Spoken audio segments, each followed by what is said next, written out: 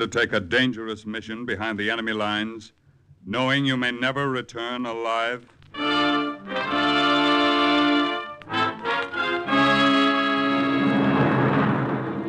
What you have just heard is the question asked during the war to agents of the OSS, ordinary citizens who to this question answered, yes. This is Cloak and Dagger.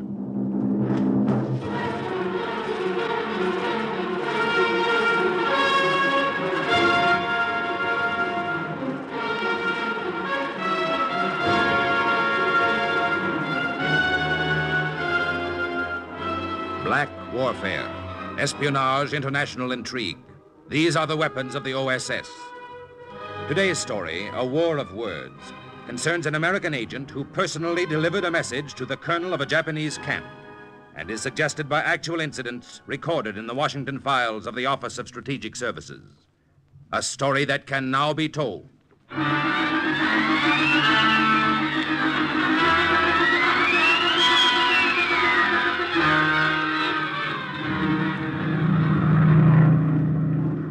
Okay, Harry, I've spotted it. There's our target. Check. Ready to let him go? Ready. Bombs away! There she goes. I dropped every one of those bomb shells we had in the plane, and they hit the target right on the nose. And the explosion that followed sounded like this. Just as much noise as paper makes when it flutters to the ground. Those were our bomb shells.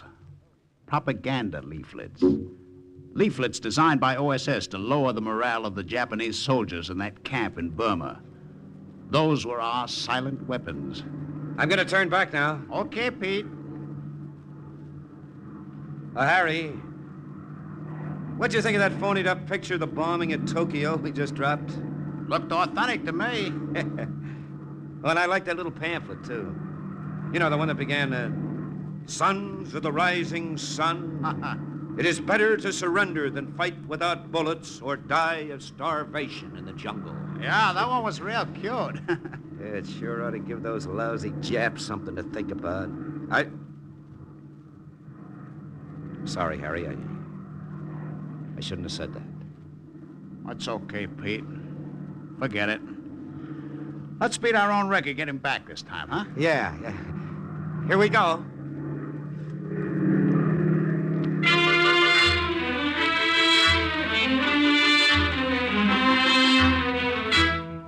Sometimes the guys forgot that Harry was short for Haruyoshi Nabura. And though I like to think of myself as an American Japanese, even Pete Barno thought of me as a Japanese American. I had to learn not to be too sensitive.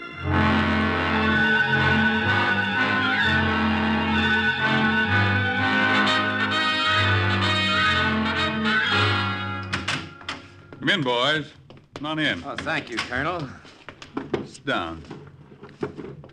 Cigarette? Thank you. Now, you two have done a good job in the past few months peppering Burma with that propaganda material. Oh, here's a light, Harry.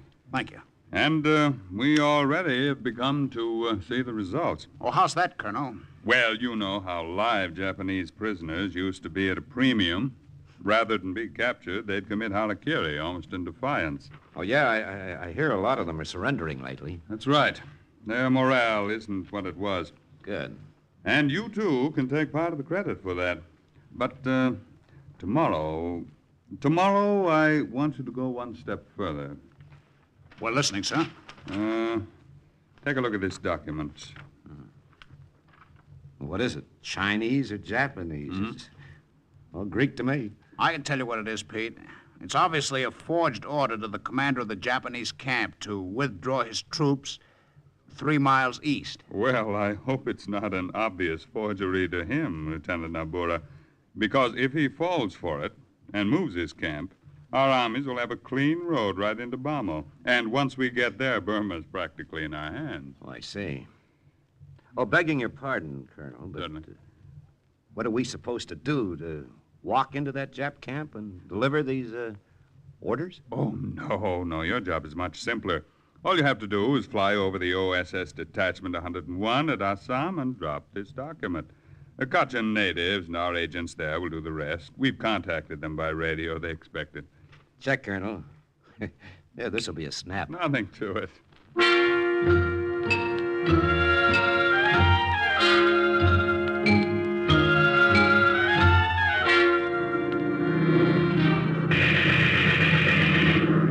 This'll be a snap, huh?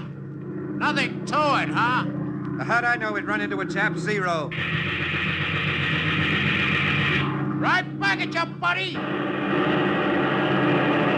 Now he dived too fast for you, Harry. I'm gonna grab more sky. Maybe you can lose him up there. He's on a tail. Maybe not for long. Hang on, boy. Most of the way up, the air was thin enough so that I could see the nose of that Zero following us. And then at 7,000 feet, the air became thick, and we lost him. But the plane had taken quite a beating. How bad is it looking, you, Pete? Well, we haven't more than 50 miles to go. Then we can set down in Cochin territory, make repairs before heading back to India. Okay. Instead of dropping that document, we'll deliver it in person when we get there, huh? If we get there. What? Watch that wing. It's coming off or he hit us. There she goes. What do we do now? I'm going to kick the stick forward as hard as I can, put her in a loop. Oh, that's crazy. Now that'll toss us backwards out of the cockpit. Don't pull your ripcord before you fall free of the plane. We'll land in the river. Now keep your feet dry. Here we go. We fell free of the plane. I jerked the ripcord and my chute opened. On the way down, I inflated my Mae West and the little lifeboat swelled up. Below me, I could see Pete drifting slowly in the Brahmaputra River. And then I hit the water.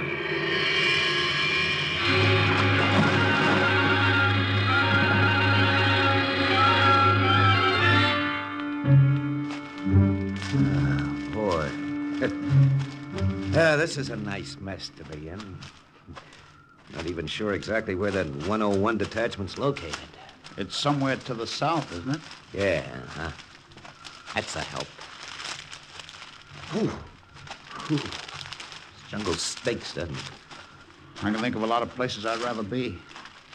For instance? For instance, anywhere. This place is probably crawling with enemy patrols. Ooh, that's a pleasant thought.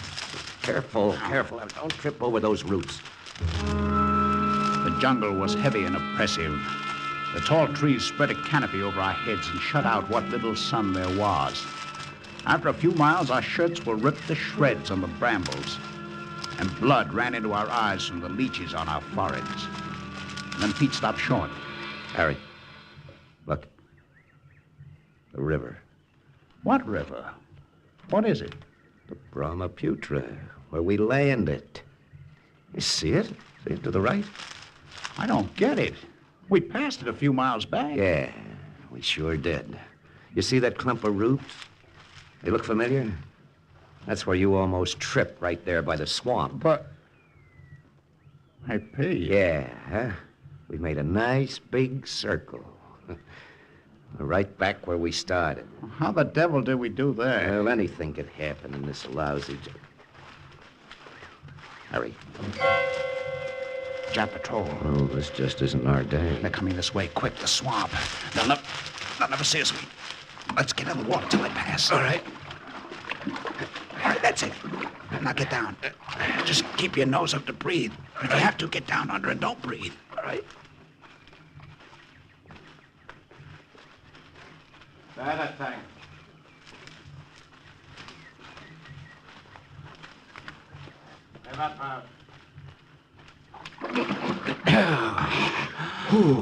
I could have reached out and untied their shoelaces. Let's get out of here. That night, we lay side by side deep in the jungle on top of coarse undergrowth, underneath the trees from which lianas hung down like braided ropes. We shifted our positions every few minutes as a regiment of ants and bugs crawled into our clothing and kept us awake. And then towards morning, we fell asleep, exhausted. When we awoke, the sun had found a hole in the branches and crawled through.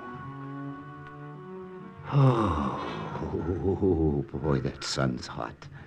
Is it? What do you mean, is it? I'm cold, Pete. I got the shakes. Fever? I don't know. I just feel sick. Sick of my stomach. We can't sit here. You think you can travel? Huh? Oh, sure. Come on. Boy, that sun's blazing, isn't it? Why, I thought you said you had the shakes. Huh? Oh, nothing. Come on, Harry. Come on now. Up on your feet, boy. You'll be all right. Yeah. Come on, boy. That's it. Come on. There we go. We started walking again. Our wrists had open sores on them from jungle rot. My head was hot, my hands were cold, and I felt sick, awful sick. Harry, how do you feel? I'll be okay. It was that swamp we hid in. Just those lousy bugs that got under your skin, huh? I'll be all right. Harry! Harry! Can you hear me? Harry! Harry!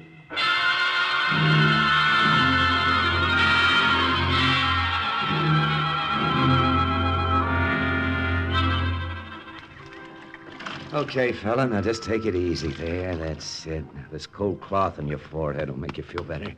You'll see, boy. Pete? Yeah. Yeah, it's Pete. Where am I?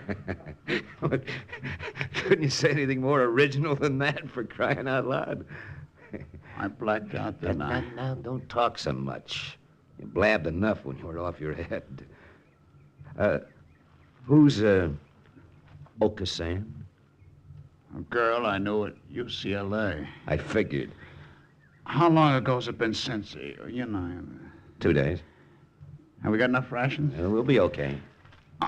Don't lie to me, I Pete. said we'll be okay. Now, don't try to sit up, Harry. Well, how far do you think we are from the Cutchins?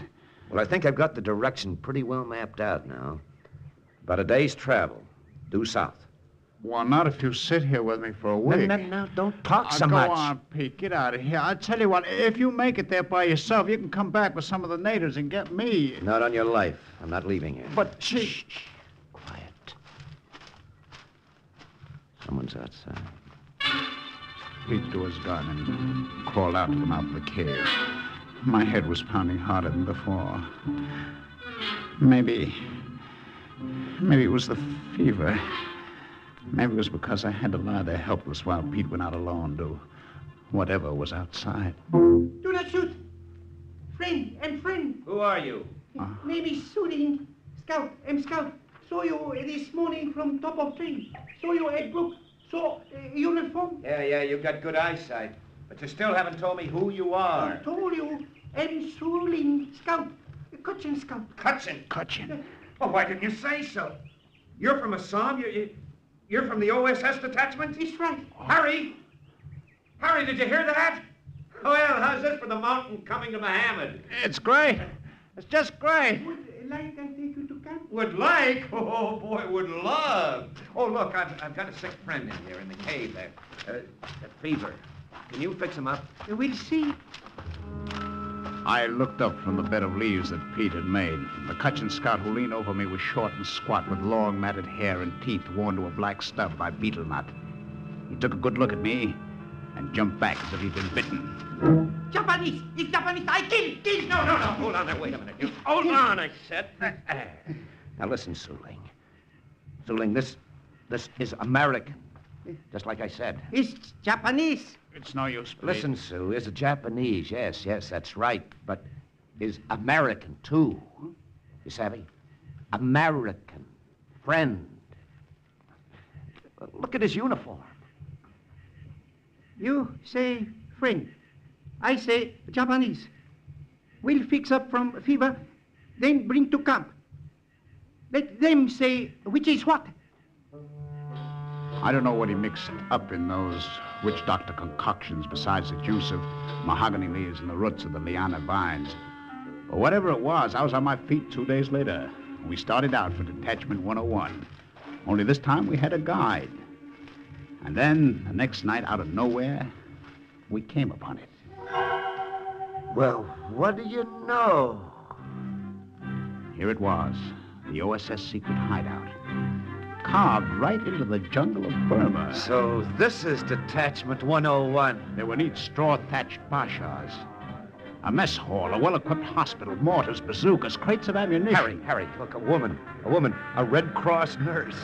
GI paratroopers in bright-colored shirts and unlaced jump boots were strolling about, mingling with the native troops. Wow. Oh, this is just like a city in the wilderness, isn't it? It's like nothing I've ever seen before. And probably like nothing you'll ever see again. Huh? Well, where'd you come from? Yeah, sure, and I've been standing behind you all the time. Would you like to have me show you around, maybe? Oh, well, not now, thanks. The guide who brought us here disappeared. We've got to find the head man around here. We have something for him. Ah, but you'll live longer if you live slower and don't drive yourselves. My mother, rest her soul, told me that in Dublin many years ago. I'm Irish, you know. No, you don't say. Oh, yes. Now take a good look at our little camp. As I said, you'll probably never see anything like it again if you live to be 104. It's as if the leprechauns set it down right in the middle of the wilderness. Well, we'll look around later if you don't mind. Who's in now, charge? you take all these lads, the paratroopers who were fast down in the jungle. They all had the same look about them when they first came, as if they'd stumbled into a bed of fire-leaf clovers. Look, Mac, would you mind very much? That lad there was a farmer in Wisconsin. And they went talking to the nurses from Boston, originally, that is. And the tall lad is a Texan. What we want... And it took a lot to make him say that this looked better to him than Texas. Were you forced down here, too? In a manner of speaking, yes, I was. What did you do before the war? Well, I'll tell you, lads. I operated a hot fur ring from Hoboken to Canarsie. You what? Furry. A right thriving little business it was, too. And after the war, I'll probably go back to it. This guy's off his rocker. Oh, look, where can we find somebody in authority? At evening mass with everyone else. Mass. Of course. You see that big straw hut at the far end? You'll find him there.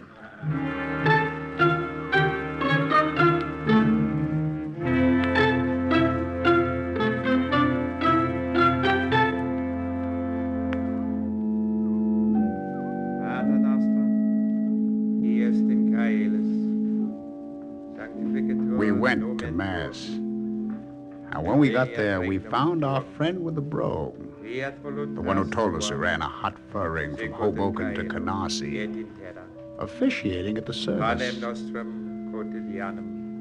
Every once in a while, he'd look up at us, and I could see the suggestion of a smile around his lips. There was a soldier standing next to us.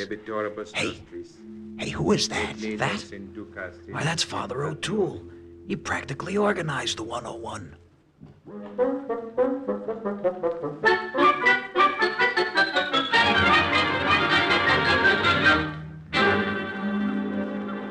Sure, and I said it just to see the look on your faces later on. Well, take a good look. Boy, mine's red. Oh, but Father O'Toole. Yes? Here are the forged Japanese orders the Colonel gave us in India. Of course, the original plan about dropping them over to you and turning back didn't work out, but just as long as we got them here. Just as long as we have them, we know what to do with them. No, there's a Japanese mail courier coming through tomorrow night from De Groom to the Jap camp at Muklum. Now, I'll have Su Ling or one of the other scouts intercept him and deposit this document in his mail pouch. Oh, I get it, Father. When he comes to, he won't know what hit him, but he'll keep going. With the forged papers, eh? Yeah, sure, you got a quick brain, lad. And by the by... Yes, Father. Now, since you're Japanese as well as American, I'd suggest you stay close to me for the next day or so until you leave. You see, then the natives will get over their suspicions of you. I see. Which one of you men was down with fever? I was, nurse. I'm sorry for barging into your hut this way, Father O'Toole, but Su Ling told me one of these men had jungle sickness. Wait, it's quite all right, nurse. Hey, me lads, take a look at her. Isn't she a fair colleen, though? Oh, that's enough of your blarney, Father. Come with me, please. What's your name? Nabura. Lieutenant Harry Nabura. I'm okay now, really. That may be so. We just want you at the hospital for a checkup. Come along. Hey, wait. Do you mind if I come too? No, not at all.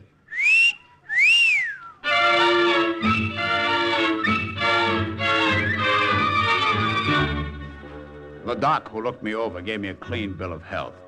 It must have been those witch doctor herbs of Su Ling's. Later, Father O'Toole gave us a basha to ourselves, and Pete and I fell on those army cons. Oh. And then about 3 o'clock in the morning... Harry, what's that? I don't know. Let's find out. Yeah. Hey, where's everybody running to? Oh, there's that nurse maybe seen her. Hey, nurse! Nothing to be alarmed about, boys. What happened? One of the camp approaches. Our watchdog caught a prowling enemy scout. Well, I didn't hear any dog. This is a silent watchdog. What? Actually, it's a crossbow with a 150-pound pull. It's set up so any intruder who touches the trip string is shot with a poisoned arrow. Well, that's quite a watchdog, isn't it? Yes. I've been thinking of putting one up in front of my tent.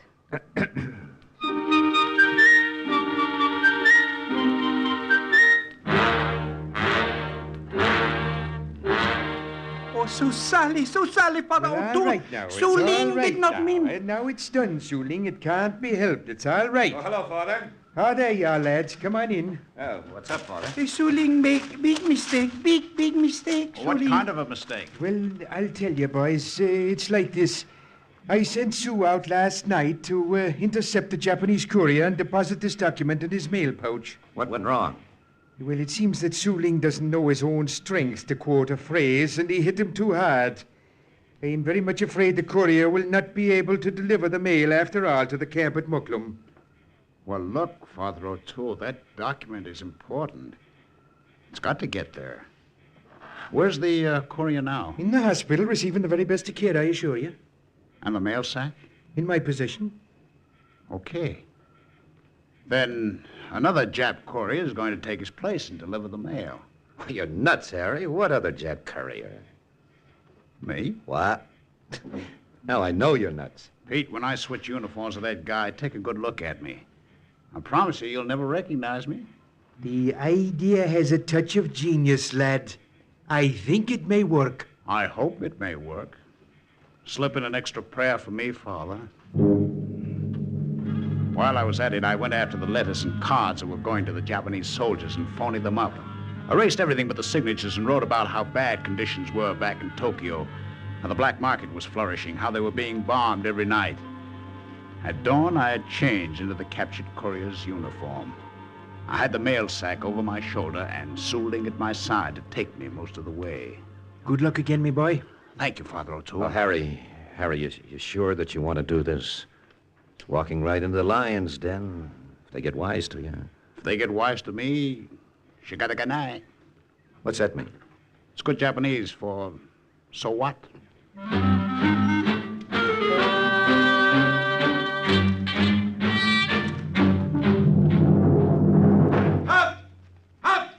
Who goes there? Answer, I shoot. A courier from the Brigham with mail for your soldiers and special dispatch for your commander. Mail courier, come across. Let me see your face. I do not know you. Where's the other runner? Papers. Let me see your papers. Identification. Here. Very good. Pass.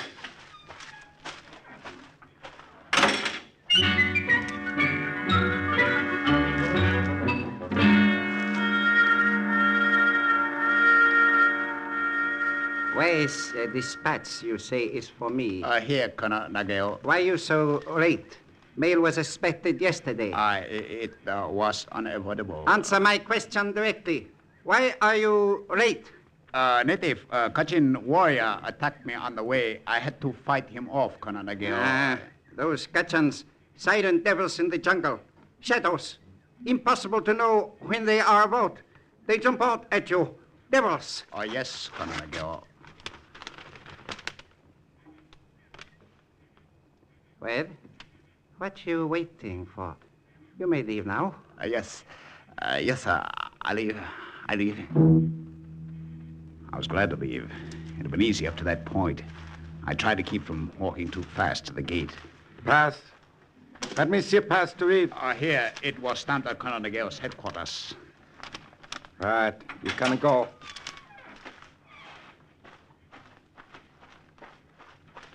Wait! Wait!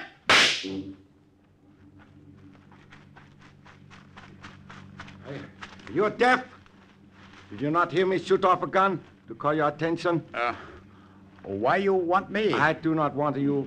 Received the word at gate from Colonel Legale. He wanted you to come back. Come.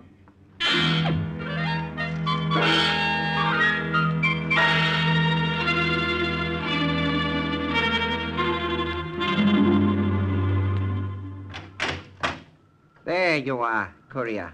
I want to make sure you did not leave here. Is there something wrong, Colonel Legale? What you talking about? What could be wrong? Here, important message for your colonel. Take it. Well, thank you. Thank you, Colonel Legale. I should be glad to deliver this to my colonel.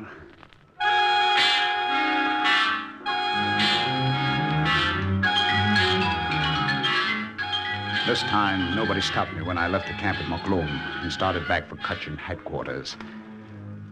I must have been within 2 miles of Detachment 101 when I realized I was being followed.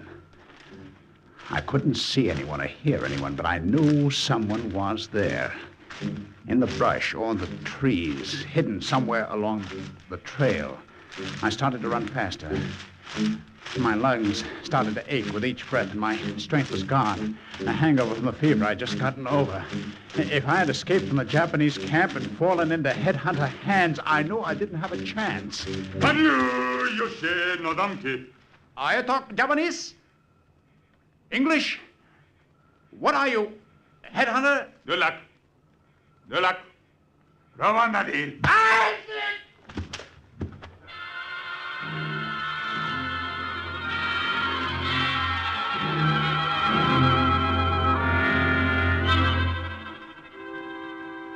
Now bless my soul, Lieutenant Nabora. I see you're awake. How you feeling, Harry? Father O'Toole. Pete. What are you doing here? Sit up, Lieutenant. Let me change that bandage on your head. Now, wait a minute. How did you get here? Aren't you mixing things up a bit, lad? You mean, of course, how did you get back here to the OSS camp? To the what? Well, now, it is very simple. Oh, I have an apology to make for my friends, the Cutchins who brought you here. They'd been out scouting for the past week, and they did not know you. Also, of course, the Japanese uniform you were wearing confused them. But It was a pity that they spake only their own language, so that you couldn't clear up the situation. I'll have to teach them how to speak English. English the way it should be spoken.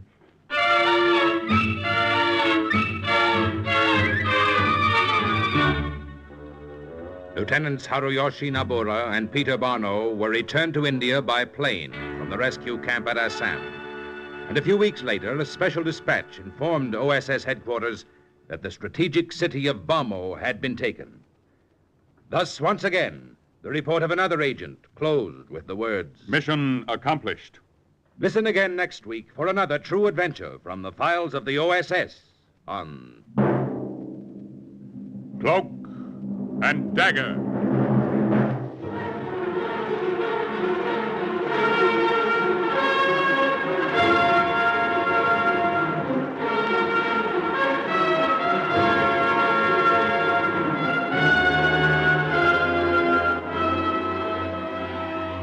Heard in tonight's Cloak and Dagger adventure as Pete was Chuck Webster. Harry was played by Ralph Bell. Father O'Toole by Eric Dressler. Others were Joan Allison, Raymond Edward Johnson, Carl Weber, Jerry Jarrett, Maurice Tarplin, and Guy Rep. The script for Cloak and Dagger was written by Winifred Wolfe and Jack Gordon, and the music was under the direction of John Gart. Sound effects by Wes Conant, Manny Siegel, and Norman Gruenfelder. Tonight's true OSS adventure was based on the book Cloak and Dagger by Corey Ford and Alistair McBain. This program was produced by Louis G. Cowan and Alfred Hollander under the direction and supervision of Sherman Marks. Are you willing to undertake a dangerous mission behind the enemy lines, knowing you may never return alive?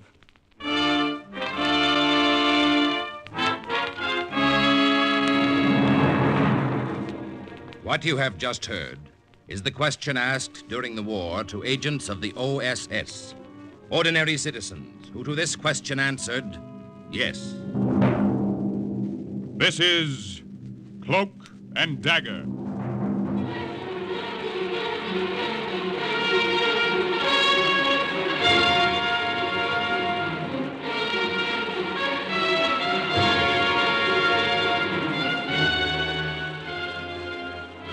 Black warfare, espionage, international intrigue. These are the weapons of the OSS. In today's adventure, The Secret Box, concerning an American agent who was sent into a Japanese-infested jungle to take back a prisoner. The role of John Marco, the OSS agent, is played by comedy star Jerry Lester. The story is suggested by actual incidents recorded in the Washington files of the Office of Strategic Services. A story that can now be told.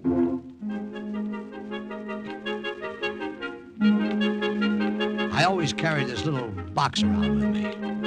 I never knew when it might come in handy. It was about as big as a small lunchbox and, well, to begin at the beginning,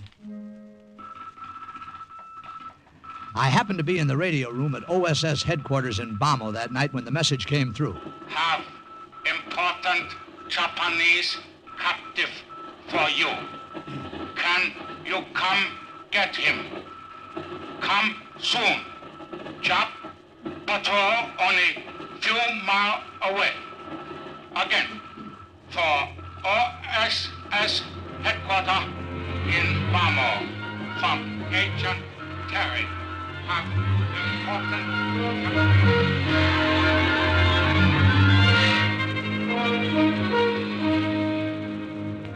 So that's how Harry Stevens and I happened to be in an AT-18 flying over Agent Terry's position about 86 miles behind enemy lines in Burma. And like I say, I had this little box in my knapsack. Oh, in case I forgot to mention it, my name is Johnny Marco. Snappy songs and witty sayings. Just mention my name in Sheboygan. Oh, they loved me in Sheboygan. Yeah, I know, Marco. Hey, Harry, did I ever tell you about my last date in Frisco before I went overseas? I can hardly wait. Her name was Rose. She had a name like a flower and a face like a weed. I called her Cream of Wheat because she was so mushy. Marco, I have but one thing to say to you. Well, talk to me. I hope you live to be as old as your jokes. You know the trouble with you, Harry? You don't realize you're carting around $1 million worth of talent. I tell you, they love me. In Sheboygan, That's I know. the city, yeah. Now, hang on. Gonna take a dive, see if I can find the landing strip.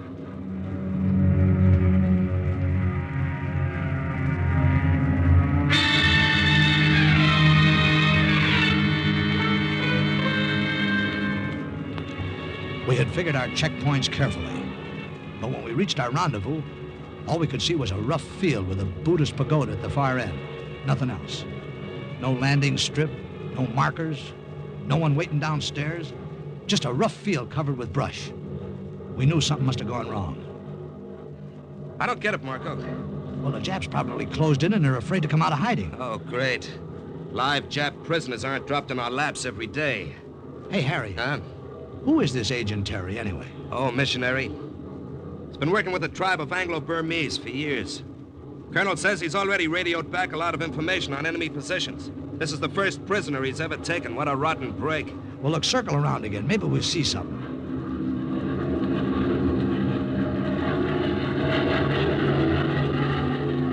Nope. Better head back before we run into trouble ourselves. Hey, Harry, Harry, look. Look, the brush. It's being yanked away. Yeah, I see it. Look, those natives. They're putting up the white marker stripes. The safe-to-land panel's out. Gee, it's like seeing something pop before your eyes. Let's go. That landing strip came out of nowhere. Just all of a sudden, there it was. The plane bumped the ground and rolled in. But we kept the motors still running in case of a Jap trick. And we sat there and waited for whatever was going to happen next. Harry, look. Something or somebody's coming out of that clump of bamboo at the end of the field. Yeah. Keep your hand on your gun. I'll make a quick getaway if I have to. Check. Harry, natives. Yeah, but are they friendly? Spears. Hey, they're armed. Let's get out of here. Yeah. Hey, wait a minute. What's the matter? There's a white woman with them.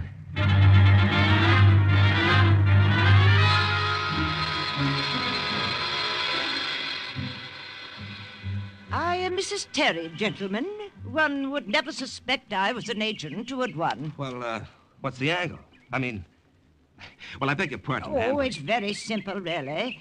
My husband, the late Reverend Oscar Terry, a God-fearing man, went to his rest a few months ago. Well, you mean, ma'am, that you're the agent who's been sending all that information to OSS headquarters in Bommel? Naturally.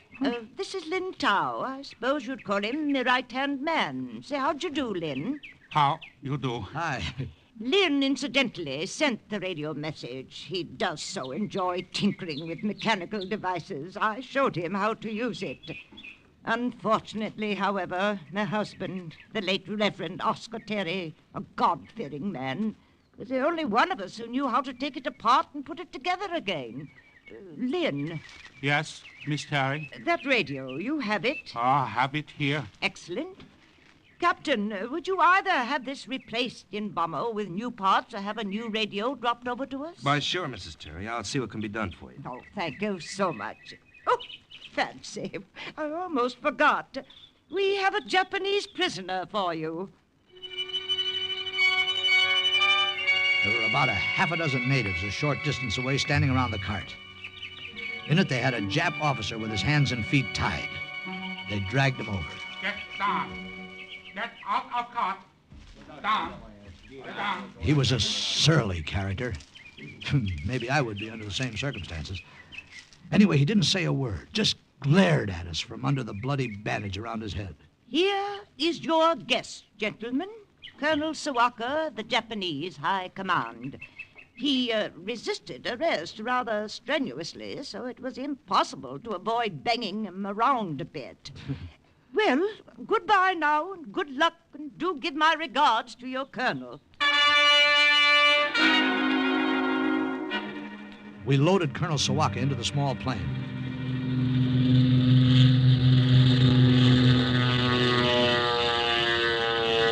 And a few seconds later, as we swung over the field, we looked down and saw that all trace of the strip had completely disappeared. The brush was replaced and there was nothing.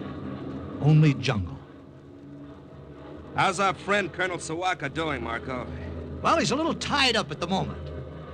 Hey, friend, how you doing? Friend doesn't want to talk. You know something? That's the best audience you'll ever have, Marco. One who can't understand English. Oh, come on now, will you, Harry? Oh, hey, maybe you got something. Hey, friend, did you know that the former ruler of Russia was called the Tsar? His wife was called the Tsarina? And you know what they called his kids? Get a load of this. Sardines. Yeah. You know, I think you're right, Harry. Friend obviously doesn't understand a word of comedy English. Hey, what's that? Jap-Ak, they've spotted us. Can we get away from them? We can try.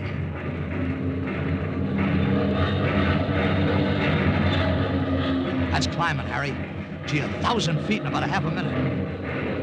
It's no good. Can't get out of range this way. Well, what'll we do? I'll level off and head for home. I can't get away from him. I just climbing. You did it. We're out of range now. I think.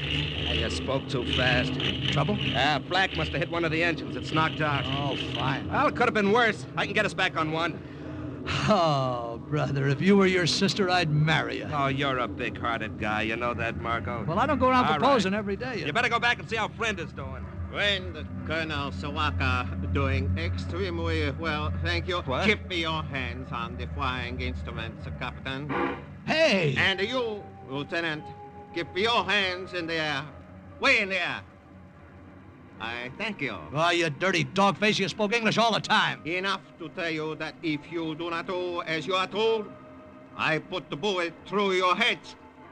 I thank you, Lieutenant, for leaving gun within easy reach. Can you do anything, Marco? Quiet. Nothing, he's got us. Quiet, do not talk. Just continue to fly a plane. So Harry kept the plane steady, his back to our friend. And I just stood there and watched Colonel Sawaka as he manipulated the parachute and buckled it on, changing the gun from one hand to the other as he put his arms through the straps of the chute. Then he opened the handle of the waist door. I will say goodbye now. It was an unpleasant ride. Why, you... Hands in the air. Keep the hands in the air. Much better. Now I shoot you both. Then I jump. Yeah! Goodbye, friend. Don't forget to write. The jerk shouldn't have opened a waste off first. All I had to do was bank the plane over on its side, and we lost him. Yeah, we lost him, all right. Uh-oh. His chute opened. Oh, fine. Well, mission unaccomplished. Well, anyway, it was a nice ride. I'm glad you thought so. Uh-oh. The second engine couldn't take the strain of that flip-flop. Is it conking out? Yeah. It cocked. All right, hit the silk, Marco. We better bail out.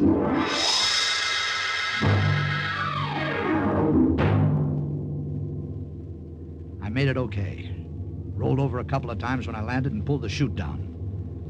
But it was another story with Harry. As he bailed out, his slipstream caught him, flung him back against the horizontal stabilizer and cut a gash in his head. Miraculously, his chute opened, and he drifted into the green jungle and landed upside down in the top of a tall mahogany tree. Harry! Harry, are you all right? Can you talk? Marco, the shroud line of the chute, they're tangled. Can't get out. My head, I cut it. Yeah, I see. Marco, get me down. Yeah, easy, boy, now. I'll do something. Something? But what? I tried to climb the tree to reach him, but it was no use. The trunk was bare, smooth, and I kept slipping back. It was as if the two of us were in the middle of a nightmare. Harry! Harry, can you hear me? Yeah. I can't climb that lousy tree. It's too slippery. There's nothing for me to hold on. Marco, it's no use. Well, what do you mean it's no use? If you waste time standing there, you'll be caught. There are Japs all around. You know that as well as I do. Harry, will you listen to me? No, you listen to me. Get away now, will you? They may have seen the plane. Oh, shut up. Now, will you shut up? Get out or we're both dead ducks. I know I am, anyway. Just do one thing. Marco? Yeah? Don't leave me here to starve or fall into Jap hands. Maybe you can make it back alone. You're nuts. Now, I couldn't do that. Just don't leave me to starve, Marco, please. Please, huh? Shoot me first. Through the head, Marco. Please. I knew he was right. I couldn't leave him. Please, Marco. Not that way. And I couldn't stay. Marco! Well, I took the .45 from the holster at my belt. When I heard the dry click of the hammer being drawn back, I broke out in a sweat. My hands started to get wet, too. Marco! I counted 1, 2... Well, Lieutenant. What? From the looks of it, we're right in time.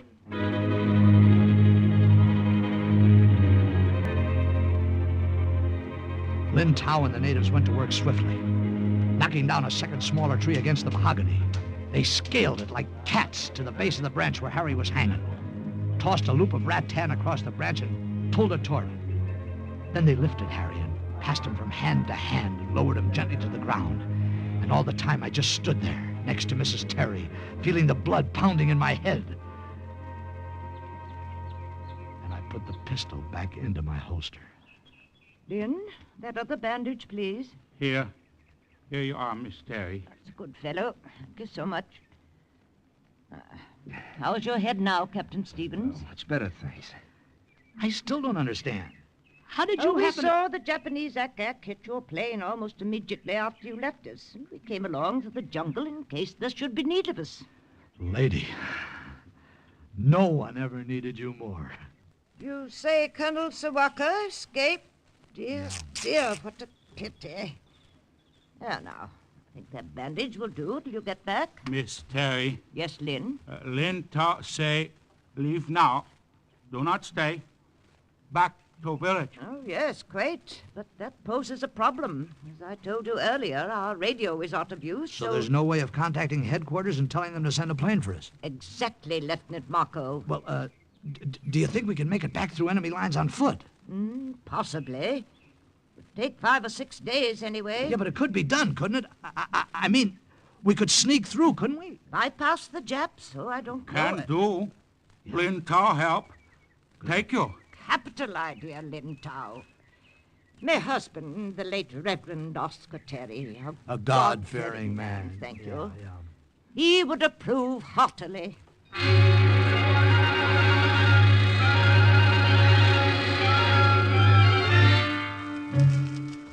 Lin Tao knew plenty of shortcuts, and we followed him, skirting Jap patrols all the way. There was something uncanny about the way he led us over miles of jungles. We kept our packs light because we had a pretty long hike ahead. But just the same, I kept that little box with me. I never knew when it might come in handy. Then we came to a small stream. Must go through stream here. Take off shoe. Well, wait a minute, Lin. Why bother? We'll be wading through a lot of water, and why take our shoes off and on? Don't ask Lin say. If shoe get wet, feet wet all time. Many sore come on feet. Will not be easy for you to walk much distance to Bamo. We crossed several more brooks, and we kept taking our shoes off and on and off. The jungle along the banks grew thinner, and so did we. The sun beat down harder. The water washed sand up around our knees. The shoes off and on and off. We'd splash and stumble, and then start walking again. A couple of days of this, we were pretty beat. Except for Iron Man Lin.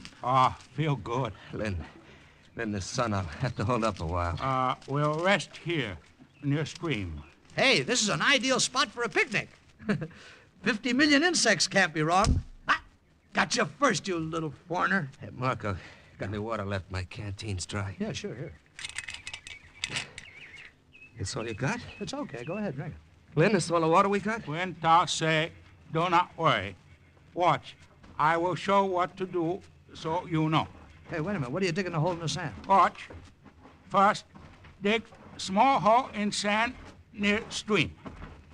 Place leaf in bottom, like this. And when water come through sand and leaf, it not be muddy. Can drink. Hey, that's the greatest. The leaves act like a filter, you mean? Water is clear. Drink it with your hand. Will not hurt you now. This Lin Tao had a dozen cute little tricks like that. He'd have been a riot in vaudeville. Well, the next morning we were back on the trail, pushing our way through sharp blades of grass. And all of a sudden we heard the tinkle of an iron bell. Hey, Lin, what's that? Escape book, elephant coming. Dangerous. Villager in jungle put iron bell around neck to warn. Dangerous. Guns, we've got guns. Let's shoot at him from three sides. No, do not shoot. If bullets not go too high, only make the elephant much angry. Do not shoot. Still. The size of them. Look at the size of them. It's like being charged at by a 6-story building. Still. Do not shoot yet. Only if we must. Whew. Passed right by us. Yeah. Maybe he didn't think we were worth noticing. Hey, you know something, Harry? One thing I can't figure out about an elephant. With a tail at both ends, how does he know which end to sit on? Oh, funny man. Come on, let's make time. Lin Tao did our seeing and our thinking for us.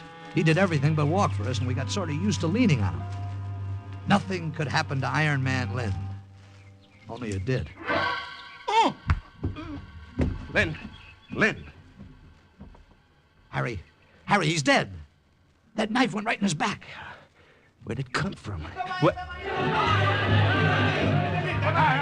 They came out of the jungle. At least 50 of them. Half-naked savages carrying long stalks of bamboo that had been sharpened to deadly points. Their leader was a giant. Must have been about 6'7". He held up his hand, and the sudden silence scared us more than the noise. Quam, Damli. What did he say? Did you understand him, Harry? Look. Friends. Savvy friends. No, friend. Quam, Damli. White devils. White devils. That was us. They slashed off pieces of the vine ropes around the tree and twisted them about us so we could just move our legs. Then they pushed us ahead of them, through the gray daylight of the jungle, through the dim passages of winding lianas, the climbing tropical plants. And above us, stray birds shot color through the overhanging trees.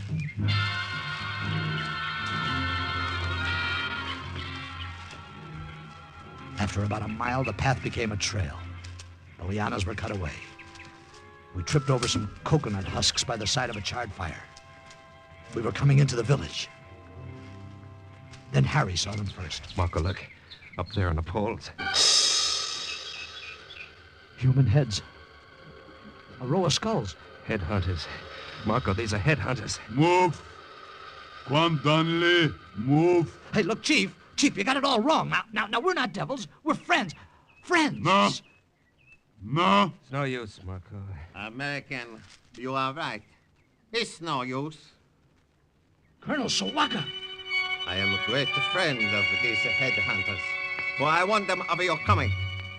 Told them you are Quan Donnelly, white devils who come to bring plague and pestilence to them. It's no use. Chief, put the devils away. Deng. Quam Donnelly, Tal. Basha. They untied us and threw us in a straw-thatched hut they called a basha. Through the makeshift door, we could see the skulls on the poles. An endless row of them under the hot sun. And up the poles streamed columns of jungle ants, giving them an ancient burial. Looks like the end of the line, Marco. Yeah. Hey, wait a minute, Harry. That chief speaks a little pidgin English. He understands a little. Do you think we could reason with him? He doesn't look like the reasonable type. Besides, our friend, Colonel Sawaka, got to him first. The tribe's convinced we're dangerous. Yeah. About as dangerous as a glass of buttermilk. A funny bucket. Yeah, that's Sawaka outside talking to the guard. We got company. I trust you are comfortable, Captain, Lieutenant. Why don't you climb a tree, you little monkey? Ow! Watch your tongue. Was most fortunate for me. I found a way here to a friendly camp. Sorry, I don't like your friends. My friends do not like you either.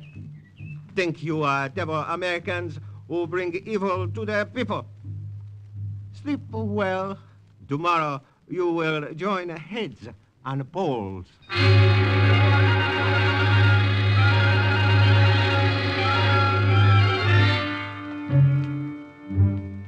In the morning, they brought us out. I guess we were pretty important because the big chief himself came over to tie us to the poles. Then I got an idea. I sneaked my hand in my pocket and grabbed a coin, just held it tight. Quam Donnelly, tie you now. Hey, Chief, look at this. What are you doing carrying dimes around in your ear? Well, what do you know? Another in your other ear. And here's one in your nose. Toba. Say, you're a pretty sly character, aren't you? Regular walking Bank of England. Hey, Marco, what are you up to? Just a couple of magic tricks if I can get away with them. I tell you, they love me in Sheboygan. Toba. Magic. That's right. Toba magic. Toba. Now, if you get me that knapsack you grabbed from me, I'll do more. See? Toba. Knapsack. Bag from back. Savvy? Remember, we'll do Toba. Do not listen to Quan Donnelly. Cut off a head. Now. Hey, Chief, look at this. Look at this. Now you see it. Now you don't. Presto. Coins disappear. Get knapsack or you'll disappear. Savvy? Gunsha plun by Kuna.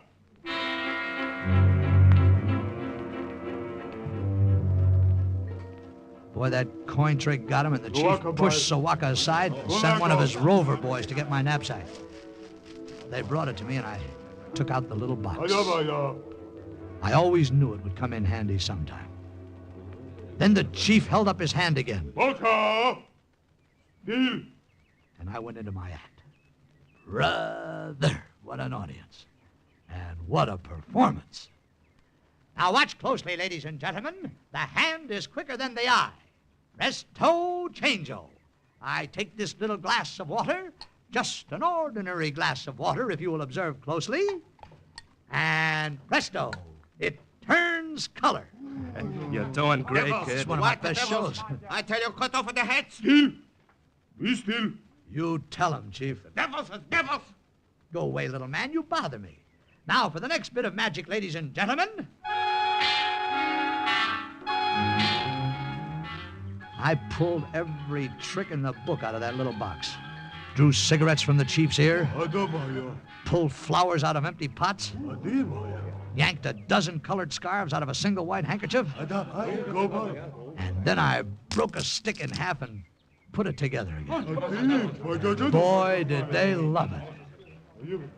And now, for my final bit of hocus pocus, ladies and gentlemen. Hey, Marco, why don't you try sawing Sawaka in half and forget to put them together again? I got something better. As I was saying. The devils. These American devils. Kill them. Hey, Marco, he's getting them over on his side. They're coming after us. Maybe this'll stop them. Look! Look, watch! Sign! Sign from gods! Okay. Look! It stopped him all right. I pulled a beam blower out of the box, blew hard, and out came a tiny doll dressed in a Jap uniform. Without his head. And he floated to Earth. The superstitious natives stepped back, afraid to come any closer. See? See, sign! Japanese is Kwandan Lee. God say so. Americans, friends, friends. Doll there on the ground. Japanese doll. Sign from gods. Follow Great White Father and fight Japanese. Chief, you tell him. He told him, all right. The big trouble we had afterwards was keeping them from tearing Sawaka apart. We wanted him alive to take back to OSS headquarters in Bamo. Well, that's the story. The next day, the headhunters led us back through the jungle with our prisoner. There's only one thing I'm sorry about. Too bad Variety couldn't have caught my act. I tell you, they loved me in Burma. Captain Harry Stevens and Lieutenant John Marco safely delivered Colonel Sawaka to OSS headquarters in Bamo, where he gave valuable information on Japanese war industry and finance. And so, once again, the report of another OSS agent closes with the words, Mission accomplished. Listen again next week for another true adventure from the files of the OSS on Cloak and Dagger.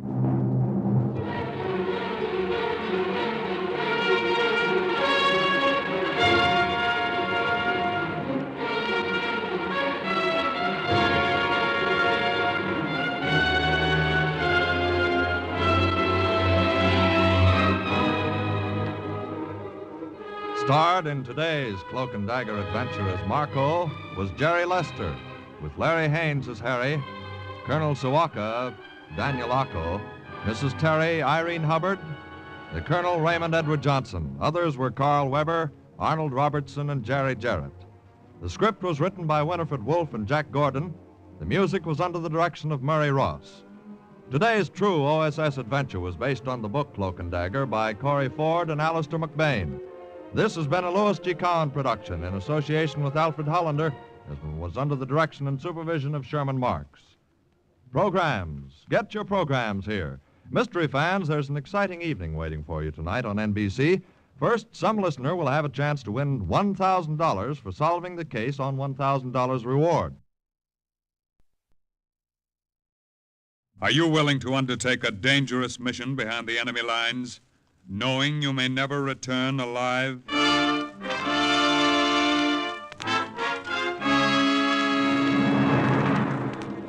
What you have just heard is the question asked during the war of agents of the OSS. Ordinary citizens who to this question answered, yes. This is Cloak and Dagger.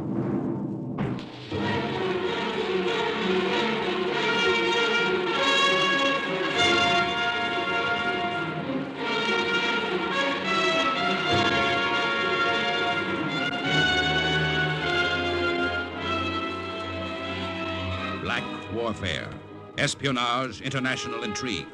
These are the weapons of the OSS. Today's adventure, The Last Mission. the story of an American OSS agent in Canton, China, is suggested by actual incidents recorded in the Washington files of the Office of Strategic Services. A story that can now be told. He must have had another name, but I never knew what it was. Everybody on the waterfront called him Charlie. He was old and he limped and he should have drunk less and shaved more. We'd see him on the wharves in the afternoons in his dirty dungarees and torn sweater, begging cigarettes from sailors. Then evenings he would hobble into Li Chen's tavern where I worked to beg for something else. Hey, Tanya! Ain't you gonna buy Charlie one little drink, huh? No, I'm not, Charlie. No drinks on the house tonight. Oh, but tonight's the night there ought to be drinks in the house. Are you forgetting it was just 5 years ago tonight Canton fell to the Japanese? We gotta celebrate, don't we? What's the matter? I say something wrong? I don't like your sense of humor. Oh, I don't see what you got again the Japs, Tanya. With all them nationalities mixed up in you, you probably got some Jap blood yourself. No, I haven't.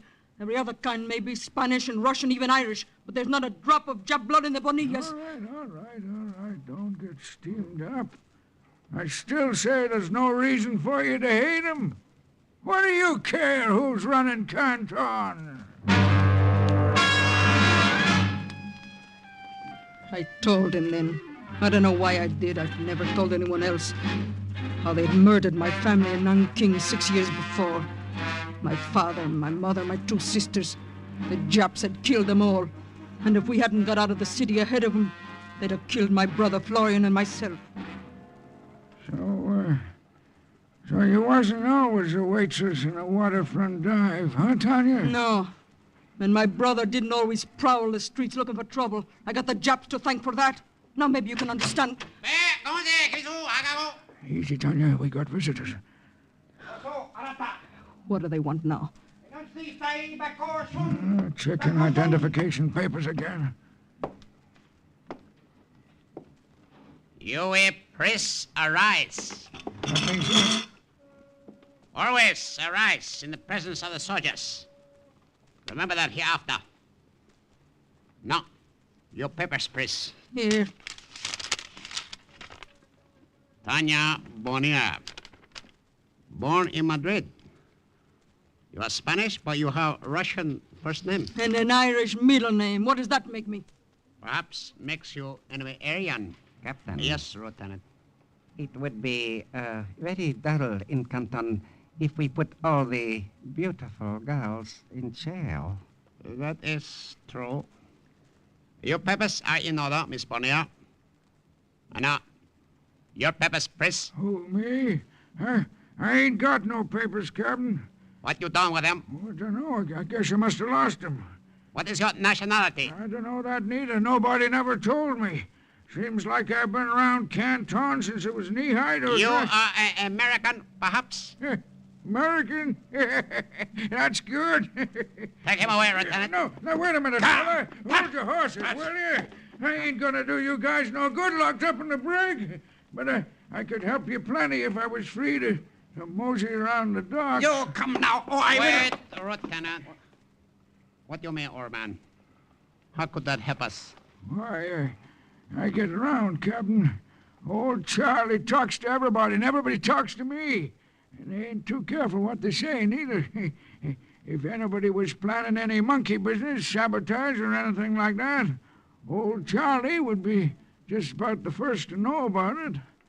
And you would report it to us? Why not?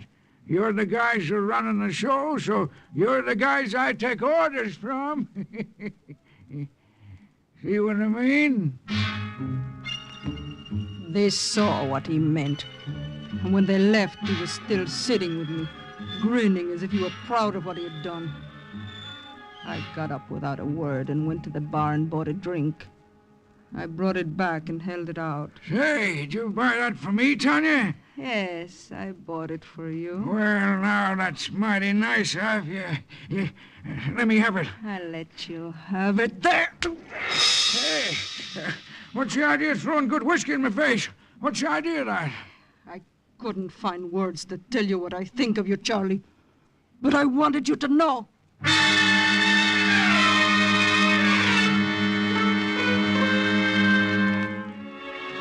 I was sorry afterward.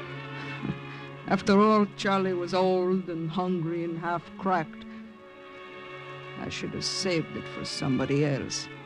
Someone closer and dearer to me. I should have saved it for my brother, Florian, who was waiting for me when I got home. I thought you'd never get here, Tanya. Hurry up and change your clothes. We're going to a party. A party? What party, Florian? Well, it's sort of an anniversary banquet. You know, 5 years in Canton. There are going to be a lot of important people there. Chinese, Japanese, both. Big celebration. Oh? And we're going to celebrate with them?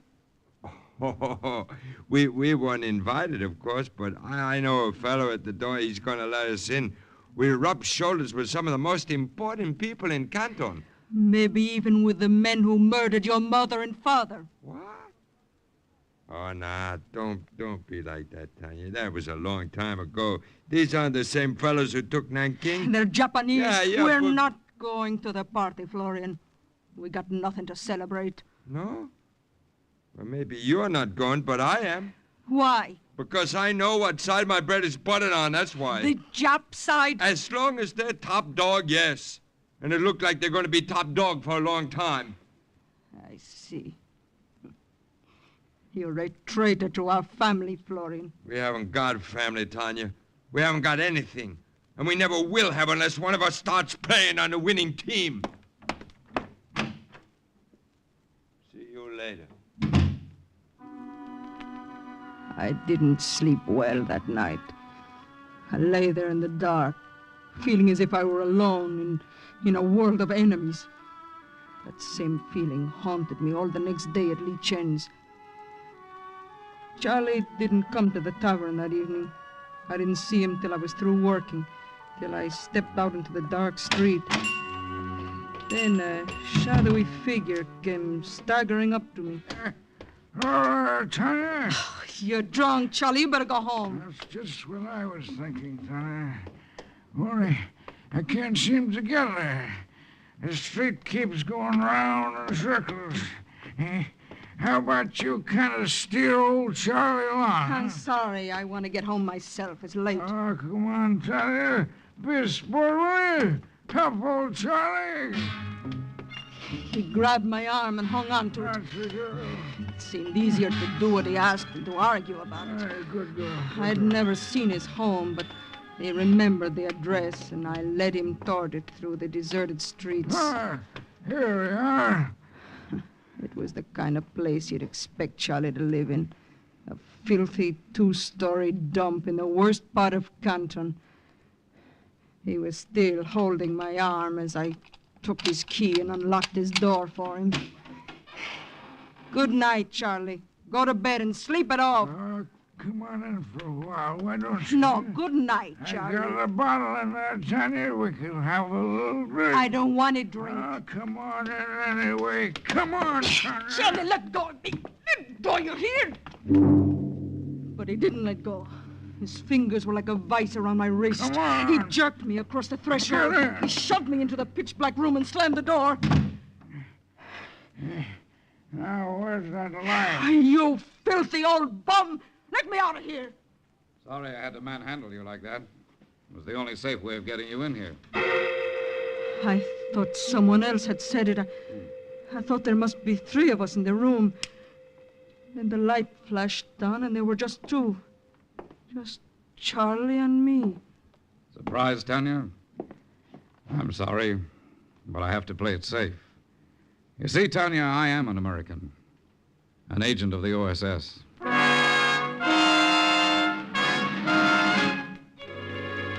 I didn't speak. I stared at him and tried to understand. Tried to connect him with the shuffling little wharf rat I'd always known as Charlie. You realize, of course, Tanya, that this is something of an act of faith, exposing my identity to you like this. No one else in Canton knows who I am. I thought a long time before I decided to let you in on it. When you told me about your family, I had a hunch I could trust you. And then when you threw that drink in my face, I was sure of it. But Charlie... I mean... That's right, I'm still Charlie. But why have you done this? Why should you trust me with your life? For a very good reason. Because I need your help. My help? You see, I've operated alone here for a long time. Oh, it hasn't been too tough, but now... Now? Jap intelligence is tightening up. A lot of things I can't do alone anymore. That's why I need you. Oh, but I have no experience. I don't know anything You have about... courage and you hate the Japanese. That's worth a lot more than experience. What do you want me to do, Charlie? Come on upstairs.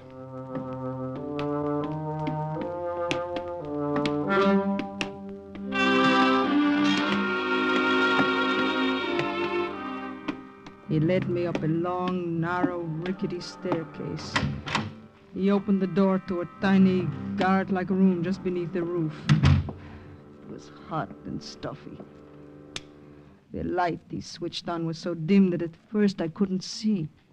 Do you know what this is, Tanya? A radio transmitter. That's right. You send messages.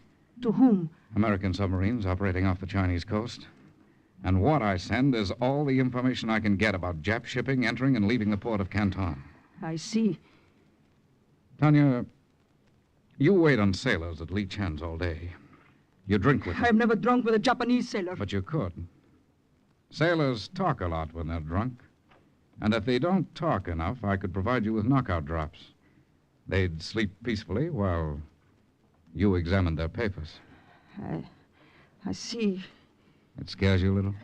A little, yes. You see, Watch it, Tanya. What? That lever on the wall, you almost touched it. You better not. Oh, what is it, Charlie? Oh, it's a little precaution I've taken. I wouldn't want this transmitter to fall into Japanese hands. They could do a great deal of damage with it. But the lever in the wall... That can do a great deal of damage, too. It sets off an explosive that'd blow this building sky high.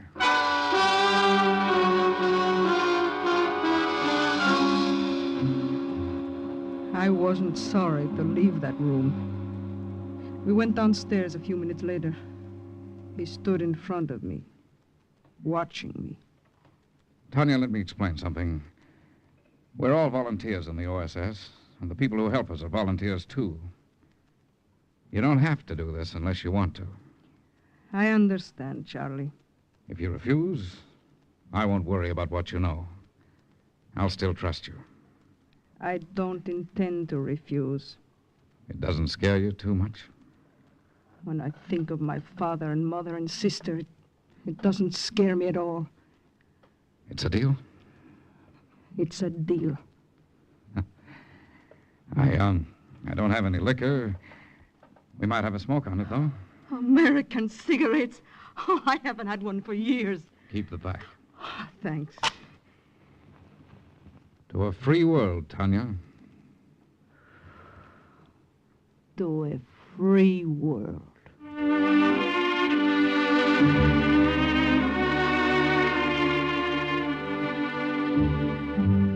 That night I slept well. Now I had friends and allies. That is, I slept well until sometime shortly before dawn. And then the sound of my bedroom door opening awoke me.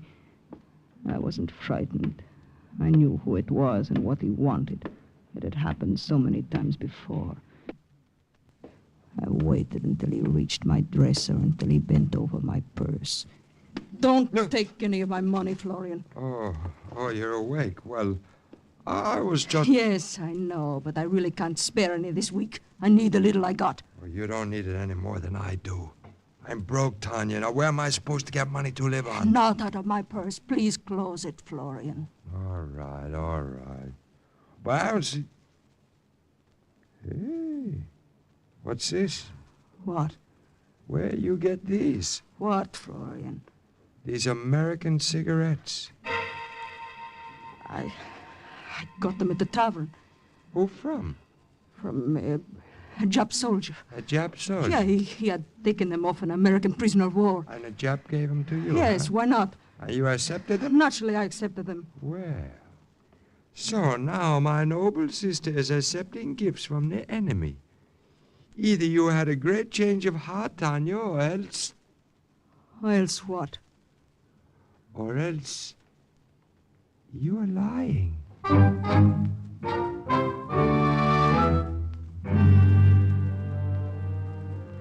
Beginning the very next night, I flirted with every Jap sailor who came into lee chains.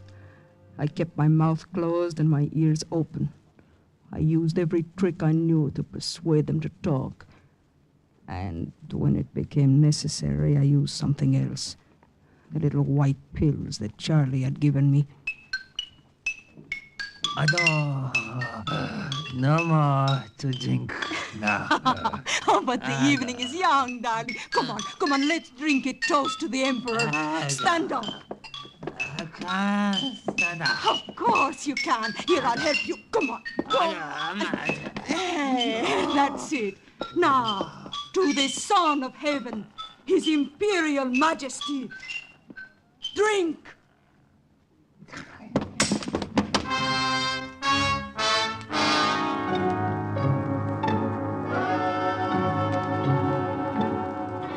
Oh, it was so easy, Charlie. He was out cold.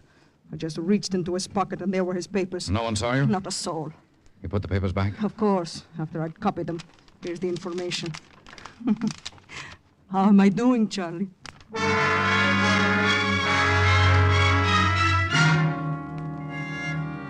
I knew I was doing well, and as time went on, I did even better.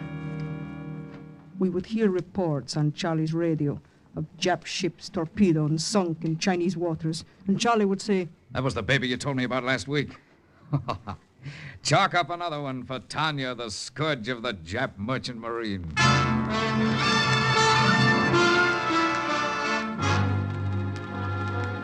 I was proud, and I was happy.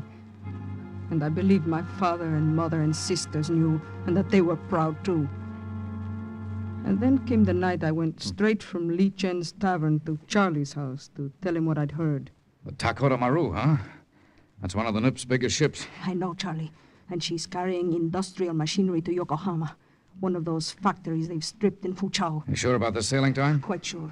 Tomorrow night at 10 o'clock. Good enough. I'll tip off the subs right away and they'll be laying for her, if she isn't traveling in convoy. She isn't, Charlie. And they'll get her like a sitting duck. Well, it's late, Tanya. Better get going. I'll see you tomorrow, Charlie. Not during the day. I'm going down to Tung Ho's junk on the river. I'll be back here by evening. Good night, Charlie. Wait a minute. Let me see if the coast is clear.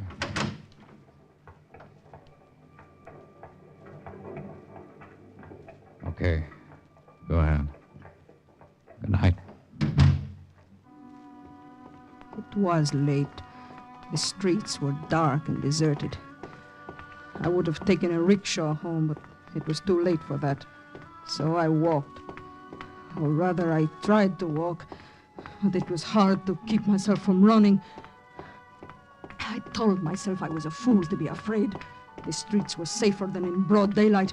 There was no one on them. There was no one who could possibly... I stopped. I thought I heard footsteps. Someone walking behind me.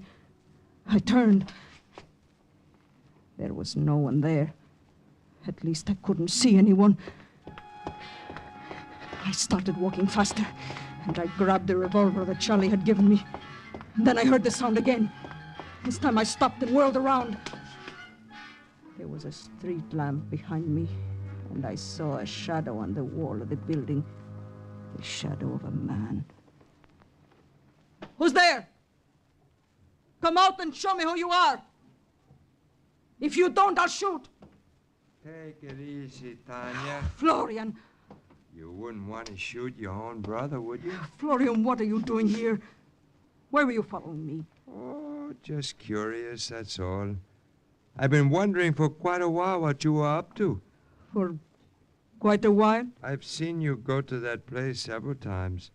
I even took the trouble to find out who lives there. It's that old fellow they call Charlie. Yeah, that's right. Charlie does live there. He's sick. Oh, he's sick, huh? Yes. Just an errand of mercy, huh? Exactly. An errand of mercy. You act as if you didn't believe me. Of course I believe you. I certainly don't think you're in love with the old boy. And what other reason would you have to visit him? We walked the rest of the way home together.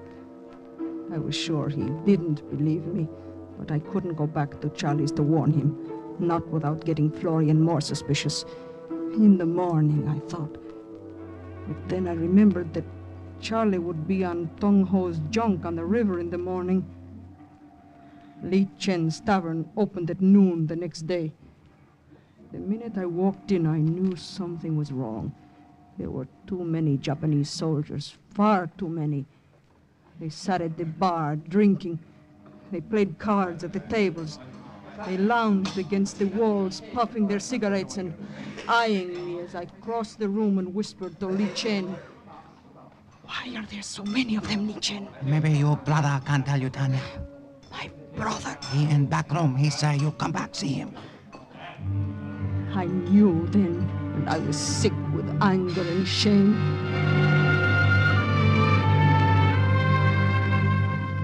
But I was sicker still when I saw him sitting alone in that back room, when I saw the smirking triumph on his face. Good morning, Tanya. How's your sick friend this morning? Don't stand there and stare. I haven't done anything so terrible after all. One spy, more or less. How much did they pay you, Florian? Quite a bit. It seems they've known for a long time there was one operating in Canton. They haven't been able to get their hands on him. Until you betrayed him. Yes. Though they still haven't found him. There are some soldiers waiting for him over at his place where you went last night, I mean. And there's a crowd of them here. They're bound to pick him up pretty soon. Didn't you get a bonus for betraying me, too? Oh, I might have, but I wouldn't sell out my own sister. I kept you in the clear. I told him you helped me spot him. Thank you, Florian. Oh, not at all, Tanya. By the way, I can pay you back some of the money I lifted from your purse. After all, if it weren't for you, I wouldn't be sitting pretty now. Would a couple of 100 yen even the score? Huh?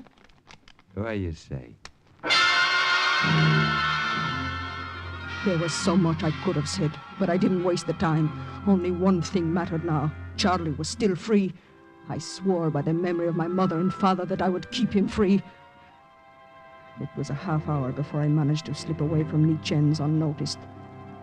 Charlie had introduced me to Tong Ho, and I had been aboard his junk the week before, so the guerrillas on guard around the boat recognized me.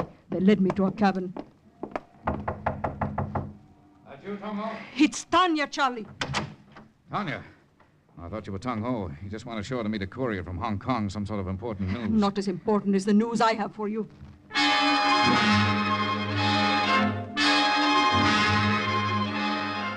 I poured it all out, and he listened thoughtfully.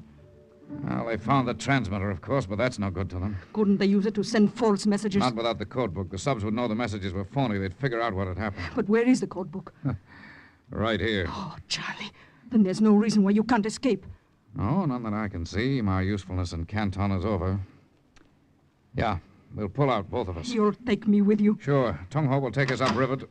Well, here he is now. I hope that courier's report was better than the news Tanya brought me, Tung Ho. It was about captive American flyers, Charlie. What about them?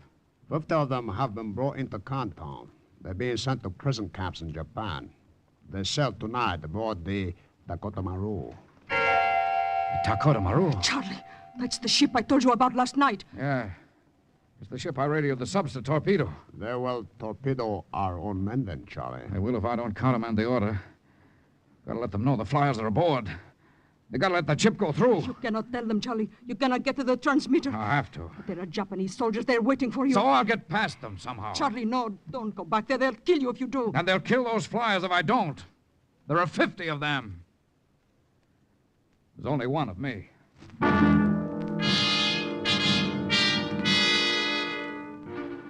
I said I would go back with him. I said he would need help getting past the Japs. I said I wouldn't leave Canton without him.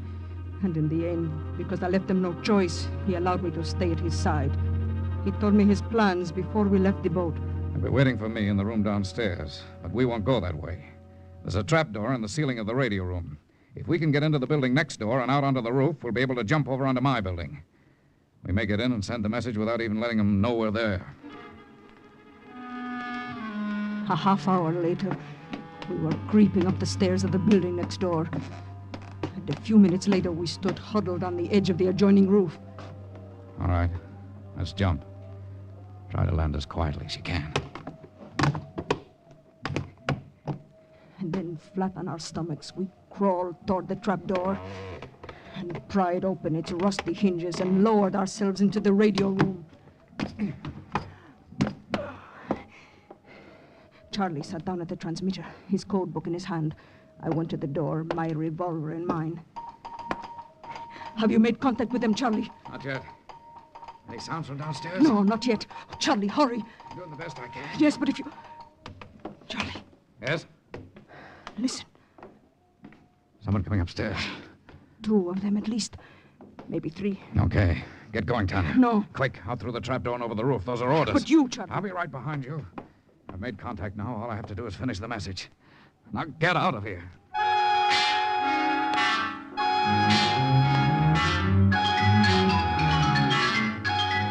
It was a lie. It was the only lie that Charlie ever told me. As I crossed the roof, I looked behind me, and he wasn't there. I went down the stairs next door and out onto the street, and he still wasn't there. I moved quickly through the crowd, still looking back, still waiting, still hoping. And then...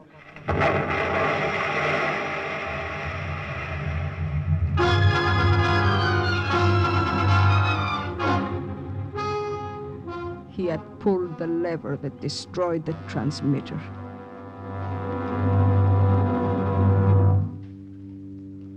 Later, a long time later, I learned that the Dakota Maru had passed safely through the submarines with 50 American flyers aboard.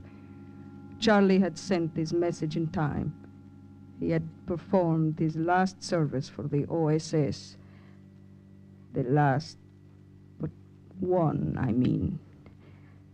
The very last had been to die for it.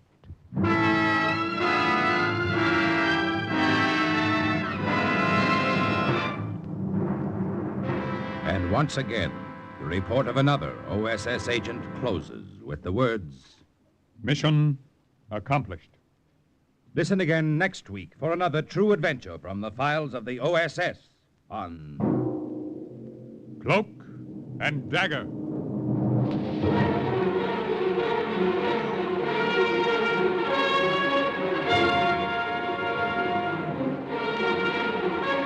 Heard in today's Cloak and Dagger adventure as Charlie was Ian Martin, Tanya, Bryna Raeburn, Florian Arnold Moss. Others were Ralph Bell, Raymond Edward Johnson, Carl Weber, and Guy Rep. Script was written by Ken Field, and music was under the direction of John Garth. Sound effects by Max Russell and Frank Loughlin. Engineering, Don Abbott. Today's OSS adventure was based on the book Cloak and Dagger by Corey Ford and Alistair McBain. This program was produced by Louis G. Cowan and Alfred Hollander under the direction and supervision of Sherman Marks. 3 chimes mean good times on NBC. You're about to hear a new NBC presentation, Cloak and Dagger, program number 1 in 90 minutes of continuous mystery and suspense on NBC. Following Cloak and Dagger, stay tuned for High Adventure. Then listen to The Big Guy, NBC's new unique mystery series. But first, Cloak and Dagger. Are you willing to undertake a dangerous mission for the United States, knowing in advance you may never return alive?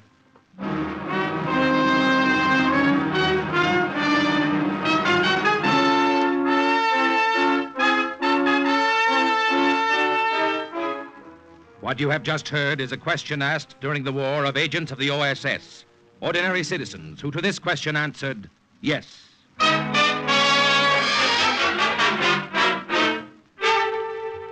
We have the honor at this time to present a former OSS officer, co-author of the book Cloak and Dagger, upon which this series is based, Colonel Corey Ford. Thank you. OSS, the Office of Strategic Services, was America's top secret intelligence agency during the war. It was this country's first all-out effort in black warfare, dropping undercover operators behind enemy lines, organizing local partisans to blow bridges and dynamite tunnels, outwitting the best spy systems of Europe and Asia. The success of OSS is known, but the story behind that success, the story of the everyday, average Americans of every race and creed and color who risked their lives knowing all too well that if they were caught, they would face torture and probably death, is what Alistair MacBain and I have tried to tell in Cloak and Dagger. We feel it is a story in which every American can take deep pride.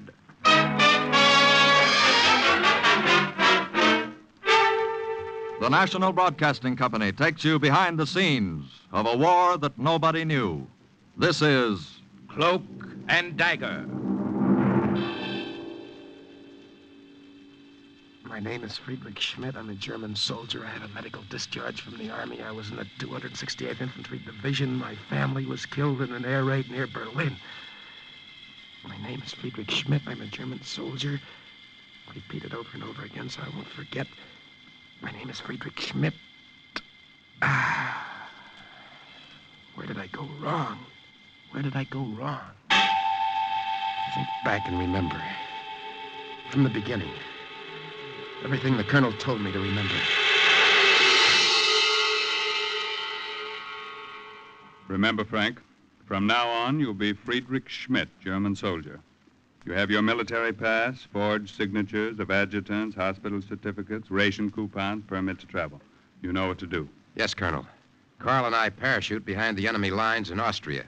We radio back information on the strength and location of German troops around Innsbruck.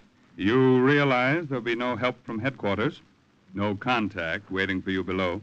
Well, sir, Carl knows the country, and his sister is still living there. I needn't tell you the risk you're taking. Of course, you'll land in American uniform, so in case you're picked up immediately, you'll be treated as prisoners of war. However, later, if you're caught out of uniform in enemy country... I think I know what to expect, sir. All right, then. Just one more thing. The information we're after is vital. The Third Army is closing in fast, and we must know what's ahead for them. I'll expect your first message in 10 days. You'll have it, sir. Oh, and, by the way, Colonel. Yes? Don't forget to have that package mailed to Rhode Island for me next month. It's my father's birthday.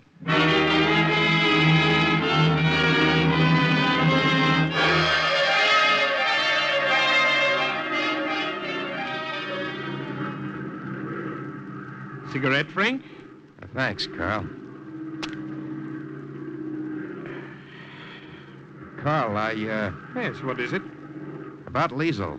About your sister. Oh, what about her? You haven't seen her for over 5 years. Over 6 years. Well, 6 years is a long time. Running in. That's us. Get ready to jump. What did you want to ask about Liesel? Oh, nothing. Forget it. Ready, number 1. Ready? Jump. I'll see you downstairs. Ready, number 2. Ready. Good luck, Frank. Go.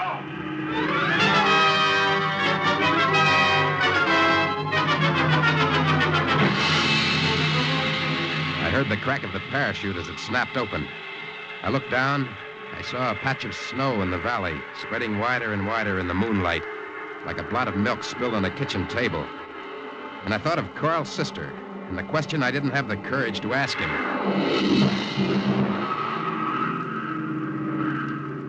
You all right, Frank? Yeah, I'm okay. Well, we made it. The first step. Yeah. You got everything?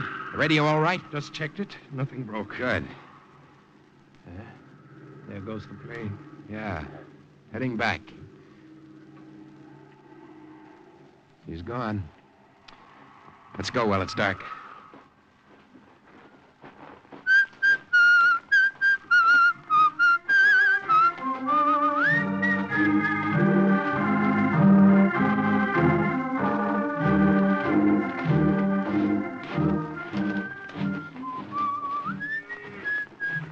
Sun's starting to come up. Keep that cape around you. There'll be people on this road soon. What do you think about that sun? What about it? Astronomers must be nuts. That can't be the same sun I used to see back in Providence. Maybe it isn't. Schlaf nun ein, die Nacht ist da, der Morgen naht.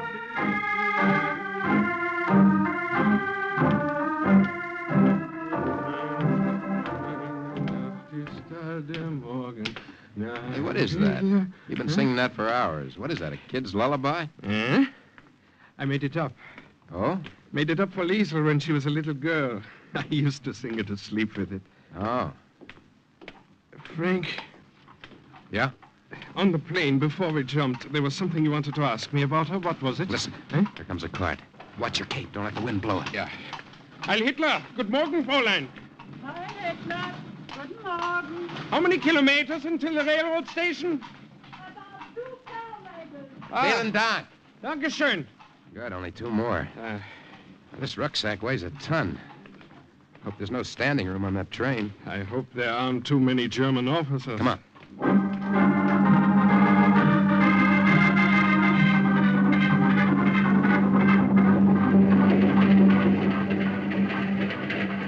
You know, one thing I like about European trains? What? These little compartments. I'd just as soon be closed off in here until we get where we're going. We've got to get rid of these American uniforms, Frank, as soon as possible.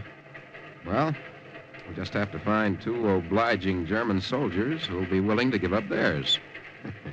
That obliging they are not. Well, so far they've been.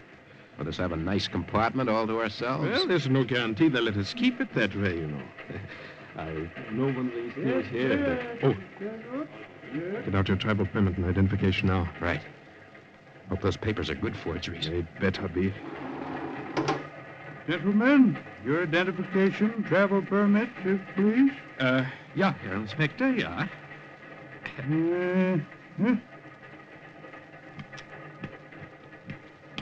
Now yours, if you please, Herr Lieutenant. Here you are. Yeah. Here are your papers, Herr Lieutenant. These seem to be in order. Dankeschön. How much longer till we get there? About 30 minutes. You think he was suspicious? Well, he didn't act it. Just the same if anyone else comes. If you have to take off your cape, take it off in one motion. Your jacket with it. We might get away with a khaki shirt. Our luck's held out so far. Maybe nobody will come. Let's hope so. See you in Salzburg, Oh, here comes company. Here comes trouble. May I share your compartment, gentlemen? Yeah, of course, Herr Hauptmann. It's stuffy in here. Why don't you remove your capes? Well, it was so cold in the snow country. We're both of us just back from there. It will take us time to thaw out. Join me in some schnapps, gentlemen. Danke. And you? Dankeschön. These trains, either too stuffy or too drafty. They're all badly on down since the war. Are you warmer now? Oh, much. Then remove your capes. I perspire looking at you. Well, Go on, take them off. The Hauptmann is right. It is hot. Better. Much better. Are you going to Salzburg? No. Insing. Sure. You must forgive me. Perhaps it's the heat, perhaps too much of this bottle. I'm going to stretch out in the empty compartment next door. I'd appreciate it if you gentlemen would wake me when we get off at your station. Well, I will be happy to. Well, then I'll see you again. You'll see me again and soon, Frank. Wait here with the radio. What are you going to do? Our friend was warm. I'll help him out by relieving him of his uniform. No, Carl, no. They'll find his body before we get to Listen to Insing. me. They'll find it on the roadbed 2 days from now. No, Carl, you can't take that risk. One of us in German uniform would help. Wait here.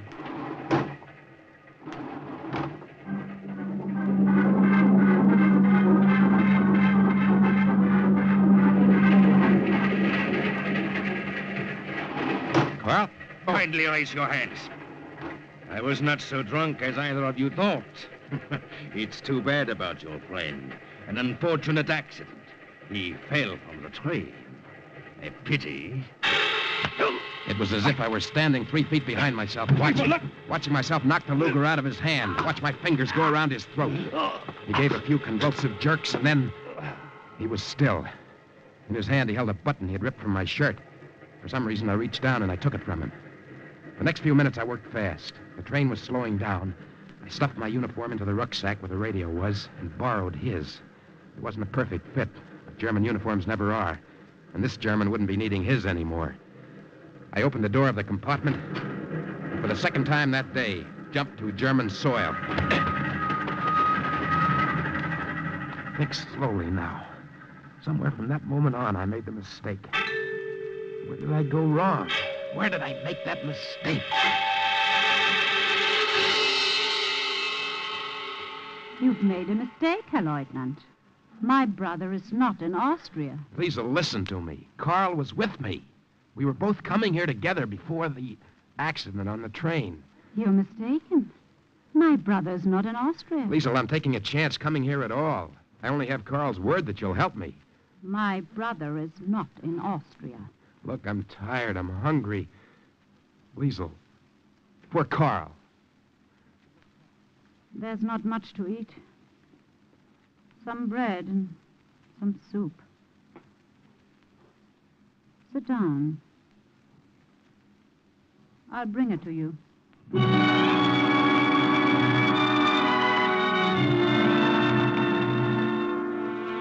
I watched Carl's sister as she went over to the stove. She was small and dark, and her hair was cut short and brushed back. It was fine, like soft baby hair. I felt so tired, I wanted to brush my face against it. Here's your soup. Dankeschön. There's more in the pot if you want it. I'll be back. Where are you going? There's someone you might like to meet. A contact. I'll get him. Stay here and eat. I'll be right back.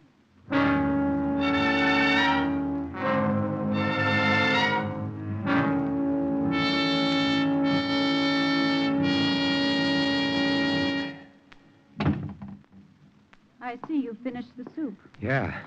I hope it isn't all you have. Oh, no. It's all right. Where's your friend? Friend? Oh, you mean, well, he's coming. He's coming soon. Good. Carl said you'd be in touch with the Austrian partisans. I need help, Liesel. I need all the help I can get. My friend should be here any minute. I think I'll wash the dishes now. Since everything around us is in such disorder, I like to keep some order about myself. Here, I'll wipe. Do you mind? If you like.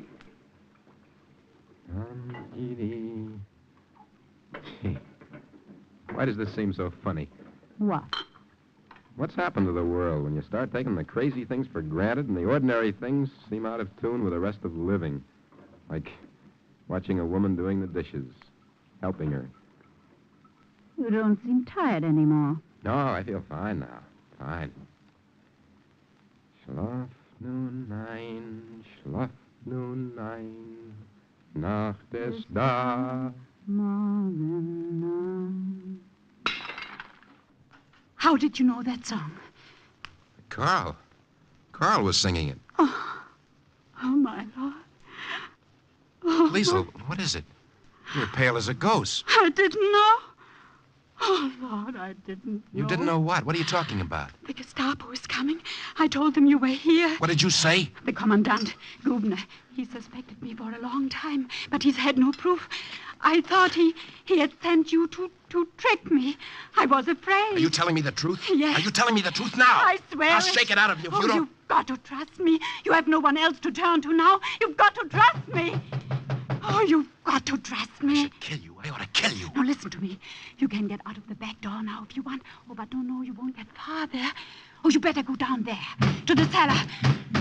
And trust me. Open up in there. I have no choice. Quick, that door. It leads to the cellar. Go quickly. Open up! In a minute. Well, where is he?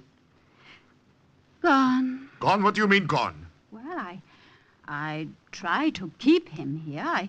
I couldn't without arousing his suspicion. Yeah. So I, Yeah? Well, you asked me not to do that, remember? Yeah, go on. Well, it was only passing through, he said he had a friend in the mountains. In a hut in the mountains. He told me where it was. You'll take us then, now. Of course. Sergeant, Just follow me. round up the men. Ja, Herr Kommandant. After you, Liesel. I needn't tell you, you're doing a great service for the fatherland. Take your hands off me. I've given enough proof of my loyalty.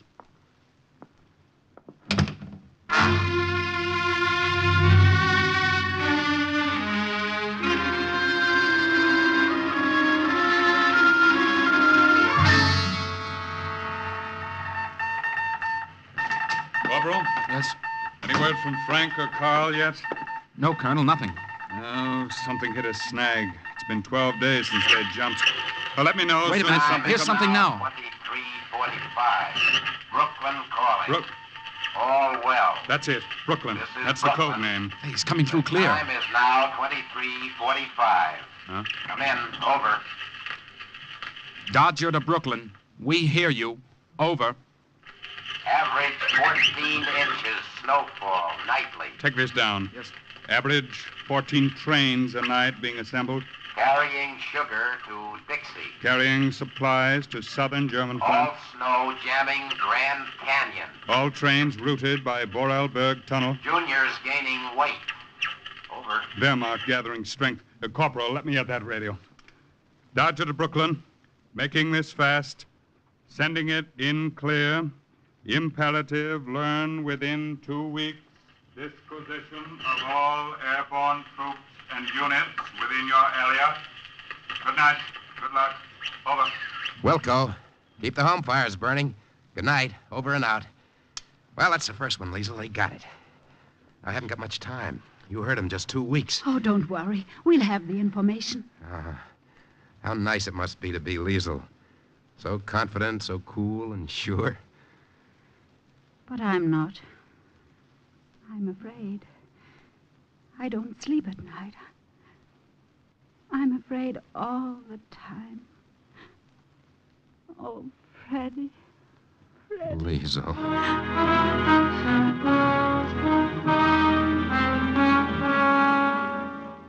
From the night I first came there and crawled into the corner of that damp cellar while she led the Gestapo on a merry chase through the mountains, Liesel and I worked hard. My radio aerial was set up, hidden, lost in a mass of clotheslines. Together we rounded up Austrian partisans. Where did I go wrong?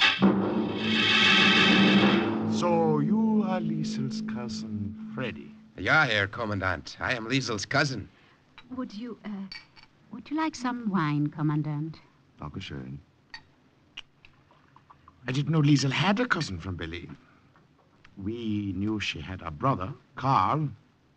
Well, Liesel and I never mentioned Karl, Herr Kommandant.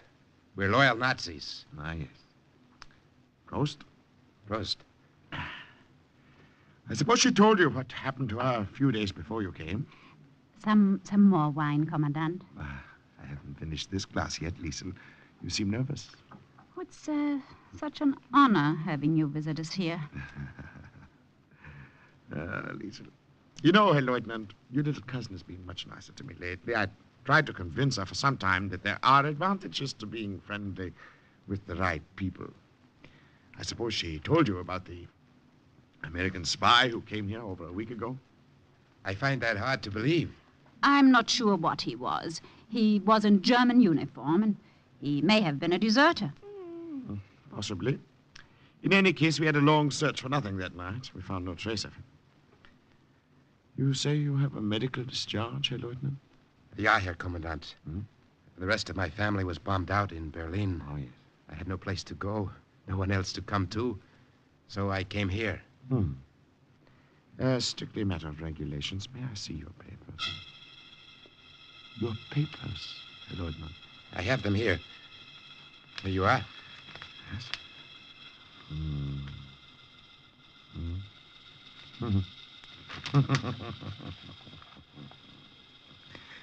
You know, Herr Lieutenant, this is the first time I've seen one of these filled out correctly.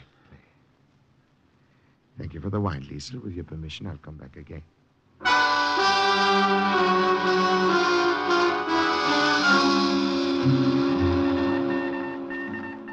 Brooklyn to Dodger.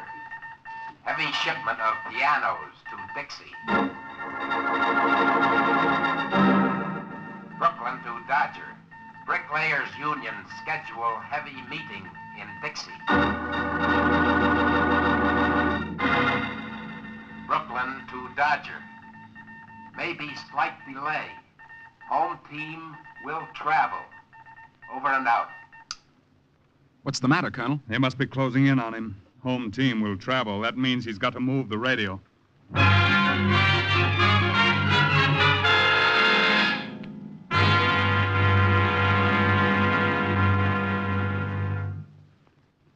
I'm going with you, Freddie. No, you're not, Liesel. You're going to stay here. If we both leave when I move the radio, Gubner's sure to be suspicious. But, Freddie... You go to Fritz Heimer. Tell him to send a courier to the other town. Tell him I'll be there tomorrow night. All right. Anything you say. Here. Let me sew on that button for you. No, it's all right. I'll do it. Take my mind off things. You're tired. You've worked too hard. If the Allied armies are as close as you think, maybe it'll all be over soon. I'll be back.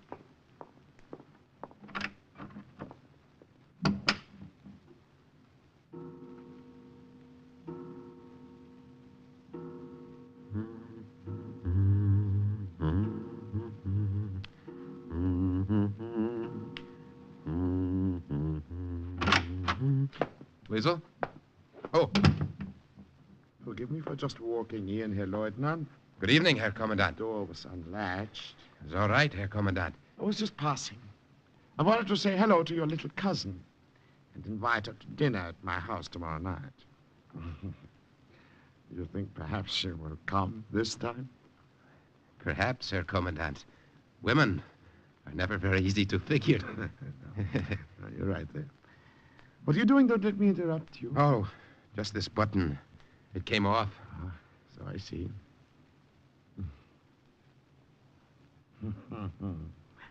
Army training is so valuable. It teaches you so many things, even sewing on a button.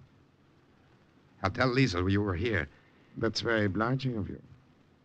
Only I believe you will not be in a position to tell her anything. What's that?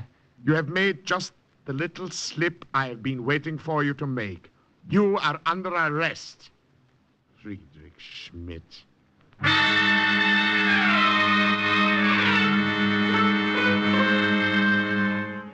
So many things to remember. An American cigarette could give me away, an English match, laundry marks, and clothing. Cut 'em out, patch 'em up. Little... Yes. Now I know where I made the mistake. The button. Americans sew them on in crisscross. Europeans in parallel. I was nervous and I forgot the button. And Gubner saw me. Get up. Come with me. You are wanted for more questioning. Your name. Your objective. Who sent you?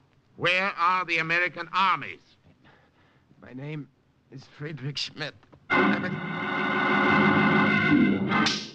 Your name. The commandant asked your name. Your objective. Your objective. Who sent you? Who sent you? Where are the American armies? My name is Friedrich Schmidt. I'm a German soldier. Oh, God, throw him back in his cell.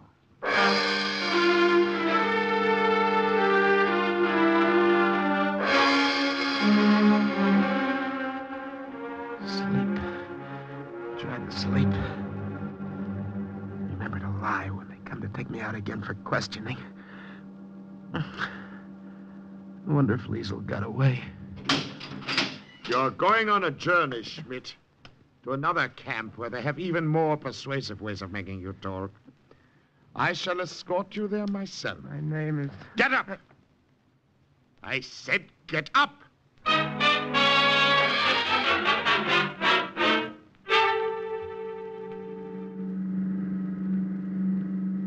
Driver, stop at that tavern on the right.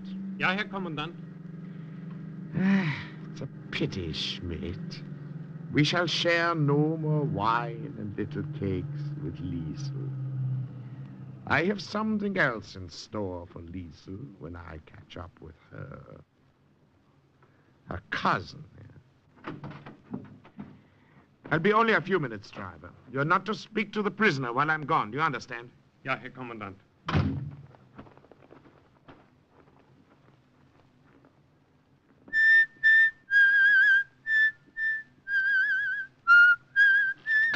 Frank, listen.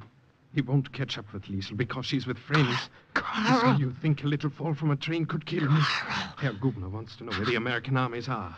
He'll find out soon enough. It was your messages, Frank, that brought them where they are. Carl, I don't believe it. Listen to me, Frank. Listen to me. Our armies walked right into that Dixie front you told them about in your messages.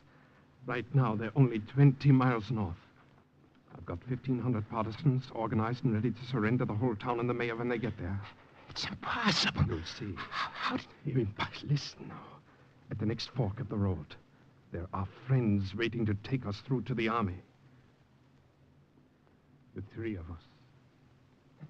3 of us? Yes. I imagine you have a few scores to settle on the way with Herr Gubner.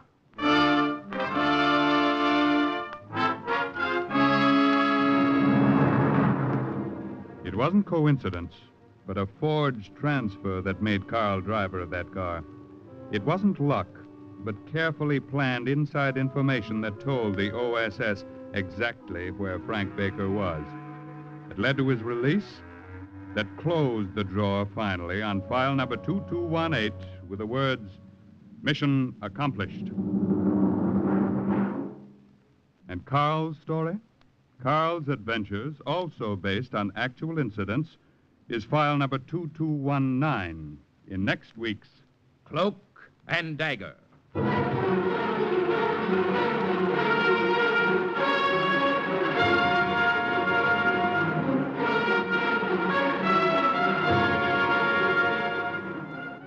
In today's true OSS adventure, the part of Frank was played by Joseph Julian. Ross Martin was Carl, the Commandant Barry Kroger. Raymond Edward Johnson played the Colonel, Bernard Pollock the Corporal. Dolly Haas played Liesel. This has been a Louis G. Cowan production under the supervision and direction of Sherman Marks. Material heard on today's program was based on the book Cloak and Dagger by Corey Ford and Alastair McBain. The script was written by Winifred Wolfe, and the music was under the direction of John Gart.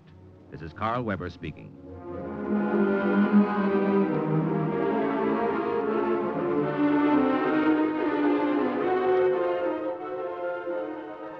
You have just heard the first of your new NBC Sunday afternoon mysteries. Stay tuned now for High Adventure, thrilling stories of action and suspense. Then be sure to hear The Big Guy, an exciting and different kind of detective. Now keep tuned for number 2 in NBC's new Sunday afternoon mystery lineup. Are you willing to undertake a dangerous mission behind the enemy lines, knowing you may never return alive?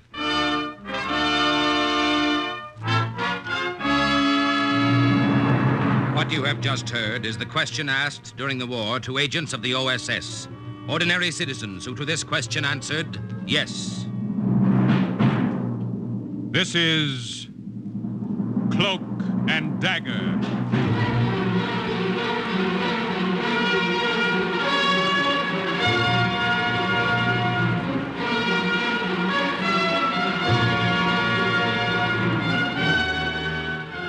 Black warfare, espionage, international intrigue. These are the weapons of the OSS. Today's story, The People in the Forest, is suggested by actual incidents recorded in the Washington files of the Office of Strategic Services. A story that can now be told.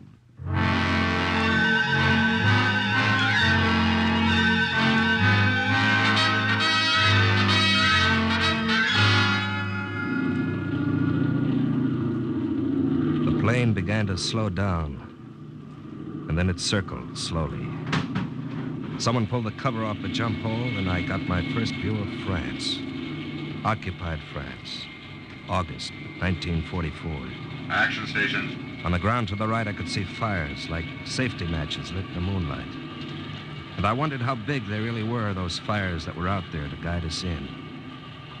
The dispatcher told me I was to jump second. Running in. Ready, number one? Ready. And then it happened. The first bad break of that mission. Only it didn't happen to me, it happened to Chris Fowler. See you in France, Capella. Okay, Fowler. Number one. Good luck. Go! Geronimo! I just stood there looking down, watching him go. And then my heart started to pound all over me, and my breath caught, and I nearly choked on it. Chris fell and fell and fell. But the chute didn't work. It came out of the bag and streamed unopened behind him. Paratroopers call that a Roman candle. Tough break. Want to turn back, Scarpella? Huh? No, I'll jump it. Okay, then. Ready, number two? Number two. Ready? Ready? Jump! The wind came up and hit me in a rush. I felt myself falling. I think I died a few times until I heard the crack of the chute. Beautiful. Beautiful, beautiful. The most beautiful sight in the whole world, that big white umbrella over me. The little safety matches on the ground got bigger and bigger. I realized they were torches. And then I saw a figure of a man waving. He started to get bigger, too. And then the torches were put out. I was about to get my first introduction to the French underground. Are you all right? Yeah, I'm all right. I saw what happened to your friend. It was too bad. Yeah. You had courage to jump after that. Maybe if I'd stopped to think about it, I never would have. Maybe I was afraid I'd never jump again if I didn't then. Well, anyway, here I am. My name is Captain Robert Scarpella. Captain Robert Scarpella, American. Welcome. Welcome to France. I'm ecstatic to make your acquaintance, Captain. The little guy threw his arms around me and friend. kissed me. When I was Welcome. 12, I'd said nix to kissing my father goodnight because it embarrassed me. And here was this little Frenchman with the beret and baggy pants and farmer's shoes with his arms around me. Hey, cut it out, will you? I'm just so happy to see you, American. Well, I'm the Fox. The Germans themselves gave me that name. Look at this head. Would you believe there is a price on it? Oh, are you the leader? Yes, of one of our little bands.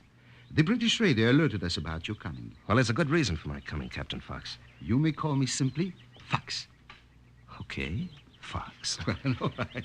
Now let's pick up supplies that were brought to you. Right. As for your mission, Captain, there will be time enough to talk about it when we get deeper into the forest to our hideaway. Is it very far from here? Unfortunately, there's a little walk. We were forced to move our headquarters last night after another German raid. Oh? What do you mean, another? Our positions have been raided 3 times the past month, almost as if the Boche were given a map of where we were in the forest. Oh? Sounds to me like somebody's dirty work. I have thought of that, Captain. But if there is a traitor in our group, I shall find him. We know how to deal with such. I'll bet you do. Oh, here we are. Oh, that's nice. Very, very, very nice. This Carmen rifle, beautiful, beautiful. Now, there are shoes in those packages, too, and food and grenades. Oh, what a beautiful rifle. I was to tell you to expect a heavy supply drop in a few weeks. Oh, what a beautiful rifle. We still are using field pieces from the Franco-Prussian War, but this is a beauty. Now gather up your things, Captain Scarpella. I'll be back in a few minutes. I'll be back. The Fox disappeared into the woods. The whole thing seemed like a crazy nightmare. The whole forest surrounded by Germans. And yet here I was passing the time of day just like nothing at all with a Frenchman who had a price on his head. And somewhere out there, where he drifted, Chris was a dead heap under a lot of parachute silk. I grabbed a gun, and I waited for trouble. I didn't know whether to go after the Fox and take a chance on being ambushed or stay where I was. Someone was coming. I ducked behind a tree. The only thing I could figure was the Germans had seen the plane, seen me land. I took aim. Carefully. Slowly. American, where are you? Oh, for crying out loud, what happened? What were those shots?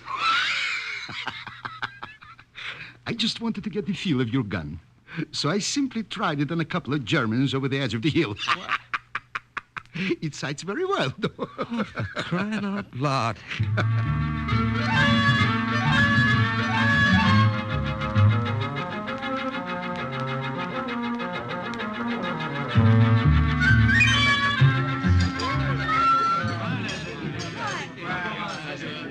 This little dinner party's in your honor, Captain Scarpella. Oh? I regret we have nothing better than wild rabbits to offer you. Well, it's a swell. Quite a welcome.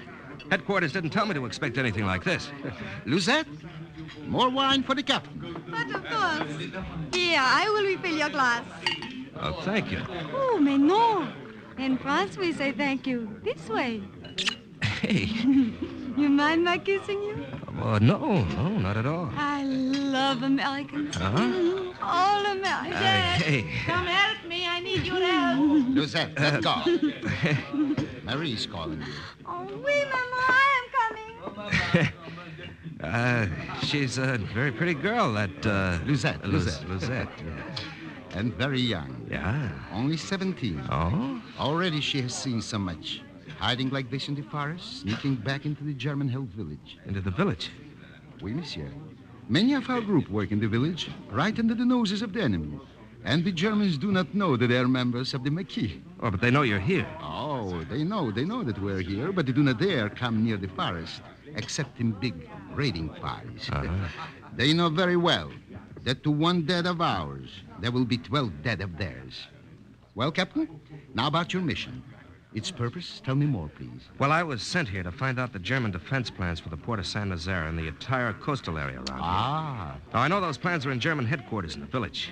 And you request our help? I've got to have those plans, and in a matter of days. I've got to deliver them personally to 8th Corps headquarters. Now, put your mind at ease, Captain Scarpella. The facts will help you. Now, the first thing I will do is put you in contact with... Attention! Captain Scarpella, I'm Marie. Ah, she's the mother cat of that little kitten who kissed you before. Oh, well, happy to meet you. And we are all enchanted to meet you, American. In your honor, we have a special surprise. Listen. Attention. 1, 2, 3. Take me out to the board again. Well, Take me out to the for crying out loud. You're pleased, Captain Scarpella? Well, this is something to write home about. Write home about? Yeah. Yeah, nice, cozy evening with friends. Well, you'd never know there was a war going on. Libos! Libos! Where's the lookout? There are 2 German trucks about a kilometer from here, Captain Fox. I see. What else? There are 2 divisions at least of German soldiers I surrounding see. us. Captain Scarpella, I regret very much to have interrupted your welcome party in this manner. Renner? Oui, le Fox. Renner? Oui? The new machine our American friend brought with him. Oui? Now, what is it called, Captain Scarpella? A bazooka. Oh, yes, this bazooka. Now, take it to an advantageous position. You understand? Oh, oui, Fox. Now, listen. Yes, now, my friend. Now is the best time for him and some of the others to learn how to use it. Oh, for crying out loud.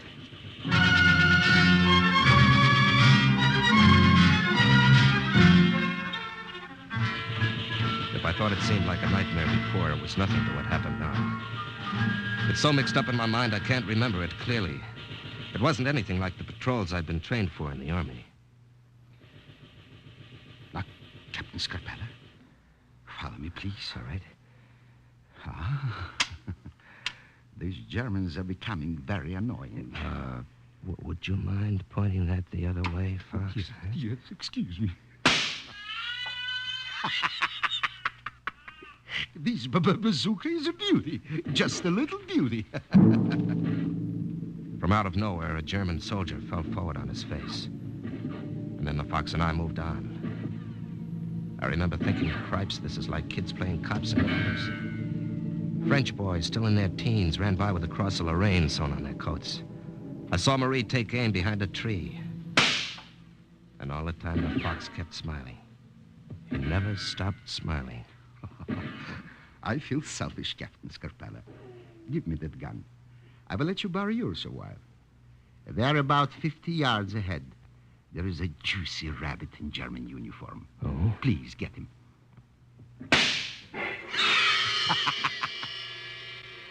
Captain LaFox was right. The rifle did sight well. And then all of a sudden there were less Frenchmen around and more Germans all around us. In a case like this, my friend, the best course is to run. Well, let us run.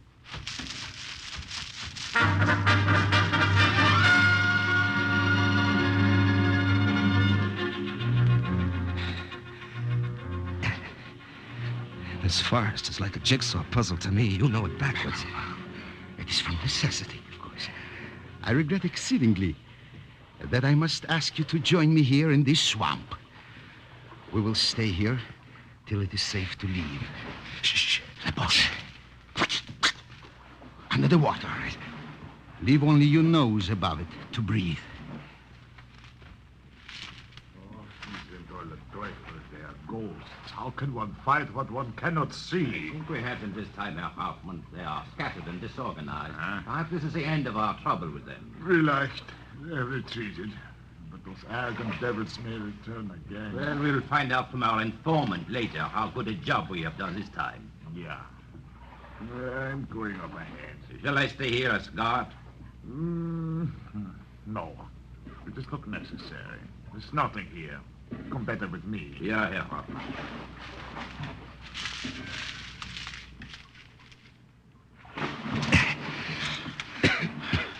If they had posted a guard here, it would have been most inconvenient, Captain Scarpella. Are you very wet? What do you think? Well, there will be clean clothes for you at our hideout. Come. It is time for us to go there. Well, this has been a very annoying evening, Captain. Fox, did you hear what they said about... An informant. I heard.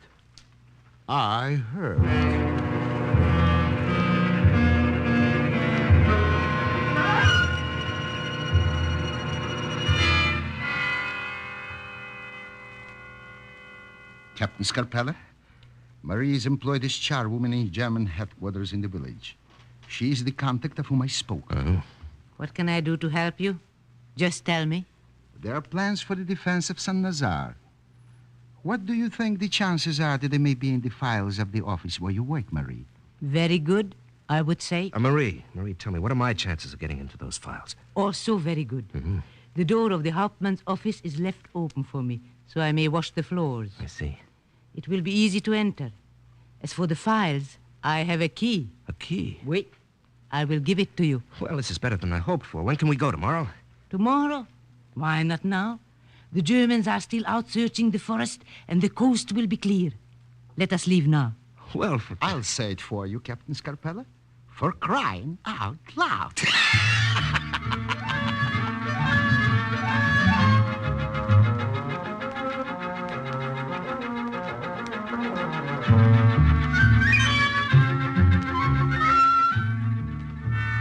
Less than an hour later, we were in the village. It was 5 o'clock in the morning, and there was no one around. The village slept. Captain Scarpella, listen to me. Yeah. There is the German headquarters across the street. Mm-hmm. I will leave you and go inside to get my mop and bucket. You will watch through the window. Right. When I distract the guard, go quickly to the side door. It is open. The Hauptmann's office is the third door from the end. Third, huh? You have the key to the files, eh? Yes, I have it. Bon, I go now. Remember the signal I give you, in case of danger. I watched her go into the building. And then I took up my position at the open window. There was a guard at the front desk. No one else around. I pressed myself into the shadows. And after a while, Marie came to the front desk and began to mop the floor. How are you doing here so early? I'm not that early, Sergeant.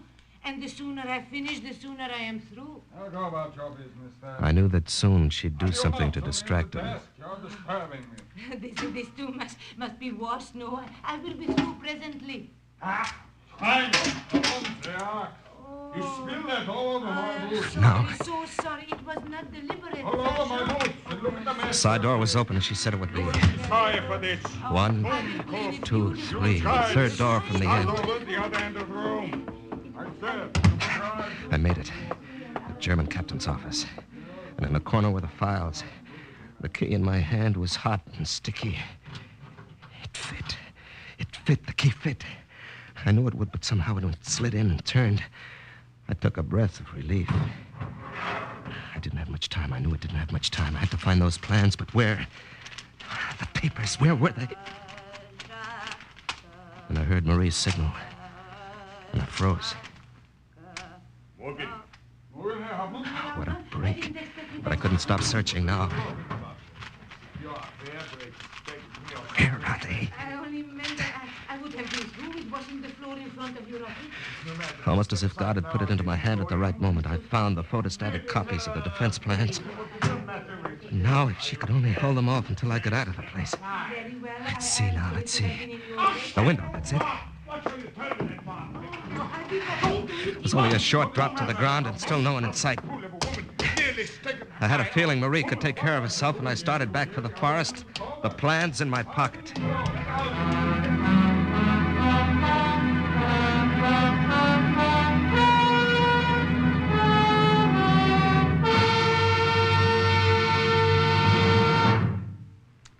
Now, see here, Captain Scarpella.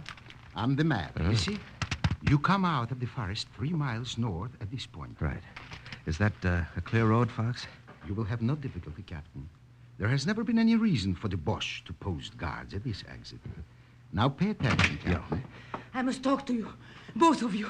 Marie, what are you doing back at the farmhouse? Why are you not in the village? Marie, was there trouble after I left through that window? Do they know about the papers? They know, because they were told by a dirty little spy from our own ranks. What? Now, please, quiet. This is my business, Captain. Speak, Marie. I overheard the spy. One of us. I blush with shame to think of it. The spy was telling the Boche captain about the papers and the Americans' mission. Fortunately for you, Captain Scarpella, the spy was not able to warn him early enough. Go on, Marie, go on. And the road is blocked, however. You are trapped here, American. You may have the plans, but there is no way for you to leave and deliver them. The road north is swarming with red ants of Germans. The traitor. His name. Give me his name, Marie. I will do better. I will give you the traitor. Renee, bring her in here. No, please. Throw her on the floor. I said throw her on the floor. No. Listen to her sob, my own daughter, torn from my own flesh. Cry, daughter, not for what is going to be done to you, but for what you have done. Spy, traitor. This girl, my daughter. I spit on her. I did not know. I waited for her outside. What I was doing. After I heard her with her captain, her German captain.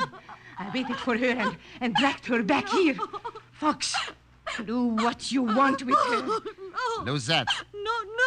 Losette, look at me. No. Was it you? You who gave away our positions each time? Answer. Yes, I told them. It has been so hard.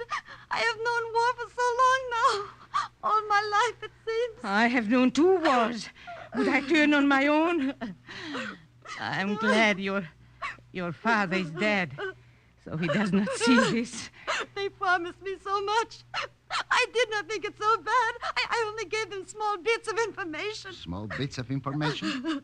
Except for this last about the American. You call giving away our hideout small, Luzette? We are so much smarter than they. and it always gave us a chance to kill so many of them. Your excuses disgust me. Say the word, Fox. Let me throw her to the rest. No, Mama. Pity. I am your mother no longer. Do not call me that. Now, wait a minute. Listen to me. Fox, this may be your affair, but I've got a stake in it. Now, what do you wish to say, Captain? There's only one way out of this forest. It's blocked right now. Thanks to her. Now, let's forget that. All that matters to me is that I get through with these plans. Now, Lizette, do you want a chance to prove yourself? Oh, I will do anything. Do not listen to her, Captain. Marie. 2 faces she has. Now, quiet. Go on, Captain. Now, at German headquarters before, Marie distracted the guard because she knew him. Now, who knows the Germans at the exit to the forest to distract them? I do. I will. Let me, please. They trust me. I will give you a chance to slip by. It is too great a risk, my friend. I have no choice. I can't stay trapped here. The plans are no good in my pocket. Very well. On one condition. I will go alone. And if she does not do as she says, the fox will shoot her through the heart. You have my permission.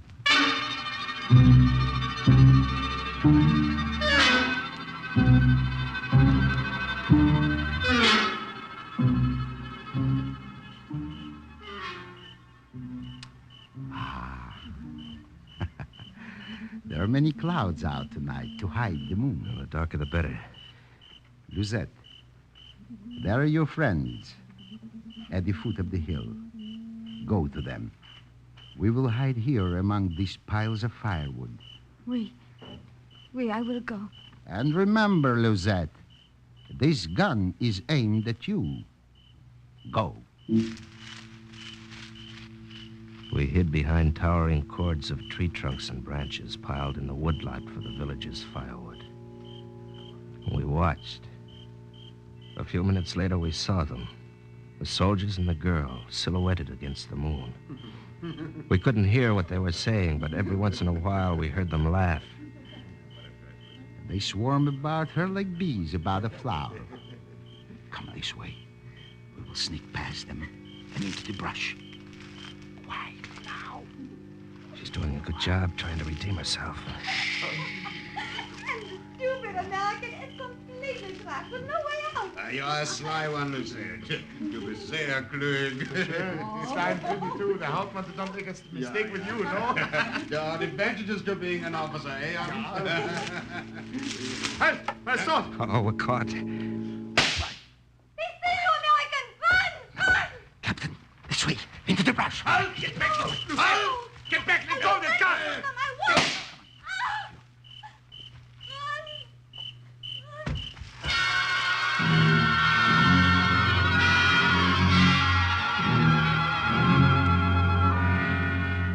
I looked back over my shoulder and saw Luzette crumple into a heap on the road.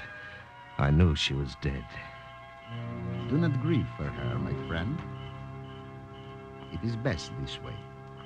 It is easier than living with herself. How do we get out of this? We're surrounded. You're surrounded, American. Surrender. Surrender.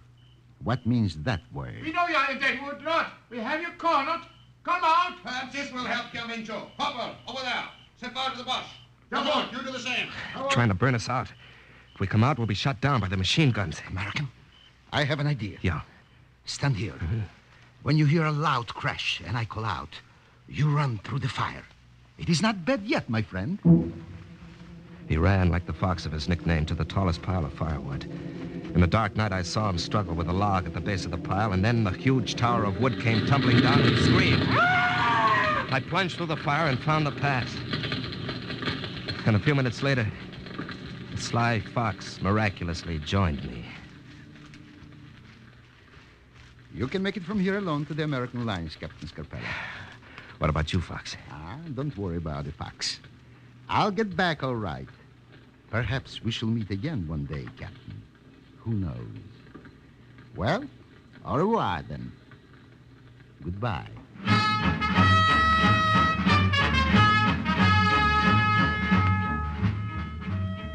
I never looked back. And I never saw him again. But when I think of him now, I think of him not with the beret, but with a green hat and a feather. A little like Robin Hood. Captain Scarpella delivered the plans personally to the Assistant G2 at 8th Corps Headquarters, and he was recommended for the Distinguished Service Cross for the American lives he had saved at the port of Saint-Nazaire.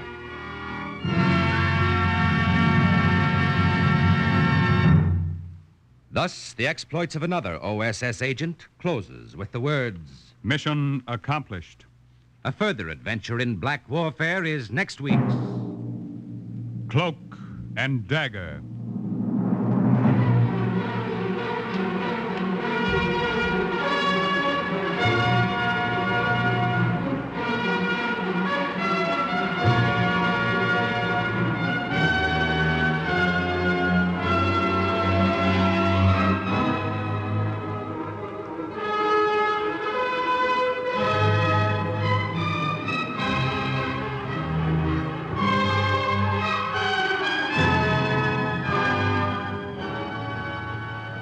Heard in today's Cloak and Dagger adventure were Joseph Buloff, Lily Darvas, Larry Haynes, Nancy Franklin, Barry Kroger, Raymond Edward Johnson, Carl Weber, Boris Applin, and Jerry Jarrett.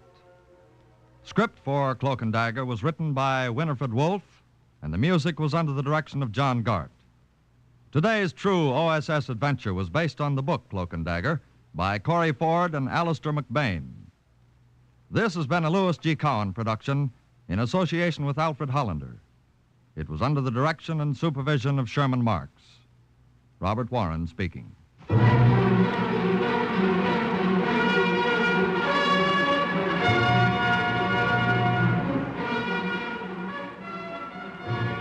Stay tuned now for the up-to-the-minute news on the Open Golf Championship.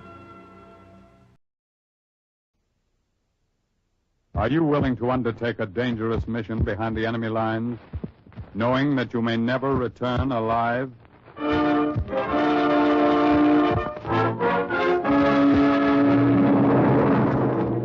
What you have just heard is the question asked during the war of agents of the OSS.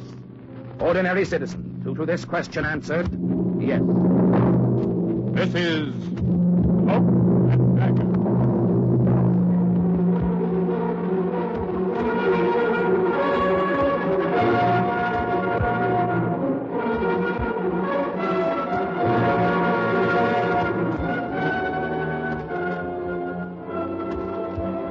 Black warfare, espionage, international intrigue. These are the weapons of the OSS. In today's adventure, Wine of Freedom, the role of Vince Keller, an American OSS agent who made a sales trip inside Hitler Germany, is played by stage and screen star Mel Ferrer, currently to be seen with Joan Fontaine in the RKO picture Born to be Bad. Today's story is suggested by actual incidents recorded in the Washington files of the Office of Strategic Services. A story that can now be told. Night had started to fall by the time I found the house. I stood out on the pavement and peered at it through the shadows. There wasn't anything strange or ominous about it. It was just a white frame house like the kind you see back in Omaha. Only this wasn't in Omaha. This house was number 28, Ahornstrasse in Osnabrück. And Osnabrück was in Germany, Hitler's Germany. I drew a deep breath and went up the front steps, clutching a briefcase in my hand. It was that briefcase that made me look like a respectable German citizen. I lifted the brass knocker and let it fall a couple of times. And then I waited. Yes? What is it that you want? She was younger than I'd expected, and prettier. And, of course, she was suspicious. You were suspicious of everybody in those days if you were a German, particularly the kind of German I knew she was. Well? Frau Holtzmann? Yes. I'd like to talk to your husband.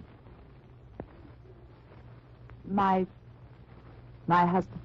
Herr Ludwig Holtzmann. Is he in? What do you want to talk to him about? Wine. Oh, wine. My name is Keller. I've just come from Bielefeld. I'm a wine salesman. Part of it was true. My name was Keller, all right, Vince Keller. And I had come from Bielefeld, but I wasn't a wine salesman. I was an agent of the OSS, and what I had to sell was something stronger than wine. It was organized resistance to Nazism. I'd been at it for about a year then, almost a year since I'd sat in Colonel Metcalf's office in London. Now, Keller, and told him I wanted to volunteer for the job. you're sure that there's no trace of American dialect in your German? Quite sure, sir. My family lived in Germany all through my childhood. I was educated in German schools. Mm-hmm, I see. And, you know what you're letting yourself in for, Keller? If the Nazis grab you... I know, Colonel. But you still want to undertake the mission, It's important, isn't it, Colonel? If we can stiffen the German underground's resistance to Hitler... Ah, the anti-Hitler movement in Germany right now can hardly be called an underground. No, it's merely a handful of isolated individuals in various cities. There's almost no contact between them and no organized activity at all. Well, that won't do us any good when our troops start moving across the German border, sir. Exactly. We need effective allies inside Germany. No matter how few they are, we want them coordinated and strengthened. That's the job we'd like you to do, Lieutenant. It's the job I'll try to do, Colonel, if the Gestapo doesn't catch up with me.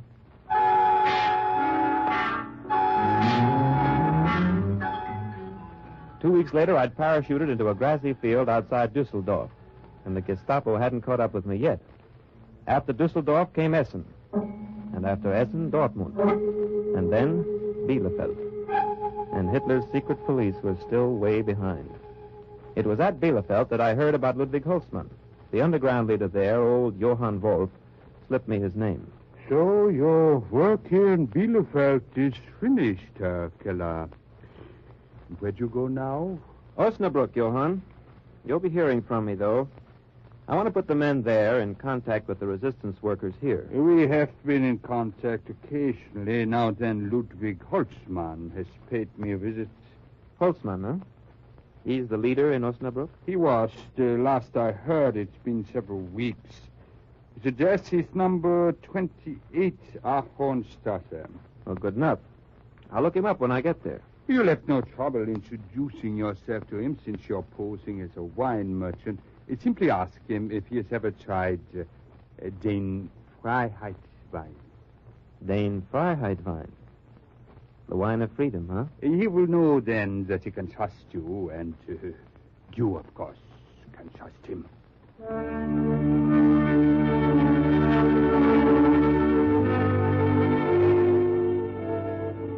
So that's how it happened, that on that September evening, I followed Frau Holzmann into the living room of her home in Osnabrück. Won't you sit down, Herr Keller? My husband should be here soon.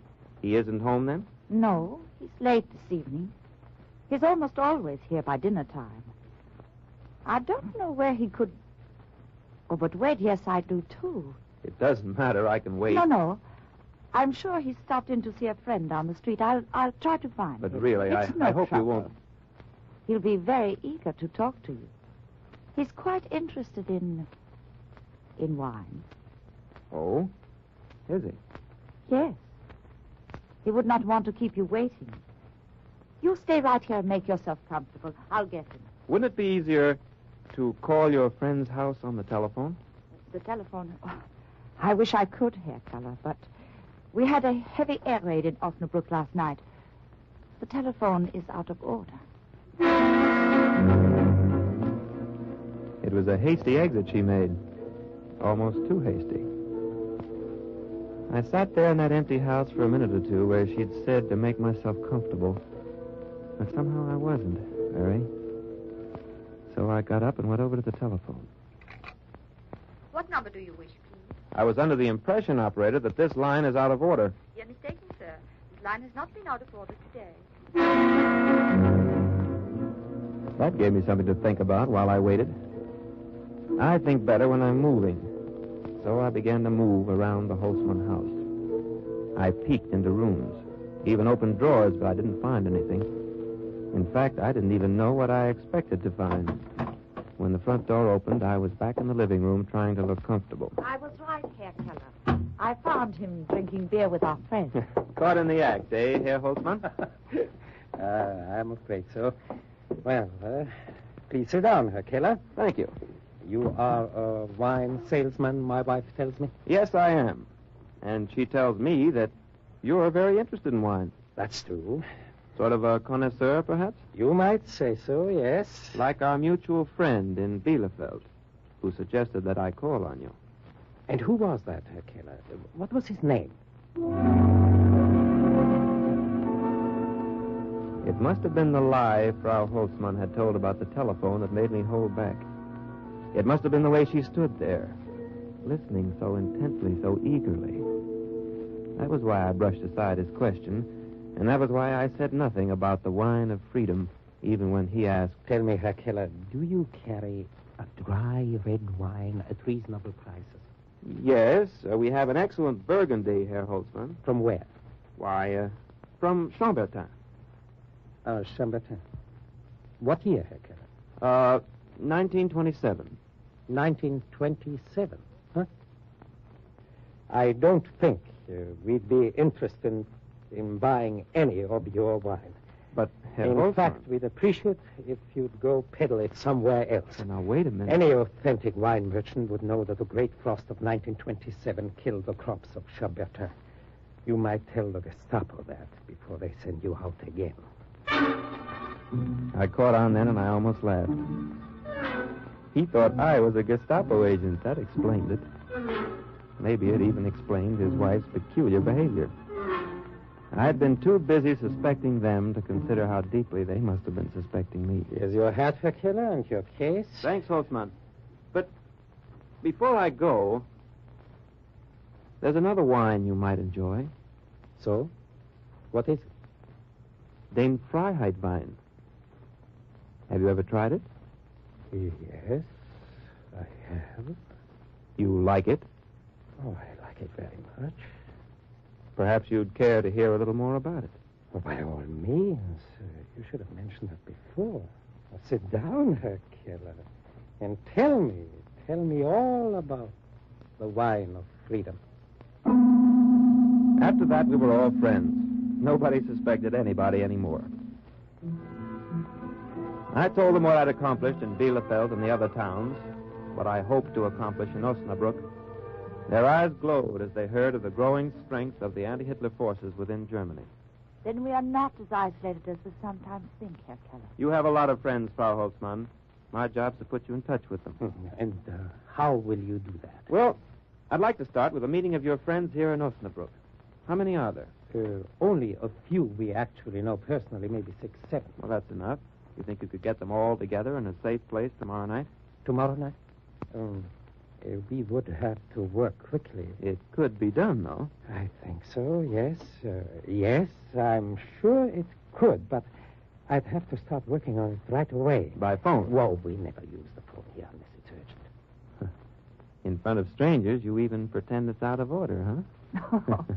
You checked up on me after I left, Herr Keller. Well, I was even beginning to wonder if you were a Gestapo agent yourself, Frau Holtzmann. Oh, you needn't wonder anymore, Herr Keller. Linda is as reliable as I am.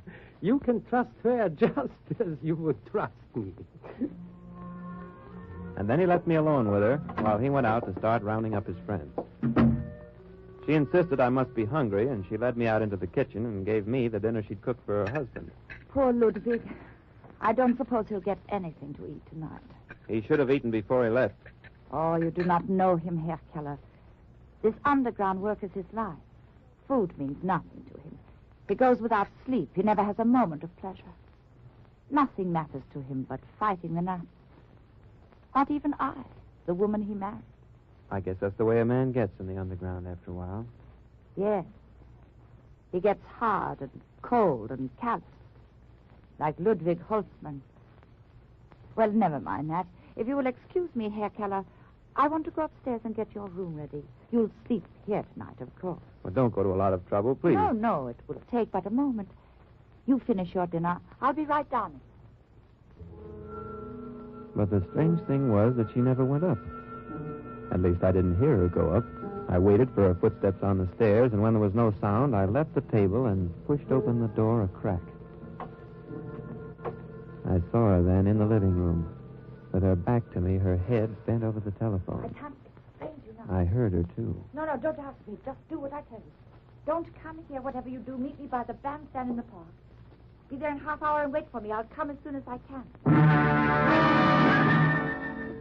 Frau Holtzmann could do a lot of tricks with the telephone. I wondered if she could explain away the second one as easily as she'd explained away the first. I didn't ask her, though. I let her show me up to my room a half hour later, and I told her good night. Good night, Herr Keller. If you need anything, call me. I'm in the room at the end of the hall. You're going to retire now, Frau Holtzmann? Yes, I think I will. I'm very tired. I don't believe I'll wait up for Ludwig. Well, thanks again. Not at all. Good night. Good night. I'd been tired myself, but I felt wide awake then. I went to bed, though, That is, I went through the motions of going to bed, with all the proper sound effects. I let my shoes drop loudly on the floor. Then, after I'd quietly put them on again, I opened the window and flicked the light switch. After that, I waited silently by the door. She must have taken off her own shoes to tiptoe down the stairs because I didn't hear her go. But she shouldn't have let the front door close quite so hard. I did hear that. Then I moved fast. Out of the bedroom and down the stairs and out the front door. But I closed it quietly. She must have been 30 yards ahead of me when I reached the street. I didn't try to close the distance between us. It was easy enough to follow her. The sidewalks were practically deserted. She didn't look back once. A woman who's walking as eagerly, as determinedly as Linda Holtzman was walking doesn't bother to look back. We reached the park in 20 minutes. It was deserted, too. She stayed on the gravel walk, and I slipped through the bushes. And then I did close in on her. She approached the bandstand. A figure separated itself from the shadows and came toward her. Linda. I was crouching behind a shrub 3 feet away by then. Here I am. I saw that the figure wore a Nazi uniform. Oh. What's happened? Why did you call me? I'll tell you. Aren't you kissing me? He kissed her. And they were both lost in it. So lost they didn't even hear the plane start whining through the night. I heard them, but I didn't move. There was something else I had to hear. Something that might prove more fatal than a British bomb. Now tell me, what was the meaning of the telephone call? Oh, this.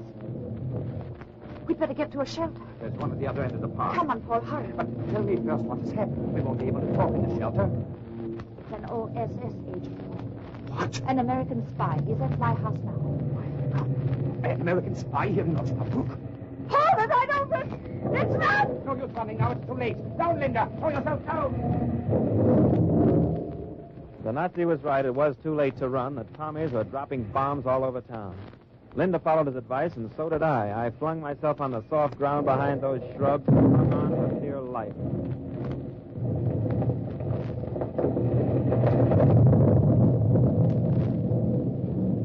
The last bomb landed in the park. When I raised my head at last, there was only a pile of rubble where the bandstand had been. Linda. I heard the Nazi calling her name. Linda. There was something in his voice that brought me to my feet. It was the tone of a man who calls when he doesn't expect an answer. Linda, do you hear me? Caught him. He's dead.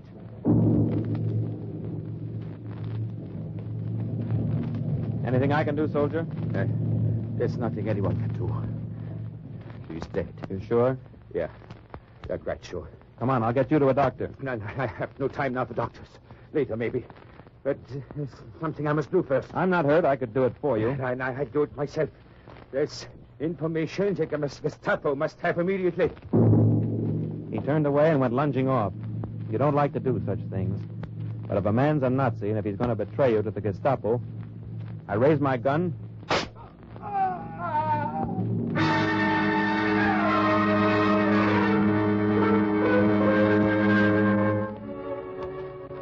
There are other things you don't like to do either. You don't like to tell a man that his wife is lying dead in the park. Or what she was doing there before she died. Not if she was kissing a Nazi soldier and selling the underground movement down the river. But I knew it had to be done. I went back to Ludwig Holtzman's house. He'd already come home and was waiting for me. Ah, Herr Keller, I have news for you. I have news for you, too. Bad news. But mine is good. It's all arranged already. Oh, all arranged. The meeting, you mean? Of course, the meeting tomorrow night at 11 o'clock. There's a bombed-out church on the highway north of the tower. There's no danger of being interrupted because the church is never used anymore. I rounded up every friend I could. There will be 7 at the meeting, possibly 8. Good work, Holtzman. Danke, Herr Keller. But what did you want to tell me? Well, it's your wife. My wife? Look, my friend, there's no way of breaking this to you gently. Never mind. Just tell me. What about my wife? She's dead, Holtzman. She was killed in the raid tonight. Oh, no. It isn't possible. I'm sorry, Holtzman. My Linda, I just can't believe it. Hercule, dead. I know how hard it is for you to... No, you don't know. You couldn't know because you never knew what she meant. Easy, Holtzman. I just can't help it. I'm sorry, but it's so hard to face. You've faced a lot of hard things in these last few years. I guess you'll manage to face this. Those were nothing. Linda was everything to me. Nothing else mattered. She was my whole life. I sat there and felt like a heel. Because his grief left me cold. I suppose I should have felt sorry for him, but I didn't. There was something wrong somewhere. There was a phony note in his sorrow that I couldn't put my finger on. Not then, at least. Later on that night, after I'd helped him to his room, after I'd gone to bed myself and lay in the darkness thinking about it, I began to understand. Hard and cold and callous. Like Ludwig Holtzman. It was her voice, Linda Holtzman's voice, that told me. Nothing matters to me. Nothing but fighting the Nazis. Not even I, the woman he married. But how did that jibe with the sobbing, grief-stricken husband I'd just seen? And after all, why should a man who'd fought the Nazis, who'd lived with death for 10 years, why should he collapse so completely at the news of one more death? Even the death of his wife. Oh, yes, something was wrong somewhere. Something was very definitely wrong. I thought I knew what it was. And if I was right, then Der Fuhrer's secret police were breathing down my neck. He was still sleeping when I slipped out of the house the next morning. I didn't go far. Just across the street and 2 doors down to number 21 Ahornstrasse.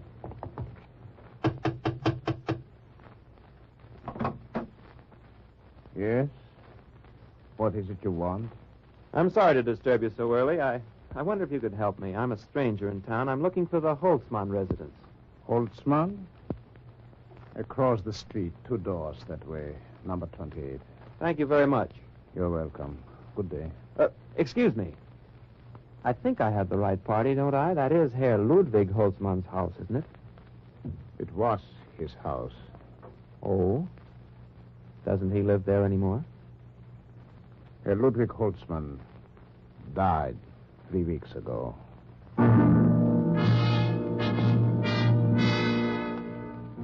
And then I knew I was right. I turned away from the door, but I didn't have any place to go. So I turned back again. And the man in the doorway was still standing there, still staring at me thoughtfully. Excuse me. Why did you want to see Ludwig Holtzman? Well, I'm a wine merchant. I didn't know he was dead. I thought he might be interested in some wine. I see. Strong wine? Very strong. A special kind. Called? Called Der Freiheitwein. Ah. You're familiar with it? Yes. I'm familiar with it. Perhaps I could interest you. Perhaps you could. Won't you step in? I followed him into his house. And then I took a chance. I told him who I was, and why I'd come to Osnabrück and what had happened since I arrived. I see. Then the real Ludwig Holtzman is dead. He was killed by the Gestapo, Herr Keller. His own wife betrayed him. Funny, that's just how I had it figured. Fortunately, she doesn't know who the rest of us are, or she would betray us, too. Not anymore. She was killed in the raid last night. She was? That doesn't exactly break your heart, I imagine. On the contrary, it saves us the trouble of someday killing her ourselves.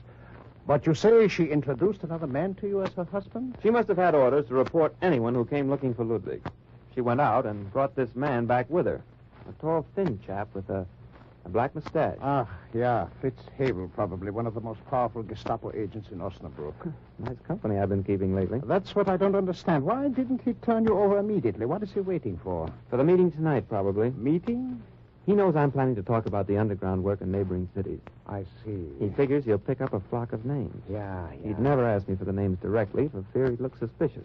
Yeah, but who does he intend to bring to such a meeting? Some more Gestapo agents, I imagine. Maybe he's bringing them over from Dortmund and Bielefeld. And he hopes you will give him useful information, huh? Sure. It's a nice setup. They'll sit around and scribble down everything I say. Then, when they've milked me, they'll string me up. How lucky that you came to my door. Now you can escape, Herr Keller. Escape? No, I don't think so. What do you mean? 7 or 8 Gestapo agents all gathered under one roof. That's awfully inviting. But you can't go to that meeting. Why not? They don't know I know who they are. You will never get out alive. I'm not so sure. Oh, I was pretty cocky then. But by the time night came, I'd lost a lot of it. I'd had to put on an act for Fitzhabel all day, pretending I still thought he was Ludwig Holtzmann, pretending I trusted him and was sorry for his great loss. By 11 o'clock, when he and I slipped up the moonlit path that led to the church, my nerves were pretty thin. I'd taken a lot of risks since I'd come to Germany, but I'd never walked into a meeting of Gestapo agents before, every one of whom knew who I was. They're here already. You see, Herr Keller? I saw. Through the clouds of cigar smoke, I saw the narrow, hungry eyes that turned on me. I saw the half-hidden smiles. I sensed the laughter inside them. My friends, you know why we are meeting here tonight. You know that here at my side is a man, an American, who's had the courage to come into this land of terror to help us. In spite of Gestapo agents. He made quite a production of it. Of every day. He went on for 5 minutes building me up. Our enemy country. And all the while, I could hear that silent, mocking laughter. He has succeeded. And so now, Herr Keller will tell us of the work he has been doing in other German cities. He will give us the names of our brothers who are fighting in the same cause for which we fight. He will teach us how to fight more effectively, how to bring closer the day of final victory. I present Herr Keller, the American. Thanks, Herr Holtzmann. Brothers and friends, my plans have changed somewhat. I did intend to tell you about the resistance movement in other cities. But I find that the resistance movement here in Osnabrück is quite impressive. So I decided to show you an example of that instead. If you look around you, you'll get a real lesson in how we fight, how we bring closer the day of final victory. It took them a minute to catch on, but not long. Then they turned and they saw what I was pointing at.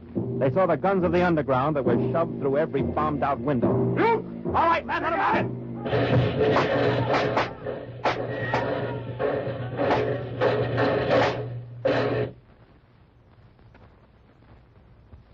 They died, all 8 of them. Well, Colonel Metcalf had told me to help make the German underground strong and effective. He said it had to be organized. It was pretty well organized that night in Osnabrück. And later in Dortmund, Bielefeld, Essen, Dusseldorf.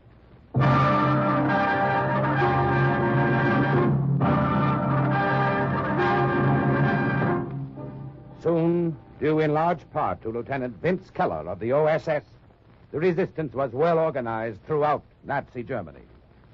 And once again, the report of another OSS agent closes with the words, Mission accomplished. Listen again next week for another true adventure from the files of the OSS on Cloak and Dagger.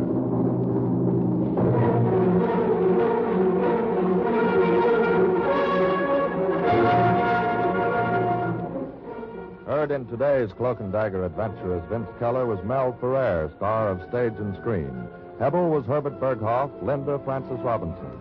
Others were Ralph Bell, Raymond Edward Johnson, Vilma Curer, Ian Martin, and Carl Weber. Script was written by Ken Field, and music was under the direction of John Gart.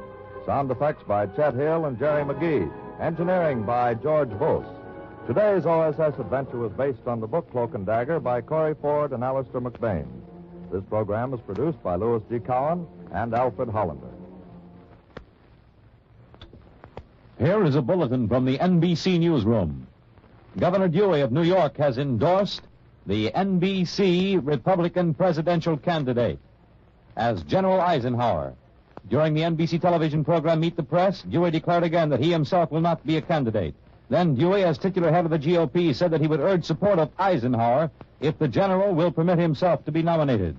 Keep tuned to your NBC station for the later news. This is NBC, the national broadcasting company.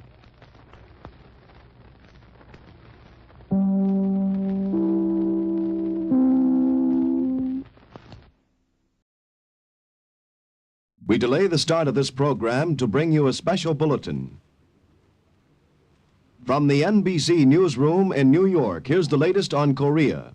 Seoul has been raided by American and Australian warplanes. They shot down 2 enemy planes, one of which was marked with a Russian red star. A spokesman says that we have made 142 raids against enemy targets in both South and North Korea in the past 24 hours. American officials say there is a serious threat from Red ground forces south of Seoul. Keep tuned to your NBC station for the later news.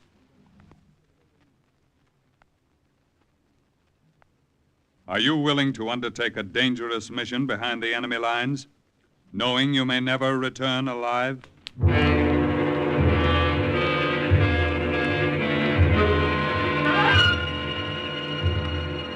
What you have just heard is the question asked during the war to agents of the OSS. Ordinary citizens who to this question answered, yes. This is Cloak and Dagger.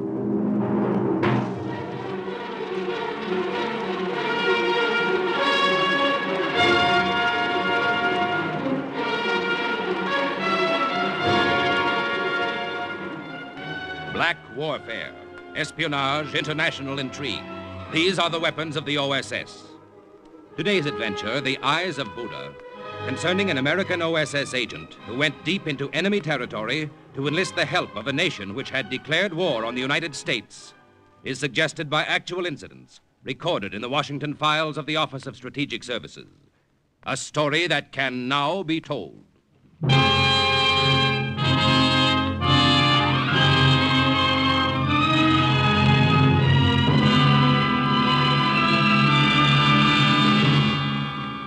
In 1944, the tiny kingdom of Siam was officially at war with the United States. So there I was in March of that year in an official Siamese plane on my way to ask Siamese help in rescuing an American flyer from the Japanese. Sound crazy? You ain't heard nothing yet. The Siamese character beside me had received his master's degree at Yale and his PhD at Harvard. Major Laudol Prayadipak. I decided to call him Louis. Look down, Lieutenant Berman, out of your window. Yeah? What about it? In those green forests, as you may know, still roam the ancient peacocks and the sacred elephants of Siam. Louis, I may as well tell you right now, there are 4 things I know definitely about your country. What are these, my friend? The Siamese twins were named Eng and Chang. Siamese cats have blue eyes. Somebody wrote a book called Anna and the King of Siam. And what is the 4th? Tan Yak Dai Fuying Mai. The one line I know of your language, which translated means, Do you want to meet a girl? Yes. Well, rest easy. There will be no need for you to speak more of the language. Must a ghost have need of words? Once we arrive at Bangkok, you will be spirited from one place to another, my friend, as a ghost. Fasten your seatbelts. Kindly fasten your seatbelts. We are coming into the Don Muang airfield. Well, so far this has been too easy. From Rangoon to a secret airport in Siam where you picked me up in this plane, and here we are in Bangkok. Is this another hidden field, Louis? No, not exactly. What do you mean, not exactly? Oh, I should say there are about 800 Japs on hand about the field. Huh? Fasten your seatbelt, Lieutenant Berman.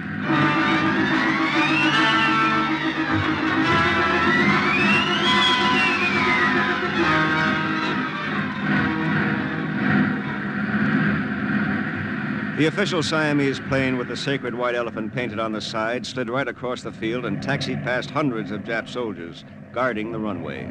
The hangar door at the west side of the field opened. The ground crew rolled the plane in. Then the door slid closed again, as if we had been swallowed up. Louis and I climbed out of the plane. Lieutenant Berman, this is Lum. He will drive us to the OSS hideout in Bangkok, where you will meet the Regent of Siam, the leader of the underground here. How do you do, Lum? I do very well.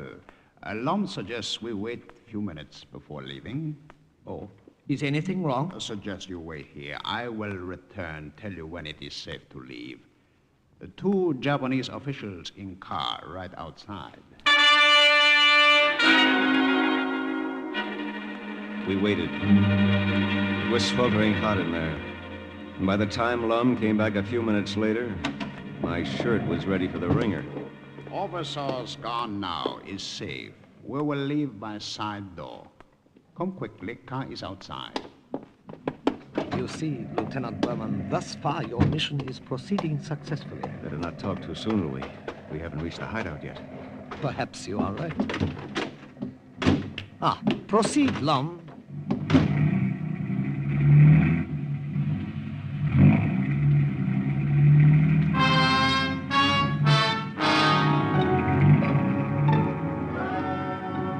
Lum drove us right through the downtown district of Bangkok toward the palace, which was being used as underground headquarters.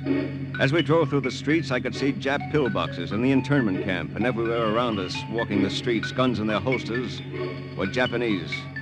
Then we turned at a busy intersection, and it happened. Lum, what is it? What is wrong with that horn? I do not know, Major. I do not know. It's stuck. Will not stop. Oh, great. Everybody's turning around to look at us. Can't you do anything about that? Little horn.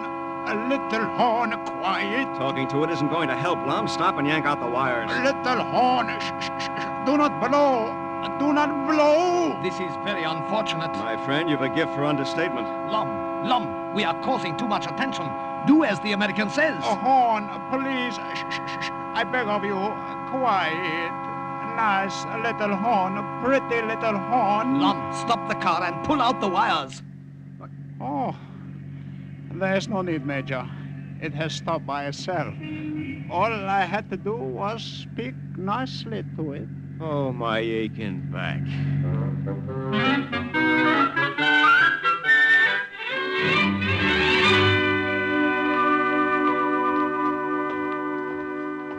Hey, this is quite a place. Marble floors, winding staircase, just like the movies. Wait till I tell my wife about this. The palace, set back only a little way from the street, has been underground headquarters for 2 years. Huh?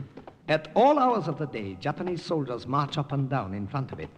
Yet none of them know what is going on inside. Well, you can be sure of one thing, Louis. What is that, Lieutenant? I won't tell them. After you, my friend. The servants have prepared dinner for us. You must be hungry. We will eat now. Only a couple of miles away were camps where Allied prisoners lived on little more than bread and water. Yet here I was, an American, right under the noses of the Nips, consuming a dinner that began and ended with iced beer and included roast duck and freshwater prawns, salad, curried beef, dried fish, topped off with large bowls of fresh bananas and pieces of sumo, the Siamese improvement on grapefruit.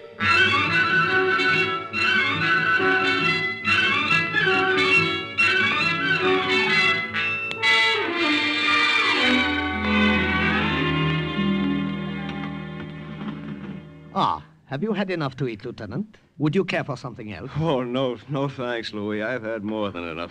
Bai! Coffee! Coffee! Hey, what's his name, Bai? He isn't very talkative, is he? A good choice, we feel, for a servant in underground headquarters. He hears nothing and repeats less. Bai is a deaf mute. Tell me, Lieutenant Berman, what did you do before the war? Me? Oh, I was a stunt pilot. I barnstormed all over the country in old crates and jennies, anything that had wings. I got a trunk full of tin medals for almost getting my neck busted. Oh, I see. Now, look, Louis, I admire good pilots. And one of General Chennault's hot flyers is a prisoner of the Japs. Somewhere around here. If anybody's going to get him out, I'd like to be the one to try it. We will see to it that you get your chance, then. When is the Regent coming? I'm anxious to meet him. Oh, he will be here. After midnight. After midnight? Yes. You see, this is the evening of the Japanese Admiral's birthday. It was necessary for the Regent of Siam to be there, out of Friendliness, of course. About 12:30, he arrived. He was dressed elegantly in a white silk coat and white pongee trousers. On his head was a delicately embroidered turban. This was Luang Pradit Manudharm, regent of Siam and head of the Siamese underground. I trust you will forgive me for being delayed. Oh, that's all right. The Japanese admiral would never have forgiven me for leaving his party. Major, some more brandy for the lieutenant. Of course. How about your mission? Well, several months ago, one of General Chennault's best pilots crashed on the Burma-Siam frontier. Other members of his flight reported that they saw the plane go down, settle in the spreading banyan tree. But they didn't see it burn. So the presumption is he is still alive, somewhere in Siam. Yes, that's it. Major, in the morning, drive the lieutenant to Colonel Sangwan at Camp Punjara. Yes, Excellency. I think Colonel Sangwan will be in a position to get the information you are after. That's great. Your Excellency, this may be a little out of order, but... Yes? Don't you ever get the feeling you're walking around with your head in a noose? A very good question. Well put. I imagine I am a great mystery to the Americans of the OSS. No doubt they feel mystery shrouding our whole people. After all, you are supposedly an ally of the Japs. Supposedly. We are an independent nation, Lieutenant. Our people are proud and freedom-loving. Siam sits in the heart of Southeast Asia, an inscrutable Buddha. The Japanese overran our borders and from our capital in Bangkok declared war on the United States. The green flames of the jungle consumed us. So the Buddha sits, arms folded on its bronze breast, its face expressionless. But the eyes of the Buddha wink. Is that it? The eyes wink, Lieutenant. Its ears are tuned to the enemy, and the jeweled lips whisper.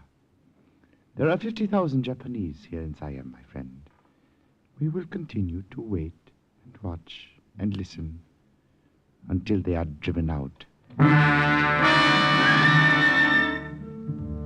The next morning, Louis and I, with Lum driving, set out for Camp Punjara. Ever since my arrival in Bangkok, I had the feeling I was sitting on a powder keg that was liable to go off any minute. Driving through the streets in broad daylight didn't make me feel any better. But I figured the Siamese knew what they were doing. This time, nothing went wrong with the horn, but something else happened that gave me quite a turn. It sounds fantastic, and it was, but it really happened. A Jap MP directing traffic held up his hand, and the official car we were riding in stopped. I didn't like stopping. I felt better while we were on the move. Then, all of a sudden, I saw a Jap soldier looking curiously in the window, staring at my Occidental face. We looked at each other for a few seconds. Neither of us said a word. Then the car moved on. Louis, that Jap soldier, he saw me. I know. Even with his civilian hat and this shirt over my uniform, he couldn't have mistaken me for a Siamese. No doubt. But if he saw me, Louis... Put your mind at ease, my friend. I'm sure he doesn't believe what he thought he saw.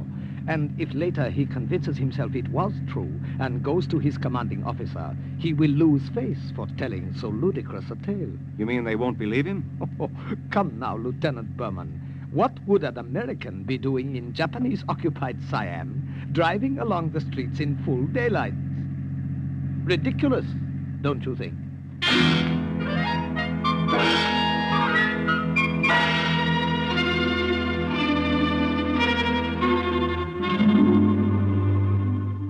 You have come to the right place, Lieutenant Berman. Well, I'm glad to hear that, Colonel Sangwan. I have heard of the flyer you seek. I know the prison camp in which he is now being held. Hey, that's great. When do we start? Not so fast, Lieutenant. We must make plans first. This is not a matter to be undertaken lightly. Come, we will have dinner first, and then we will discuss the problem. Dinner? Colonel Sangwan, I've been wined and dined ever since I got to Bangkok, but I haven't done a thing. Ah, my wife Tara.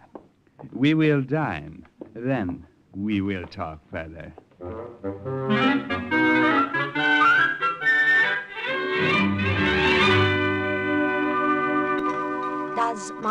English surprise you, Lieutenant Berman? I was educated in America. I am a graduate of Wellesley College. It was not your English which made the lieutenant observe you with such interest, my dear. It is your appearance. Am I not correct, Lieutenant? You're very correct, Colonel. You have an extremely attractive wife. Thank you both. My husband's lavish compliments embarrass me occasionally.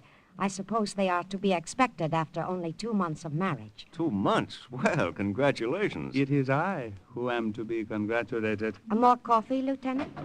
Colonel Sangwan! Colonel Sangwan! What is it, my dad? Louis, what happened? A car, Japanese Colonel Kishinami with many soldiers. Colonel Kishinami? What could he want here? He requests an audience with you.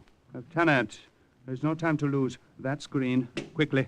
Go behind it and pray to the great Buddha he does not stay long. And you, Major, sit here in the lieutenant's place. Pretend it was your place. Quickly, quickly.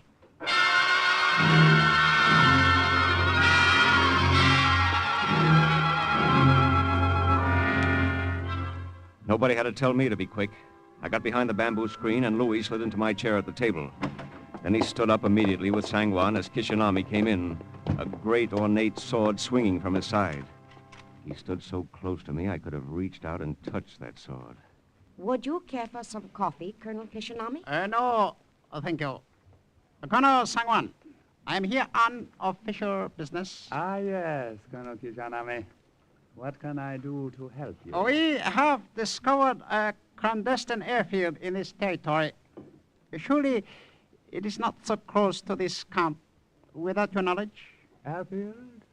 Oh, certainly, certainly. It was constructed as a temporary emergency landing field some years ago.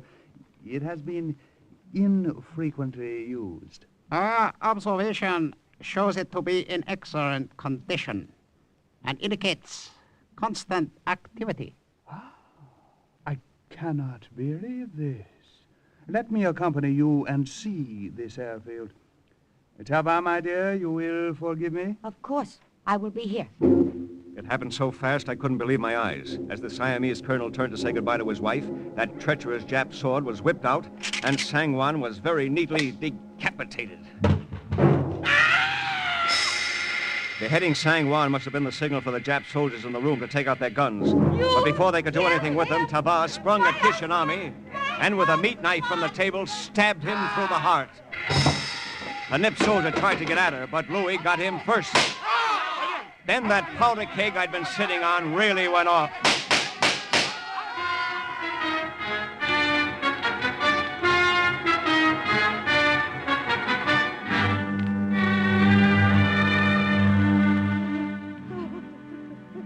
With their leader killed, they did not have much heart left for the fight. They are gone now. But, Louis, I don't understand it. Nor I. What brought on the assassination of the colonel? That phony errand he came on was just an excuse to get in. It is possible that the order has come for the total subjugation of our people by the Japanese. If true, it is open war from now on. Will there be another attack tonight, you think? If so, we are armed and ready. There is nothing to do but wait. What about Tava? Is there anything I can do for her? No. She is one of my kind. It is best to let me console her, Lieutenant. Thank you on her behalf for your kindness. Married 2 months. What a lousy shame. Go to your quarters. We will wait. Nothing further occurred that night, but none of us slept. In the morning, a big black official limousine drove up. It was the Regent of Siam. I have received an apology from the Japanese government for the incident last night. They are quite adept at apologizing. My husband has been killed, and you call it an incident, Excellency? Yeah, how about that? It is my belief that the order for the subjugation of Siam had been issued by the Japanese High Command and rescinded because they did not believe the time appropriate. But what about last night, Excellency? Evidently, through some oversight or the difficulties of communication, Colonel Kishinami had not been warned that the plan was off. It is my belief that all will be quiet now for a while. Shall we sit quietly once more and wait for them to attack us again while our backs are turned? There are many of us in the underground. Tava is right. Let us attack them. Let me avenge my husband. Now listen, wait a minute. You've played a waiting game so far. Wait a while longer. I know the fuse is burning close, but wait. That time is past, Lieutenant Any Berman. open act on your part will really make the Japs crack down. Right now, Siam is the best listening post the Allies have in the East. Believe me, Washington knows what it's doing. You're a better help that way. The lieutenant is right. We will continue to be a docile puppet state and sell out the enemy to the Allies. But, Your I Excellency... say we will wait. I have myself promised President Roosevelt that we Siamese will continue to be loyal and silent. We will wait until we are told otherwise. Did you get the information you came after, Lieutenant? No, Colonel Sangwan was going to give it to me before... I know the camp you are looking for, Lieutenant. I will tell you what you want to know.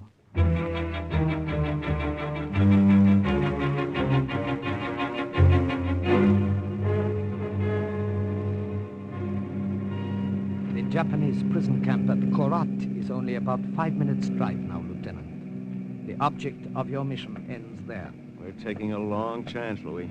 You are the one who is taking the long chance. You think it'll work, though, don't you? I can only say I hope. When I turn you over to the Japanese commander as a prisoner, there is a strong possibility you will be thrown into the same stockade as the American flyer for whom you are looking. And if I'm not, just being inside those gates will give me an opportunity to find out exactly where he is in that camp. You find him. We will attend to the rest.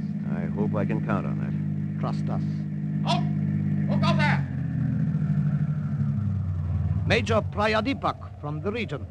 I have a prisoner for Colonel Inotu. Very well. Pass.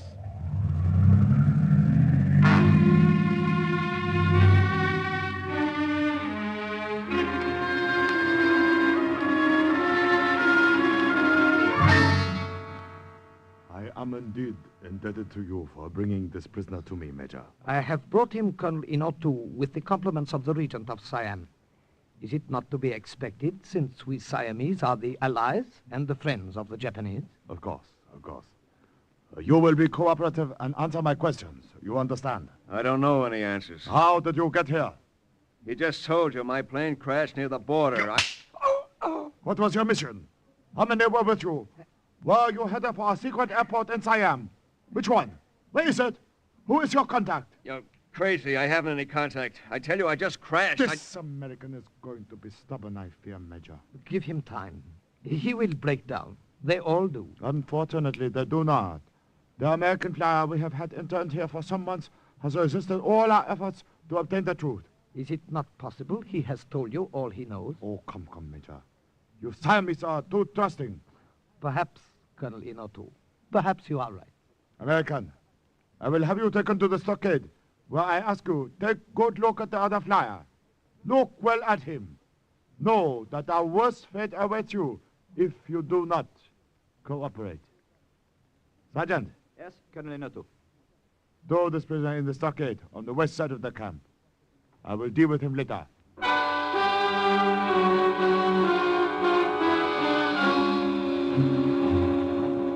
I tried to hide the way I felt about being thrown together with the very man I had come all the way to Siam to find. I walked past Louis without looking at him. But out of the corner of my eye, I saw that his face was coolly impassive. Get out with you, America! It took me a couple of minutes to get used to the darkness. And then the darkness took form, and I saw a figure huddled in a corner. An emaciated, bearded figure, wearing an American uniform. Lieutenant Davis. What? Who's that? Who are you? Friend. American. Are you all right? Can you hear me? Can you understand me? I've come to get you out of here. Come here, closer. Let me see you.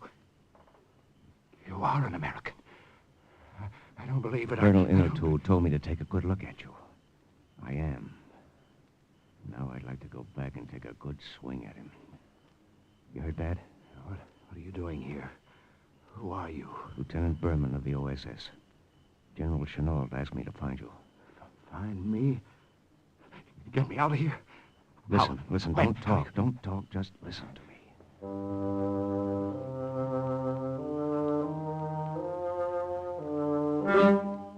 He listened all right.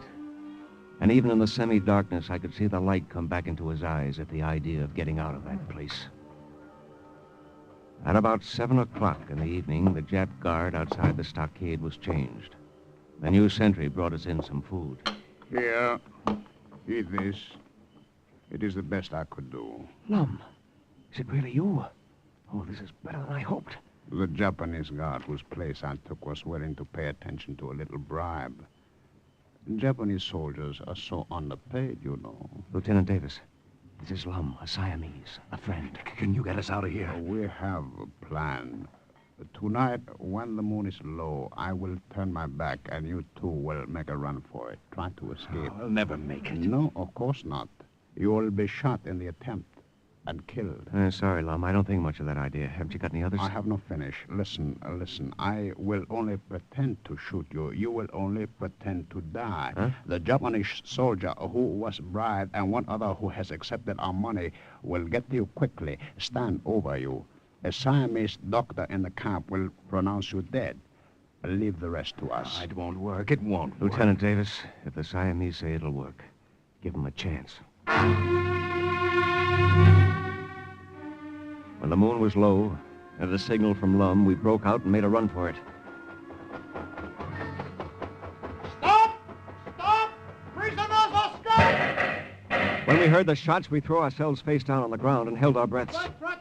Stretched out like that without moving, our eyes closed, everything that happened around us after that seemed to be a crazy dream. We got those, both of them. I fear Colonel Linotu. They are already sorry. Who's that, Doctor? What did you say? These Americans, Colonel Linotu. They are both very dead. Dead? What shall we do with them, Colonel? I await your orders. Do with them. If they are dead, bury them, of course. Take them to the cemetery and bury them.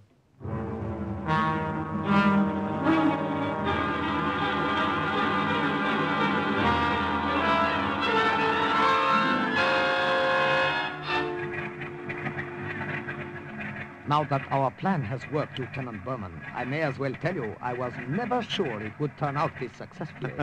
But, Louis, you did have this plane already and warming up at the cemetery. We Siamese are eternal optimists. The graves are dug, Major. What shall we do?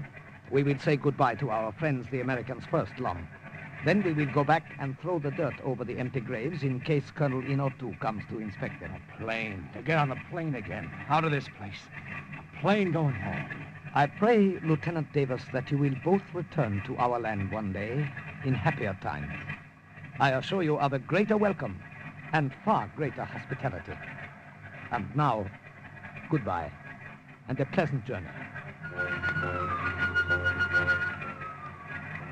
Just before we took off, Major Laudol Prayadeepak presented each of us with a green velvet box. In them were cufflinks of pure gold and pounded ruby dust, with the initials AM for the boy king Ananda Mayidol, and a golden crown for the mark of the dynasty. A royal present from the king of Siam.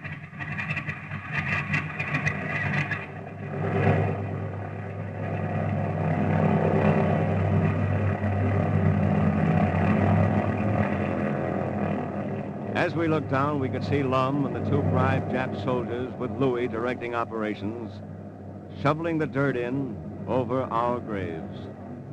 Thus, on April 18th, 1944, Lieutenant Davis, the missing pilot of the Flying Tigers, was rescued from the Japanese prison camp and rejoined his unit.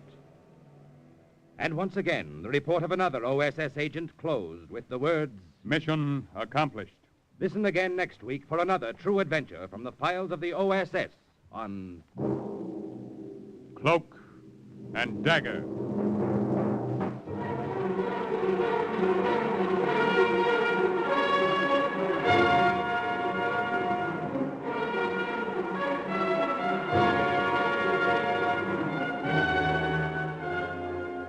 Heard in today's Cloak and Dagger adventure were Grant Richards, Everett Sloan, Ralph Bell, Barry Kroger, Raymond Edward Johnson, Eileen Heckert, Carl Weber, Martin Balsam, and Jerry Jarrett.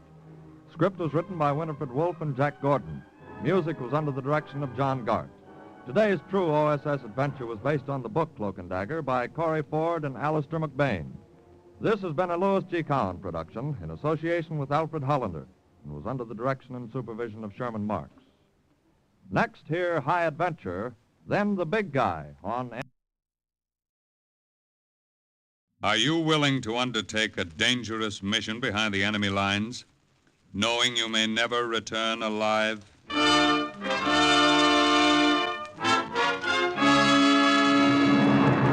What you have just heard is the question asked during the war to agents of the OSS, ordinary citizens who to this question answered, yes.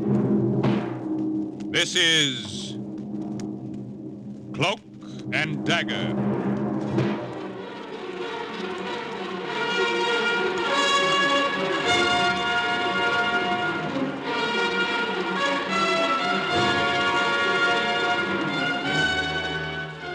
Black warfare, espionage, international intrigue.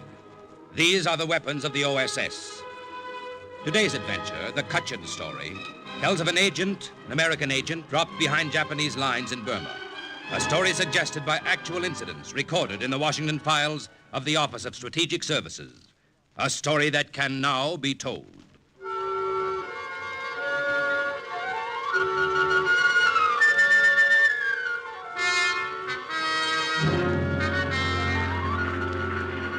The sky hangs low over Burma. In 1944, it was more than just the smoke and dust haze that blankets it in the dry season. It was the tension in the air that weighed the clouds down so that they almost seemed to be pressing against the wings of our plane. You ought to reach your objective in a few minutes, Mike. Good. I'll tell you when to hit the silk. You got everything? Yep. Radio, supplies, I'm all set. Boy, that's thick jungle down there. Thick with Japs. That's what I mean. I looked down on the towering jungle-covered mountains of North Burma. I thought of the small band of Cutchin natives who were waiting to meet me. I thought about how pitifully outnumbered they were behind the enemy lines, and how they hated the Japs. And then, all of a sudden, I didn't have time to think anymore. Lousy Jap fighter. What cloud did he crawl out of? It's too late to run. We're in for it. Sorry, you're going to be late for your appointment. Brother, what I could do with a tail gunner now. Hold on to your stomach, Mike. Gonna see if I can loop and get behind him. Ah, he's still on our tail. Yeah, he looped right behind me. He hit our engine. On fire. That's lousy. Here. Nice work, you got him. How bad are we hit? We won't make it. We're gonna try to belly land. Can we jump? Too low for that. Hold on. Watch those trees. I can't pull her up, Mike. I can't. I can't.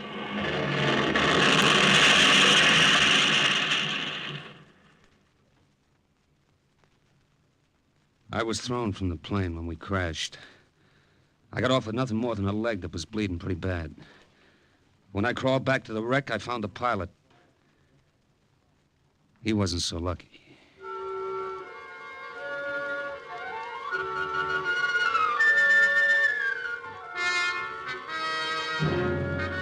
I started to run. I didn't know where I was going, but I started to run anyway, through the bamboo thickets. My leg was throbbing with pain, and I tripped. The pistol dropped out of my holster and disappeared into the high grass. I didn't have time to look for it. Somewhere to the north were the Cutchins. I had to get to them. This was headhunter country. In those days, Japs paid high prices for American scalps.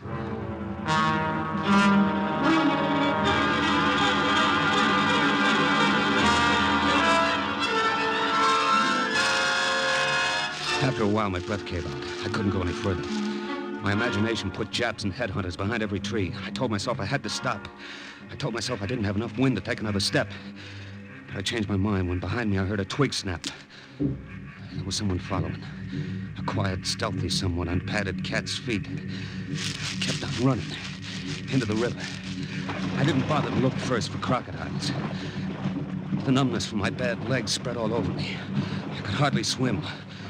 All I wanted to do was get away from that shadow behind me.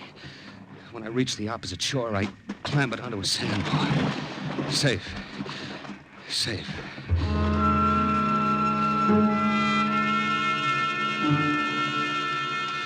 Then I looked back. I saw that tireless shadow emerge from the bushes and flit silently across the river on a fallen tree trunk. My lungs were ready to burst. I pulled myself up again and fell over some roots and waited. Waited for that shadow to catch up with me. I just lay there and waited.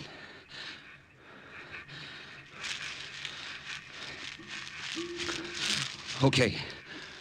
Okay, you win. Where do we go from here? Well, say something. Don't just stand there. I probably won't be able to understand you, but say something anyway. A half-naked warrior just stood there staring at me, saying nothing. I'd have given anything to have had my gun back again. And all of a sudden I did. He just reached down and handed it to me. Hey, I don't get it. What's that card you're holding? Follow this guide. He will lead you to safety. Well, now you're talking.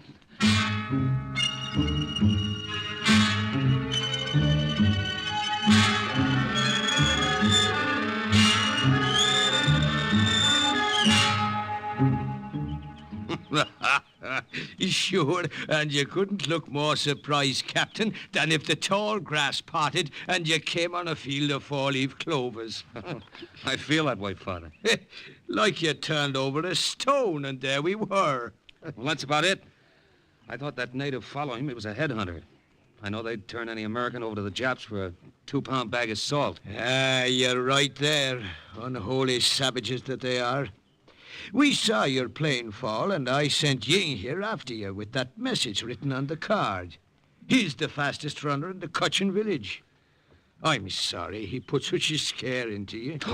Oh, forgive me, Captain Shea. Did I pull the bandage too tightly then? No, it's okay. I don't mind it too much. When I think of what happened to the pilot, I was lucky. Ah, yes. It was a pity about the pilot. Ying, the scissors, if you don't mind. Thank you. There. Oh, almost done now. Then we'll go out and you'll meet the villagers. The women have prepared a special banquet for you. That's very nice of them. Have you been a missionary here in Burma long, Father? Oh, for almost 12 years now. I hardly remember any other life. These good natives have all become sons and daughters to me. We've taught each other. I speak their language. They all speak English now. They do? As well as I. Almost. Then I have a question, Father. Yes? How come Ying over there took 10 years off my life, chasing me through the jungle? Why didn't he say something? Well, Ying didn't speak to you, Captain Shea, because he wasn't able to. What? He was a prisoner of the Japanese some time ago. They cut out his tongue. That other roll of bandage, please, Ying. Thank you.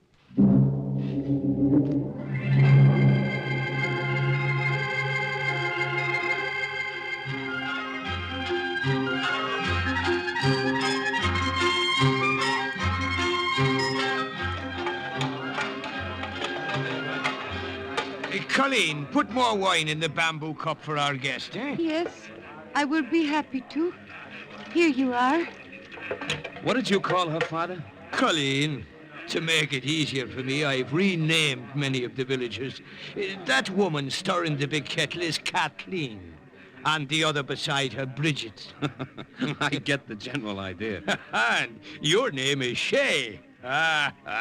Mike Shea. A good Irish name if I ever heard one. Well, actually, Father, it's Michael Shikalnikov.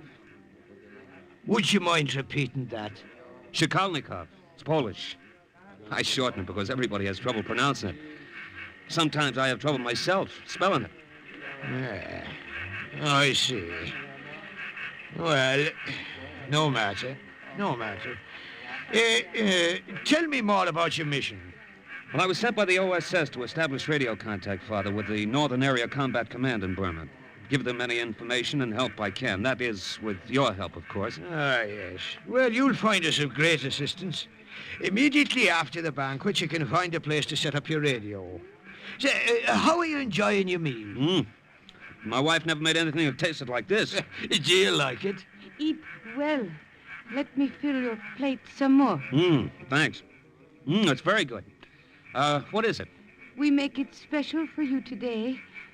White peas we boil for hours. I guess I've had enough. I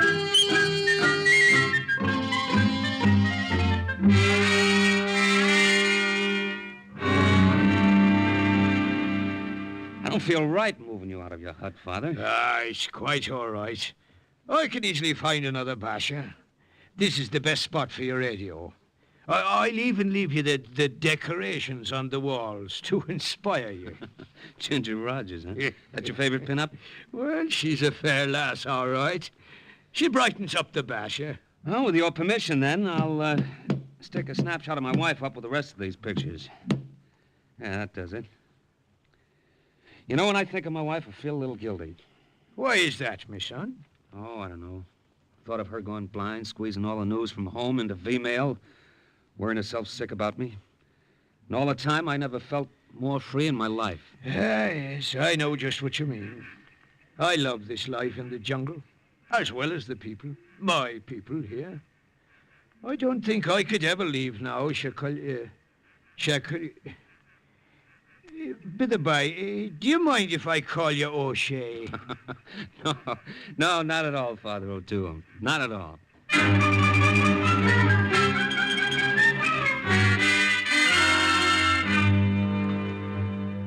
This jungle home was a far cry from the third-floor walk-up in New York and the job behind the desk in the insurance office.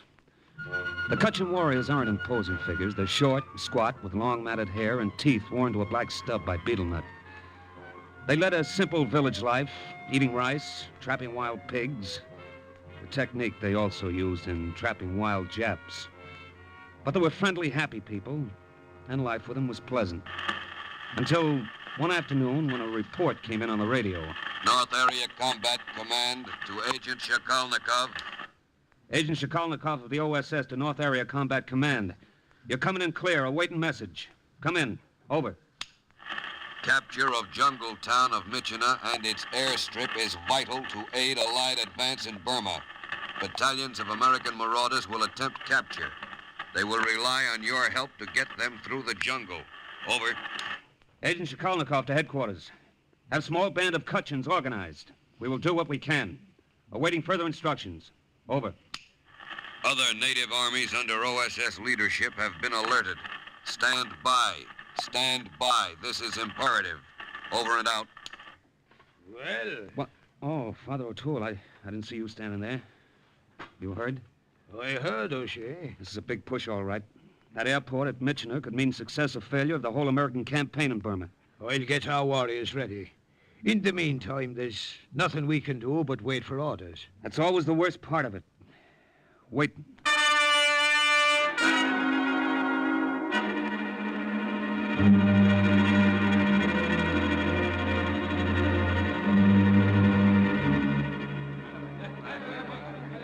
Quiet! Quiet, my children, quiet! Now, it is as I have told you. When the order comes from the Americans, we will advance upon the enemy. We leave now, Father. Catch enemy ourselves. No. That's not the way we must work from now on. The American will be our leader. We will do as he says. We will follow Captain O'Shea.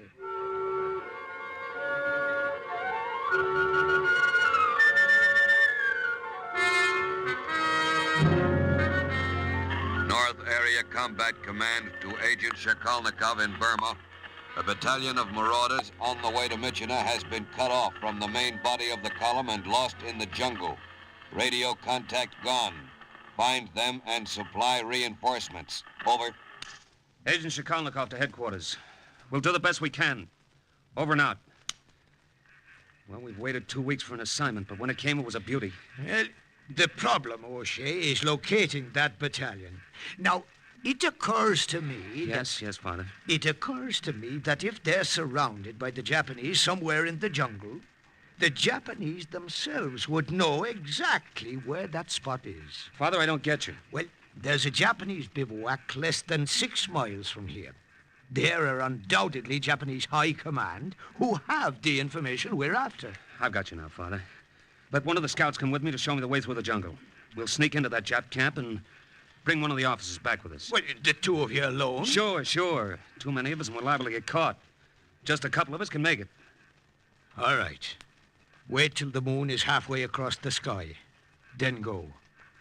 And the Lord go with you.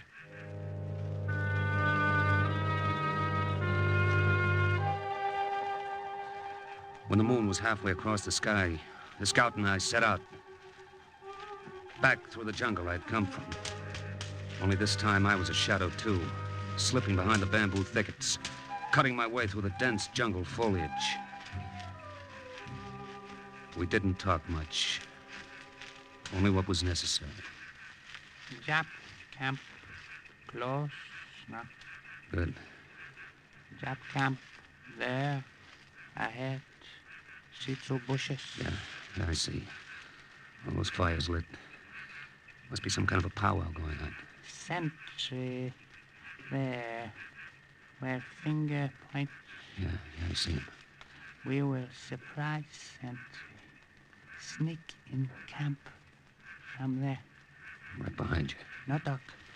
Quiet. No talk. Noise. Bring many chaps. Okay, through the bushes. Follow me. Watch for snakes. Is that all you're worried about? What about the tigers, wild boars, Komodo lizards? Watch for snakes. Snake. You move. He strike. What do we do? Can you get him with a stick? A rock? Gun best. Gun, they'll hear us. Gun best. Rock no good. Stick no good. If I miss, you die. Gun. Boom. I stood there like somebody who had been frozen dumb and stiff. My heart was pounding like a jungle tom-tom. If he killed the snake, the Japs were sure to come running. If he didn't... He raised his gun slow. Slow. The snake was swaying back and forth. Dead. Snake. Much dead. He killed him all right, but we didn't have time to escape back into the foliage. After that, nothing's clear in my mind. There were Japs all around us, yelling like crazy, and lots of guns going. And the Cochin scout fell flat on his face, dead. Then somebody butted me from behind with a pistol. And the moon went out of the heavens. And the sky that hangs low over Burma came down and hit me in the face.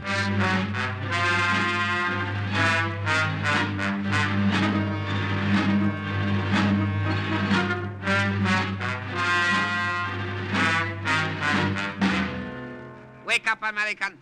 Wake up. What? Huh? What happened?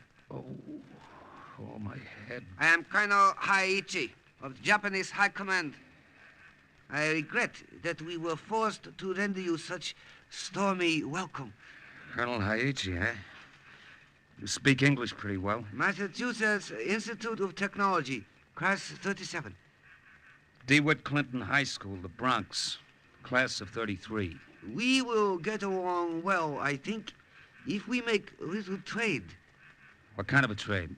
Your life for little information. I see. The American marauders. I want to know their numbers, their positions, their objective. I don't know. If I did, I wouldn't tell you. God. Oh! That whip was sample. We have much more in store for you if you do not agree to be more agreeable to our simple requests. I give you 24 hours to think it over, American.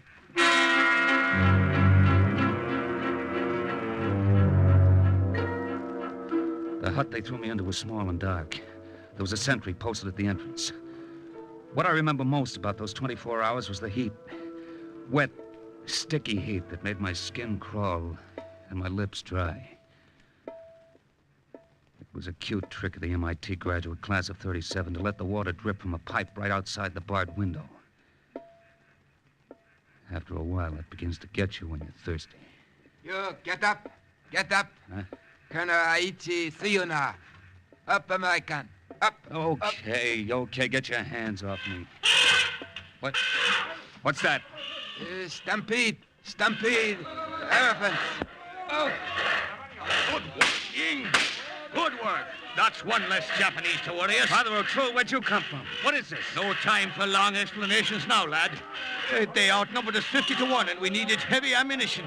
Elephants were the heaviest we could find. Yeah, but how did you... Well, when you didn't come back, I sent a runner.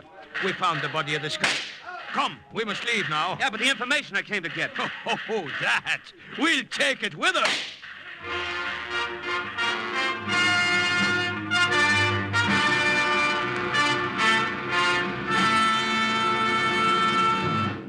Kutchin warriors in this village have a grudge against your people, Colonel Hayachi. Maybe you can tell us why. You cannot frighten me, American. You get no information from me. Shoes on the other foot now, huh? So it would seem. Ying. I'd like you to meet Ying, Colonel Hayachi. Some months ago, he was a Japanese prisoner. His tongue was cut out. I'm going to turn you over to Ying. No! No! He can ask you questions his own way. Go on, take him, Ying. No, get him away from me! I will tell you what you want to know! I will tell you why we have surrounded Lost Battalion! I tell you where they are! That's more like it. Start talking.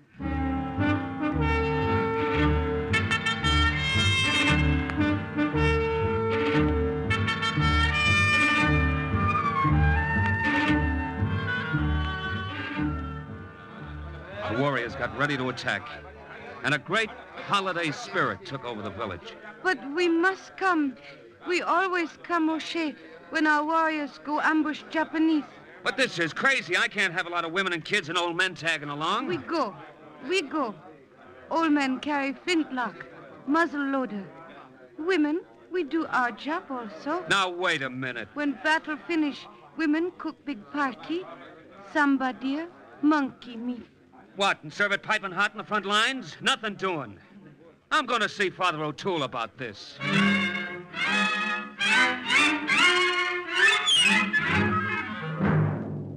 You have your troubles, I have mine, O'Shea. But we can't let that whole tribe come along. This isn't kids' play. They'll come whether you like them to or not, O'Shea. They always do. In the meanwhile, look at my predicament. Some son of Satan stole me false teeth. What am I to do without me teeth? Father O'Toole, please. We haven't much time. Haiichi gave us a map. We know where the marauders and the Jap attackers are. But we won't do them any good just sitting here. I'm not just sitting here, O'Shea. I'm trying to find me teeth.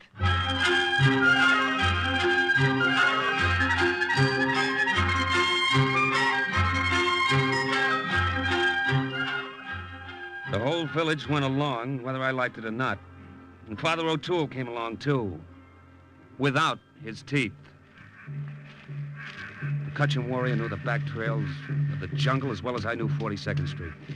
Ying seemed to be the leader, and he led us through little-known passes along hidden underbrush, closer and closer to the spot where we knew the Japs had the American battalion cut off, helpless, just where they wanted them. No one made a sound, and Ying held up his hand. What is it, Ying? This junction of the two trails. He's not sure which one to take. That's it, Ying, isn't it? Well, why don't we split up? Half of us go one way and the other. No. There aren't enough of us. The Kutchins have their own methods. Why is Ying pointing at me? He's given you the honor of contributing a hair from your head. A what? A hair from your head. Here, let me have one. Ah, thank you. Here you are, Ying. Why is he throwing it on the ground? We'll go in the direction the hair points. It's not very scientific. No, but it always works. Ah, it points to the right. We'll go to the right.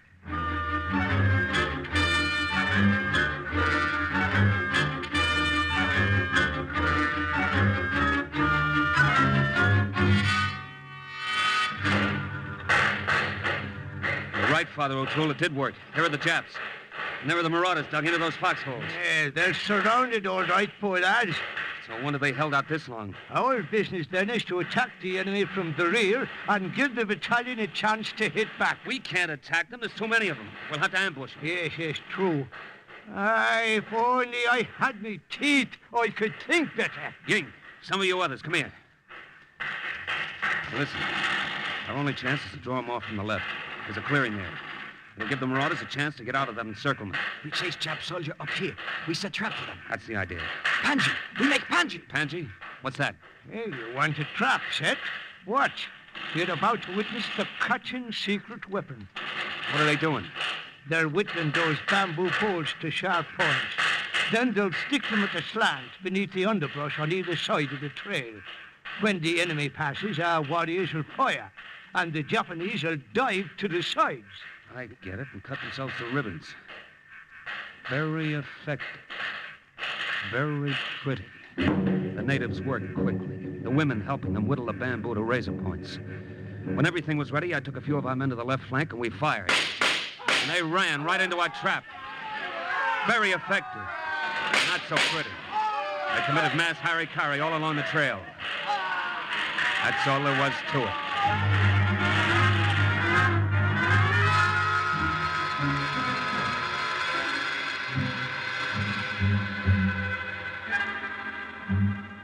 Well, I never thought we'd get out of those foxholes alive, Captain Shikolnikov. Thanks for helping us chase the rest of the Japs off. I'm glad we could help, Major. The Kutchins will lead you the rest of the way through the jungle so you can rejoin the main body of your column. Can we leave now? Oh, no, Major. The women would be insulted. All during the battle, they were busy preparing the victory feast. Pretty sure of themselves, weren't they? Good wives.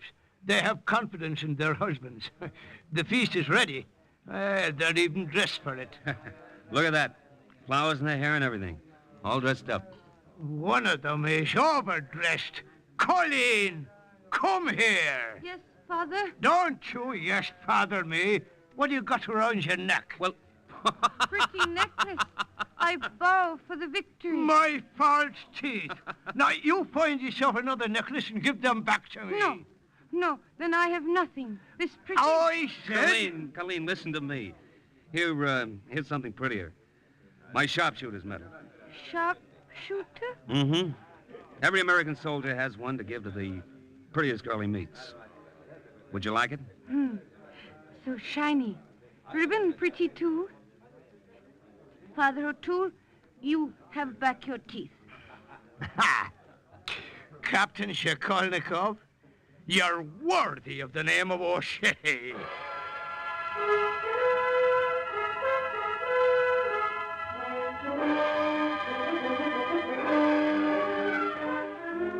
The capture of the vital airstrip and the ultimate conquest of Michina was due to the combined efforts of the marauders who attacked it and the Kutchin warriors who helped them and harassed the enemy all along the way. And once more, the report of an OSS agent closes with the words, "Mission accomplished." A further adventure in black warfare is next week's Cloak and Dagger.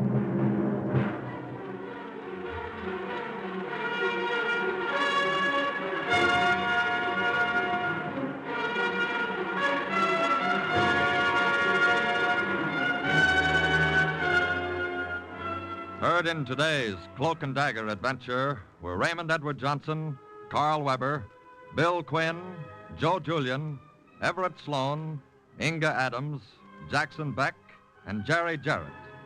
The script was written by Winifred Wolfe and Jack Gordon. Music was under the direction of John Gart. Today's true OSS adventure was based on the book Cloak and Dagger by Corey Ford and Alistair McBain. This has been a Louis G. Cowan production in association with Alfred Hollander and was under the direction and supervision of Sherman Marks. Robert Warren speaking. Do you enjoy a capricious caper or a melodramatic mystery? NBC offers 3 of the best for your pleasure later today. A giant among men, the big guy leads off with Vincent Price as the saint close behind. Topping off this list is Sam Spade, license number 137596, in the Elmer Longtail caper. So listen for 3 top mysteries on NBC.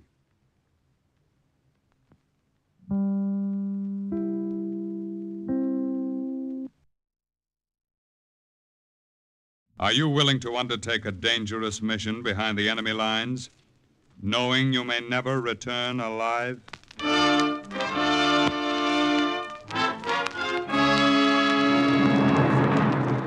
What you have just heard is the question asked during the war to agents of the OSS. Ordinary citizens who to this question answered, yes.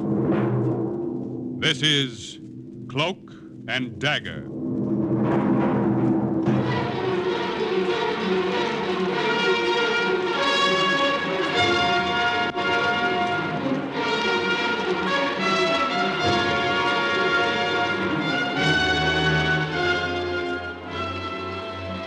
Black warfare, espionage, international intrigue. These are the weapons of the OSS.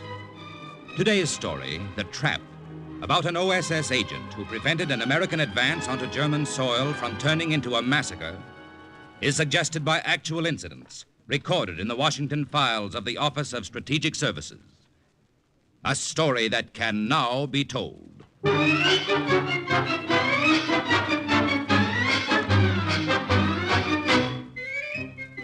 Did you ever notice the name Irwin signed in a fancy flourish on the covers of those kid comic books? You know, all about moon men chasing the Earthmen into the stratosphere. Well, that's me, Irwin Hazen. I'm a little guy, about 5'4".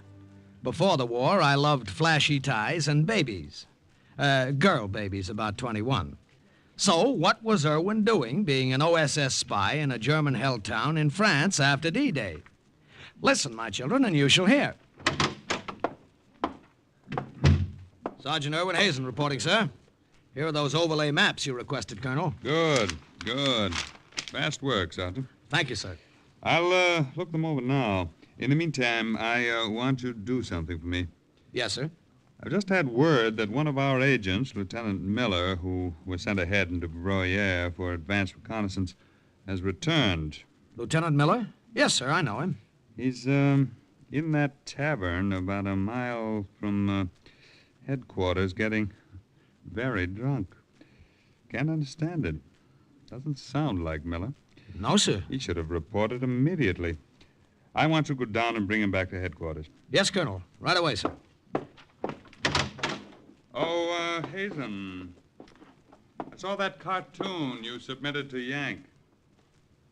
Oh? Very good. Not very flattering of me, though. No, sir. I'll get Lieutenant Miller for you, Colonel, sir.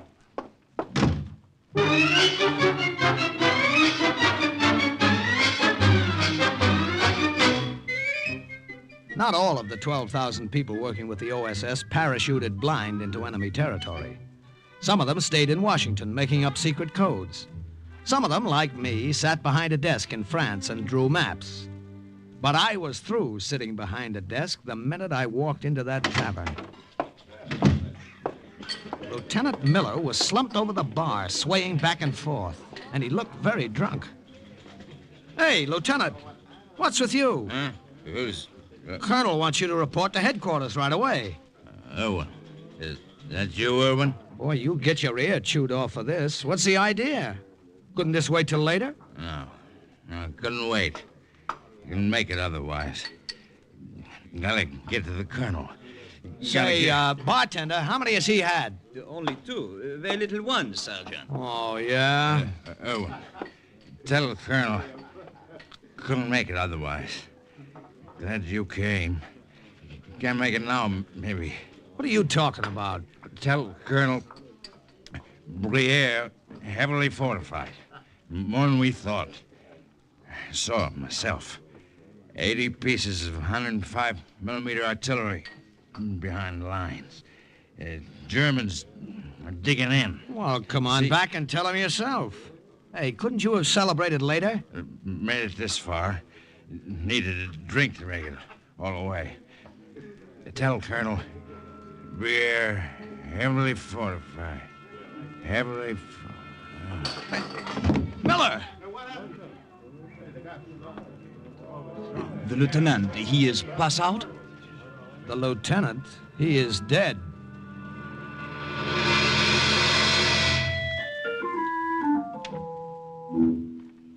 You see, Miller had been slumped over the bar, Colonel, so I couldn't see those bullet wounds in his chest until he fell over. Germans must have caught on to him and given him a chase. It's a wonder he got as far as he did. Sergeant, you're sure about everything he told you? Yes, sir. But we were positive the Germans didn't have that much artillery on the 7th Army front. If this is true and we had walked in not knowing what was ahead, our men could have been massacred. Thank you, Sergeant. You may go now. Colonel, if you're going to send another agent into that territory to get a more complete picture of what's going on, I'd like to volunteer. Sergeant, a mission like this calls for an agent who's had experience along these lines. Yeah, I know, but you see, Lieutenant Miller was a friend of mine. Besides, I'm sick of spending the war behind a drawing board. Sergeant... Look, I can do it, Colonel. I can speak French fluently. And I'll do more than just look around and come back. I'll come back with sketches and maps and diagrams, everything you want to know.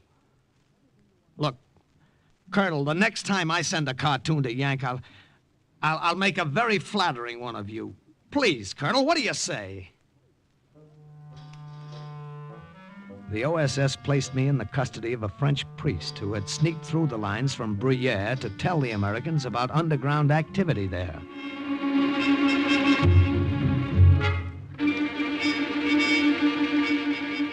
A few days later, the priest and I were on the road, 30 miles away from the American-held town, walking smack into enemy territory. The priest was in full clerical garb. Me? I was dressed like a French peasant. When the Germans stop us, my son, let me do the talking. Boy, I hope we get away with it. Do not worry. Out of necessity, I have become adept at making up very convincing lies. Yeah, but do you think the Germans will believe this phony story? What reason will they have to disbelieve it? Besides, I am well known and respected in town. The Germans have enough trouble now without stirring up the antagonism of the people by disciplining me for so small a reason. Well, all I can say is I hope it works. We'll have a chance to find out now.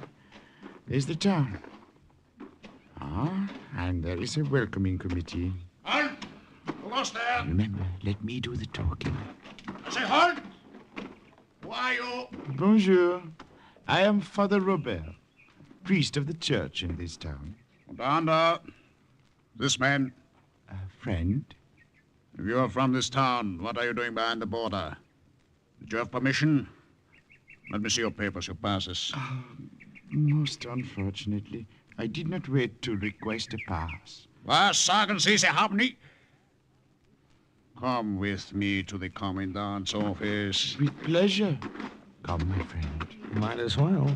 There's no way back now, Father.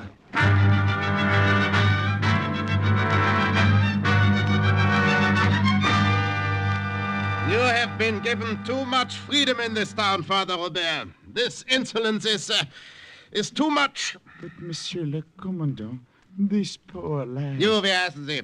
Your name again? Francois Chauvin. Call me by my title. Francois Chauvin, Herr Commandant. Now go on with your story, Father Robert. It is a sad, sad story of a dying woman and her last wish to see her nephew, this lad, last remaining member of her family. Her husband and 2 sons were killed in the early days of the war. You see, I have the holy oils with me to give this poor woman the last sacrament. And why did you not ask permission to get this boy? I was afraid, Monsieur le Commandant, that by the time the permission was granted, it might be too late. The woman might die. So I slipped out. When did you last see your Aunt, Chauvin? Why, over 3 years ago, Herr Commandant. And this is most irregular. It's surely the request of a dying woman. Well, I'll let you go this time, Father Robert. There's enough unrest in this town without starting a tempest in a teapot. One more question. Yes, monsieur. If you managed to slip through the lines going out, why is it you did not attempt to sneak back into town instead of walking boldly up to the borderline? Sneak back into town? Why, Monsieur le Commandant, that would be against regulations.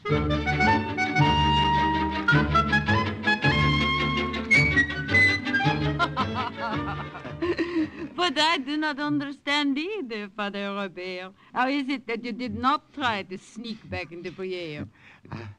Our American friend Irwin, Francois, he can tell you that. Well, you see, Madame Jeanette, this way, if the Germans know I'm in town and supposedly staying with an aunt, I can move freely about without being suspected. Oh, I see. I see. The time is late. I must go now. Oh, Madame Jeanette. Oui. If Monsieur le Commandant should inquire, I did administer the last rites to you, but the sight of your dear nephew brought to life, flowing back into your veins. Of course. Will you not have something to eat before you go? No, Have not much to offer. No, merci. I have much work to do. By the way, our last meeting of the underground went very well, don't you think? Oui, mon père. Very well indeed. Well, I can't thank you enough, Father, for everything you've done. Au revoir, mon ami. Perhaps we shall meet again. Who knows? If not, God be with you on your mission. Thank you, Father. And, my son, be very careful. Monsieur le Commandant is not very bright, but unfortunately, he is not a complete idiot. What? That was the last I saw of Father Robert. It happened like that all during the war. A member of the underground would come along, get us over a rough spot, and then disappear. But without all the help from all the little people along the way, none of the work of the OSS could have been done. They helped, they wished us luck, they left. After a few days of staying with Madame Jeanette, I almost felt that she was a relative. The old girl practically adopted me. Erwin? One thing. What Father Robert told the Commandant, it was not a lie. Well, what was that? I did lose my husband and 2 sons in the early days of the war. Oh, I'm sorry. Hello. But it has been good these last days, cooking for you, making up another bed, as if I had my family again. Are you being very careful? Well, I mind my own business, look around the town. From all I can tell, there are just a handful occupying it, just the way headquarters thought. Looks like a pushover. Perhaps it is. Perhaps the agent who was here before you was mistaken. Miller? The Nazis didn't pump air into him for nothing. He saw something. Madame Jeanette. Oui? Here, let me fill your plate again. Look, what's the best way to get through the forest to the river north of Briere? I'm going to take a look around there. Oui, perhaps the river. There may be something there. A guard is always posted. I thought it was just to keep the townspeople from leaving, but perhaps there's something else. Is there a way past the guard? I have lived here all my life. I know a way. I will show you. Even take you part way, myself. The woods began about 100 yards back of Madame Jeanette's little house. And early the next morning, we started through them. All right, follow me. I followed her through the thick brambles, through the narrow paths she knew so well, through the brush and the high grass that moved gently in the wind. Madame Jeanette's skirt caught on the brambles, and she stopped, just long enough to rip off that part of her hem and leave it behind, swaying in the wind. Then she moved on, me right behind her. Maybe this would turn into a wild goose chase, but I had a hunch I'd find what I came for. Then we came to a slight clearing. I will go back now, Erwin. Return later the way we came. You remember? Yes, I remember. Bon. Go now along the outskirts of this little wood. You will see a hill. From there, you will have a good view of the river. And anything that might be there. All right. I'll see you later. Careful. Careful now. A minute afterwards, she was swallowed up in the woods. A little while after that, I was on top of that hill, flat on my stomach under a clump of bushes, looking down through strong binoculars. My hunch was right. It was all there, and I began to sketch it quickly, but accurately. From somewhere, the Nazis had gotten reinforcements, and their high command had decided to make a stand, dig in and hold, there at the river. There were heavy artillery positions all set up, machine gun and anti-tank emplacements. There was barbed wire, lots of it. There were anti-tank obstacles and the 105mm artillery Miller had seen, all of it there. A nice big booby trap all set for our men to walk into when they tried to advance north across the river. I couldn't hear them, but I could see them, swarms of German soldiers working hard, working fast, digging in, getting ready.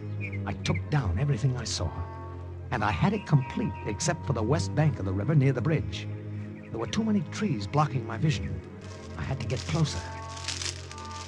By the time I got to the bottom of the hill and crawled along through the brush to the west bank, I didn't just see the Germans, I could hear them as well. See that now the orders are carried out. There must be no slip-up. Jawohl, Hauptmann. Oh, and Lieutenant. Jawohl. See that more guards are posted at the edge of the town. The commandant wants no one snooping around here. Very well. No one will get through. There were too many of them, all around. I knew it would be crazy to try to get any further without a plan. I had to have time to think about a way. I waited until they left. Then I slipped back the way I came, up the hill and through the woods to Madame Jeanette's. I went around the back, so I didn't see the commandant until I walked in. Ah, Francois, you are back. Yes, bonjour, Herr Commandant. I have been waiting for you.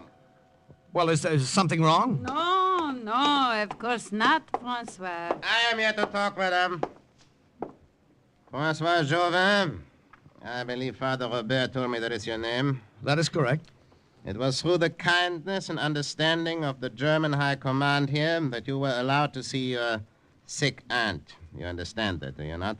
Oh, yes, I appreciate that. It was irregular, but we let you in. However, I am here to tell you that you had better have no illusions about leaving Bruyere now, going back through the American lines to your village there. Well, no, I have no wish to leave. Why, you've anticipated me, Herr Commandant. I was going to request permission to stay here with my aunt from now on. I was in the square today looking for work. Yeah. Now, they're good, as long as you understand. Madame, if you will allow me to say so, you look very well indeed. Oh, no, she was very ill when I came. Father Robert gave her last rites. Ich wünsche mit ihr zu sprechen. I'm not talking to you. My nephew is correct, but so are you, Herr Commandant. I was very ill, but I'm very well now. Yeah. Well, that was all I wanted. I will go now. But remember, you are not to leave Bruyere. What the Commandant didn't know was that I had no intention of leaving until I made the sketches of the west bank of the river. Late that night, Madame Jeanette helped me bury the plans and diagrams I had already drawn. You are right, my boy, to bury these here behind the house, rather than leave them inside. It is safe. Okay, that's deep enough. Now, I put this rock on top of them. There. That's done now. You will go back tomorrow? No, I've got to get a good look at the west bank of the river. It is wise you did not try to press further ahead today. It would have been too dangerous. I know another way through the forest. Oh, tell me. It is a roundabout way, but it will bring you closer to the west bank. Or close enough at least so that you will have a better view than before. But if there are so many troops, as you say, do not get too close. When you have finished, come back to the woods the same way. I will be waiting. I did exactly as she said, took the long way round, across little streams, watched for landmarks, dropped from high rocks and landed on rough little paths that were hidden by the brush. I did everything she said, except one thing. I got too close. Sergeant, you're laying those mines too far apart. What were you doing? With these defenses, we'll be ready for anything, Lieutenant. I decided I better get out of there. And as I started, A twig under me snapped. What was that? Did you hear something in the brush? Probably some small animal in the forest. Go see. Come on, Herr Hauptmann.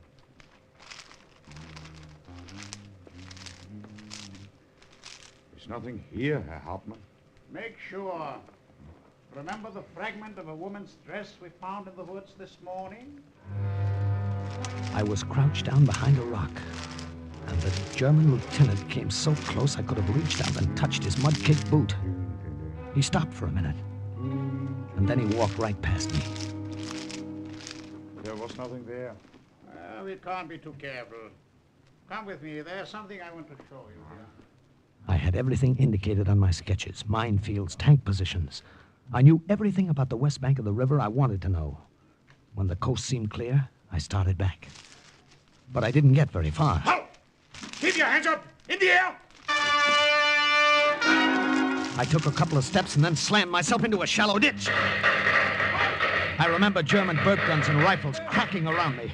A bullet went through the heel of my boot and sent a shock up my leg that made me wonder if it had been blown off. Then there was quiet, and I waited for them to come and get me. It was all over. Perhaps that will convince you we mean what we say. Look, I tell you, my name is Francois Jauvin. You know my aunt. She's... What were you doing near the river? Look, I'm new in Bruyere. I don't know the forest or the woods. I was lost. Lieutenant, perhaps another taste of your fist? With great pleasure. Oh! Get him up. Put him back on the chair. Now listen to me, Jauvin, whatever your name is. We found this sketch of the bridge and the west bank of the river in your pocket. Look, I don't know. I don't know anything. That part of the sketch is quite complete, every detail. The rest is diagrammed in lightly. Where are the rest of these plans? I don't know. Have you hidden them? Where? Have you given them to somebody? Whom? Where are the rest of them? Keine Antwort, eh?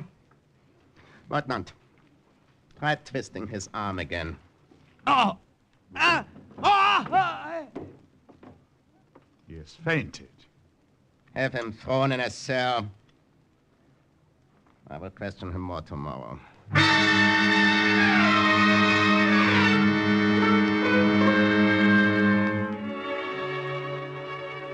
That was the German way of questioning. Beating you up, twisting your arm. I was sure they had a lot more ways of questioning, but I didn't intend to stay and find out what they were. I had to figure out a way to escape. And then I noticed it. The glass of the window in front of the bars had been shattered. I broke off a piece, and then I cut myself severely about the face. I guess it doesn't sound pretty, and it didn't look very pretty, but that was the effect I wanted. I heard the guard coming back. Quickly, I threw myself on the floor in front of the door so that when the heavy door was opened, it would crash into my head. The commandant wants to see you. Oh! What's this, Stars? Help! I must get help. My hair was matted with blood, and my cut-up face looked pretty horrible. Not that the guard was worried about the state of my health. He was afraid of what the commandant would do to him if I wasn't able to be questioned. He left the cell door open and ran. And so did I, in the other direction. I ran up the stairs to the second floor of the small town jail the Germans had taken over. Down below, I could hear voices. I didn't wait to hear any more. I slid down the sloping roof and landed right next to a German soldier. It was a good thing it was my left arm they had twisted. I was better with my right anyway. I took his gun and ammunition belt and shot the front tires of the German cars. Then I borrowed a parked motorcycle. Just as the Germans were spilling out the front door, I drove off, headed back to where I'd buried the papers.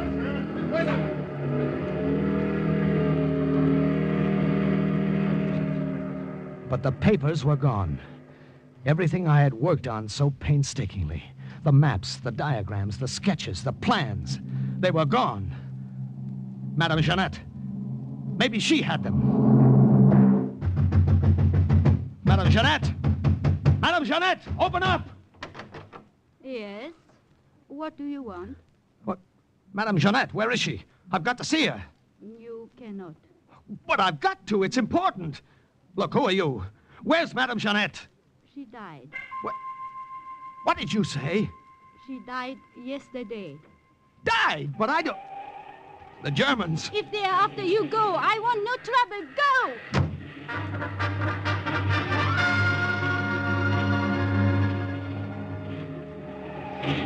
That motorcycle ride through enemy-held territory with that car full of Nazis firing at me was wilder than the stories in the comic books I used to draw for.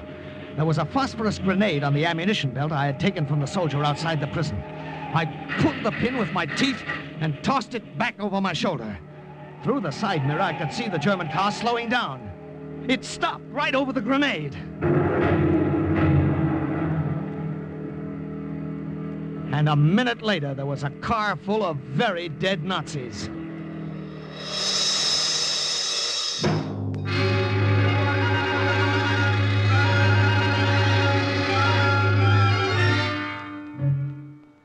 Well, that's all that happened, Colonel. The sketches are gone, but I think I can remember most of them. The ones I drew last, the west bank of the river, I know completely. For the rest, I'll do the best I can. Did your sketches look anything like this, Sergeant? What? Well, those are the sketches. I don't understand. Where did you... Corporal. Yes, Colonel? Send in the woman. Woman? What woman? I don't get this. This way, ma'am. Hello, Erwin. Madame Jeanette, I heard you were dead. Your face. What happened to your Look, face? never mind that. Just tell me. Oh, when I learned you were arrested, I dug up the plans. And with underground help, I got them through the lines to deliver them for you. Yes, but that woman... She had her orders. She was doing as I told her. Colonel, you know that tavern about a half-mile from headquarters? Yes, Sergeant. Well, do you mind very much if I go there and get very drunk?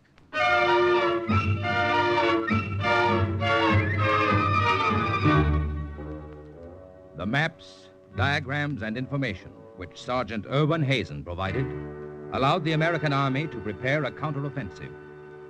3 days later, they were on German soil. And the report of another OSS agent closes with the words, "Mission accomplished." Listen again next week to another adventure based on actual incidents from the files of the OSS on Cloak and Dagger.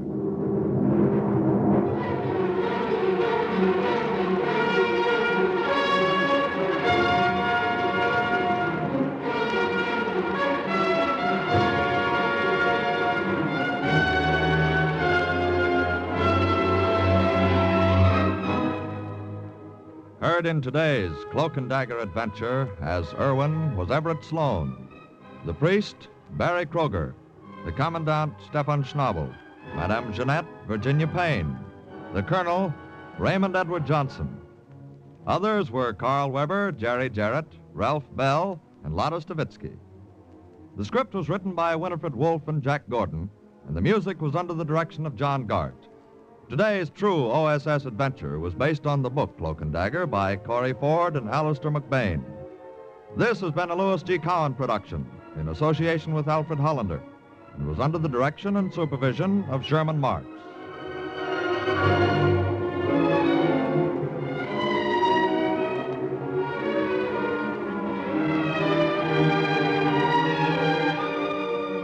Programs.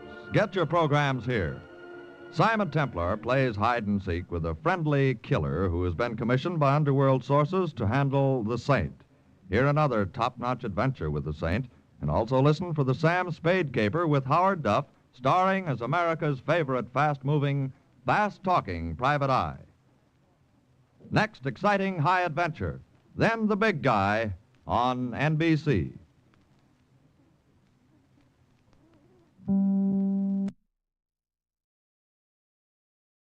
Are you willing to undertake a dangerous mission behind the enemy lines, knowing that you may never return alive?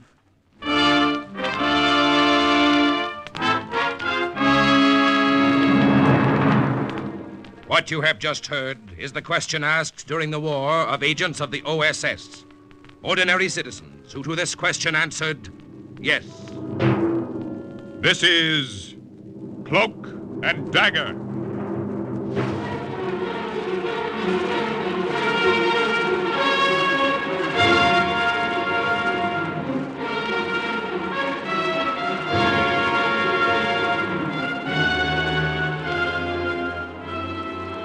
Black warfare, espionage, international intrigue. These are the weapons of the OSS.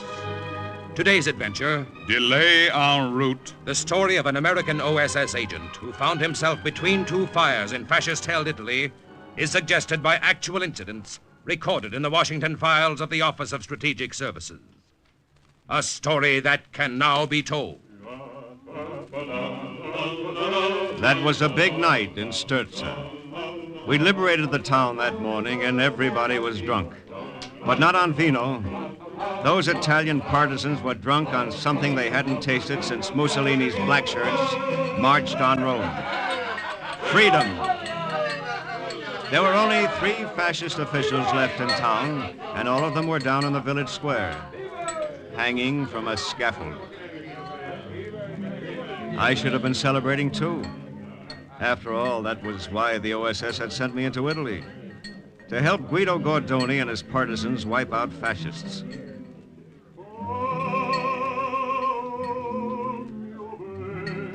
But sitting there in the tavern that night with Rosa, Guido's sister, my mind was several thousand miles away. So, Roberto, you are going to leave us tomorrow. Huh? What, Rosa? The PT boat comes for you tomorrow night, no? The night after tomorrow night, Rosa. Just 48 hours. It's going to pick me up below Savona. Oh, and you are glad? Was there ever a guy who wasn't glad to go home? Home? To America, you mean? But how can that be? The war is not over. I've got a furlough coming up, a delay en route to my next OSS assignment. Oh, I see.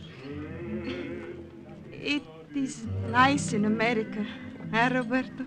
Yeah. Yeah, it's nice, Rosa. It'll be autumn when I get back to Vermont. The trees will just be turning. I would like to see Vermont. Maybe you will someday. You know what I mean, Roberto. I would like to see it with you. Oh. Sorry, Rosa. Guido! Here's your brother. Oh, yes. Guido! Guido, over here! Ah, Rosa. Roberto. Guido, more vino, waiter. Well, where have you been, Guido? Looking for a fat fascist pig, Alberto Pelizzo. Pelizzo, the big shipyard owner? Why would he be in Sturza? He's got a summer villa just above the town. I thought he might be hiding out there. I took some of the boys up, but the place was empty. I gotta find him tonight. Why tonight? Roberto, didn't you notice? There's still room for one more on the scaffold in the square. Huh? Oh, that's right. I forgot. You haven't been to the square, have you, Roberto? No, I haven't. You don't like executions, huh? Executions are all right. It's lynchings I don't like. Those men were civilians, Guido. They were fascisti. Nevertheless, they were entitled to a trial. A trial? If they had caught you, Roberto, would they have given you a trial? That was the difference between Guido Gordoni and me. He and his partisans fought fire with fire. They'd never heard of the democratic process, but I had, and I believed in it. That was why Guido and I could fight side by side and respect each other as soldiers and yet never become friends. You've not lived under the fascisti, Roberto.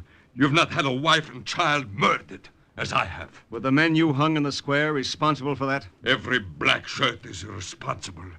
The men in the square, Alberto Pelizzo, all of them.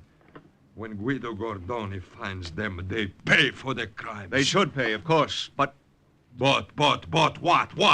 What, Roberto? I don't like men who say yes, but. I don't think they can be trusted. Guido, you have no right to say that to Roberto. Forget it, Rosa. I'm leaving all of you soon.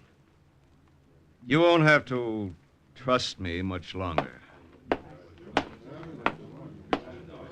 I got up then and pushed my way through the crowd to the door of the tavern.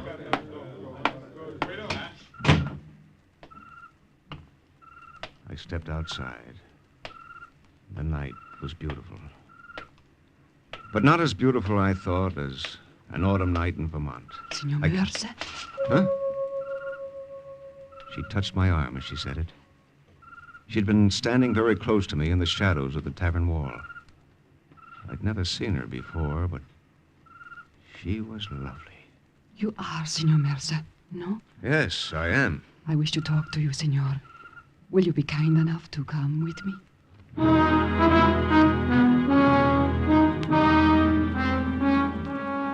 I didn't say no. It would have been hard to say no under any circumstances. Besides, her quick, frightened eyes told me it was something important. Still, I kept my hand closed around my revolver as she led me down several dark, deserted streets.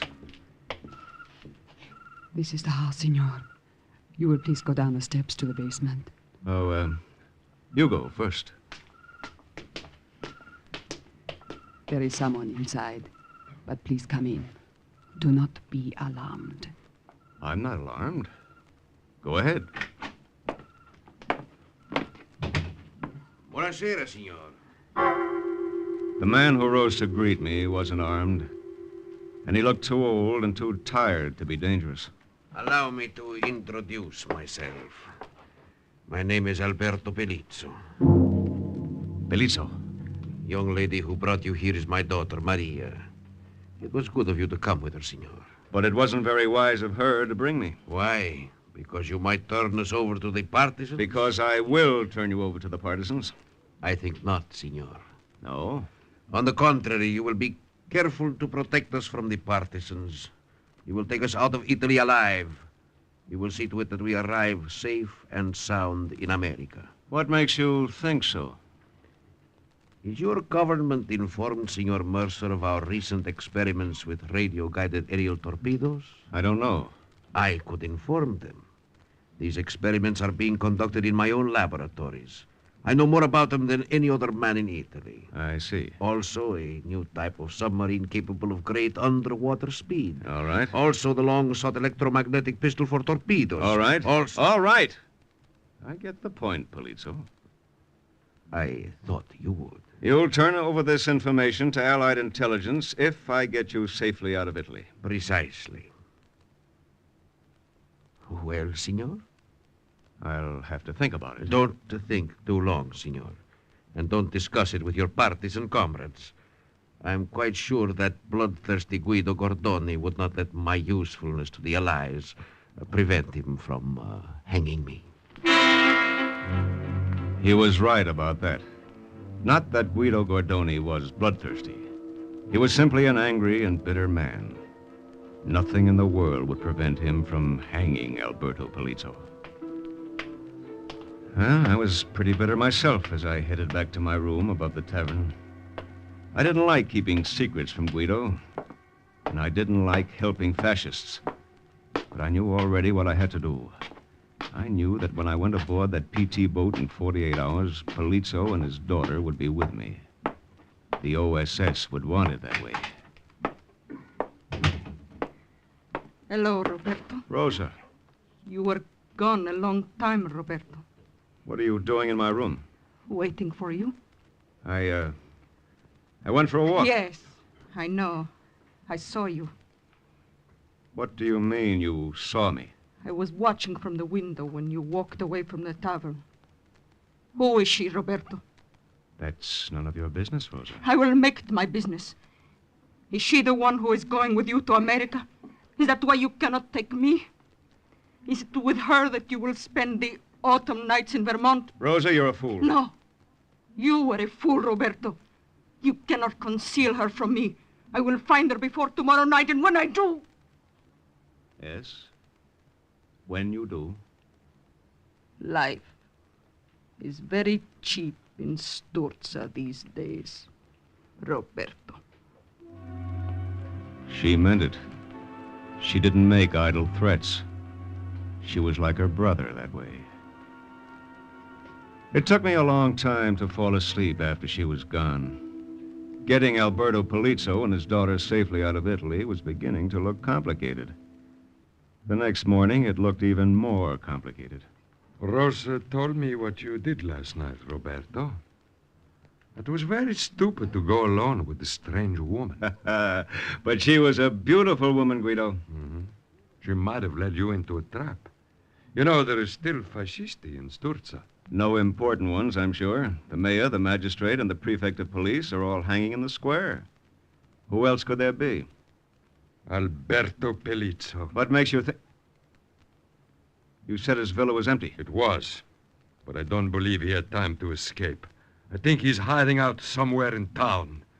And I'm going to search every house, room by room, until I find him. And then you'll string him up too? Oh, with pleasure. He might make a valuable prisoner of war. He's a big wheel in the munitions and shipping industries. He'd have a lot of information that would be useful to the Allies. And who would trust the information of a fascist? Not you, apparently. You're right, not me. His information will not save him. If I find him, Roberto, I'll kill him. And that settled that. There was no question from then on of letting Guido in on my plans. Not if I hoped to save Polizzo's neck. And I had to save it now. The information that Guido scoffed at could shorten the war by weeks, months, even years. 10 minutes later, I was knocking at the cellar door. It was opened immediately, but not by Polizzo or his daughter. Si, senor. Who are you? Dominic, senor. The owner of this building. There was a man and his daughter here last night. Oh, they are still here. Come in, senor. Good morning, senor. We have been waiting for you. We expected you somewhat earlier than this. Oh, so sorry. I'll try not to disappoint you after this. You are ready, I presume, to take us out of Italy? I'd much prefer to turn you over to my friends. Oh, of course. But unfortunately, your preference is not what matters. Unfortunately. When do we leave, senor? You leave Sturza tonight, Italy tomorrow night. Senor, we are grateful. We knew you would not fail us. I'm not doing this for you. Naturally. We understand that, don't we, Maria? Yes, Father. Still, we will reward Senor Mercer, no? You in your way, and I in mine. Let's cut the talk, shall we? You've got to get out of here. Get out now, you mean? But you said tonight. You can't stay in this cellar till then. You'll have to find a new place to hide. Why, senor? Because the partisans are looking for you. They're covering Sturza house by house. No, they do not know where we are. They think you might be. They're not taking any chances on letting you escape. They want to string you up where you belong. Where can we go, senor? How can we hide? I don't know yet. I thought maybe they... Open up in there! It is there. Right. We are trapped in here. Unless there's another way out. There is no other way, senor. Please, senor, please, you must do something. Shut up. Don't let them... Shut up. Dominic, what's that iron trapdoor on the wall? The coal chute, senor. Open it. Looks just big enough. Where does it lead? To the rear of the house. But All right, let's get going. You first, Maria. You want me to climb that filthy coal chute. What about my clothes? What about your neck? She scrambled up the chute and Polizzo followed her. I went last. I didn't see what happened to Dominic the landlord, and I didn't much care. Where now, senor? You've got to lie low someplace where they won't find you before tonight. But there is no such place. The best bet's your villa. The villa? They've already looked there. They won't go back. Those thieves and murderers have sacked our beautiful villa. They're neither thieves nor murderers. They're loyal patriots. We have our name for them, senor. You have yours. And while we're together, we'll use mine. Now beat it.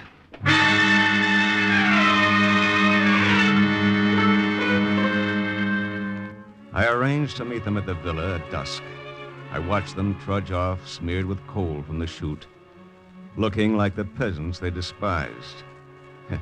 At least there wasn't much chance they'd be recognized. But I wasn't exactly recognizable either, so I washed off in a little stream at the edge of town. Then I went back to my room. Where have you been, Roberto? It was Guido. He was sitting at the table in the center of the room, and lying in front of him was his revolver. Where have you been, Roberto? Out. Out? Where? Just out. Oh, just out, huh? All right, Rico. Bring him in. Inside you. Come on. Here is a friend of yours, Roberto. He appeared in the doorway, prodded by Rico's carbine. He was no friend, only an acquaintance, a very recent acquaintance. He was the landlord, Dominic. You were hiding a man in the cellar of your house, Dominic? Si. Well, who was he? Who was he? Alberto Pelizzo. Alberto Pelizzo, huh? And he had a caller this morning? Si. Who was the caller? That man, Signor Mercer. All right, take out the old man, Rico. Please. Oh. Roberto? Well? I want Pelizzo. You can't have him. Where is he? I won't tell you. You are protecting a fascist, then? I'm doing more than protecting him. I'm taking him out of Italy, to America. To America? Why? Why, so he can have a fair trial? No, so he can turn over information. Information? Yes. You've seen it, this information? It's not on paper, it's in his head. And you believe him? Yes. And you believe he's going to give it up once he's got to America? It's worth the chance. How much?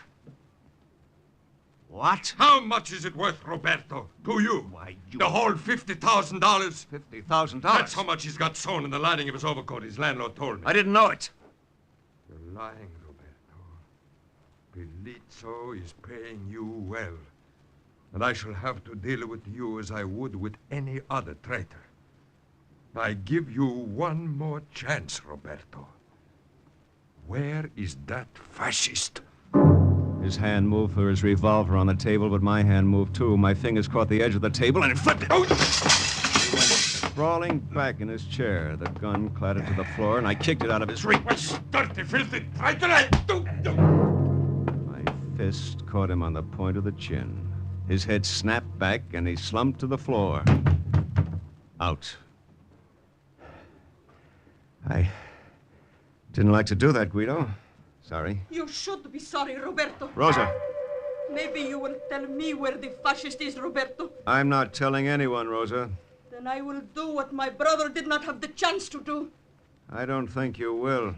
Don't come near me, Roberto. If you try to get this gun, I swear I'll kill you. But you won't, you know, because you don't believe I'm a traitor. You are. And even you if are. I were, you wouldn't shoot me because you love me. No, not anymore. I hate you. Then why don't you pull the trigger?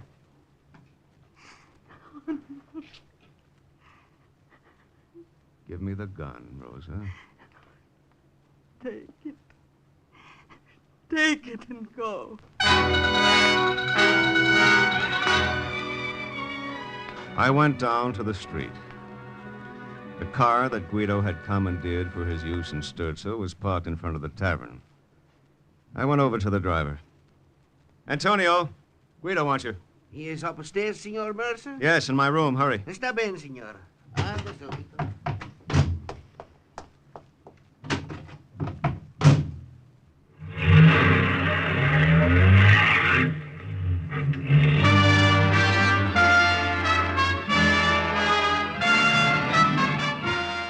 I was at Pelizzo's villa 20 minutes later. Maria met me at the door. The way she was dressed, you'd have thought she was sailing for America on the Queen Mary. Signor Mercer, how nice that you have come early. Where's your father? In the library. This way. We were not expecting you until tonight. My plans have changed. Pelizzo. Ah, Signor Mercer. You have arrived just in time. In time? For what? Maria and I have opened one last bottle of wine from our cellar. We shall be happy to have you share it with us. No, thanks. Maria, another glass. I said no, thanks. Come now, my dear fellow. Here, Father. Good. We will drink to you, Signor, our benefactor, and then we will drink to the new world where we are going. A world where these differences between us can be forgotten. A world where we can be friends. There's no such world, Pelizzo. Oh, but of course there is. Your glass, Signor. I don't drink with fascists. You have consorted with rabble too long, Mercer. Your manners reflect it. My manners are likely to get worse if I consort with your kind much longer, so let's get going.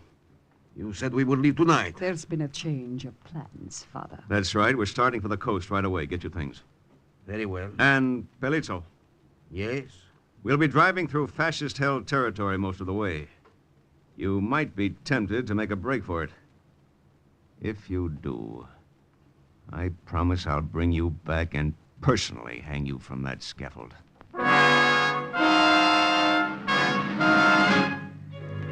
We left then. I drove the car. Polizzo sat in back, but not Maria.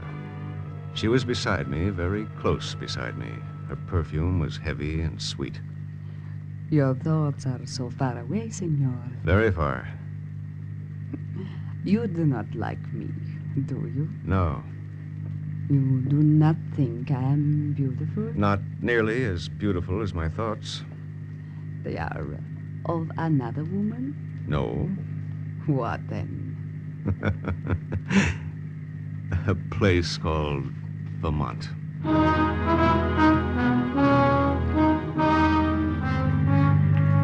It was night when we reached the main highway to Savona. Guido's partisans were far behind us by then, and I thought it would be clear sailing. I was wrong. What is the matter? Why do you slow down? Look up ahead. Roadblock. Roadblock? Partisans? No, not partisans. This time it's your friends. Remember, Polizzo, I'm waiting for you to say just one wrong word. Let me see your papers. You're in the back seat first. Here they are. You will find them quite in order. I will be the judge of that. Alberto Pelizzo. Yes? So, you are Alberto Pelizzo, are you? Yes, I am. All right. Come with me. All three of you. But why? What is the matter? This man is lying. Alberto Pelizzo is dead.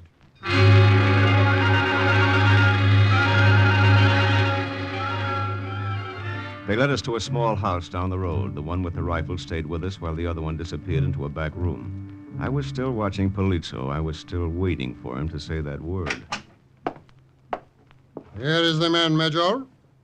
The man who calls himself Alberto Pelizzo. Let me see him, Corporal. So, why should he not call himself Alberto Pelizzo? You recognize me then, Major? But of course, senor, and I am delighted to see you. Our information was that you had been captured by partisans. I deeply apologize for the inconvenience we may have caused you. No. Apologies are necessary, Major. Now, may my daughter and I proceed to Savona? Certainly, senor. And this man who is with you? This man? Si. You wish him to accompany you, senor? Well, yes, of course. This man is my chauffeur. I didn't get it. I didn't understand why he'd done it. Not until we'd started toward the car. The major who escorted us walked ahead with Maria. I dropped back to have a little private talk with Polizzo. You could have turned me over to them, but you didn't. It wasn't out of the kindness of your heart, I'm sure. Why else, Mercer? You have been kind to us. We are kind to you. No fascist was ever kind for a reason like that. Can you think of another reason, eh? Maybe. You have no way of leaving Italy without me. You know the war's lost. If you're still here when the Allies march into Rome, you won't have any way to save your precious skin. You want to get out while you can. You're no fool, Senor Mercer. You can understand my reasoning, can't you? Sure, I can understand it. It's an old story.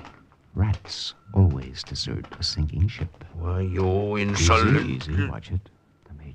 I was just telling your charming daughter, Senor Pelizzo, that there is really no need for you to go to Savona. Huh? After tomorrow night, you could return to your villa at Sturza. The partisans have taken Sturza, Major. And not for long, Senor. A full division of our infantry is on its way from Genoa to carry out a surprise attack on them.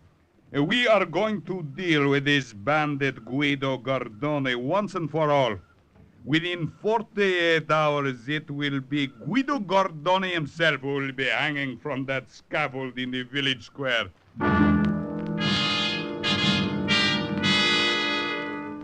That gave me something to think about the rest of the way. I kept on thinking about it all the next day, and I thought of Vermont, too. Yes, I thought a lot about Vermont and how those trees would look in the fall. To anybody who was lucky enough to see them. The roar of the surf against a lonely stretch of beach below Savona drowned the noise of the PT boat's motors. We didn't hear it, but we saw it lying offshore. The dinghy it put over its side scraped against the hard sand of the beach. Lieutenant Mercer? Yes? Bosun's mate Curtis, sir. Do these people go aboard too, Lieutenant? Oh, yes. Here's a letter. Give it to your skipper. It explains who they are. Yes, sir. But aren't you coming, sir? No. Senor Mercer, you're not going with us? I don't understand. I think I do, Maria. The noble Senor Mercer is going back to warn his friends in Sturza of the surprise attack. That's right, Polito. Oh, no, senor. Why should you bother with that rabble? They happen to be my allies. But you said they would kill you if they saw you again. They will. I'm hoping they'll listen to my warning anyway. But that is foolish to risk your life for them. It does not make sense. It wouldn't to you, Maria. Not yet. Maybe after you've been in America for a while it will. Take them away, Curtis. Yes, sir.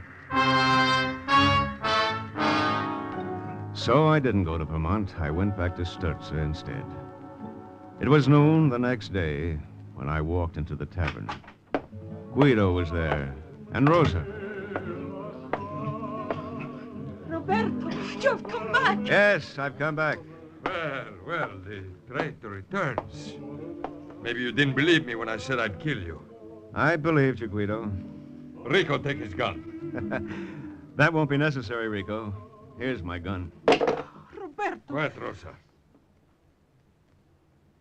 You ready to die, traitor? As soon as I've given you my report. There's a full division of fascist infantry moving up from Genoa. They're planning to spring a trap tonight. You'd better get out of Sturza. I don't believe you.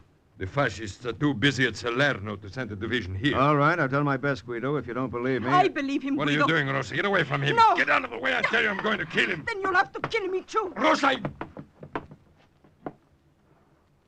Very well. We will see if you're right about him, Rosa.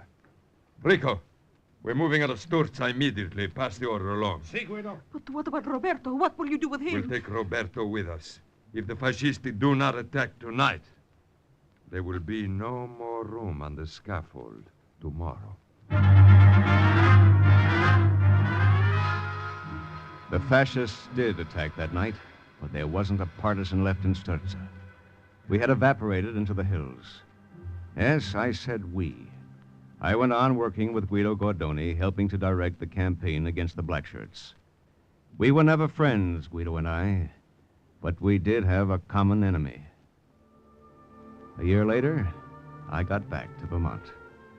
That was a long time to wait, but not as long as I might have waited if Alberto Polizzo had not given information concerning secret weapons to the OSS.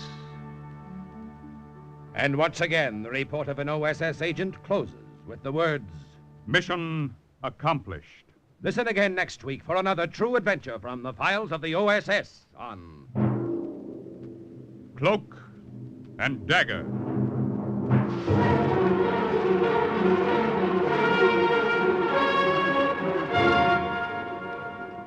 Heard in today's Cloak and Dagger adventure as Robert Mercer was Grant Richards, Guido Arnold Moss, Alberto Pelizzo, Louis Van Ruten. Script was written by Ken Field and music was under the direction of John Garth. Sound effects by Max Russell and Al Finelli.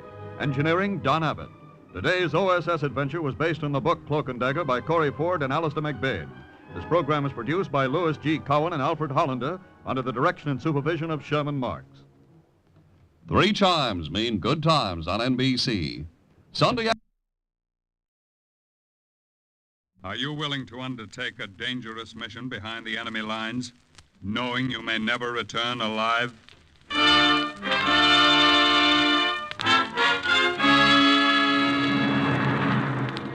What you have just heard is the question asked during the war to agents of the OSS. Ordinary citizens who to this question answered, yes. This is Cloak and Dagger.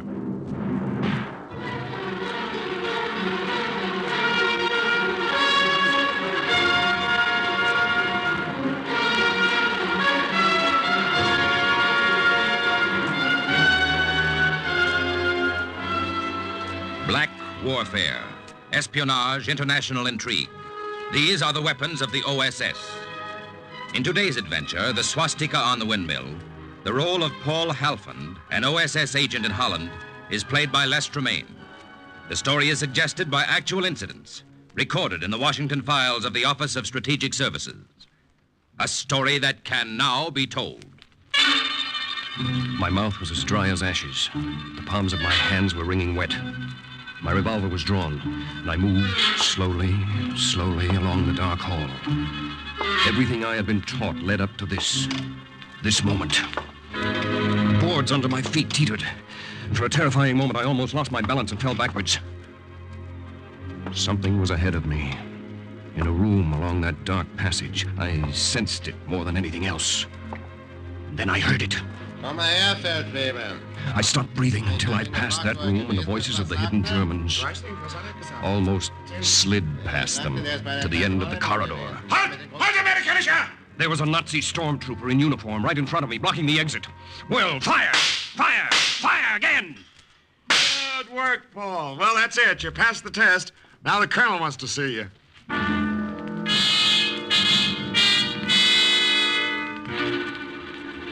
What I had just come through was a cleverly designed scare house that rivaled any Coney Island chamber of horrors for one-a-minute thrills. This was part of the training of an OSS agent, and it took place less than an hour's ride from Washington, D.C. Lieutenant Halfond, at the present time, we have no information, and no way of getting information, on the disposition and plans of German troops in the Netherlands. We think they're up to something. We want to know what. Now, you'll be flown to England, and from there, a submarine will take you to the coast of Holland. The coast of Holland? To me, Holland was that little country where my Uncle Brom lived, where I visited when I was 12, where the windmills were now under the shadow of the swastika. I guess we can surface about here. There's Mako in Holland. You want to take a look, Lieutenant Halfond? Thanks, Commander Sperling. Through the periscope of the submarine tuna, I could see a windmill in the flat lowland of the Netherlands. I couldn't see the swastika, but I knew it was there. The pressure gauge showed 20 feet of salt water above us. Take her up. Take her up.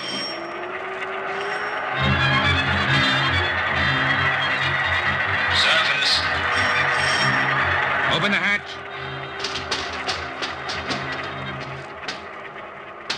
We climbed the ladder through the hatch, where an inflated rubber boat was waiting to take me to shore. I'm only a couple of yards from shore.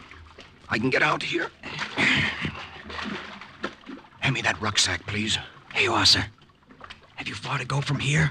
It's only about 5 miles from Makum to Bolsward, where my uncle lives. I can make it before the sun comes up.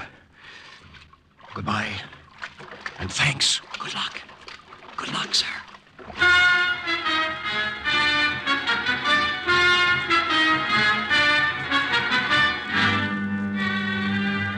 So when you rang the bell at Sana Paul, I jumped from my bed. The devil, I said. It's the Gestapo. They finally put 2 and 2 together and connected me with the underground. Hush, Brom, hush. God gave you a tongue. Must you use it so loosely? I'm afraid my new Aunt Hilda doesn't trust me completely.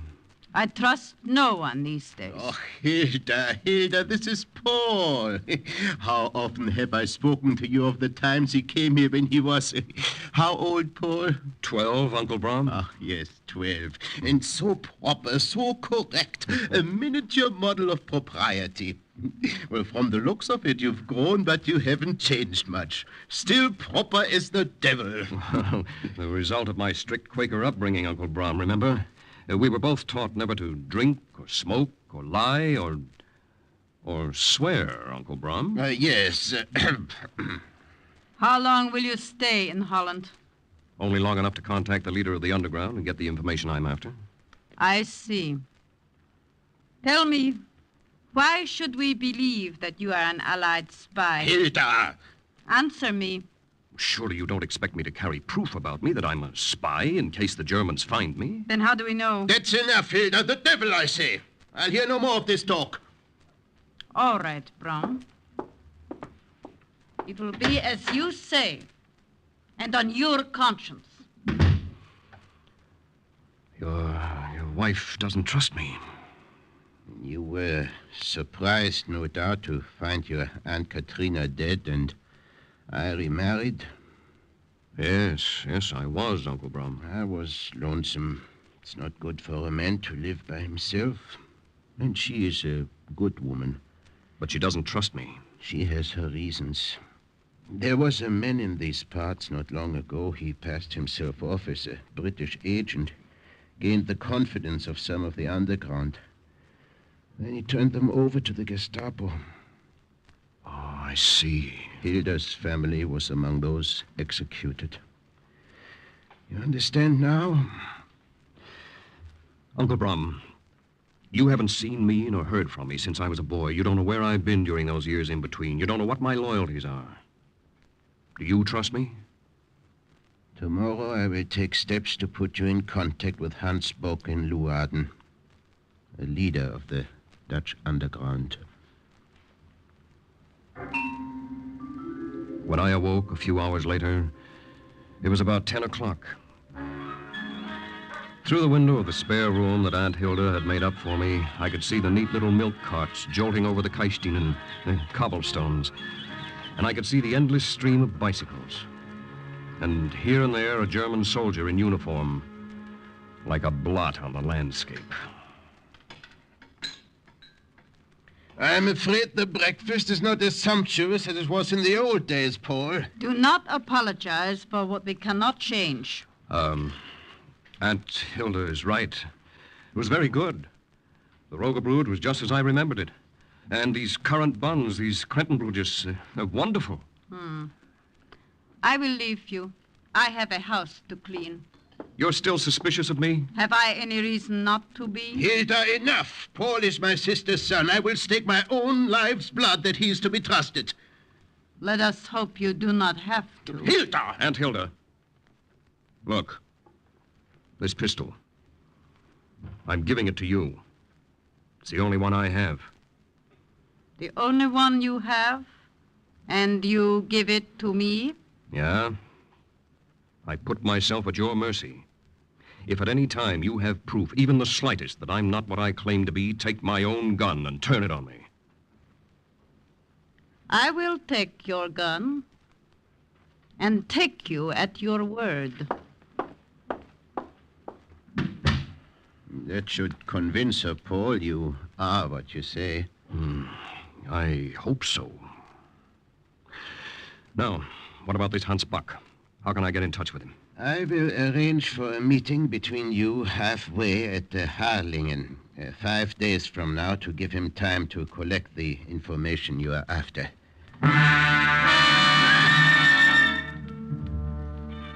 The days until Thursday, when I was supposed to meet Hans Bock, passed slowly, but they weren't wasted. I set up the shortwave radio in the wine cellarette in the living room. I had long talks with Uncle Brum, and I went out of my way to win over Aunt Hilda. Are you sure there's nothing I can do to help you with dinner, Aunt Hilda? Nothing. Thank you. Oh, it's still raining. One need not be too clever to see that. In Holland, it seems always to be raining now. Rain, mud, and despair. I remember when I came here years ago. It was winter. I was in time for the skaters' races. Yeah. Skaters' races. And the booths. Remember the little booths that sold chocolate and milk cooked with aniseed? And the little cakes, all the varieties of gingerbread? Oh, how I loved them. Hand me the spoon. Here. Here you are. Thank you. Tell me about America. What is it like? It's too large to describe in a sentence or two, Aunt Hilda. When the war is over, you must come visit us. When the war is over. Well, it can't last forever. And America's helping. And remember, our leader, President Roosevelt, is himself of Dutch ancestry. Tomorrow.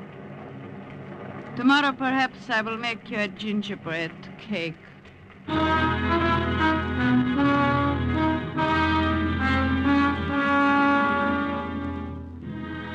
Yes. I won her over slowly. And on Thursday, when I left for Harlingen, she said goodbye to me at the door with Uncle Brum. You know where to meet him, Paul. You have everything clear?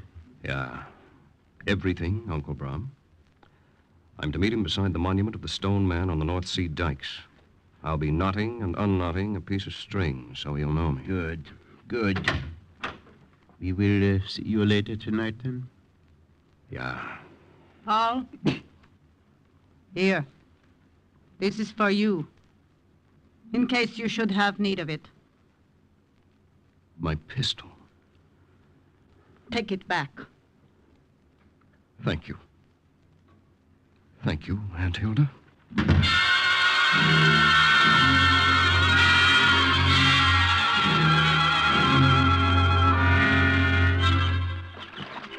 Guten Morgen. Guten Morgen. This habit you have of knotting and unknotting string, is it not a waste of time? Nothing is a waste if it serves a purpose. Herr Bock? Yeah, Lieutenant Alfond. We meet as planned. The information. Do you have it? Yeah. Where? In my head. You'll have to memorize it as I give it to you. I could not take a chance of writing anything down. I'll remember then. Remember it and use it well. There are 40,000 Nazi troops in Holland and Belgium. These troops will be on the move within 2 weeks. Where are they going? Northern Italy. They'll be used to cut off the American advance there. The colonel did suspect the worst. Thank you. I'll radio this out tonight. It is appropriate, is it not, for us to meet under the statue of this stone man? See the inscription? Terminus. Yeah. It means thus far and no farther. A threat to the sea that is held back by the dikes. Thus far and no farther. A threat also to the Nazis? Yeah. You understand me well. Remember me to your uncle. And goodbye for now.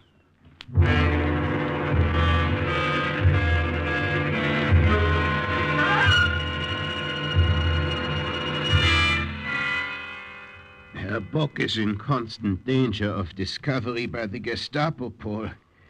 That's why he could not take a chance and write that information down for you. It wasn't necessary, Uncle Brom. He passed it from his head to mine. When will you radio it to London? It's after midnight. I think I can start now. What's that? A car stopping in front of the house. There are 2 men getting out. So late? Who are they, Brown? Do you know them? No, I don't. I'm afraid it was like this once before when they came to get my family. Paul, we were turned in by someone who pretended to be a friend. Hilda. Aunt Hilda, do you believe I don't know. I don't know what to believe. I'll answer it. Herr Kelderman. Yeah? We've business with you. Come in. This is my wife and my nephew, Paul Halfond. Your nephew? Max, take a good look at him. Huh? Would you say he looks as if he's to be trusted? I never trust a man who looks so innocent. What are you talking about? Who are you? Do not be so suspicious. We are from Hans Bock. We're members of the underground. Underground? I was not conscious there was an underground in the Netherlands. What do you want with us? You're being very careful. I can see that, Herr Kelderman, and that's good. But perhaps this will prove who we are. Would you not say that is Herr Bock's own signature? Yeah, that is his all right. Mm-hmm. I know it well. You're convinced now. Read it aloud. Uncle Brown. Let me read it, Paul. Have reason to distrust man you sent me today. Show proof who he is or turn him over to these men for underground execution. This is ridiculous. I do not understand. Nor I. Herr Bock seemed to trust me well enough this afternoon. Your nephew is a German spy, a traitor in our midst. The devil he is. I do not believe that. Not Paul. He's not a spy, not for the Germans. You want proof? I will give you proof. See here, in the wine cellar. This is his shortwave radio. He was going to send a message tonight. He is a friend. He is an ally. He's a member of the American OSS. Don't you believe me? What is it? What is the matter? We believe you well enough. Thank you for giving us proof of what we suspected. What's this? Shall I show them my badge, Herr Do Commander? that, Sergeant. Do that. Take a good look. The skull and crossbones. The Gestapo. We've been trailing Herr Bock, but we had no definite proof that he was connected with the underground. We only suspected. And today we saw him meet your nephew here on the North Sea dikes. Why did you wait until We now? figured that if we arrested them then and there, we might get nothing from them. So we waited. We arrested Herr Bock, and we found a paper with his signature on it. That note you showed us was forged. Quite right, Frau Keltermann. The note was forged. Herr Little Bock by refused little. to tell us anything. Inch by Now inch, we can no longer I had tell made my anyone. way to the kitchen door. You have killed him. Right again, Frau Keltermann. And then we may around be the corner. obliged to your husband for supplying us And with up the truth. back stairs. Commander, he escapes. After him! Halt! Run, Paul! The attic! Halt! Or it will go worse with you! In a flood of memory, it came back. Chamber of Horrors, an hour's drive from Washington. My mouth was dry as ashes, but the palms of my hands were wringing wet. Along the dark hall, my revolver drawn. Everything I had been taught led up to this moment. We have you covered from both sides. Drop your gun! Well, fire! Fire! Fire again! Into the darkness! But this time there was no instructor to say, "Good work, Paul." There was just a gun in my back and a leader of the Gestapo to say, You are under arrest, Lieutenant Halfon.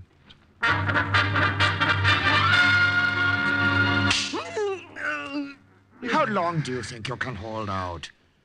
We have ways of making you talk. No. Must we convince you more? Sergeant. Ja, Herr Kommando. Well? Perhaps we'll have better luck if we question your aunt. Sergeant, get Frau Kelderman. Bring her here. No, don't do that. Let her alone. Simply because you request it. Sergeant, do as I say. We'll see how long she holds out. If she is obstinate, we'll have a shot, and you will be a witness, Lieutenant. You find this amusing, Lieutenant Halfon? Well, I know when I'm beaten. Don't bother the old lady or the old man either. What are you saying? Well, I thought I could hold out. I can see now there's no point in holding out. You've won. What more is there to say? If you're just stalling for time... I'm not stalling, Herr Commander. I'll prove it. I'll confess everything. Tell you everything you want to know. Now you're becoming smart. And so I told them everything they wanted to know. General Donovan heads the OSS in Washington. The OSS is part of the American State Department. The Minister of Finance in Britain is also head of the British Secret Intelligence. Go ahead, Lieutenant Halfon. We're listening. Corporal, take this down.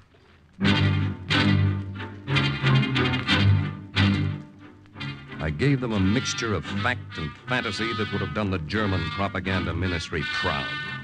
The true facts I told them I knew they already knew. The rest they seemed to accept at face value. So I capped my story with a real whopper. You taking all this down, Corporal? We'll take this down with a red pencil. An invasion of North Holland is part of the Allied plan. What? The invasion will be made in the eastern area of Friesland on the Dutch North Sea coast. You are lying to us. We'll see if you know you're beaten. Perhaps you've been on the wrong side, Lieutenant Halfon. You've set up a radio. I think you ought to use it tonight.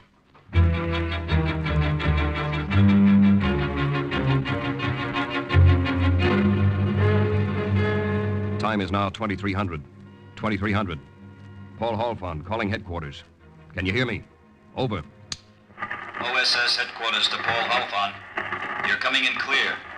Been waiting for your message, Paul. Good to hear your voice. Watch what you say. There's a gun in your back. I can see it's going to take a lot to convince you. Paul Halfon to headquarters. Listen. Listen carefully. It's stinking weather for a drop, but I've got to have supplies. It's darned important. Over. Headquarters to Halfon. Would you mind repeating that so we're sure? Repeat, please. Over. What the devil's the matter? You said you were getting darn good reception. I said the weather's lousy, but it's darned important that I get a supply drop at designated point tomorrow night. Can't make it any darn clearer than that. Over. Okay. Okay, Paul. We get it. It's darn clear now. You'll get your supply drop. Good night. Over and out. Well, you heard it yourself. The drop will be made. Are you beginning to be convinced of my sincerity? Were you nervous, Lieutenant? What? Why do you say that? I never heard you use such language before. Oh, I expect to get over my nervousness after I've broadcast many of these radio messages for you, Commander Brandt. After that, they drove me back to the jail. Commander Brandt of the Gestapo had never heard me use such language before, and neither had OSS headquarters. In the Army, they used to make fun of me because of my proper speech. I gambled on the chance that the radio operator who knew me would detect something odd about my speech. When he answered back the same way, I knew he understood I was a prisoner of the Germans, and that the supply drop would probably save my neck. I didn't sleep that night, and I didn't really take a deep breath until 11 o'clock the next morning. Good morning, Lieutenant. Would you care, perhaps, for a piece of chocolate? Or an American cigarette?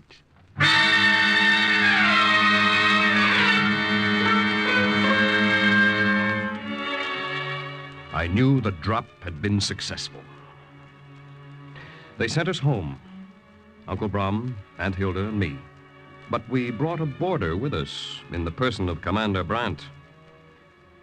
House was different now. Aunt Hilda prepared meals silently.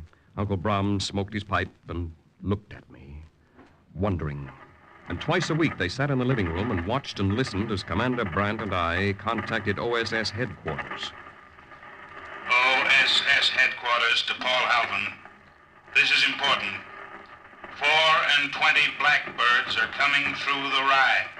Storm clouds overhead. Take in your washing. Good night.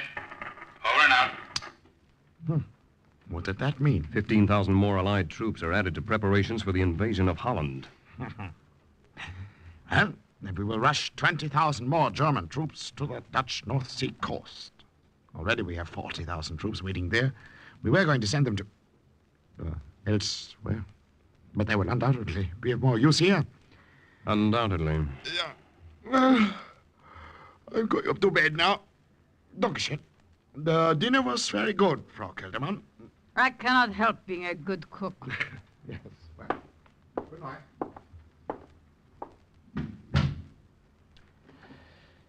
It's thoughtful of him to leave us alone so much.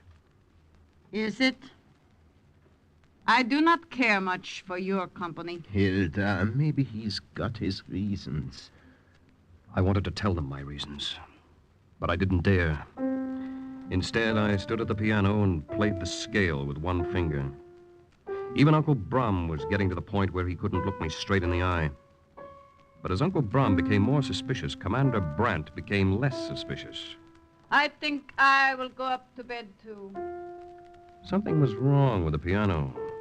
The C was sharp, as if something were pressing on it, making it sharp. I walked around to the back of the baby grand, and I saw it. It was a small, round disc the size of an overcoat button. I knew it was attached to a dictaphone in Brandt's room. That was why he left us alone so much. I'd give him something to listen to. Paul, I know there must be some explanations for these things you're doing. Now, look. You haven't had it so good for years. Eggs on the table. When did you have eggs on the table last? Privileges nobody else has. Extra ration books. You might as well face it. This is a new order, Germany's order. And if you're smart like I am, you'll fall in with them. Paul, is this you? I told you he was a traitor, a spy. I warned you.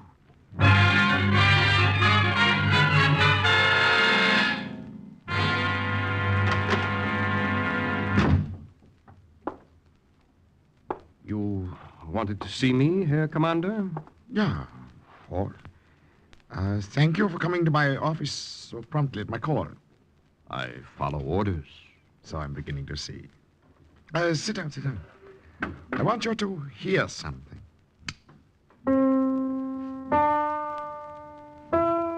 I think I'll go up to bed, What? too. I don't understand. Simple. A dictaphone. But I still don't... I know there must be some explanation. That's Uncle Brum. Quiet. Now, look. You haven't had it so good for years. That's me. Eggs on the table. Well, what's the idea of doing it on the table last? Privileges nobody else has. Extra ration books. You might as well face it. This is a new order. Germany's You have convinced me completely. If you're smart like I am, you'll fall in with them. I have a proposition for you. Yes? I want you to go to England for us. Act as our double agent. You can be more valuable to us there. Leave Holland? Huh? But aren't I a great help to you here? I know the risk it involves, but Germany will pay you well after the war. Think it over. I thought it over and let him convince me. And a few days later, a German stormtrooper gave me a personal escort to the border, and I made my way back from the enemy lines. After I left, my aunt and uncle escaped and were hidden by the underground, and it wasn't until the war was over that I was able to see them and explain.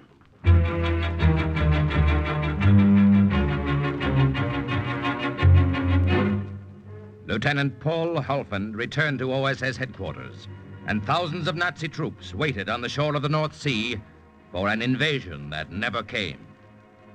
Thus, once again, the report of another OSS agent closed with the words, "Mission accomplished." Listen again next week for another true adventure from the files of the OSS on Cloak and Dagger.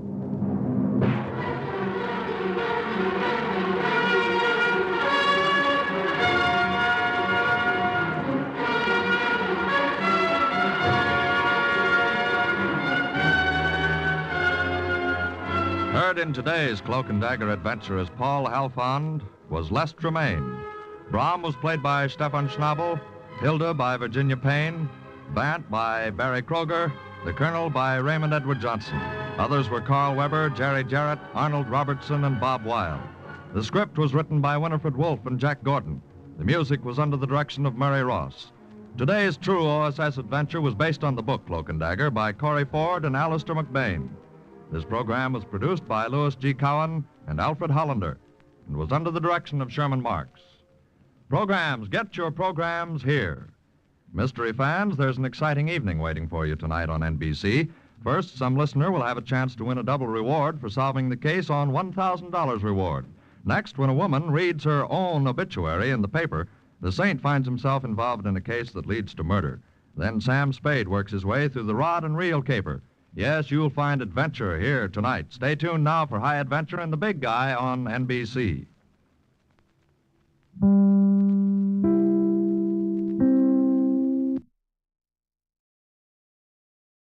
Are you willing to undertake a dangerous mission behind the enemy lines, knowing you may never return alive?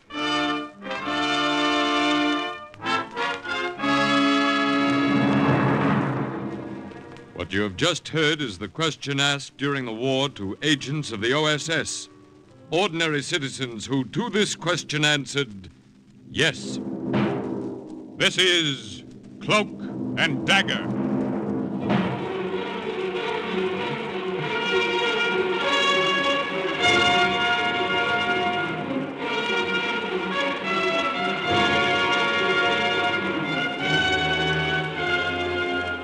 Black warfare, espionage, international intrigue. These are the weapons of the OSS. Today's story, The Black Radio, concerns an OSS agent who broadcast allied propaganda from behind the enemy lines and is suggested by actual incidents recorded in the Washington files of the Office of Strategic Services. A story that can now be told. It was one of those quiet days.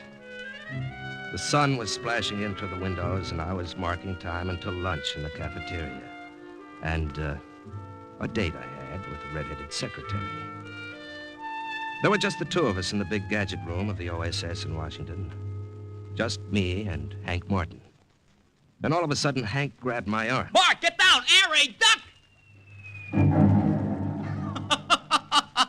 Okay, what's the big idea? Oh, boy, I wish I had a camera just then. Brother, did you look scared? All right, what was that thing you just threw in a wastebasket? Just a little noisemaker. Great if you get in a tight spot and want to start a riot. All right, look, let's start from the beginning, huh? How does it work? Well, like you see.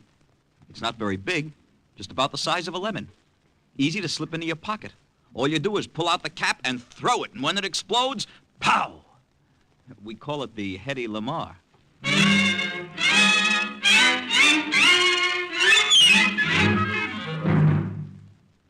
Major Langer, I have a job for you. Yes, sir? When our armies cross the Rhine into Germany, Freiburg will become a strategic city. The less resistance we get from the people when we make that advance, the less lives will be lost. Up to date, we have no report of any underground or partisan movement there. Mm-hmm. And OSS wants me to go in there with a black radio and soften them up. Is that it, sir? Right. Cut in on the Nazi local stations. Broadcast the information we want them to get. Mm-hmm. Another of our agents infiltrated that area over 3 months ago to get acquainted with the city and locate suitable hiding places for the radio. Of course, sir. It'll have to be moved every time we use it. Yes, that's right. Now, we haven't heard from our agent since she was sent in. We didn't want her to run the risk of trying to contact us. Did you say she, Colonel? That's right. Have you any objection to working with a woman, Major? Oh, no, sir. I mean, no, sir. Hmm? Her name was Lucille, the Colonel said. I wondered if she was anything like the redhead, Miss Lucille. Nobody had heard from her for months. Maybe she'd been caught. Maybe the Nazis had twisted out of her the reason she'd been sent to Freiburg. Maybe I'd have a reception committee of Germans waiting for me. It gave me something to think about on the plane flying over the Black Forest in Germany a few weeks later. There's your rendezvous point straight ahead, Major. Straight ahead and straight down, you mean? Running in. Ready. Ready? Go. Good luck. I tossed the radio out first, then I jumped after it. No matter how many times I jumped, it was always the first time. The feeling of falling. Sick feeling. Like a dream. I came to with a jolt. A sharp pain across my thighs from the pull of the strap and the crack of the chute. Then, air all around me. I looked down on a black forest that was blacker than ever at 0400. 4 o'clock in the morning.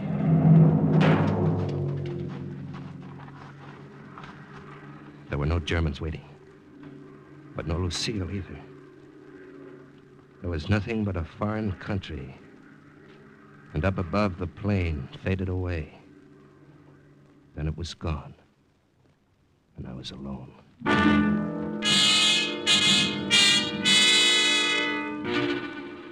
The radio had floated to Earth about 50 feet away. I checked it, made sure it was all right, buried my parachute, and wondered what to do next. There was a milk wagon coming down the road. I could hear the milk cans swaying with the movement of the cart. I could see a shadowy figure holding the reins. I dragged the radio behind a clump of bushes, and then I waited for the wagon to pass.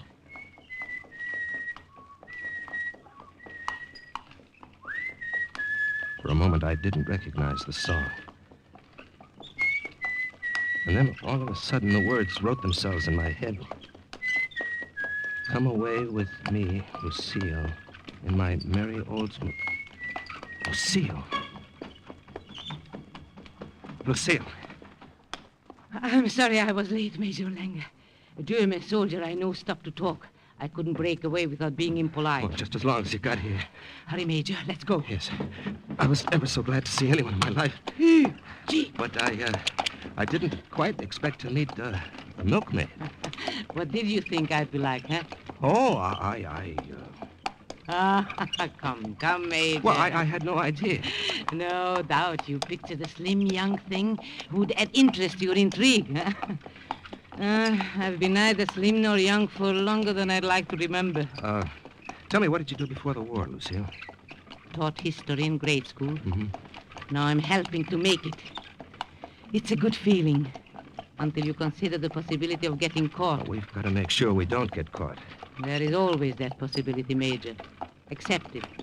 And it's much easier to take it if it comes.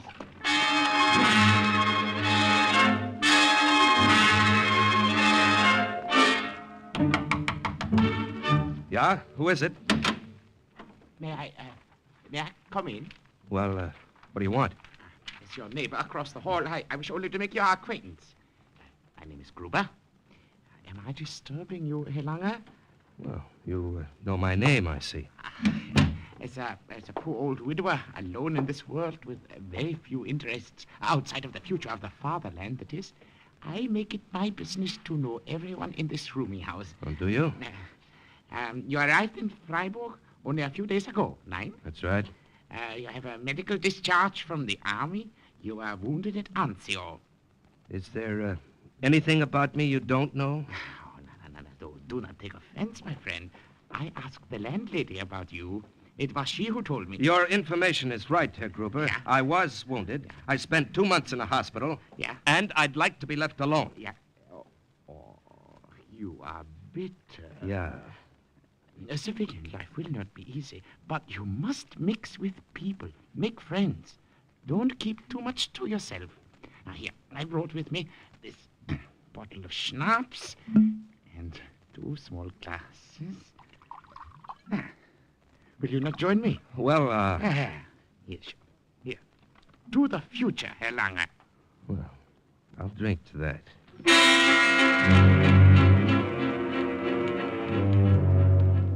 There was something about the old windbag who rented the room next door to me on the 3rd floor that I didn't like. I couldn't put my finger on it. Maybe it was the way his eyes, like patent leather buttons, kept darting around the room. Well, good schnapps, nein, Herr Lange? Yeah, very good. Not like we used to get before the war. Of course, I'm not complaining. It is such a little sacrifice to make for the Reich. Yes, of course. Yes, of course. What are you planning to do here in Freiburg, Herr Lange? Well, I have my craft card as a union motion picture projectionist. Yeah. I worked in a film house in Berlin before the war and was hoping to find a position here. You had no success yet? No, not yet. The motion picture house, a block from the mining university. Have you tried there? Why, no, I haven't. Oh, do try it. Tell the manager, Herr Schmidt, that you are a friend of mine. He's always complaining to me about being short of help. But that also is just a little sacrifice to make for the Reich, of course. Yes, of course. Danke. I'll go there tomorrow. Good. Oh, tell me, what is your business, Herr Gruber?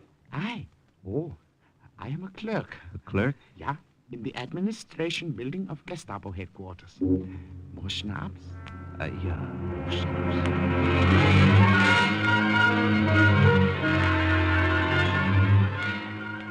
I may not have liked the old windbag, but I took his lead anyway. I went to the movie house near the university and got myself a job there on a day shift. And I counted the hours until the Thursday, when I'd meet Lucille at the deserted car barn we'd agreed on. On Wednesday, I was in the projection room running a half-hour newsreel, most of which was a close-up of Hitler making a speech in Berlin and foaming at the mouth. I looked down over the heads of the audience, wondered if all of them were as enthusiastic about the Fuhrer as they pretended to be, wondered how much it would take to push them into starting their own underground, wondered how many of them would be listening to their radio the next night, listening to me. Herr Lange. Yeah, Schmidt? I came to tell you... turn that speaker down, will you? Yeah. I came to tell you may have tomorrow afternoon off. Tomorrow afternoon, but I don't understand. Zerbrechen Sie sich nicht den Kopf. I will want you tomorrow night instead. Oh, but tomorrow night is impossible. I mean... Longer, you have a good job here. If I ask you to take the night shift this once, I see no need for argument. Oh, but you see... Is what you have to do that important that it cannot be postponed? 9, Schmidt. Not so important. I'll be here. The next night at 20 minutes past 10, the feature film went off. I set the machine. The newsreel would run by itself for half an hour. No more. It didn't give me much time before the reel would run out. Just a half hour to get to the car barn, broadcast, and get back. Well, that's it, Lucille. 730 kilocycles, but I can't seem to get reception. Ah, they are signing off. This is Reichsstation KLD signing off. Until tomorrow morning, Heil Hitler. Well, here we go. Keep your fingers crossed. Don't turn off your radios, people of Freiburg. This is for you. I am your voice of freedom, bringing you news as it actually exists, not as the propaganda ministry would like you to believe. Mark, that's good. Wonderful. It wasn't 50 sons of Freiburg who died at the Anzio beachhead, but 500. You mothers, wives, sweethearts who have not heard from your men. You think the mails are slow? Is that why you haven't received letters? Your men will never write again. They were killed at Anzio. Women, they are taking your men away. What do you have for compensation? You have no food. You're cold.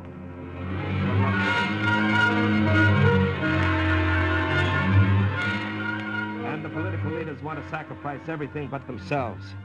Haven't you sacrificed enough? Mark, it's late. It's all right. And now, until another time soon, this is the voice of freedom. Good night. I will not say Heil Hitler. I say instead, God be with you. The first of many. God be with us both.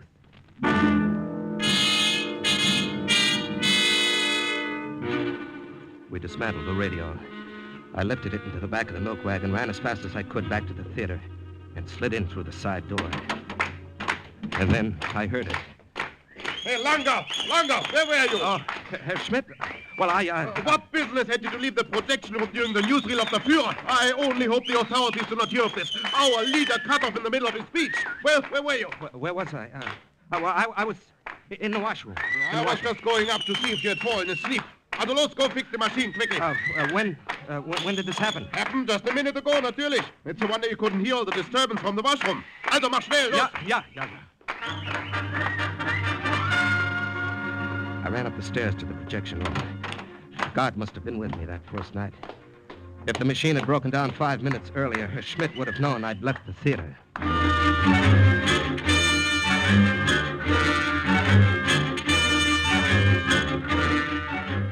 The next week, and the next, and the next, we were on the air. We moved the radio to a deserted warehouse, to a cave in the Black Forest, to a barn on the outskirts of town. As the voice of freedom, I told the people of Freiburg, you are fighting a lost cause.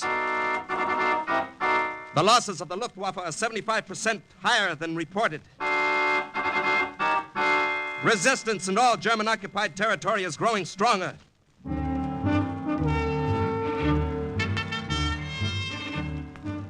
People in the city looked the same, were as respectful as ever to the Nazi soldiers that walked the streets. None of them showed by so much as a look or a word that they ever heard those broadcasts. And then I received my first indication. I saw you through the window of the coffee shop, Herr Langer.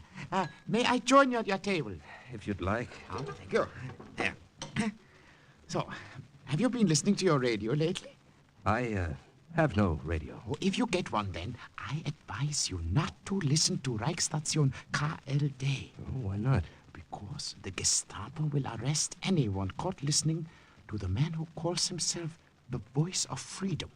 Oh, what does he talk about, this voice of freedom? Oh, it's nonsense, of course. Allied propaganda nonsense. You sure you have never heard him? I told you, Herr Gruber, I have no radio. Oh, but of course. I forgot. Why is it, Herr Langer, I have the feeling I've seen you somewhere before?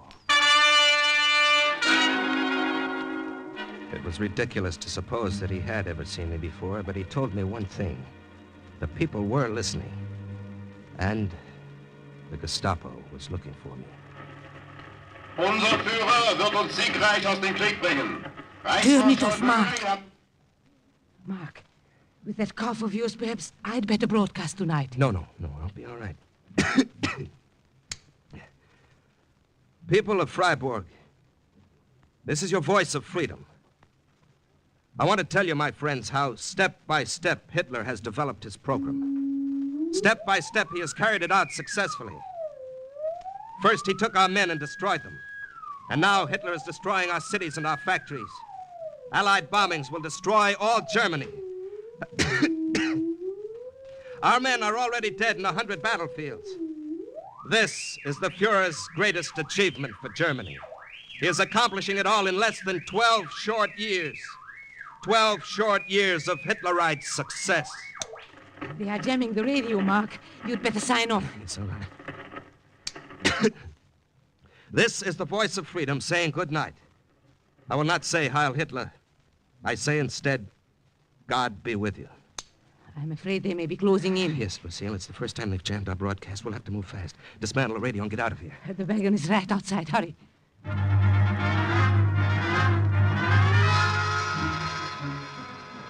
Less than 5 minutes later, we'd left the basement of the schoolhouse near the cathedral. It was quiet in the streets. Too quiet.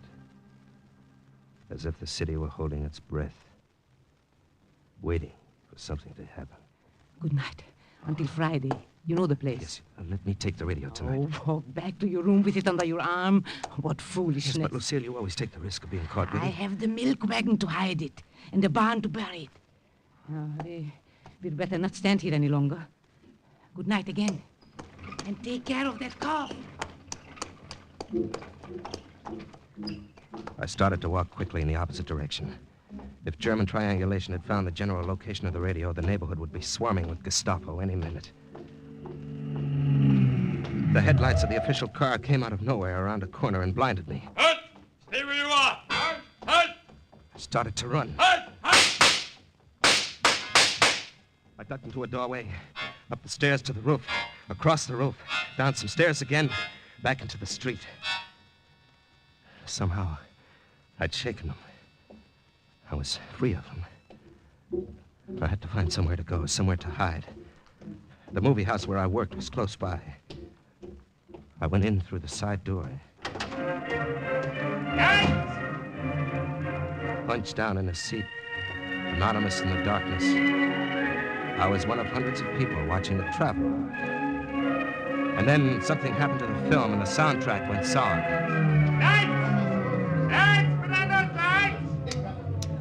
You people listen to me.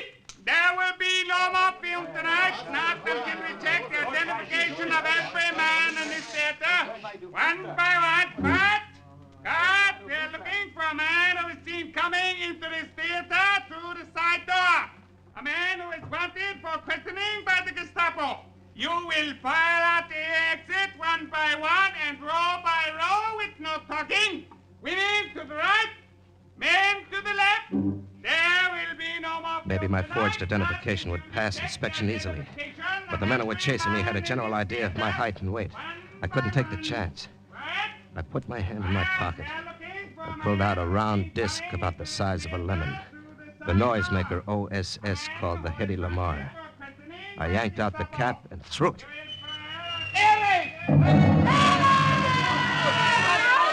It started a riot, all right.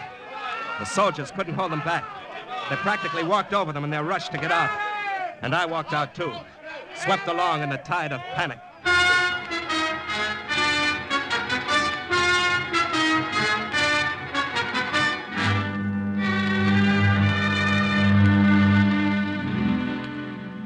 Guten Tag, Herr Lange. You're Gruber. just on your way to work, I see. I will walk with you part way. Well, if you'd like. Tonight, when you get home from your work, listen to your radio. I told you I have no radio. Yeah, I do keep forgetting. You're welcome to listen to mine, then. There's to be an important announcement at 7 o'clock. Announcement? About what? I learned about it this morning at the administration building where I work. Yes? There's to be a hanging in the square at noon tomorrow. An allied spy who was caught with a radio. What did you say? A woman, a spy. She was picked up last night, driving a milk wagon. Can you imagine such a... You look Are you ill, Helena? I haven't been well. Cold. They haven't caught the man yet. The one who calls himself the voice of freedom. But I have no doubt they will soon. They're offering a large reward. Are they? It's a very bad cold, Helena. Tonight, when you return from work, remind me to give you some of my cough medicine. It's very... oh, I turn off here. Be the same.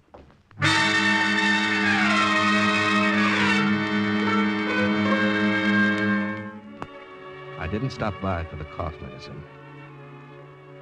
After work, I locked myself in my room and stayed up all night, looking out of the window, up at the ice-blue stars that hung over Germany. And I tried to think of something to do to help Lucille. Before noon the next day, I went to the square, but I still didn't have the answer. Isn't it frightening, Helena, the way an execution will draw the people like flies to honey? Is it fascination, do you think, of seeing someone else suffer? You tell me, Herr Gruber. You should know. You're here. So I am. But then, so are you. What? Whoa! Woman, have you anything to say before you die? People of Freiburg, remember what you heard on your radios. Remember what the voice of freedom told you. It was the truth. The truth. Your leaders are betraying you. Goodbye, citizens of Freiburg. I will not say Heil Hitler. I say instead, God be with you. It happened quickly. It was all over. And I hadn't done a thing to stop it.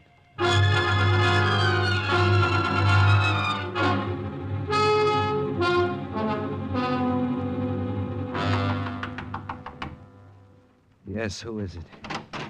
Only I, Herr Gruber. Go away, will you, please?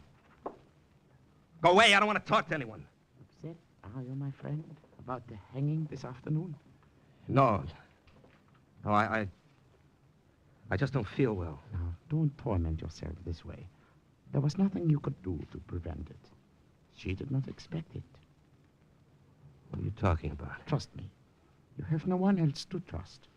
The Gestapo is going to check and cross-check every man's papers, every man in Freiburg.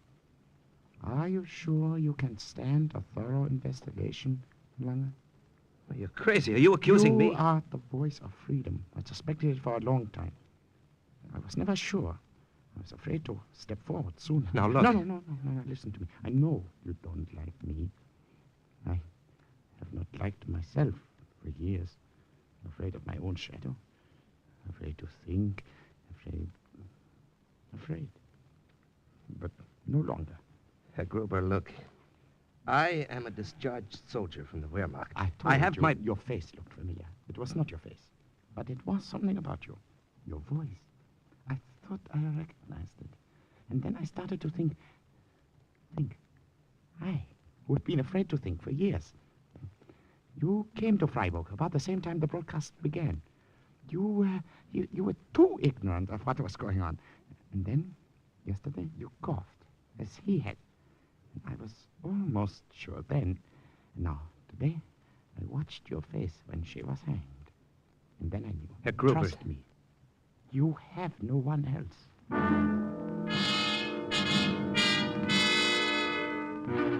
He was right. I had no one else.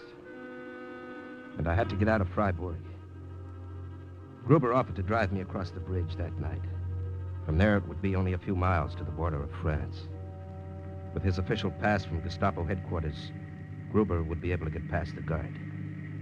I got into the trunk of the car. It was open just enough to let me breathe. I still didn't know whether to trust him. There was a pretty big price on my head. The car slowed down when we reached the bridge. Let me see your identification. Of course. There you are. Mm-hmm. What is your business outside of Freiburg? Official business for the administration. Fair. This looks all right. I have orders to search all cars. Well, you can see there's nothing in mine. Please, will you hurry? This is official business for the Gestapo. One moment, not so fast. What's in your trunk? The trunk? Well, go see for yourself. I have an American spy there. I'm smuggling him across the border. Don't be impudent. You understand? I'm sorry. I was just having my little joke. Well, I don't like jokes. You work as a clerk for the administration, so your head swells. You think you're Himmler. All right, pass. I'm sorry. All right, pass.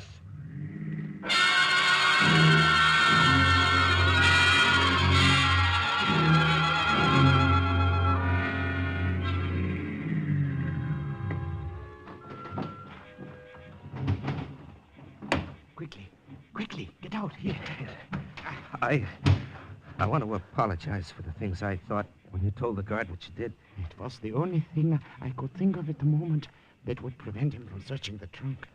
Well, goodbye. Yes. And thank you, my friend. No, wait.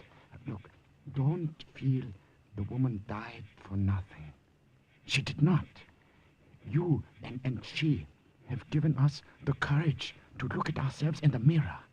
We will continue to talk in whispers, yeah, but after you have gone, there will be many of us who will no longer think in whispers. Yes, well, you go. Goodbye. Be the same.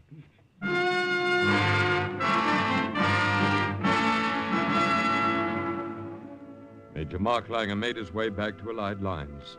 And when Freiburg was taken over some months later, it offered little resistance, thanks to the strong underground that had been encouraged by the black radio.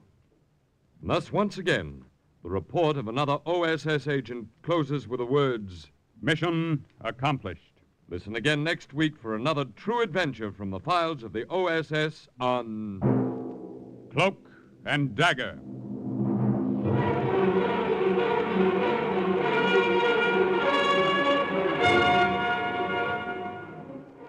Heard in today's Cloak and Dagger adventure as Mark was Larry Haynes, Lucille, Lily Darvas, and Gruber, Barry Kroger. Others were Raymond Edward Johnson, Arnold Moss, Stefan Schnabel, Bob Weil, and Jerry Jarrett. Script was written by Winifred Wolfe and Jack Gordon. The music was under the direction of John Garth. Sound effects by Chet Hill, Dick Gillespie, and Art Cooper. Today's OSS adventure was based on the book Cloak and Dagger by Corey Ford and Alistair McBain. This program was produced by Louis G. Cowan and Alfred Hollander under the direction and supervision of Sherman Marks. 3 chimes mean good times on NBC. There's mystery and music tonight on NBC. The mystery is Sam Spade's latest case in which the romantic private eye solves the caper of too many clients. The music is the NBC Symphony Summer Concert with Antal Durati as guest conductor, and the American Album of Familiar Music, one of radio's best-loved musical programs which returns to the air tonight. 3 times mean good times on NBC.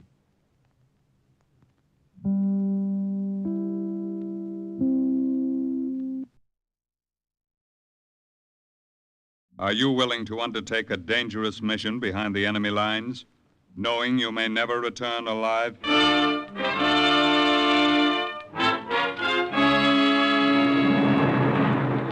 What you have just heard is the question asked during the war to agents of the OSS. Ordinary citizens who to this question answered, yes. This is Cloak and Dagger.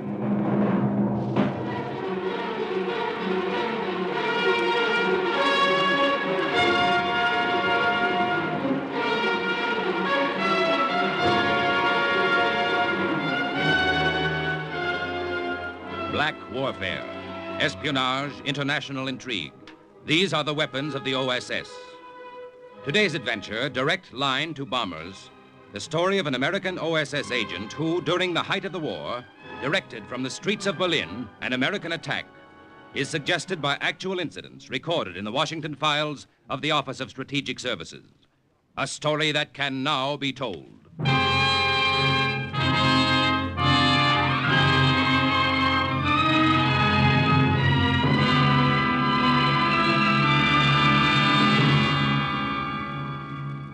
After you get back from a mission, you sit around and there's nothing to do but sit around.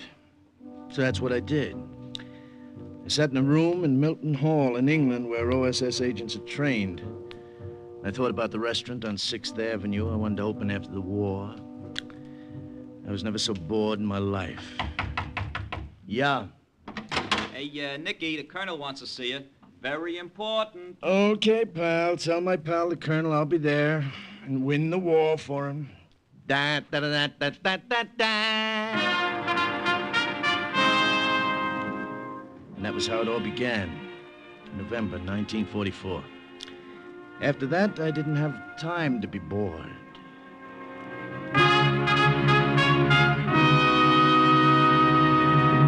I know you've just come back from a mission in France, Lieutenant, so it's strictly up to you if you want to go out again immediately. Oh, now listen, pal.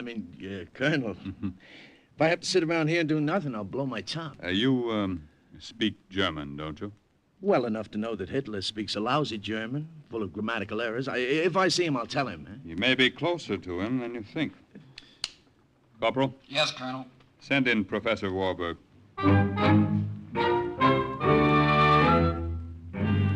And that's how I met the professor. He was a little guy with a beard. He weighed about as much as 10 cents worth of liver. And he reminded me of my chemistry teacher back in Lincoln Junior High School. Professor, tell Lieutenant Olesnikus just what you told me. With the greatest of pleasure, Colonel. Lieutenant, I am an escaped political prisoner of the Nazis, and I am here in England illegally. And you just walked into headquarters and told that to the colonel, huh? Don't you know you can be interned? I know that very well.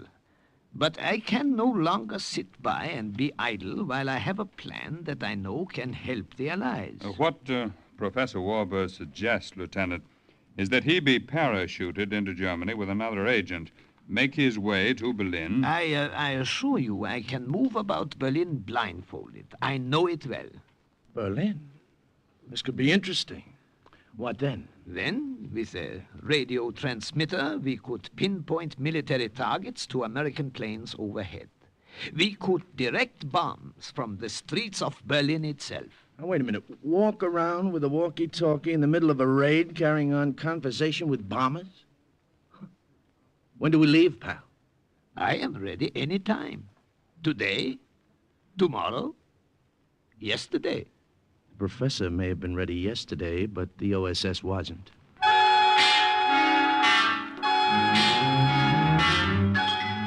First, we were briefed for weeks how to get food coupons in Berlin, how to buy a railroad ticket, how to post a letter, how to greet a German officer in the street. Little things, an American cigarette, an English match, a laundry mark could give us away. And there were big things, too. We were grilled for hours on cover stories. Forgeries became documents. Fiction became fact. Passes, stamps, signatures. Everything authentic, everything ersatz, including my manners and habits. Till I was ready to pass as a citizen of Berlin. And then a plane took us high over German soil, and we jumped.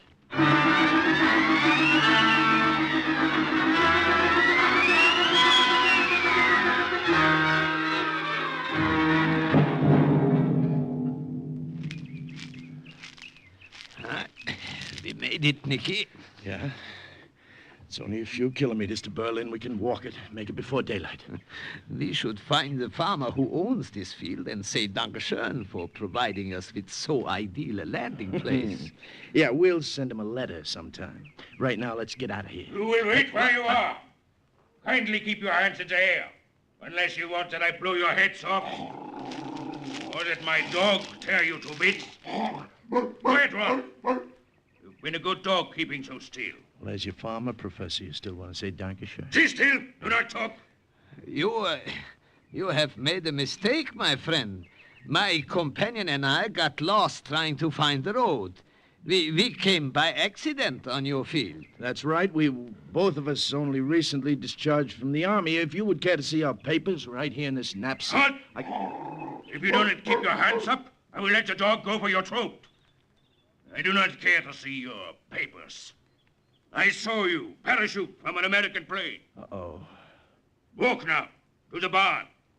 Rolf will see to it that you stay there. Won't you, Rolf?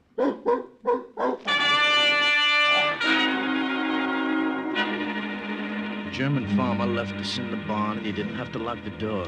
That big black Doberman with the impatient fangs watched us as if he wanted us to make a move so we could jump. Oh, if we get out of this, my friend, I shall never again be a dog lover. Professor, don't move, don't turn your head, just listen to me. Yeah, I'm listening. There's some harness straps hanging on a hook right over my head. I noticed them when I came in. If I can pull them down fast enough, I'll throw them over the dog when he leaps, try to entangle him. Yeah, but there's some horse blankets near you. When I pull down the straps, throw the blanket over him. It's got to be fast. Better work. I'm ready. On 3, then. 1.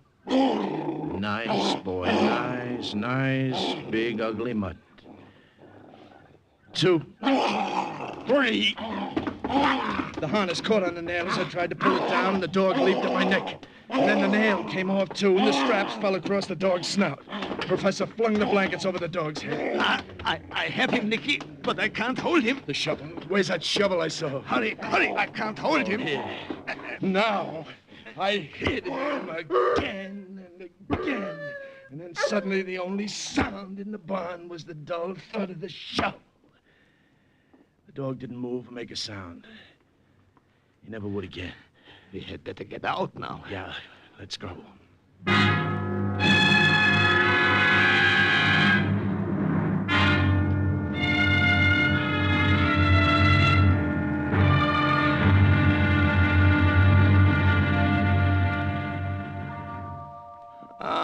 The smell of a bakery is always good. How fortunate it is I have only this morning made Pfefferkuchen, Joseph. Just the way you always liked it. How good to see you again, Anna. I told my friend Nicky that you would take us in, help us. Natürlich, Nicky. I will do anything I can. We may stay here then, huh, Anna? If all goes well, we will leave right after the raid tomorrow night. Yeah, 24 hours, all we need. Of course you may stay. I still live above the bakery. There is an extra room. My grandson Emil will not be home from the youth camp for a week yet. Youth camp? What could I do, Nicky? What could anyone do in these days in Berlin but ride with the wind until there is a chance to fight against it? Helping you and your mission will give me my chance. Little Emil. 8 years ago seemed like only yesterday. I used to sit with him on my lap here in this bakery and twirl my gold watch on the chain for him. Remember, Anna, how he laughed? Yeah, I remember. He has forgotten you by now. And you would not know him. He's 13 years old. Oh, 13 years old. Already they have poisoned his mind. I cannot get to him. I do not dare. He's a little parrot speaking only what is taught him. Nicky, some more coffee? No, thank you, Frau Leitner. More Pfefferkuchen or Apfelstrudel. A specialty of my shop. Apfelstrudel. No, thanks. 6 years ago, at this very table, I had Emil on my lap when the Gestapo walked in and arrested me. Yeah. They did not like what I taught in their school. What's that? Someone's coming. I don't know who it can be. Customers never come by this late. Grandmother, surprise, I'm home. Emil! What are these men? Emil, your manners. These are friends, just passing through Berlin. They are just staying the night. This is Herr Neudeck and Herr Josef. Wie geht's? Heil Hitler. Oh, yes, of course. Heil Hitler. I did not expect you until next week, Emil. How is it you are here so early? I won a great honor which I want to tell you about. I did not know I'd have to share it with strangers. Shame, Emil. These men were soldiers of the fatherland. Yeah? Yes, Emil, we were both with the elite guard of one of Rommel's Panzer divisions. Rommel? Yes, that is before we received our medical discharges. Oh, Rommel. Sit down, my boy. I will bring you something to eat, yeah? Don't you want to hear about the honor I received? Look, grandmother, on my sleeve. A red swastika. Yeah, red for the youth movement, and a swastika because I learned my lessons faster than the others. The commander-in-chief of the whole youth movement awarded me my swastika, and he told me I could take my vacation a week early. Are you proud of me, grandmother? Yeah, my boy, yeah. Let me get you something to eat. Oh, no, I'm too tired. Going up to bed. Grandmother said you were staying here. Will I see you in the morning, gentlemen? Well, I'm not sure. Oh, they will be here. Now that you are home, Emil, I will sleep on the couch and give them my room. No, please. Oh, it is all right. It is settled. Good. Perhaps then, Herr Josef, you will tell me about Rommel. A great leader. Yes, perhaps. We will see you in the morning, Emil. Why do you stare at me? Do I stare, boy? I thought so. Have I met you before, Herr Joseph? No, I am sure not. Your face. Ever since I came in. Grandmother, have I met him here before? No, Emil. Herr Joseph was here before you were born, even. You have never seen him. It has been years, 15 maybe, before you were born. I suppose so. Well... Good night. Professor, he wouldn't remember, would he? Oh, how could he, Nicky? He was a baby that last day Joseph saw him, barely 5 years old. And the professor was 30 pounds heavier at least, and clean-shaven. Yeah, Anna is right, Nicky. Do not worry. He could not remember. Do not worry.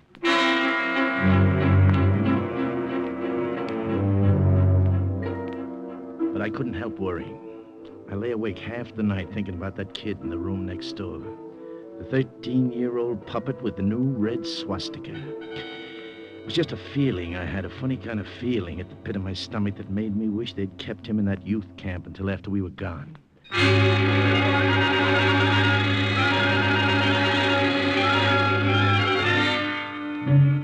When I got up, the sun had been up for hours, and so had the professor.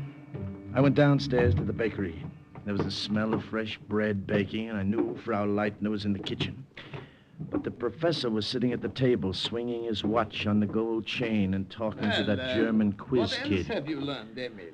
But why do you want to know? Oh, I'm just interested. I want to see how well you have earned that swastika. I stood at the bottom of the stairs and We listened. have a leader who has They didn't see revolutionized me. Germany. He is the greatest man who ever was or will be. When I joined the Führer's organization, the man in charge said, "Join no organization but this. Forward, forward, the banner leads us to eternity." Oh, you have learned your lesson well. Herr Joseph, are you sure I have never seen you before? Of course not, my boy.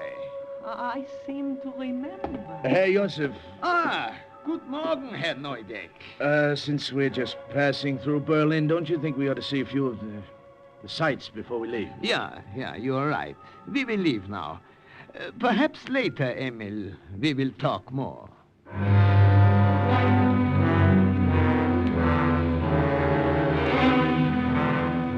The raid was scheduled for that night. The professor and I had a lot of work to do. We made arrangements to meet about 4:30 that afternoon at a tavern on Wilhelmstrasse. We went separate ways. I did a lot of walking, and I made a lot of notes in my head. The Klingenberg power plant was still functioning. The Ostkreuz junction of the city railroad had been repaired. There was an ammunition dump on the north side that our bombers couldn't see from the air. It was a nice day. A lot of Germans were walking the streets, and I made a lot of notes in my head.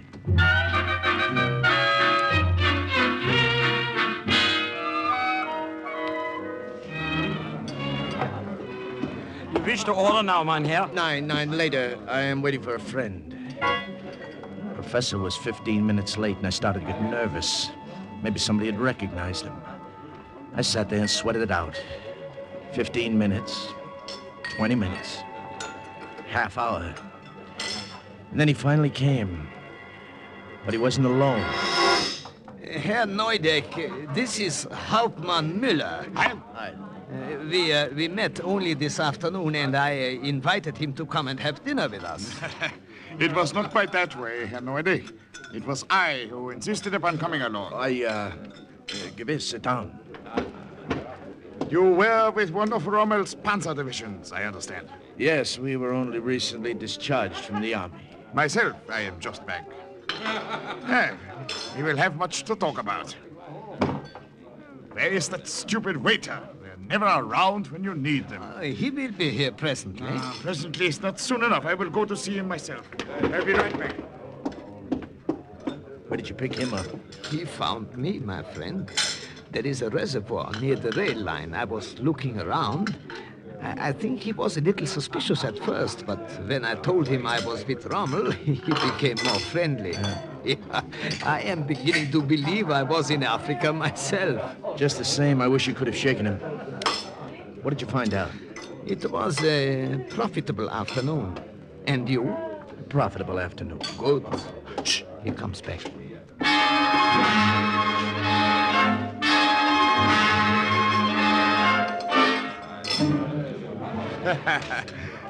Yes.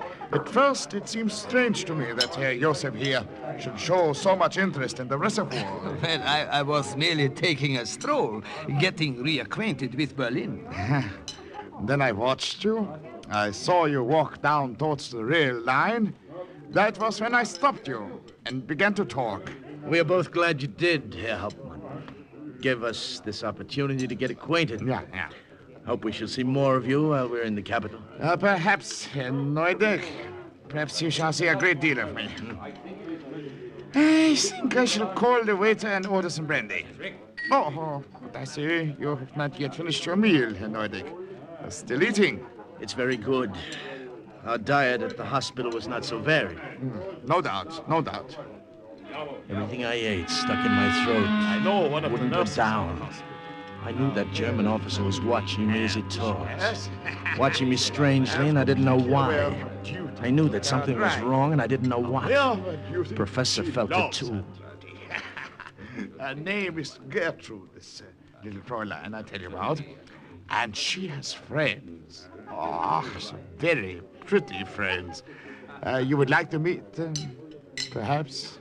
Yes, we would like to very much, Herr Hauptmann.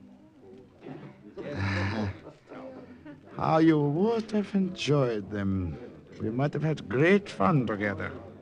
All of us. Unfortunately, you may be otherwise engaged with the Gestapo. What did you say, Herr Hauptmann? I have been watching you all through dinner, Herr Neudeck. You are an American. Do not move, either of you. I have my hand on my gun.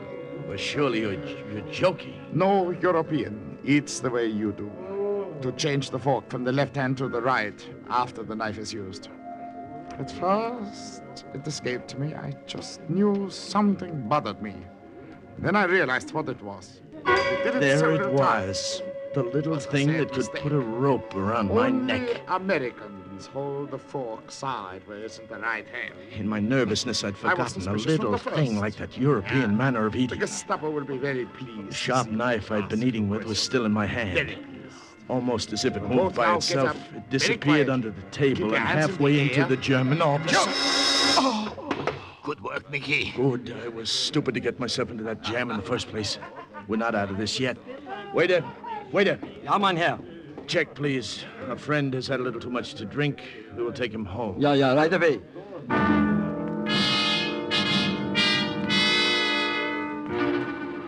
Between the two of us, we managed to get him out of there. His head was rocking back and forth like a drunk. The knife was still in him, so the blood didn't flow very much. He kept his cape around him. All right. There is no one around here, Nicky. We can dump him behind this shed. All right. We're beginning to leave a trail a mile long. So long, pal. It was nice meeting you. Come on, Professor. Let's go.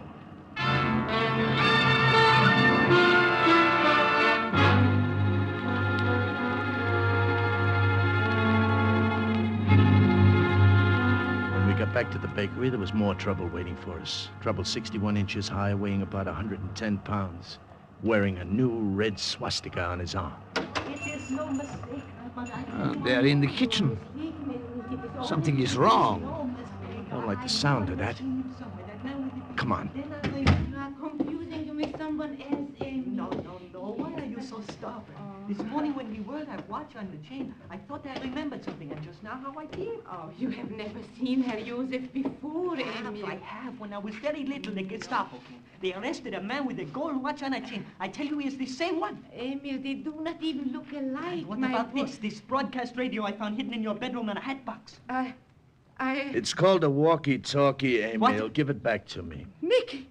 Joseph! Come back. You see, we've wasted time. I should have gone to the authorities right away. They have tricked you, grandmother. He knows, Anna. I am afraid so. I've been holding him here, hoping you would return. What did you say? You knew Grandmother, didn't you? They didn't trick you at all. Traitor! You're a traitor, too! Amy, Get away from me! I hate you! I hate you! Nicky, get him! He's trying to run! I got him. Let me go! Let me go! I report you to the Gestapo. They kill you. They have you You're shot. not going to report anyone. What'll I do with him? Upstairs, his bedroom. Lock him there until after you have gone. Right. Let go of me. Get your hands off me. I hate you. I hate you all. Let me go!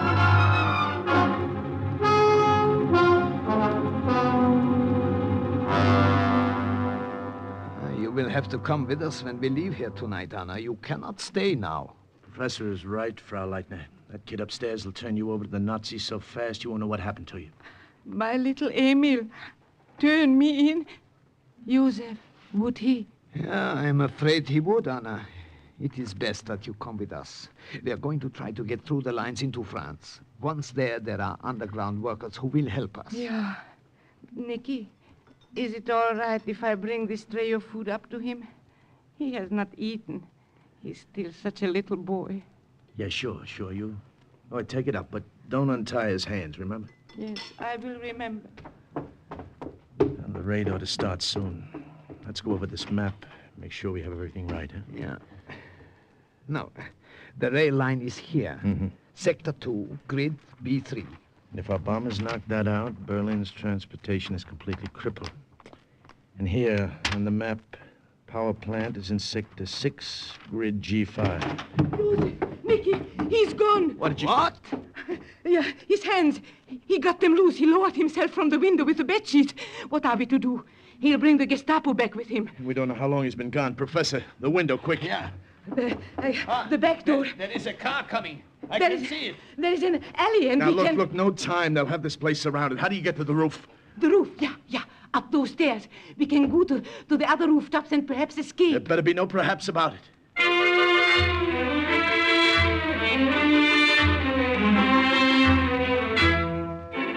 We went up to the attic stairs and onto the roof.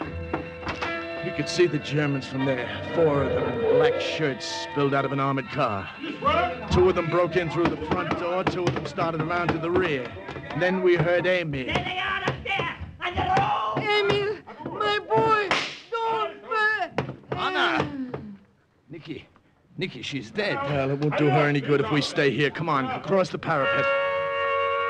Air raid. Oh, that's music to my ears. At least it'll keep them from getting more help right now. Stay where you are! Surrender now and it will go easier with you! Come and get us, pal. One of them did try to come and get us, and he got it first. Right between the eyes. He swayed for a few seconds back and forth, and then he fell off the roof onto the street. That's one of them, Nicky. There are only 2 left. 2? Well, what happened to the third? Nicky, behind you! 4th Nazi had come up the other way, through somebody else's attic and onto the roof behind. Get your hands up! And now there are just 2 left, Professor. Hey, Professor, what is it? My leg. I can't move it. I can't go any further, Nicky.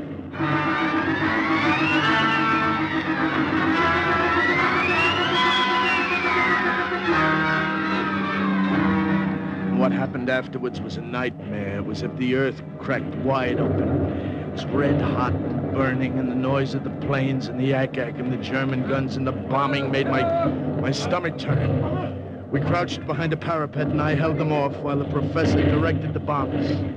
Attention! Attention, bombers! The Klingenberg power plant is still functioning and supplies electric power to vital industries.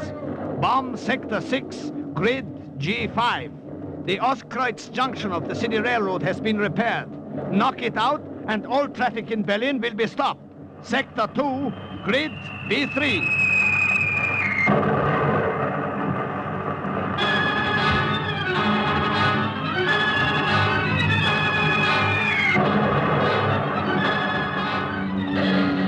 All right. Go now, Nicky, while there is a chance. I can hold them off long enough for you to get away. I can't leave you here. No, they won't take me. Don't worry. Now look, I'll carry you. We'll make it. Come on. Listen to me, Nicky. Go across the next 2 rooftops and then down through the skylight. There is a tailor shop. Yeah, but Professor... Go out the back door there. It leads to an alley. Once over the fence, under cover of the raid, you can make it. Now look, I won't go without you. All right, I will change your mind. Attention! Attention, bombers. Hey, what are you doing? Attention, bombers. Imperative. Wait 2 minutes and bomb crossroads at Sector 7, Grid D3. Hey, Professor, what are you doing? You're crazy. That's here, this sector. Go on, run. Run, Nicky. I'll cover you.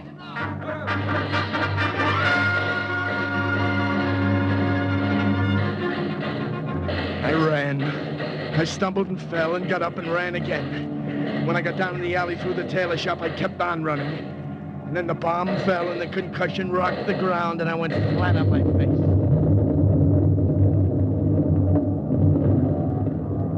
When I looked back, I knew that our bombers had made another direct hit. The professor had not only held off the Germans while I got away, but had kept them there until it was too late for any of them. A little German bakery that specialized in Apfelstrudel folded up as if it had been made of matchsticks.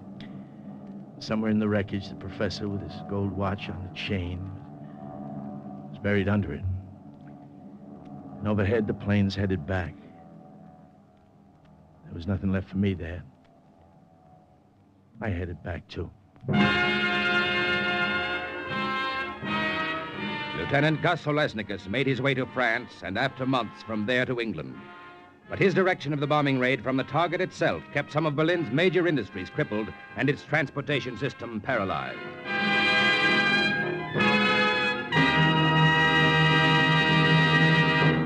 And once again, the report of an OSS agent closes with the words, "Mission accomplished." Listen next week when we again present Cloak and Dagger.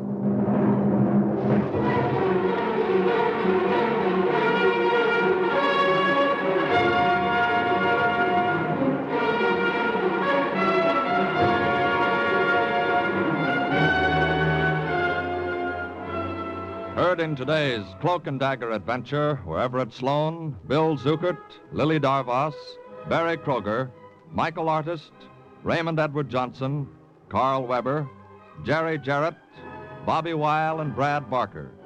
Script was written by Winifred Wolfe and Jack Gordon. Music was under the direction of John Gart. Today's true OSS adventure was based on the book Cloak and Dagger by Corey Ford and Alistair McBain. This has been a Louis G. Cowan production in association with Alfred Hollander, and was under the direction and supervision of Sherman Marks. NBC offers 3 of radio's top mystery adventure shows, The Big Guy, Sam Spade, and The Saint. So if mysteries are your meat, listen in tonight. Next, hear High Adventure, then The Big Guy on NBC. Are you willing to undertake a dangerous mission behind the enemy lines, knowing you may never return alive?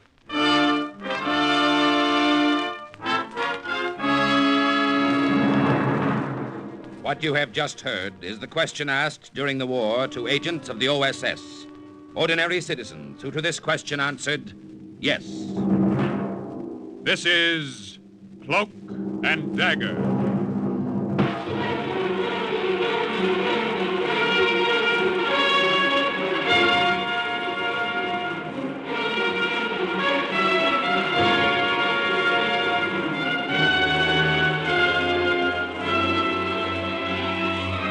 Black warfare, espionage, international intrigue. These are the weapons of the OSS. Today's adventure, Operation Sellout, is the story of an American OSS agent who went into German-occupied France to locate Nazi submarine bases, and is suggested by actual incidents recorded in the Washington files of the Office of Strategic Services. A story that can now be told.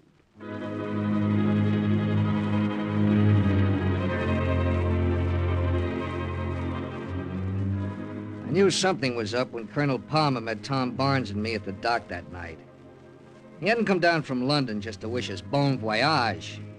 There wasn't time for such formalities in the OSS, even when a couple of its agents were embarking for the coast of Nazi-occupied France.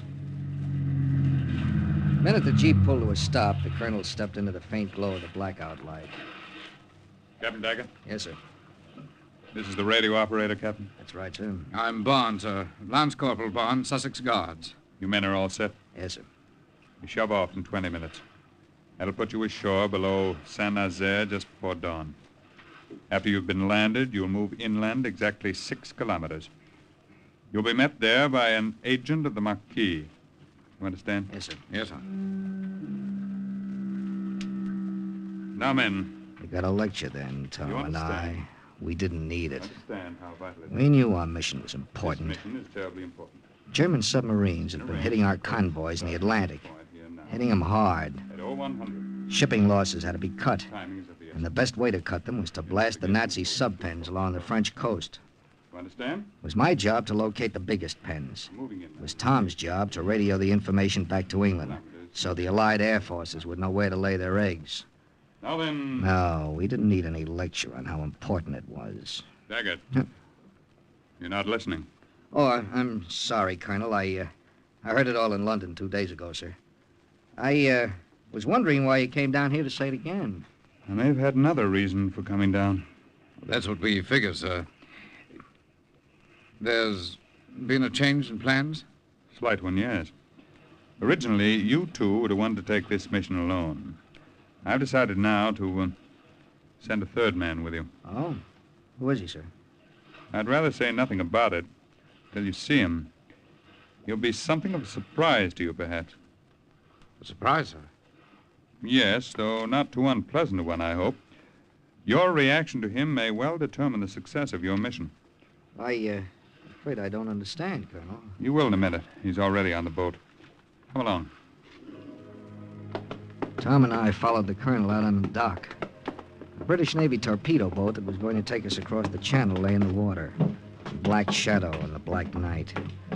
We climbed aboard, stowed our gear on deck, and moved toward the forward cabin. Tom and I exchanged looks. Neither of us liked this slight change in plans. Your new man is in here, Captain. Well, let's have a look at him, Colonel. For a moment, the bright lights of the cabin spilling out on the deck blinded me. Then I saw him. First, I thought it was a gag, until the guy turned. Until he made a stiff bow from the waist. Until he said... Good evening, gentlemen. I'm Lieutenant Karl Müller of the German Reichswehr. Then I knew it wasn't a gag. He belonged in that uniform he was wearing. It was all his, every Nazi stitch of it, right up to the death's head insignia on his left shoulder. Herr Miller, this is Captain Link Daggett, and this is Corporal Barnes of the British Army on detached service with the OSS. It is a pleasure to meet you, gentlemen. Is it? Colonel Palmer, may Barnes and I speak to you alone? All right, Daggett. I will go out on deck. Well, Daggett? Well, do we have to say it, sir? You must know how we feel about this. I'll say it, Link. Sir, I don't like the idea of taking a Jerry with us into Nazi territory. Well, do we have to do it, Colonel? You volunteered for this mission, Barnes. You don't have to do anything. Yes, but Daggett and I can do the job, sir, without a Jerry. You can do it faster with him, Corporal. And we've got to start hitting those sub-pens as quickly as possible. Miller will be valuable to you in obtaining information from his former fellow officers. Must have a lot of faith in this Nazi, sir. He's not a Nazi. He's a German. Is there a difference, sir? Yes. Even when he was an officer in one of Hitler's pet divisions, Colonel? Through no choice of his own, Daggett. Miller was captured by the British in North Africa 2 years ago. He's been working as an interpreter for the OSS for 18 months. He's been thoroughly screened. We have faith in his story that he's always been opposed to Hitler. Well, he could have been lying to you, sir, just waiting for a chance like this, a chance to get back to German territory. He could have been, but we don't think he was. Yeah, but if he were, Sir Barnes and I are a couple of dead ducks. He'll sell us out the minute we get across the channel. That's quite true, Daggett. And that's the chance you'll both have to take.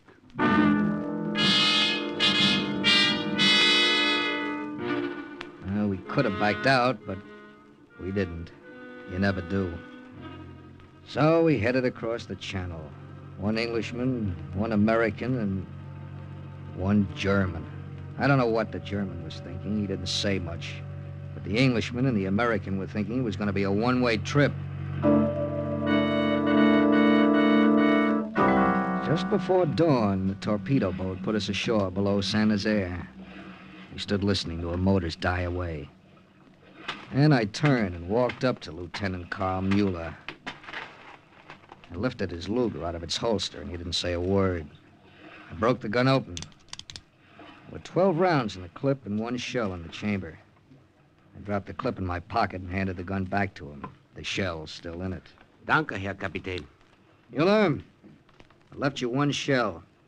If anything goes wrong, you may need it. That is, if you're on the level. I will use it on myself rather than fall into the hands of the Nazis. Yeah, I know you will. If you're on the level. If you're not, though, you'll think twice about using it on us. You see, you couldn't get both of us with one shell. You understand? Yeah, I understand, Herr Kapitän. It was just a phony gesture, of course. He knew as well as I did that it didn't mean a thing. The country was occupied by 500,000 of his countrymen. He could wipe us out like stepping on a bug. If he wanted to. Dawn was breaking when we left the beach. We started inland to keep our rendezvous with Philippe Martin, the Maquis agent who was to set us up with a base of operations. He must have made quite a picture. 2 men dressed as French peasants trudging along behind a Nazi officer. We kept to the fields and moved along hedgerows as much as we could. Then we came to a highway. A German army lorry rumbled by while we squatted behind the hedgerow and held our breath.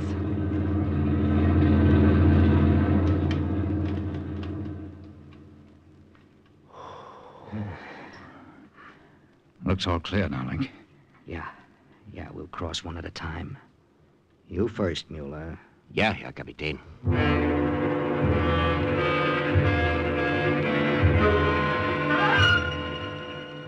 He got over the hedgerow and out onto the highway. It was halfway across. Tom and I straightened up to follow him, and we saw it. We dropped down again. A German reconnaissance car swinging around the bend in the road. It stopped a few feet from Mueller. He looked at the Nazis. They looked at him. We looked at both of them through the hedgerow and waited. Heil Hitler! Heil Hitler! It was in the lift of his voice. It was in the smile on his face. There was no mistaking it. Karl Mueller was back with his buddies. Karl Mueller was home. Link, let's get away from her. Make a run for it along the hedgerow. For what? If he tips off those krauts, we won't get 10 feet. Yes, I guess you're right. Well, if we go, I'm taking Jerry with us. I'd had the same idea. I'd already sneaked my revolver out of my coat. We drew a bead on that stiff Prussian back, and we did some more waiting. Crouching and waiting until... Heil Hitler! Heil Hitler!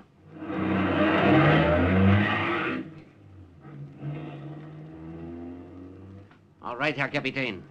It is safe for you to come out now. We went out, but not before we'd exchanged another whisper. Not before Barnes said what we were both thinking. Maybe the Colonel was right, Link. Maybe the Jerry is on the square. Or maybe he's just smarter than we thought. What do you mean? Smart enough to use us for bait. That was it, bait. Why get rid of us so fast? We weren't that important. He could get rid of us whenever he wanted to. And he'd only want to after we'd served his purpose. After we'd jeopardized the French Maquis by exposing them to him. Yes. And after we'd sent a lot of Yankee and British flyers to their death. We joined Mueller and continued on to our rendezvous point. There was nothing I could do about it. Mueller had been assigned as a member of the mission. So far, I'd acted like one. Don't knock off a fellow agent unless you're sure. All right, Link. We're just 6 kilometers east of the beach now. Yeah. Yeah, this patch of woods must be the place. What do we do now, Herr Kapitän? Nothing. Just wait. Wait for what, monsieur? He'd stepped out from behind a bush as silently as a shadow. But shadows don't carry Tommy guns. You were expecting someone, monsieur? Yeah. A man named Philippe Martin. I am Philippe Martin. Well, then you know who we are. No, I'm afraid not, monsieur. If there were 2 of you, I would know. But not 3. There was a last-minute change of plans. A very great change, since it made room for a Nazi officer. Look, not all men who wear Nazi uniforms are Nazi officers. True, monsieur. But all Frenchmen know a Nazi when they see one in or out of uniform. Why is this man here? That Tommy gun was shoving into Mueller's chest. I had to talk fast. I explained who the German was. I said the OSS trusted him. The OSS may trust him, monsieur, but I trust no German. Well, that makes no difference. My orders are that Mueller's a member of this mission. Now let's get going. You hear me, Martin? Very well, monsieur. Follow me. Where are you taking us? To my farm. You will set up your radio in my barn. Is it safe?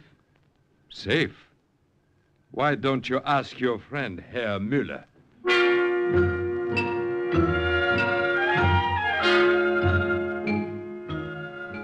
2 hours later, Tom had his transmitter set up in the loft of Philippe Martin's farm, a few miles outside Saint-Nazaire. With your permission, Herr Captain, I will leave now. Yeah. You know what you're to do, Mueller? Yeah. With these forged orders Colonel Palmer gave me, I will be able to secure all the necessary information about submarine pens in the Saint-Nazaire area. If you want to.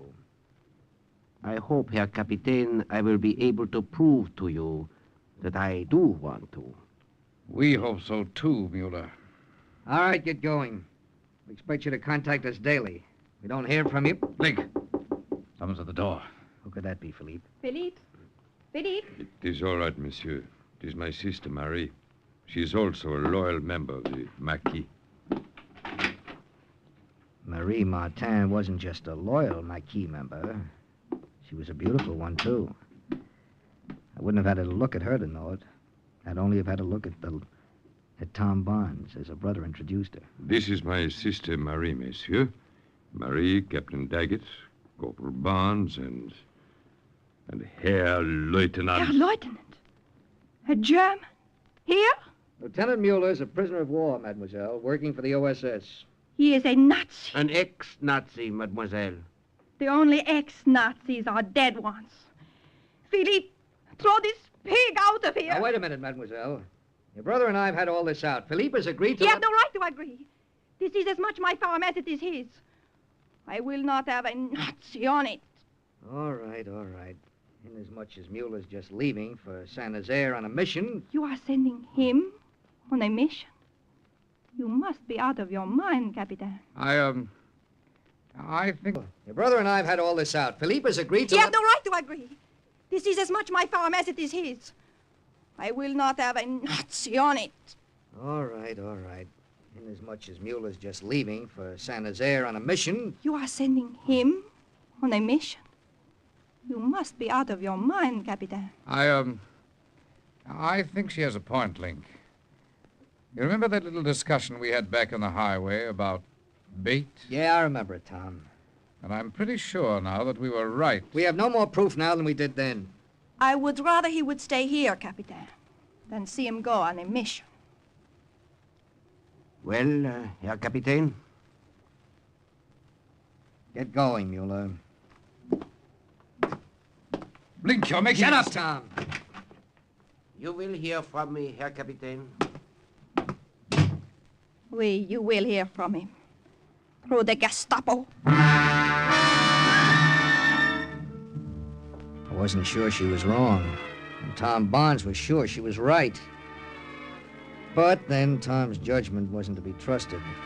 Not where Marie Martin was concerned. Well, Tom, where you been? Oh, I took a walk with Marie down by the brook. You take a lot of walks with Marie, don't you? Oh, why not? There's nothing to do but cool our heels until we hear from Mueller. And quite frankly, old man, I can't think of anybody I'd rather cool my heels with. And then we heard from Mueller. We heard quite a lot from him, and not through the Gestapo either. You must copy these maps immediately, Herr Captain. I must get them back to the Nazi headquarters before morning. You will find on them the location of the Nazi sub-pens from Saint-Nazaire to Dunkirk. I copied the maps and deciphered the code symbols. Turned my report over to Tom to transmit to England. But Tom was stubborn. How do you know those maps weren't faked, Link? I don't. Maybe Mueller's using us just the way we thought he would. Well, maybe he is. Then why on earth send that stuff out? Because those are my orders and I'm going to obey them. Now send it, Tom. We'll see what happens. Well, we saw what happened. That night off in the distance, 1,000 searchlights stabbed the sky. There were black puffs of smoke everywhere.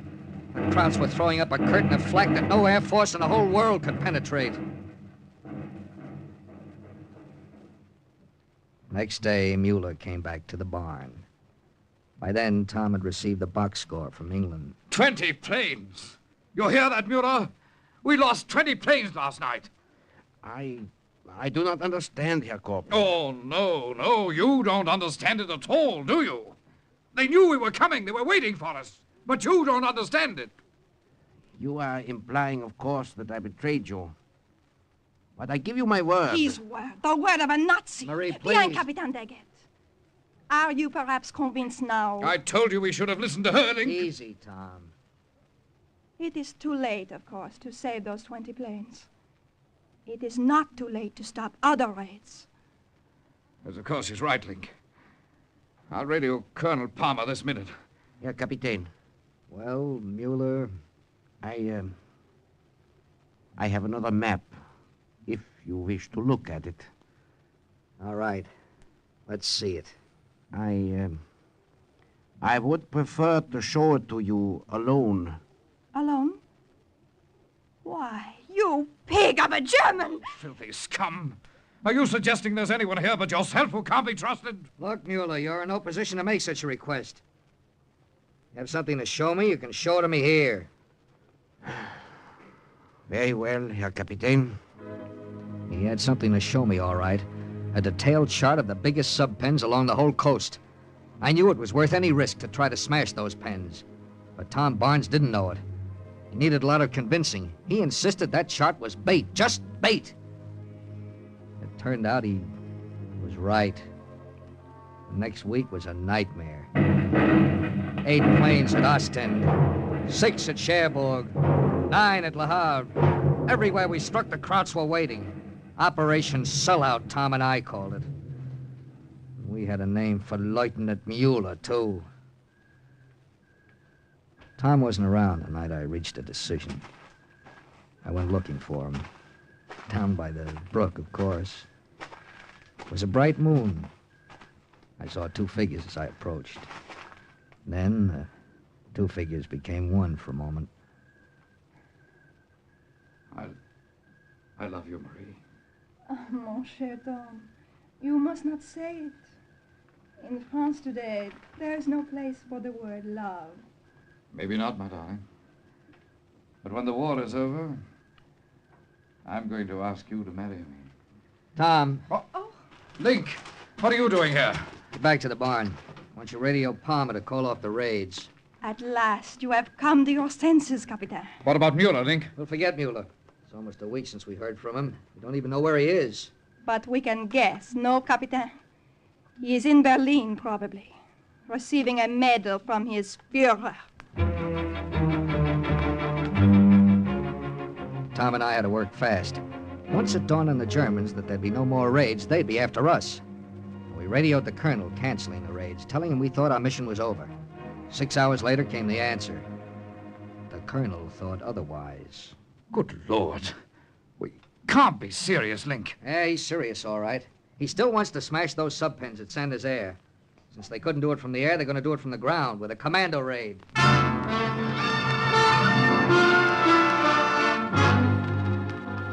Yeah, commando raid. A hit-and-run attack where coordination and split-second timing were everything. And Tom and I were to be the inside men. A big job, yeah. But this time we didn't have 2 strikes against us. No, because this was one clam bake that Carl Mueller wouldn't know anything about.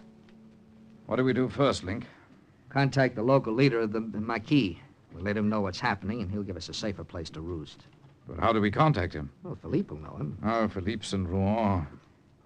Wait a minute. How about Marie? She might know, too. Right. Go get her.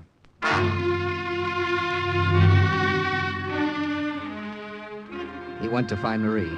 I packed up the radio and the other equipment. I heard the door open. I thought he brought her back.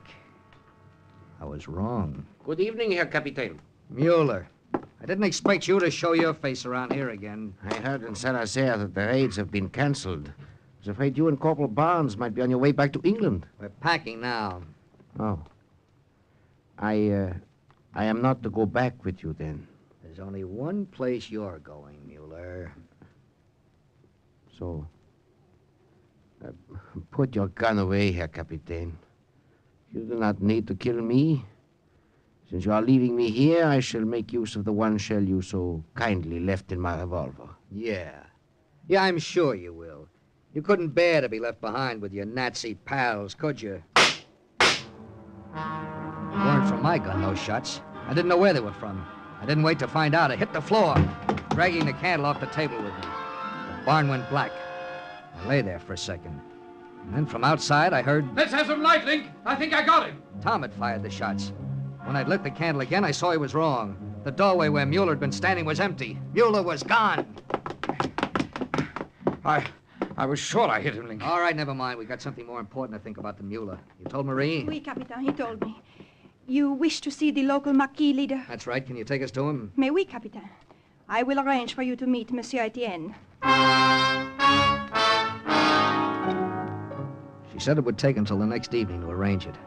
Tom and I cleared out of the farm and holed up in the patch of woods where we'd first met Philippe. Of course, it had to start raining.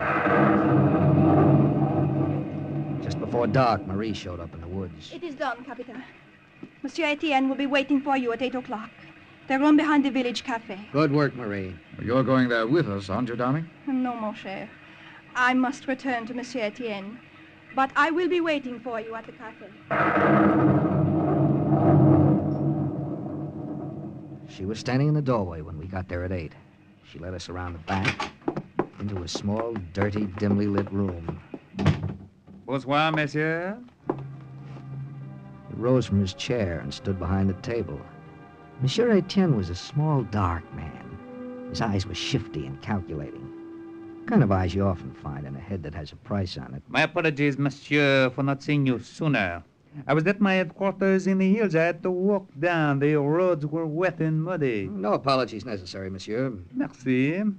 Mademoiselle Martin informs me you wish the assistance of the Marquis. We need plenty of assistance. British commandos are planning a raid on the port of Saint-Nazaire. A commando raid on Saint-Nazaire. Those eyes of his grew wider. They grew bright.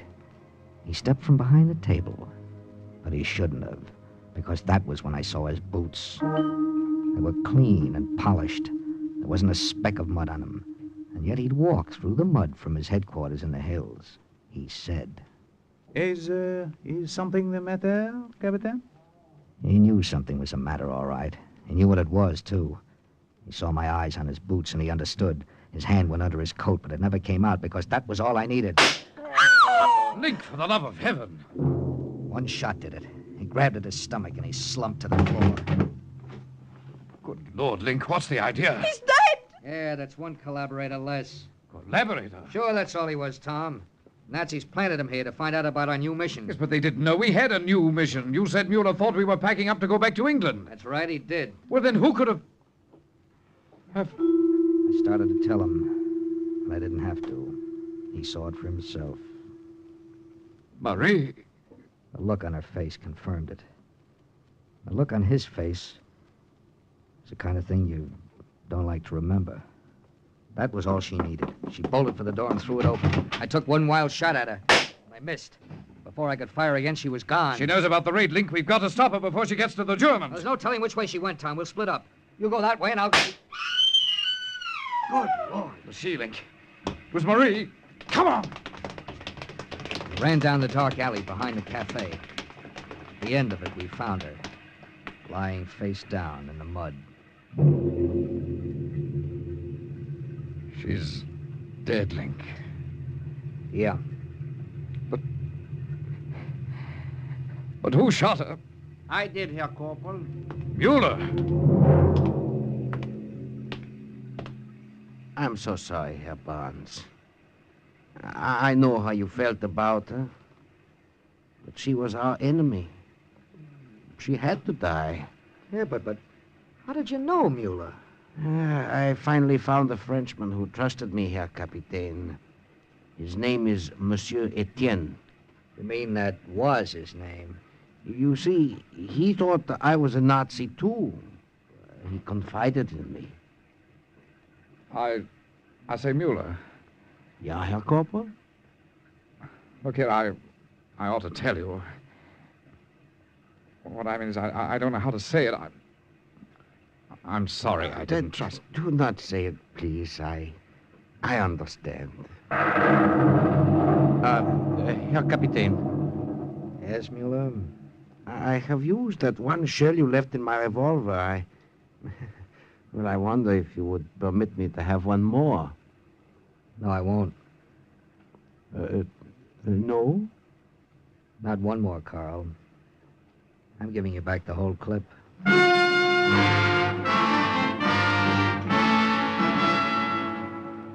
That same night, we contacted the real leader of the Maquis. 2 weeks later, the commandos struck at Nazaire. They wiped out that sub-pen. When they went back to England, Tom Barnes and I went with them. And so did our friend, Carl Mueller. And once again, the report of another OSS agent closes with the words, Mission accomplished. Listen again next week for another true adventure from the files of the OSS on Cloak and Dagger.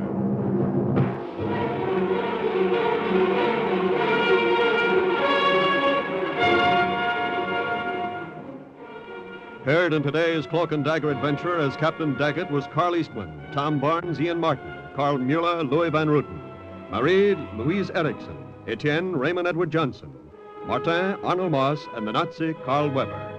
The script was written by Ken Field and music was under the direction of John Garth.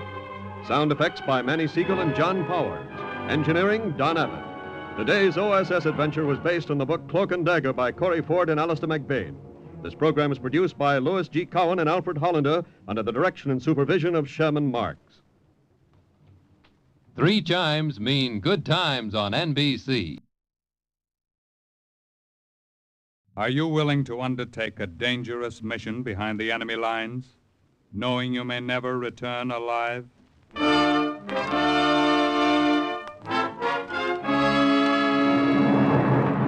What you have just heard is the question asked during the war to agents of the OSS. Ordinary citizens who to this question answered, yes.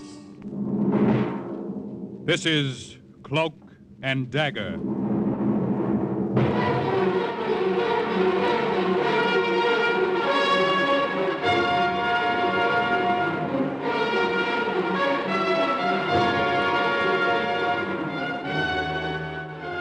Black warfare, espionage, international intrigue.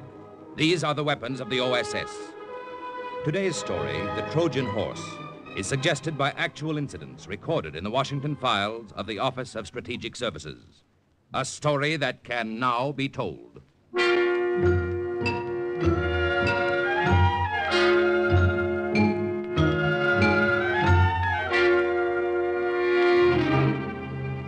August 1942. Report to OSS headquarters in Casablanca from Agent Henri Fontaine in France. Contact with girl Gabrielle Monet was made in the Bluebeard Café in Paris.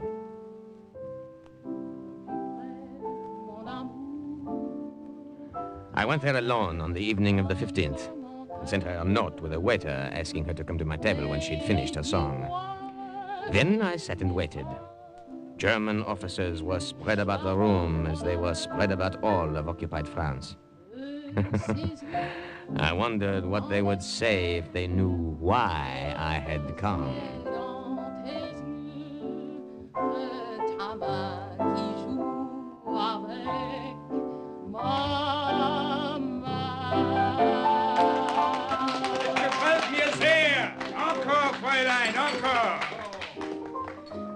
You send me this note, eh? Oui, mademoiselle. Will you join me? Why not? I drink with anyone these days. What will you have, eh? What have you? Let me taste from your glass. It is very bad wine. Huh? You are right. Oh, The only time a girl may get good wine nowadays is when she drinks with the Boche. Never mind, I'm not thirsty. I enjoyed your song. Is that what you wanted to tell me? I think you are wasting your time here in Paris. Paris is wasting our time on Paris these days. I can offer you a better position in Casablanca. What did you say? Who are you? My name is Henri Fontaine. I, too, have a good position with the American OSS in North Africa. What are you saying? Before the Germans came to France, I was a poor poet. They did me a service. Now I'm a rich spy. You sit here in a room full of Germans and tell me this? What makes you think I will believe you? What makes you think I won't turn you over to the Germans if I do, eh? Mademoiselle, I am not such a brave man. Neither am I a fool. We have kept you under observation for months. We know you better than you know yourself. Is there anything you'd like to know about yourself? What do you want of me? On our side, we have only the very best. Forgers, counterfeiters, cutthroats, and spies. Will you join us? Just tell me what you want me to do.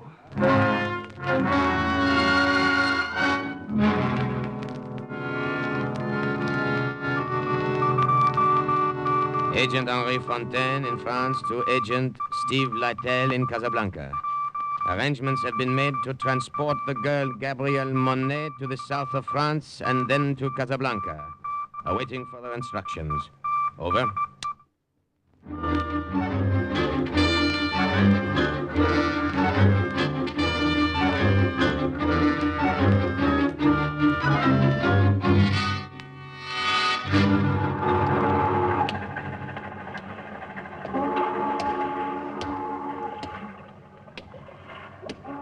Bonjour. Bonjour. The roses will bloom early this year, I think. Oui, but not too early, I hope. Good, good. I've been waiting for you. It is dark. I can't see you well. Is the girl with you? She is here. Gabby, say something so our friend will know you are here. I am tired. Did you have difficulty reaching my safe in Paris? Not too much. With swarms of displaced persons all over France to mingle with, and a slight bit of help along the way from the underground, it was not too bad. Good, good. Now follow me. I will take you to the fishing schooner. But I know you're tired. Cheer up, Gabby. You'll have a nice, long trip by water to rest up. Oh? And then another nice, long trip by auto to Casablanca. Oh, I like automobiles. In the old days, I liked nothing better than a pleasant ride.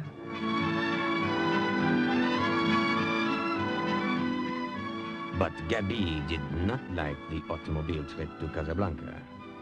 It was probably nothing like the old days. I drove up front alone while she was fitted in the trunk of the car behind gasoline drums. There were gunny sacks in a Moroccan rug thrown over her. Across everything, a heavy canvas cover lashed down with just enough air left for her to breathe. We drove that way over rough roads for several hours. When it got dark, I pulled over to a side lane and let her out. Gabby, come out, come out. Oh, my back. It is broken. I will gladly massage it for you. You are too kind. Not at all. No, thank you. Pity. Why did we stop? To give you a chance to stretch your legs. And a cigarette, if you want one. Oh, I would die for one. Give. I have one lit here. Mille merci. You see? I try to be gentle. I try to make up for the inconvenience I am causing you. Ça c'est drôle. I remember what another poet once said. A German, by the way, but not a Nazi. His name was Goethe. What did he say? He said, be gentle with women. Remember, they were made from a broken rib. I am not amused. I'm sorry. You are always smiling. Do you enjoy the war, huh? I am a poet. There is poetic excitement in being behind the lines, working underground. I enjoy being a spy. Well, I am no Matahari. You will do. You still have told me nothing. Why did they send for me? You remember a German named Paul Vogel? Paul... What do you know of him? Tell me. Not now. The time is late. But I must Throw know. away your cigarette. Why did you mention I his... said later. We have a long journey ahead. If we pass the border post, I will tell you. If we do not, the words and minutes would only be wasted.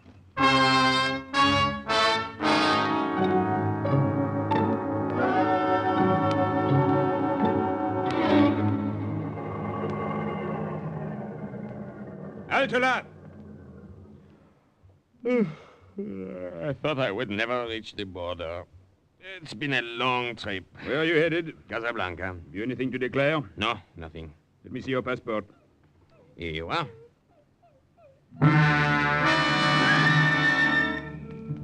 All of a sudden, I spotted a small black dog sniffing and whining at the trunk of the car where Gabrielle was hidden.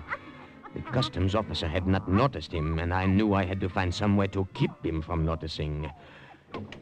One becomes stiff after so long a ride. While he looked over my passport, I went to the rear of the car, picked up the dog by the scruff of the neck, and started to pet him. Your passport seems to be in order, but what's the matter with Jeff? Nothing. Perhaps he does not like to be picked up. If he did, he wouldn't try to bite you. Better put him down.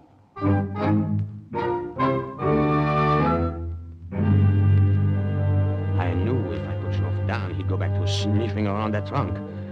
I felt like strangling that cute little black puppy. Well, put him down. I have taken a fancy to him. How do you feel about selling him to me, eh? Huh?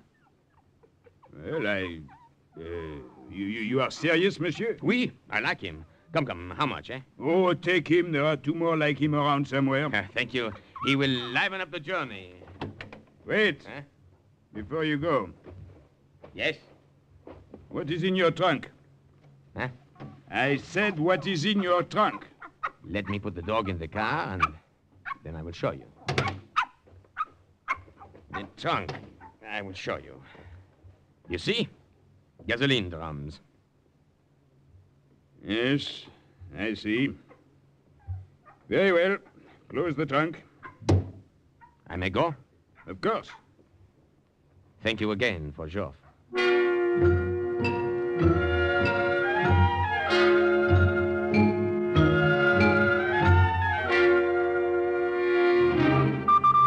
August 27th, 1942.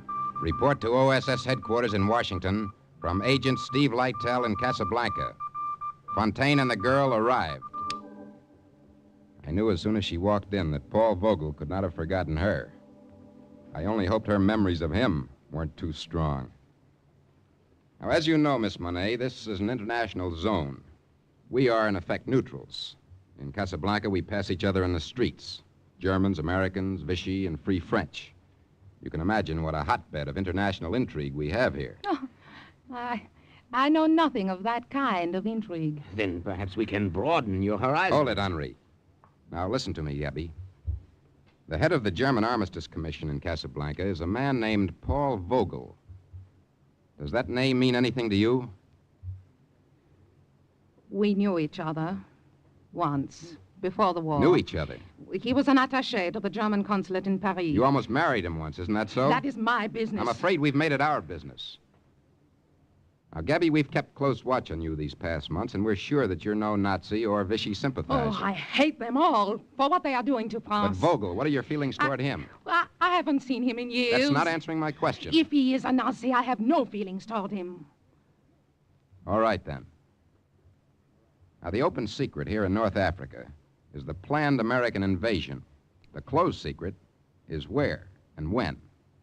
Now, that's what Paul Vogel wants to find out for German headquarters. I still don't understand what You're to tell him, Cherie. What? Henri's right. You're to take up this friendship with him once more. Give him all the information he wants. You'll get it direct from us. What? Now, rest assured it'll be the wrong information. You understand now? I'm beginning to. Good. We have a job for you at the Three Lanterns Cafe. Now, starting tomorrow.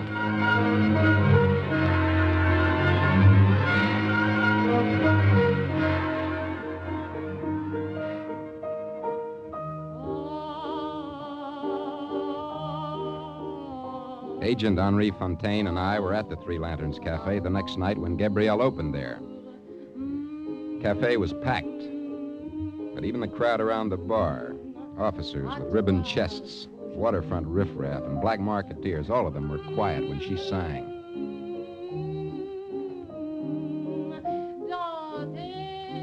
She was wearing a red dress. In the spotlight, her face looked smaller and whiter, and her hair looked blacker. There wasn't a man in the room who could take his eyes off her. I wondered how soon it would be before Paul Vogel came in and saw her, too. A girl like that could make you forget the war, eh, Steve? I've got a wife back in Syracuse. Can she wear red like that? My wife can be trusted. And this girl? She and Vogel were pretty close in the old days. I know my own kind. She can be trusted. I hope you're right. The success of the whole American invasion may hinge on it. A lot depends on how hard Vogel falls for that little bait up there on the bandstand. Steve, Vogel, he's just come in. That's all I wanted to see. Come on, let's get out of here. Excuse us. Pardon? Pardon?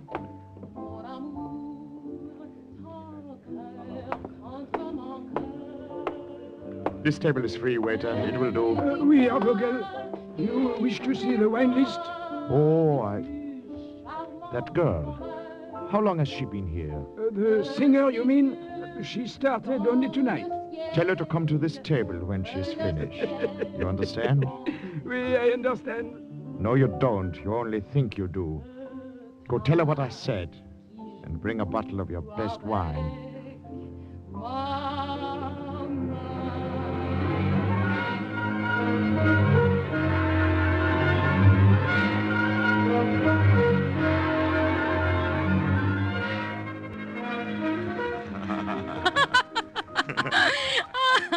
And I had no idea it was you, Paul, when the waiter came to me. How like you to walk back into my life so quietly after making so violent an exit. The world is small after all, Gabby. I'm amazed to find you in Casablanca. I can say the same of you. What are you doing here? I arrived here a few days ago, but I've been in North Africa for months. Tangier, Oran, Tunis, singing. How were you able to leave France after the occupation? You should know how well I always got along with Germans. You don't seem angry with me any longer, Liebchen. After that last time, 6 years ago. Life is too short to be angry for too long at anyone. Besides, I was a fool to have been jealous over that silly blonde with the bad legs. I've even forgotten her name. Suzanne. Aha!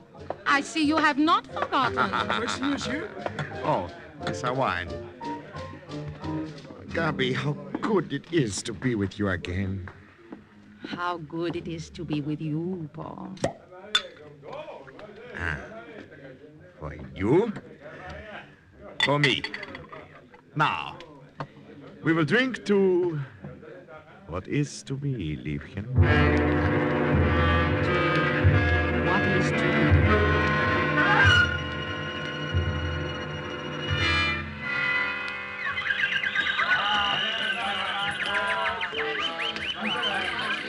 You could have no better guide through Casablanca than I, Gabi.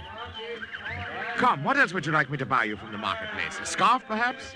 A gold scarf to put around your hair, yeah. Have you taken many girls to the marketplace, huh? Oh, will you be forever jealous of me, Liebling? What is it, the French in you? It is the woman in me. I imagine you are in great demand by the women here. The chief of the German Armistice Commission. How did you know that? I know more than you think. Oh? Would it interest you to know the name of one of the most important American agents in North Africa? Who? Steve Lytle. What do you know of him? I know him. And he knows the details of the planned American invasion. Come. I will buy you a gold scarf. Well, have you nothing to say of what I just told you? I knew that already. I, too, have agents. However, thank you for telling me. I can promise you more than a gold scarf if you find out additional information for me. Is this possible? It might be. Very possible.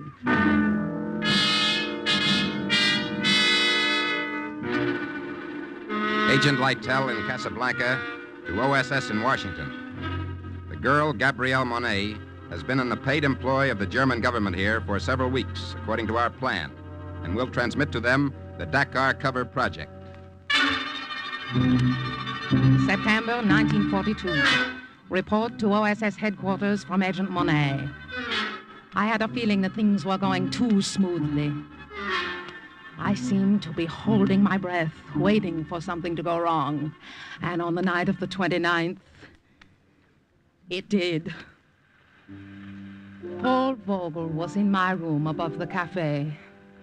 We were listening to my record of our favorite song.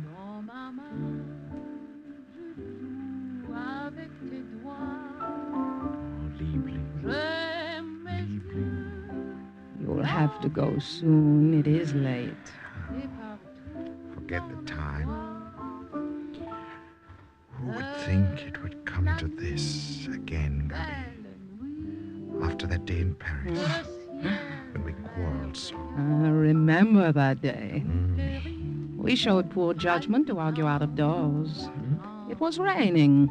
I got a terrible cold in the nose. Poor Gabi. Let me kiss that poor nose. Sherry. Oh, Paul, you really must go.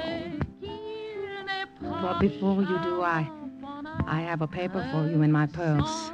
Dates when high officials will be in Casablanca. I'll get it for you. I want to talk to you.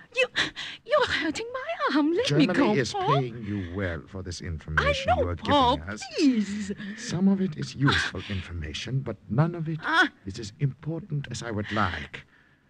I will try to do better. You had better do better. You know what would happen, Gabi, if I found out you were crossing me. I would not cross you. It is nothing for me to my... twist your arm like this. Such a small arm. Think what I could do if I really tried to hurt you. You hurt me now because you don't trust me. What do you want? You claim to know this American like I that. do. You claim you get your information from I him. Is that do. all he gives you? What about his love? Oh, does he give you that too? Paul, the shoe is on the other foot now. It is you who are jealous. Oh, how foolish of you. Think, would I lie to you? Gabi. Gabi. Oh, Gabi. If you ever lie to me, I would rather see you dead at my feet than standing looking at me and lying. You'll hear what I say. Yes. Yes, I hear. I hear.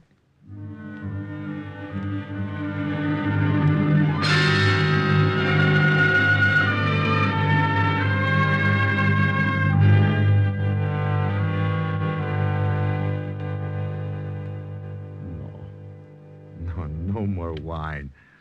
I must keep my head clear to think of what you have just told me. Now, are you satisfied that I'm earning my money? Dakar. So the Americans will land in a few weeks at Dakar. Very likely, very likely. Dakar is strategically important. It will be more important if the German fleet is there to stop the invasion. Yeah. That bungled attempt at a landing under de Gaulle's leadership failed, so the Americans probably figure we would not dream that they would try it again in the same place. One American, Steve Lytell, does not dream you nor this. Are you going to tell German headquarters? But of course, this is something they will want to know.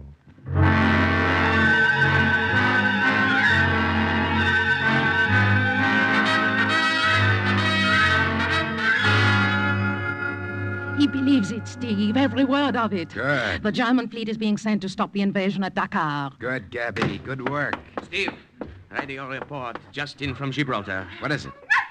No. Let me tell it, Geoff. General Clark will rendezvous on October 21st at Point Agreed near Algiers. You know what that means? Final preparations for the Iran invasion. Nothing must go wrong now. Nothing.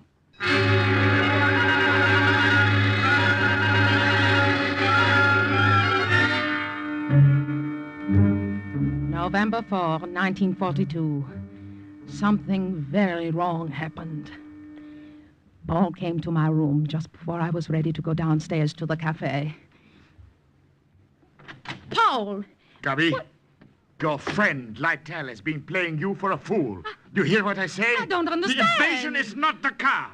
I just learned myself it's to be Oran. Oran! And the German fleet, on my suggestion, is waiting in Dakar for nothing. Paul. And will continue to wait for nothing. Paul, it can't Do you be. know what this will mean to me? Do you realize what the High Command will do to me for this? Please, Paul. I'm ruined. Perhaps your latest information was wrong about Oran. No. It all ties in. They, the Americans, wanted me to believe that... Gabby, what had you to do with this? Now what are you saying? I'm getting tired of your suspicions. One day you trust me, the next day you don't. You're French? What kind of French? Instead of questions, ask yourself this. Would I betray you, Paul? Not Germany, but you. Think. Look at me. Look at your Gabby and answer.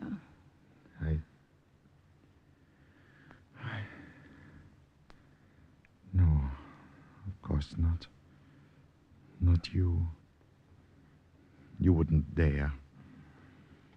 There may still be time to stop the Americans at Oran. I must get back to headquarters and let them know by radio. I should have done that right away instead of coming here. Oh, have a drink first. No, later. I'll be back. It will not be easy for you to tell the High Command this. A drink will fortify you.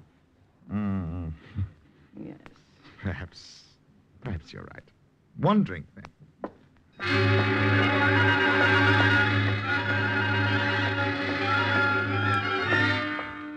Paul sat on the edge of the couch, his head in his hands.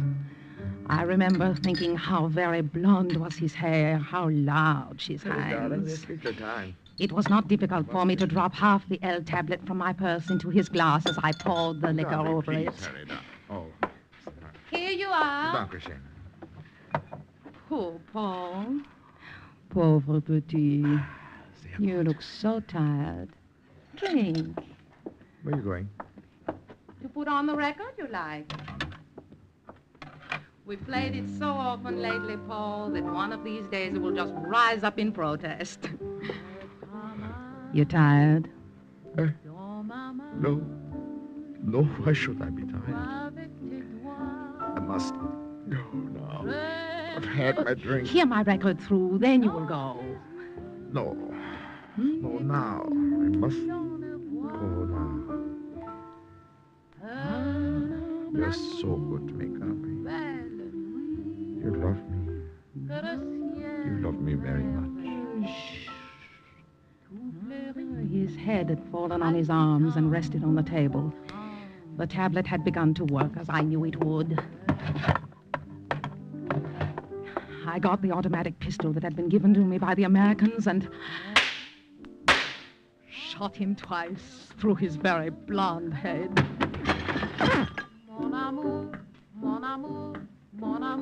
Report from Agent Gabriel Monet. Fini. Well,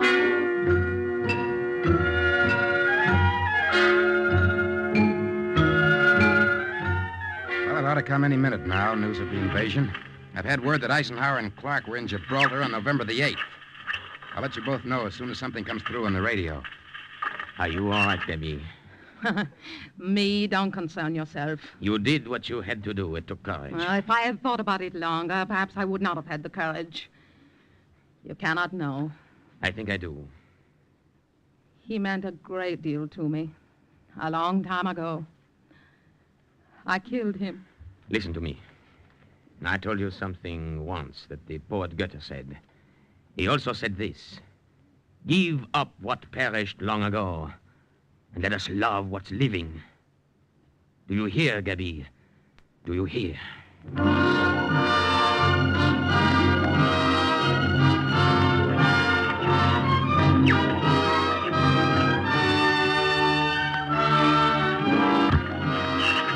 Écoutez, écoutez.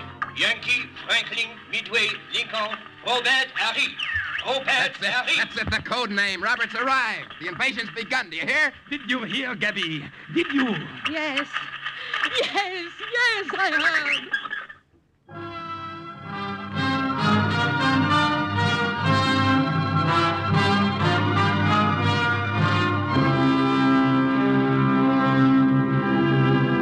And once again, the report of an OSS agent is closed with the words, Mission accomplished. A further adventure in black warfare is next week's Cloak and Dagger.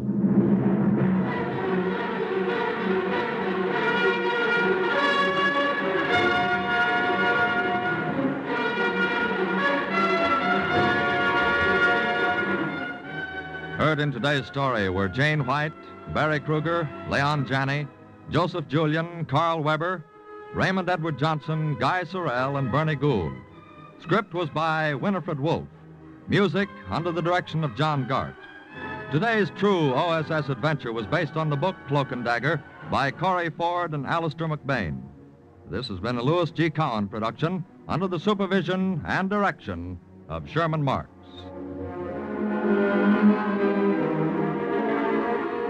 Stay tuned for the second big mystery, High Adventure, on NBC.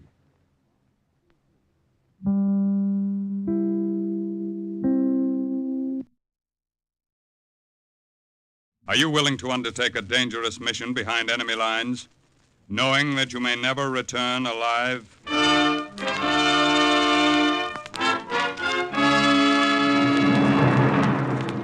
What you have just heard is the question asked during the war of agents of the OSS. Ordinary citizens who to this question answered, yes. This is Cloak and Dagger.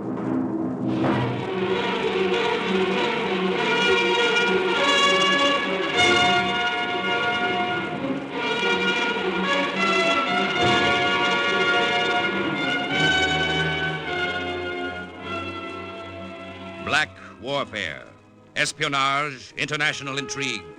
These are the weapons of the OSS. In today's adventure, Windfall, the part of McAllister is played by Les Tremaine. Jan Miner plays Jen, and Mike Slade is played by Bill Quinn. The story is suggested by actual incidents recorded in the Washington files of the Office of Strategic Services. A story that can now be told.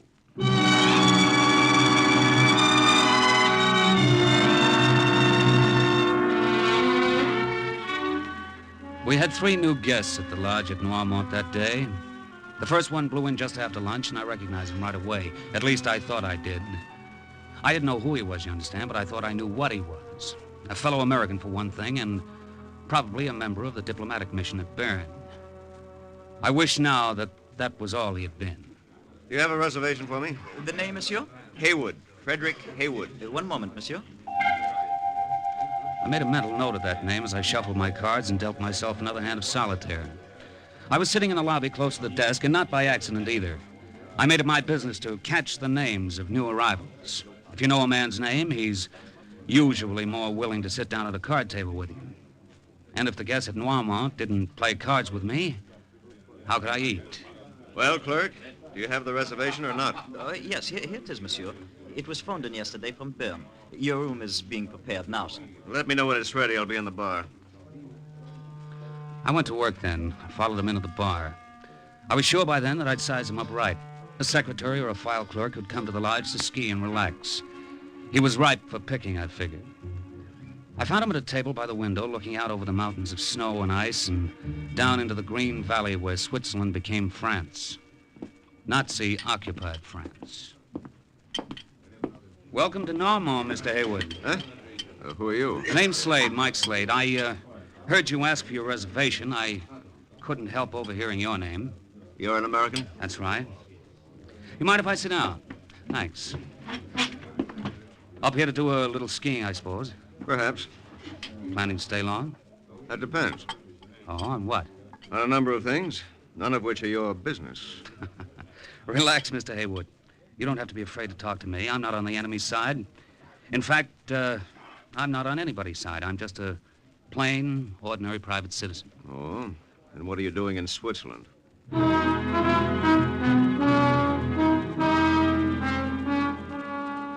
He asked, so I told him. A whole sad story. How I'd shipped out of San Francisco when I was 15, how I jumped ship in Shanghai, how I'd spent the next 25 years gambling my way around the world, till I hit it big, knocking over a roulette wheel in Paris for £1,000,000. So you're up here blowing your £1,000,000, huh, Slade? No, not exactly. Didn't last long enough to blow. A week after I won it, the Germans marched into Paris, and my money wasn't worth a thin dime. I got away and landed up here at Noirmont, and been waiting ever since. Waiting for what? Why, for someone to win this war, of course. Someone? Anyone, you mean?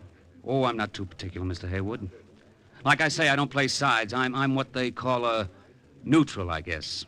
A neutral American, huh? Well, it's been a long time since I was in America. I just want them to get the war over with somehow, so Jen and I can get out of here. Jen?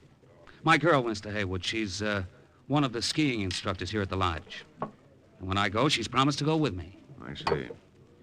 Now I'll go see if my room's ready. Oh, wait a minute. How about another drink? No, thanks. Well, look, if you're not doing anything tonight and you'd like a little game of stud... No, thanks, no. It's as good a way as any to pass the evening up here. Maybe, but I'm rather particular about the kind of men I gamble with, Slade. Especially the kind of Americans.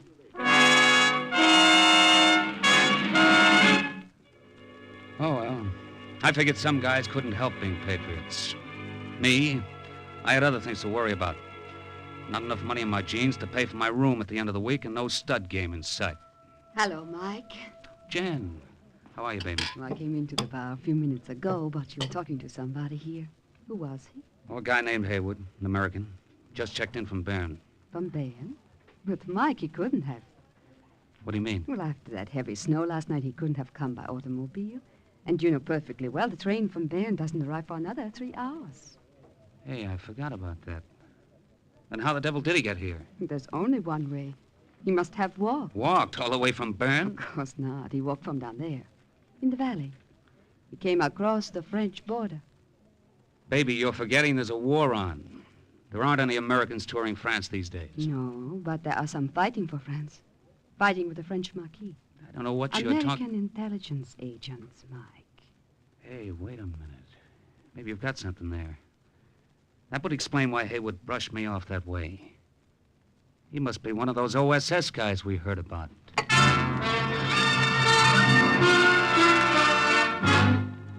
It was the only answer. I didn't think much of it. I figured an OSS agent just out of occupied France wouldn't have enough money to finance a game of stud, so I went looking for someone who would. We wish 2 rooms, clerk. One for Wirstadt, one for myself. Krauts were Krauts, and you didn't have to be a patriot like Haywood not to like them. But I figured if these 2 guys at the desk were a couple of jokers on a holiday, they'd be well healed.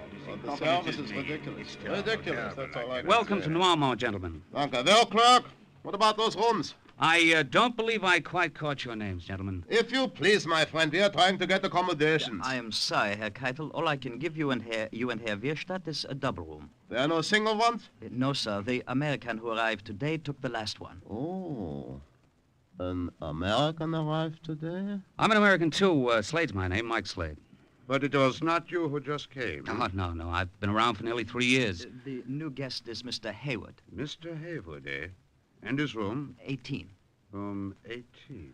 I'm in 27 myself, gentlemen. If you'd be interested in a friendly game of stud poker this evening, I'd I'd be... Herr Slade. I'm afraid we are going to be busy this evening. Nicht wahr, Keitel? Yeah, that is true. We are going to be very busy. So that took care of my last chance to put some meat on my thin bankroll. Jen and I had dinner at the lodge that night. Then I walked her back to her cottage above the hotel. The moon was bright. Dry snow squeaked under our feet. It was the same as any other night at Noirmont. It seemed the same anyway. Even the things we talked about were the same. You must be patient, Mike. We will leave Noirmont someday. Yeah, but when and how? We'll never get out until I lay my hands on some dough. Big dough, I mean. Not the kind I can win from a bunch of yokels who don't know two pair from a straight. Your government would send you home, maybe, Mike. Yeah, sure, and shove me in the army. Only they don't have any use for a guy my age, and that makes it mutual. Besides, they wouldn't let you go with me. But I would wait. And when the war is over... No dice, kid. When I go, you go. So the answer's still money. Oh, Mike. What? Listen. Oh, it sounds like somebody's been hurt. Come on, honey. Down this way, Mike. There's something lying in the snow. Yeah. That must be him. Mike, it's the American, Mr. Haywood.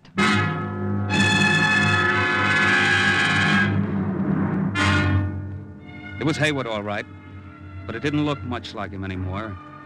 His nose was broken and the rest of his face was pushed out of shape. And Lord knows what else they'd done to him. You... Slade? All right, take it easy, fella. We'll get the doctor at the lodge. No, you... Shoo. Slade. Shoo. You understand him, Jen? It sounds as if he's saying shoo. Yes. Shoo. Heel. Left shoe. The heel of his left shoe. Back. Alistair. What was that?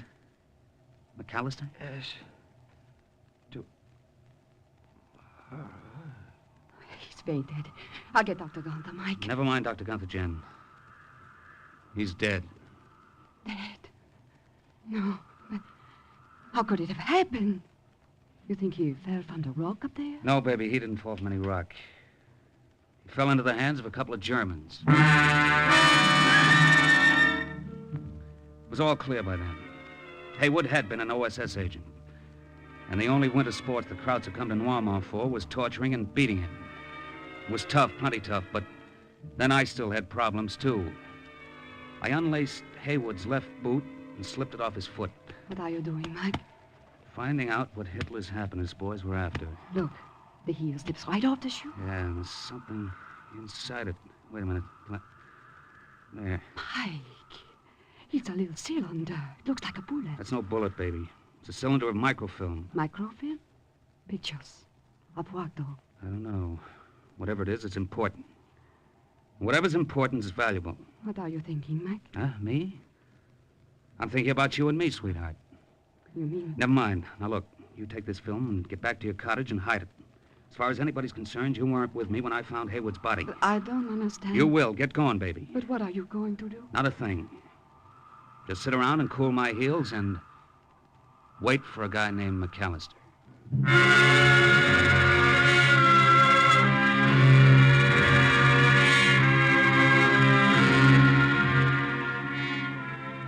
Of course, I had to report Haywood's death. I reported it to Dr. Gunther, the house physician at the lodge. Oh, this is terrible. Such a tragic accident. I didn't say it was an accident, Doctor. Oh, but it was, of course. Now, wait a minute. I You can't... said so. And I am the doctor. Yeah, but you can't... Herr Haywood slipped and fell from a rock. And we will all do our best to see that there's no another such tragedy. Will we not, Herr Slade? It gives the lodge a bad reputation. So Gunther had already been briefed by his fellow Krauts, and Haywood's death was an accident. Well, that was all right with me. It didn't hurt my ankle a bit. The next morning, Gunther got all the guests together in the lobby and broke the sad news. And I know, my friends, that you will all want to pay your last respects to the victim of this unfortunate accident.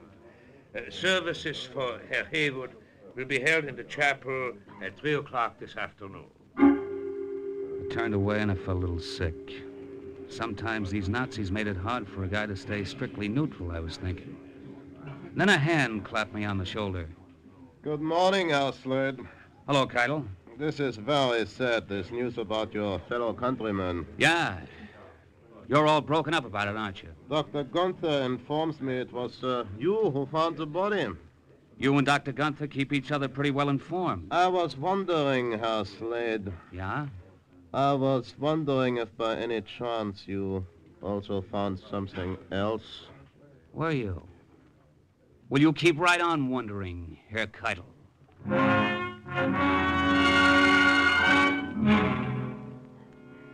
I spent most of that day playing solitaire at my favorite table near the desk. I wasn't listening for the names of poker prospects anymore. I was listening for another name, McAllister, but I didn't hear it. At 3 o'clock, I went down to the chapel. I figured I ought to pay my last respects to Haywood, too. It was the least I could do, considering how much I was going to owe him. Life is so cheap. The accidental death of a passing stranger may seem like a trivial thing. Believe me, my friend. It was almost over It is not. when a big blonde guy sat down next to me on the pew. You're Mike Slade?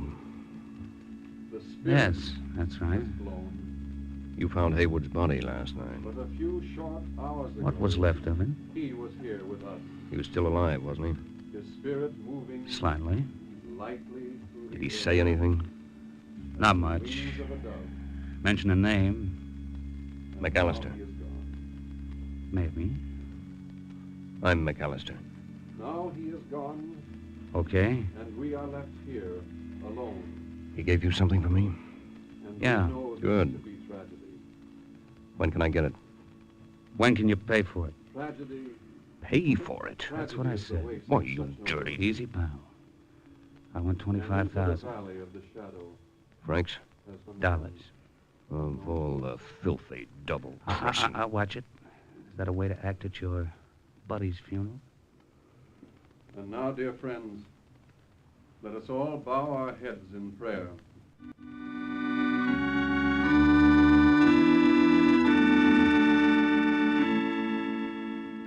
The minister's sermon wasn't the only one I heard that day.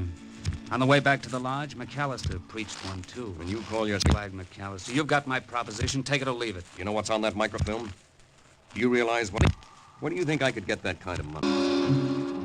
I stayed away from Jen all that day because I didn't want to attract any attention to her, but as soon as it was dark, I started out for her cottage.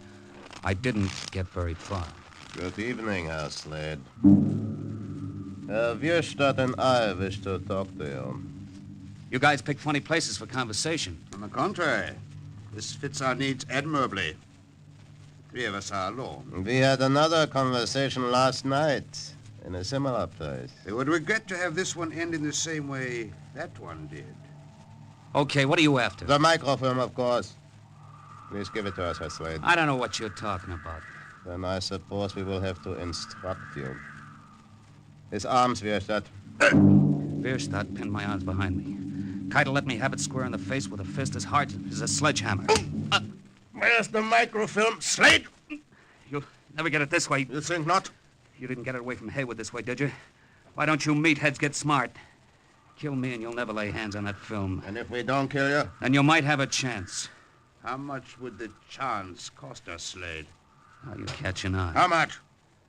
Well, I would have let you have it cheap before you started to push me around. The price has gone up.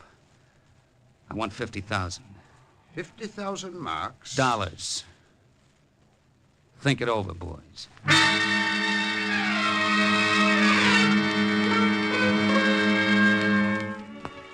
They must have seen some logic in it because they stopped slugging me and went away to talk it over. I didn't go to Jen's cottage after all. I didn't want them following me. So I went back up to my room, and when I got there, found my door unlocked. The room was a shambles. Somebody'd gone through it like a cyclone. Come on in, Slade. You OSS boys know how to take a room apart, don't you, McAllister? When we have to. Did you have to do this? No, I came up to do it. But those Gestapo agents saved me the trouble. It was already done. I was afraid they might have found what they were looking for. How do you know they didn't? By the condition of your face. They've been working you over, haven't they? What of it? They wouldn't have bothered if they'd found the film. You're quite a brain, aren't you, McAllister? You're not, Slade. If you were, you wouldn't be playing this game. You're going to wind up just where Haywood is. I'll take my chances. You don't know what the dough means to me, you'd understand. You don't know what these films mean to the Allies, or maybe you'd understand. Those are pictures of German maps, Slade. Maps showing the location of every Nazi V-2 rocket launching site on the French coast. They could mean the saving of thousands of lives. They could even mean winning the war or losing it. Does that make any impression on you? My price is still the same. All right, then. Let me tell you what Haywood went through to get those films. You'll be wasting your time. My price is still the same. Okay. You're the guy who has to look in the mirror at yourself when you shave. I'll be around if you... Oh, I forgot about this. What? This picture. It was on the floor. I accidentally stepped on it and broke the frame. Let me have that. I noticed the inscription. To Mike, with all my love, Jen. Okay, let's have it. She's the skiing instructor, isn't she? Beautiful girl. Be a shame if anything happened to that face. Is that a threat, McAllister? No. No, the OSS doesn't go in for torturing women. Maybe we're too sentimental. Why would anybody want to torture her? Because she's helping you play your little angle? What makes you think so? Just a guess. And if I can guess it, so can Keitel and Bierstadt. And they're not a bit sentimental.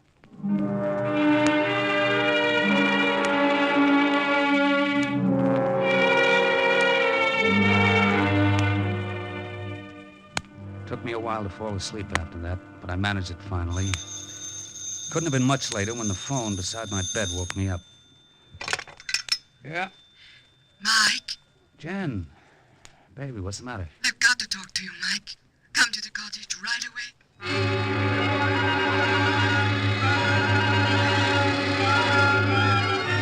I was scared then. All the way over, McAllister's words kept ringing in my ears, and I was scared to look at her face, but there was nothing the matter with it when I got there. The only marks on it were the marks of worry and a guilty conscience. I couldn't sleep, Mike. I had to call you. I've been thinking about it all night. About my new business enterprise, I suppose you mean? Yes. Trying to make money out of those microfilms. It's wrong, darling. We can't go through with it. Two-Bit says McAllister was here. Yes, he was. Waving the flag all over the place. What he said made sense. He told me what was on the film. He made me see how Haywood had suffered to get it. I'm surprised you didn't turn it over to him. I wouldn't do that, you know it. But I want you to turn it over to him. I will. For $25,000. No, Mike. For nothing. Because they belong to him rightfully, and because they'll help the Allies win the war. No dice, baby. Mike, do you want those vile, murderous Nazis to win? All I want is my 25 G's. And then you and I can get out of here. Not you and I, Mike. What? I won't go with you under those conditions. You don't mean that. I do. I love you, Mike. But I couldn't go on loving you if you did a thing like this. I'd come to hate you. Jen. I'm sorry, darling. It's true. Well, Mike? I've waited 25 years for a break like this. I'm not going to let it run down the drain. Not even for you. If you don't want to go, okay, I'll be traveling alone. I don't think you'll be traveling anywhere just yet, Herr Slade. It was Keitel, and just behind it was Bierstadt, and both of them carried Lugers. Before I could move, Bierstadt had used his. The butt of it clipped me on the head. Oh, no! I remember hearing Jen scream and feeling myself crumbling toward the floor. When I came to, I couldn't move my arms and my legs. It took me a minute to figure out why. I was tied to a chair. Slowly, the room came back in focus, and I saw the two Gestapo agents. Then I saw Jen and what they'd been doing to her. Get your hands off her, you filthy rats. Don't touch her again. There will be no need to touch her, Herr Slade, if you will cooperate with us better than she has been doing. Where is the microfilm, Herr Slade? You still think you're going to find out for free, huh? Yeah, we think so. Where is the microfilm, Herr Slade? Let her alone, you... Then tell us where it is. All right. Stop it, and I'll tell you, stop it. We have stopped her, Slade. Now, please tell us. Okay. The microfilm is... It came from outside through the window, that revolver shot. Bierstadt let out a groan and dropped to the floor. Keitel dropped to the floor, too, but he hadn't been hit. He flicked the light switch as he went down. The room went black.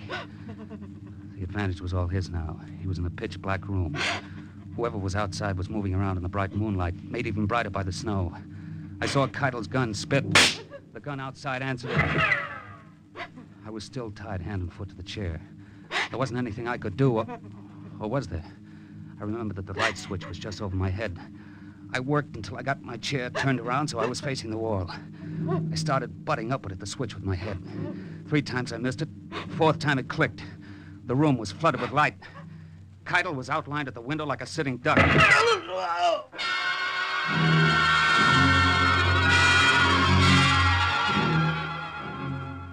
It wasn't any great surprise when a tall, blond guy walked in a minute later. He He started to untie me. Looks as if you had to choose sides after all, Slade. Yeah, looks as if maybe I did, McAllister. You all right, Jen? Yes, I'll be fine now. Sure, baby? Yes, Mike. And thank you, Mr. McAllister. I should have said that too, McAllister. Thanks. That's okay. Mike, Yeah, honey? don't you see now? Don't you understand? I don't know what you're talking about. You do. You must. The difference between him and those horrible brutes. It's the whole point, Mike. That's why you can't hold on to that microfilm. Oh, yeah, the microfilm. I've been thinking about that. You decided to give it to me? No, I haven't, McAllister. I'm a gambler, and gamblers don't give things away. All they do give is a sporting chance. What do you mean? I'll cut cards with you for the microfilm. Double or nothing. If I get the high card, you'll give me the film. Right. And if I get high card, you pay me $50,000. It's a deal, Slade. Okay.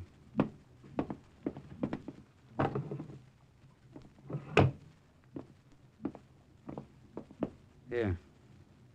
Shuffle, McAllister.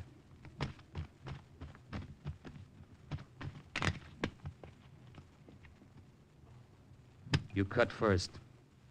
One card does it. Well?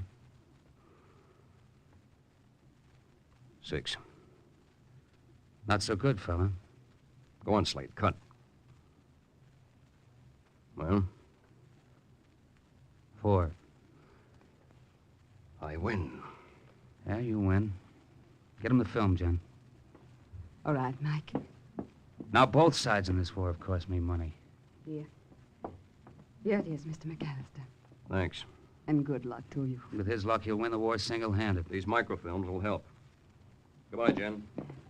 Be seeing you, Slade. Yeah. He's seeing you, McAllister. Mike. Why did you do it? Do what? Here's your card. The one you cut. It wasn't a 4. It was a 10. Yeah, I know. You had him beaten. He would have paid the 50,000. That's right. Mike. Why did you do it? I don't know, baby. I guess some guys just can't help being suckers. I guess some guys just can't help being patriots.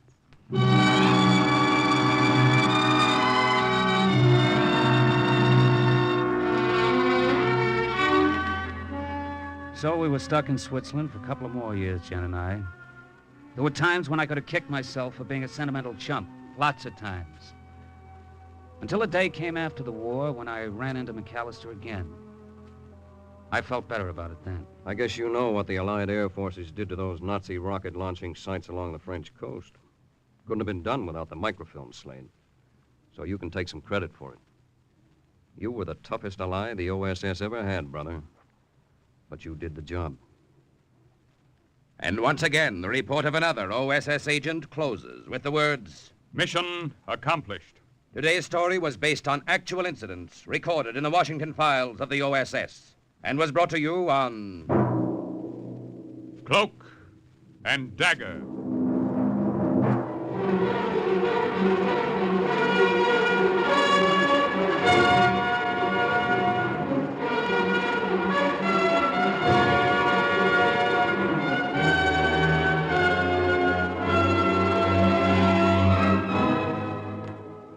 Heard in today's Cloak and Dagger adventures, McAllister was Les Tremaine, Mike Slade, Bill Quinn, Jan Miner.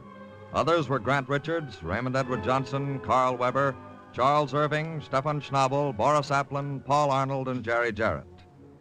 The script was written by Ken Field, and the music was under the direction of John Gart. Sound effects by Jerry McGee. Engineering by Joe Silva. Today's OSS adventure was based on the book Cloak and Dagger by Corey Ford and Alistair McBain. This program was produced by Louis G. Cowan and Alfred Hollander, and under the direction and supervision of Sherman Marks.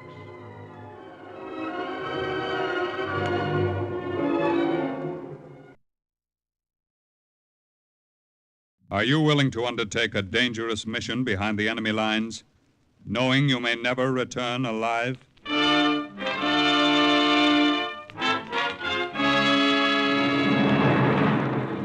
What you have just heard is the question asked during the war to agents of the OSS, ordinary citizens who to this question answered, yes.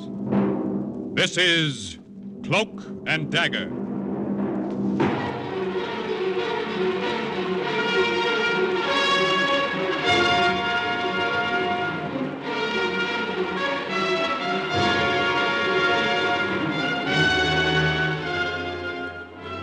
Black warfare, espionage, international intrigue.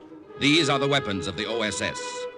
Today's story, The Roof of the World, concerning two American agents who travel into the far-off and mysterious land of Tibet on a secret pilgrimage, is suggested by actual incidents recorded in the Washington files of the Office of Strategic Services. A story that can now be told.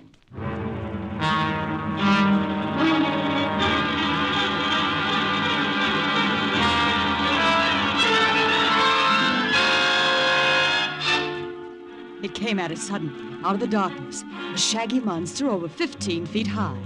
None of us said a word for a minute. We just stared at it. The tusks. Look at the length of them. The tusks of this monster must have been at least 12 feet long. And I knew myself that if I hadn't seen it, stood right in front of it, I wouldn't have believed it actually existed either. But I saw it. There was definite proof. It did live. Once. Okay, lights. Put on the lights, please. Oh, did you ever see anything like it? All right now. Quiet, please. Quiet. What you have just seen is the last of our afternoon slides here in the Museum of Natural History on prehistoric animals. This last mammoth was a species of a true elephant which was found in Tibet during and before the Ice Age. Now, are there any questions? Yeah. How do you get out of here? Well, if you'll all follow the guide, he'll take you into the next room where you can actually see the skeletons of these monsters, which paleontologists have reconstructed from fossils and actual bones discovered in the earth. Philip. Oh, Phil. Oh, hello, Esther. Were you here for the whole lecture? No, just the last part of it. But you were sensational. Flattery will get you nowhere. What's that? Oh, telegram. Here. Just came to the office. Thanks. Oh, it's not for me, it's for us. Oh, who's it from? Washington. The Office of Strategic Services wants to see us. Office of Strategic? Now, why in the world do they want us? Huh? There's one way to find out.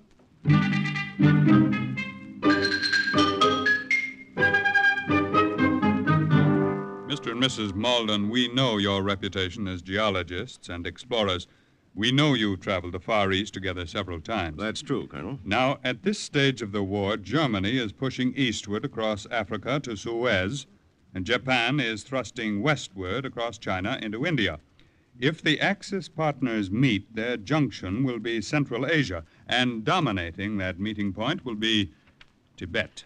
What do you want us to do, Colonel? We want volunteers to make a pilgrimage to the Dalai Lama, High Priest of Tibet. It'll be a goodwill mission to get them on our side. It involves a great deal of danger. Yes, we know. Esther? Well, as long as you're sure that mammoth elephant disappeared from there centuries ago, I'm willing.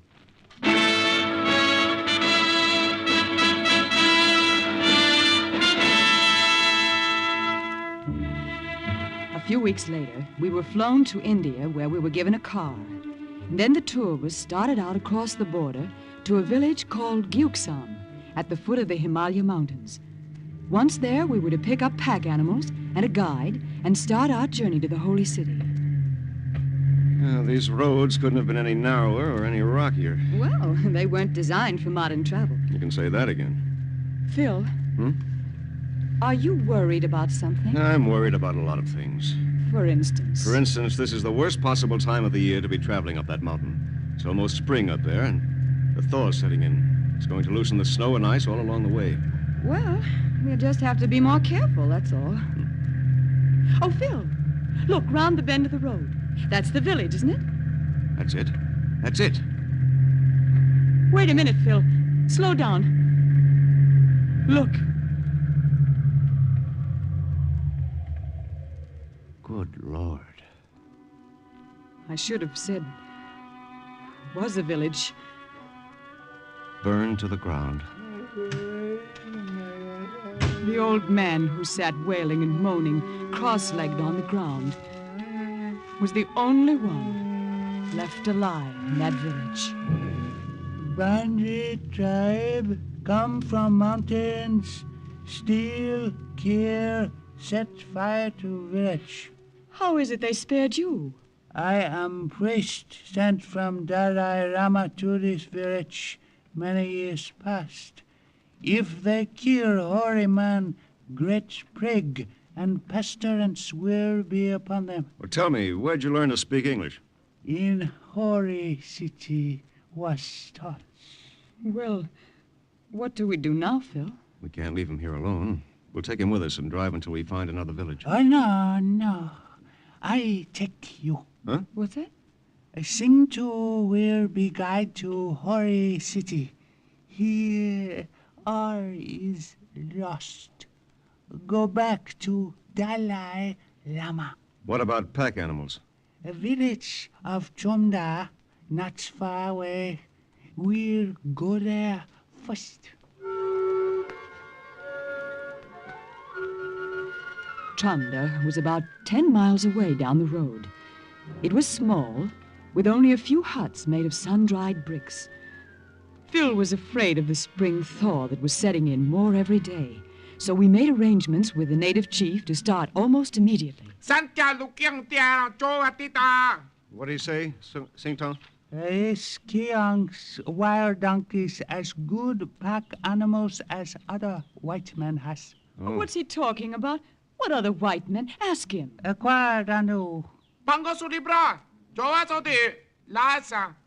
Strangers leave here 2 days ago on way also to holy city of Rasa. Wear badge with crooked cross. Phil. Nazis. We're in a race, Esther. We've got to reach Lhasa before they do.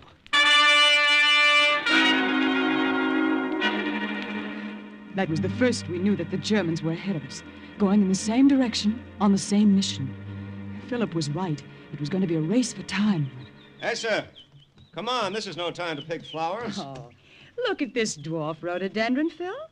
And up ahead, it's like a carpet of blue irises. There'll be plenty of foliage until we cross the timberline. Then it'll just be cold. And traveling on snow is going to be a lot tougher. Well, I'm not looking forward to the temperature dropping 100 degrees in 20 miles. Uh-oh. Watch it. Did you hurt yourself? No, I just tripped. I guess I must be getting tired. Is it Sing too? Yes, yes. How soon will we be able to camp? Cold Springs, less than half mile ahead. We'll camp there for night.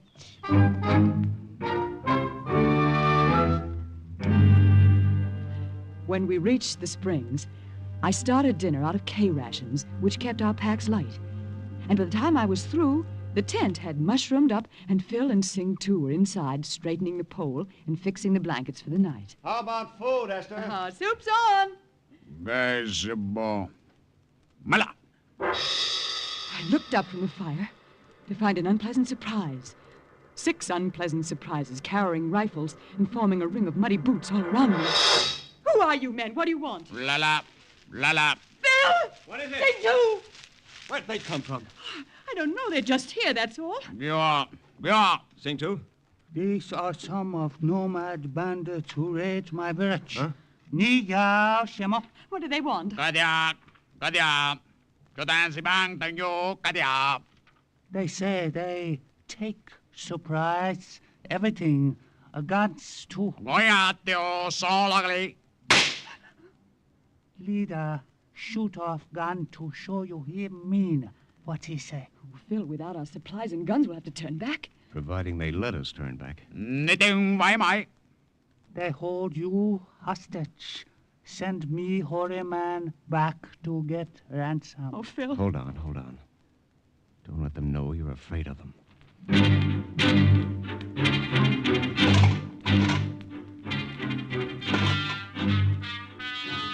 We stood there while they gathered our supplies out of the tent and threw them in a heap by the fire. Sing, too, knew he wouldn't be harmed because he was a holy man. But Phil and I had no idea what was ahead for us. Get your hands off me, you baboon! Oh, Phil! Leave her alone. You understand? Sing to. Tell them we'll come quietly. Dora! Falling! I said get your filthy hands off me!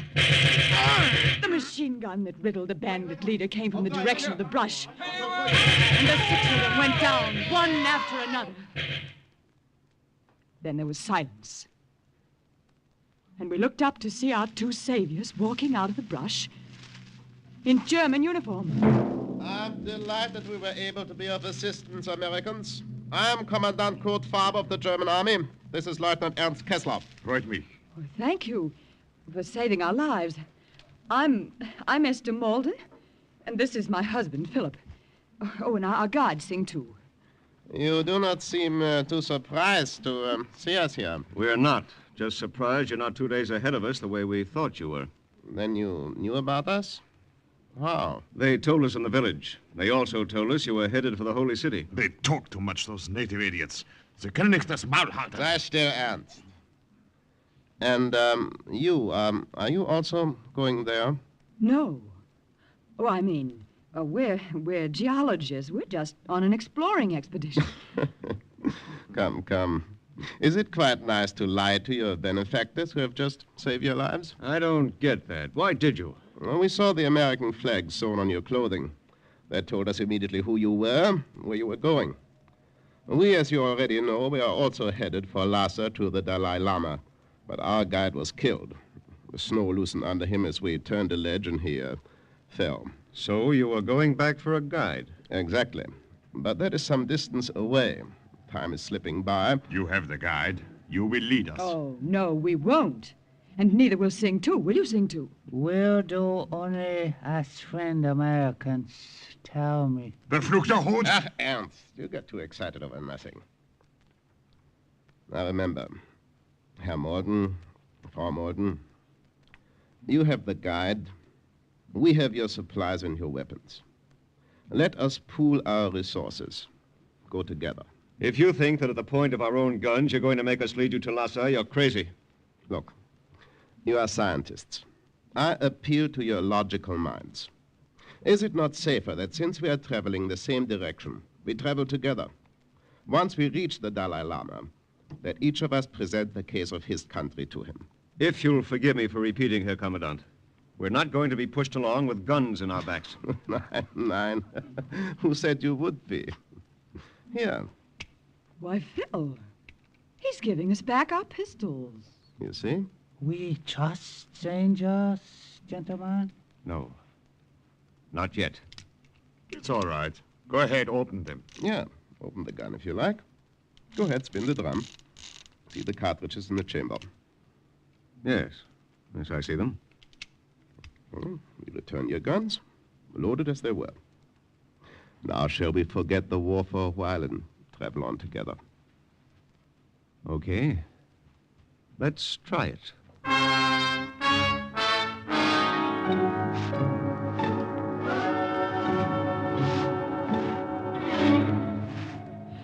Oh, we're lagging behind them, Phil.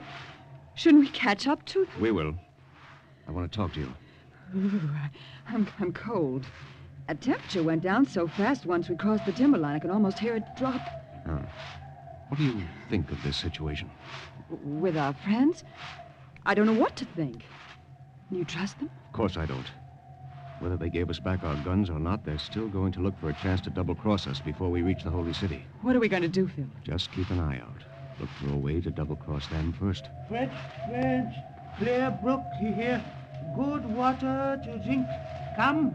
Come, my friends. You hear what he says? Water. That will taste better than the whiskey in your flask, eh, Ernst? We're coming.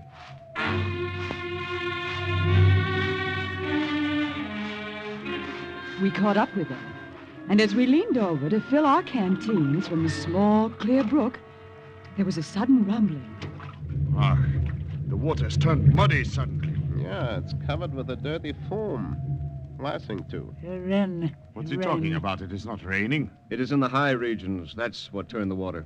But so suddenly. It happens like that. Races along under the ground, pushing the mud with it. It's really beginning to thaw, isn't it? Yes. That's what I was afraid of. What is there to be afraid of? Answer me. As the snow starts to melt, it'll start to fall. So just watch your step. Ernst, is it not good to have 3 such good guides? We are indeed fortunate, was? Come, Marbrook, along the way. We walk. Walk? Why do you think we have these animals? Keong can be turned loose here. We'll get more and more snow. It's best to climb by foot. Yes, Sing Tu's right. Besides, the animals won't find any place to graze. It's been getting pretty sparse for miles. Where will they go? They are wild. We'll find our own way. Hera! Hera! The packs were heavy, and we were too tired the next 2 days to do much talking. We just watched each other. The jagged paths under us were getting more and more slippery. And below the cliff we could see a sheer drop of hundreds of feet to the glacier.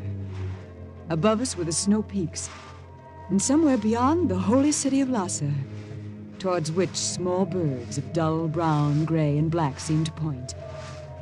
And then, the 3rd night after the strange pact had been made between our 2 enemy camps, it happened.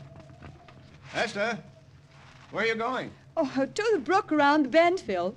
I want to get some water. You take care of the rest. If you pitch the tent, Herr Morgan, I'll fix the fire. Oh, by the way, where's Ernst?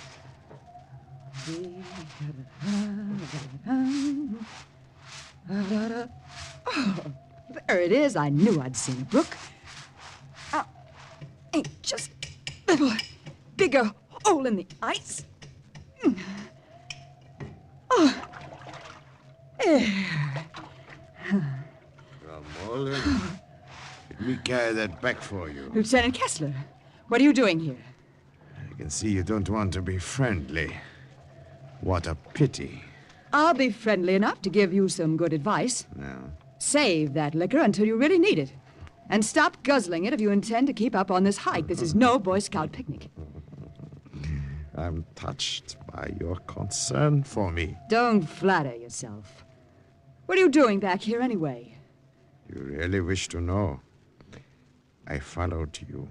I knew you were coming to the brook, so I went round the other way. You what? You don't like me. You'd like me very much if you got to know me. No, thanks. Now, please, get out of my way and let me go back. But, Kleiner, we may not have another chance to be together alone. You're very attractive, even in those heavy clothes. I know, very attractive. Besides, I'm the only woman for miles. Now get out of my way. I would like to see you in a white gown, with diamond clips at your shoulders. Have you got nice shoulders, Frau Morgan? Leave me alone. Don't try to pull away Stop from it. me. Stop it, you drunken fool! Just one kiss. Oh, you big, dumb, drunken Nazi pig! You watch your tongue. Get away from me! What's the matter? Cut it out if you do not. Stop yelling, I say. Stop it. Stop it. Get away, Kessler. Get away. Leave her alone. And if I don't, you gave me back my gun, I'll use it. You have your gun? You would not dare shoot me. Go on, try it. Use your gun. Ernst, that is enough. Genug, schon genug. Bist betrunken, du Idiot. Do you want him to use his gun on you? Think, Ernst, do you want him to use this gun? He will. I can tell he will. No. I give this lady your apologies. I order you. My apologies, Frau Morgan. You both have my word an incident like this will not occur again. Shall we eat and make camp for the night now?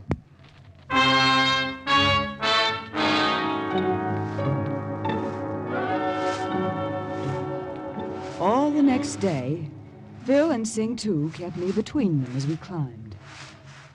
I wondered how soon we'd see the holy city, and when all this would come to a head.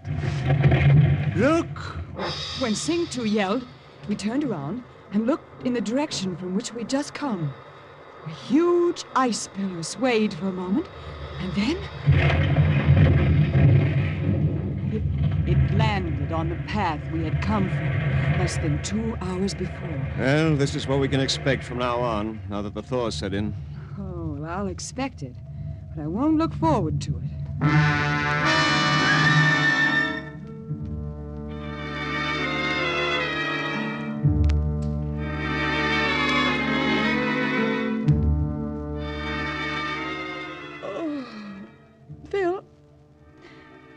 that mistaken? Or are the days getting longer? Sleepy? Uh-huh. You know, it was nice of them to let you and Sing Tu and me have this cave to ourselves. Well, considering that it's too small to hold more than 3 of us, it wasn't so magnanimous. Still, they could have tried to grab it for themselves. Farber seems to be trying to make amends for the way his pal acted the other day. I wonder what their game is. Yes, I'd like to know, too. Sing Tu? Yes. You wish to know how soon we reach Hore City? He may not talk much, but he's a pretty good mind reader. That's it, Sing Tu. How long?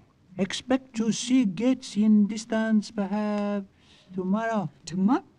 Oh, that's wonderful. Is it? Well, isn't it? It means time's run out, Esther. If they're going to pull anything, they're going to pull it now. The Germans were camped under a ledge which protected them from the wind, about 50 feet from us across a narrow crevasse. In spite of all the things that had happened before, or might be going to happen ahead, it was strangely peaceful up there.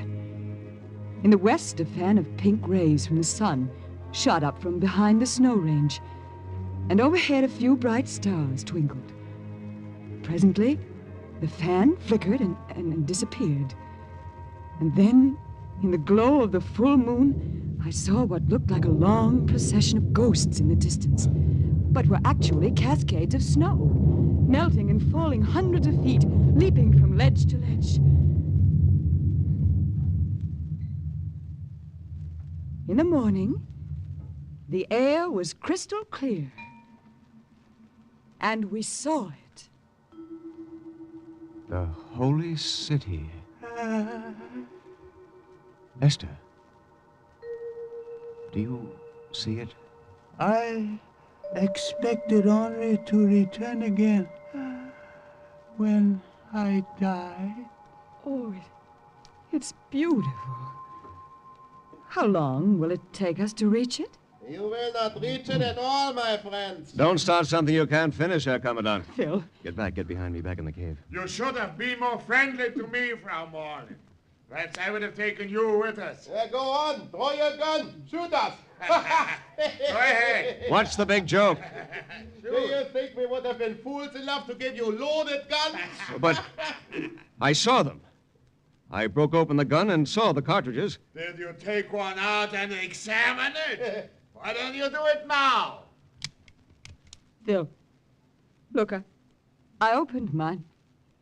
It's a blank cartridge. Now, surely, Frau Morton, you understand why I took care not to let your husband become too excited the night Ernst here tried to be friendly. I did not want to take a chance of you finding out too soon.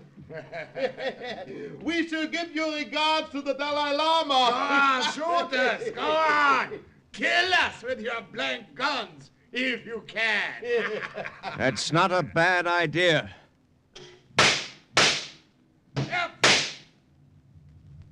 Esther. Ernst, look out! Back in the cave, quick. Phil took them at their word and actually killed them with his blank gun. The shots vibrated enough to loosen the heavily piled snow, break the crust at the rim of the ledge, and start the slide that avalanched down like Germans. It threw them over the side and buried them somewhere on the cliffs below us, under rock, ice, and snow. Gone? They are gone. Oh, the thaw worked for us, didn't it? Yes. Come on, Sing Tu. You lead. We'll follow.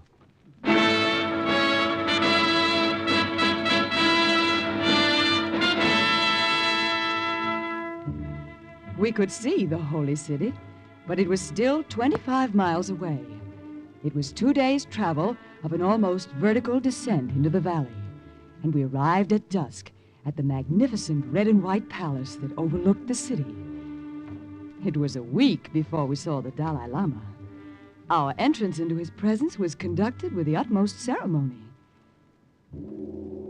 Tall, grim-faced monks lined the hall, their 6'4" frames made even more massive by layers of stiff gold brocade. The walls were carved with strange images and Tibetan inscriptions. Then the gong was struck again. we were ushered into the throne room. Esther, look. Quiet. Must not talk. Come. Dalai Lama will see you now. We walked on thick rugs that were brilliant in color and depicted the waves of the sea, clouds, and emblems of happiness. Then we saw a throne of yellow satin at the end of the great room, and on it, robed in burgundy and gold satin, with a crown on his head and a table of jewels beside him, sat the Dalai Lama, a boy of 6. Come closer. Come. I will throw the silk longevity scarf over your heads to welcome you. We thank you for your welcome, Your Serenity. We bring you gifts from our leader. I accept your gifts with great thanks. How is your president? He is well, thank you. Bring the gifts to me. Let me see. They gave him the gifts, and he looked at each one carefully. After a while, servants began to pass bowls of rice and glasses of black tea. I noticed that a special taster took a sip of the Lama's tea before it touched his sacred lips. Mr. and Mrs. Malden? Yes, Your Serenity. Throw a pinch of rice over your shoulder.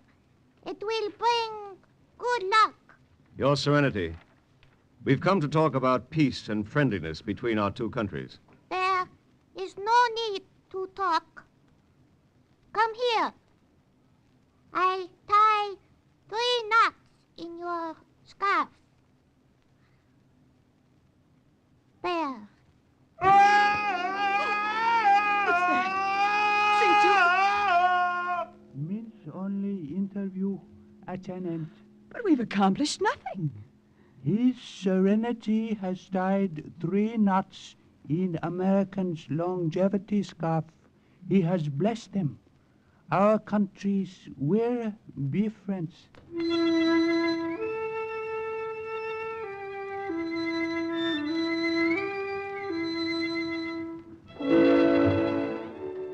The success of the mission of these 2 OSS geologists helped to lay the foundations of friendship between Tibet and the United States and to forestall any possibility of Tibet's cooperation with our Axis enemies. Thus, once again, the report of another agent ends with the words, "Mission accomplished." Listen again next week for another true adventure from the files of the OSS on Cloak and Dagger.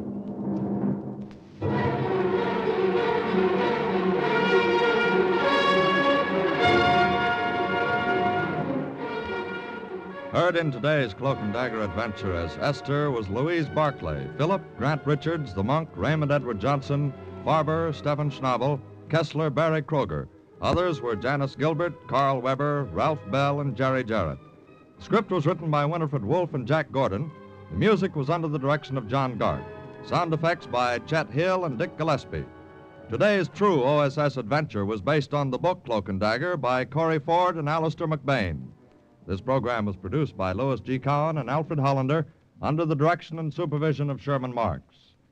Programs, get your programs here. Mystery in Action tonight on NBC. Hear how you may win a cash prize as an armchair detective on $1,000 reward. Listen to the adventures of the suave crime fighter, the Saint, played by a screen favorite Vincent Price, and follow another exciting caper with the greatest private eye of them all, hard-boiled Sam Spade. Now, stay tuned for High Adventure and the Big Guy on NBC. Are you willing to undertake a dangerous mission behind the enemy lines, knowing you may never return alive?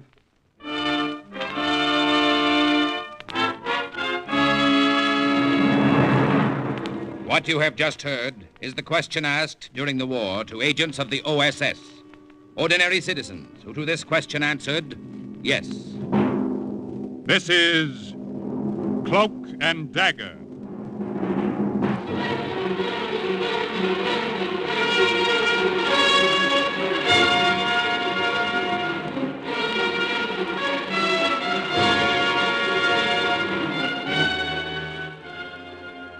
Black warfare, espionage, international intrigue.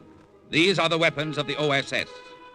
Today's story, recommendation from Rummel, about an American OSS agent in Italy who almost outsmarted himself, is suggested by actual incidents recorded in the Washington files of the Office of Strategic Services. A story that can now be told.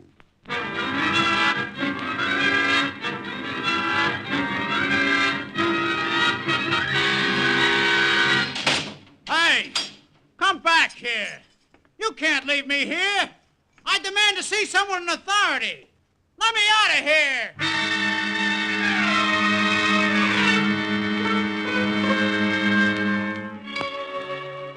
Brother, that was some spot to be in. Me, Joe Donato, in a jail cell in Milan, Italy. It was crazy. Well, after a while, I got tired of yelling, so I sat down on a narrow prison cot and thought back to the way it had begun. On a train from Varese to Milan, the French underground had smuggled me from Lyon across Switzerland, and I made my way over the border.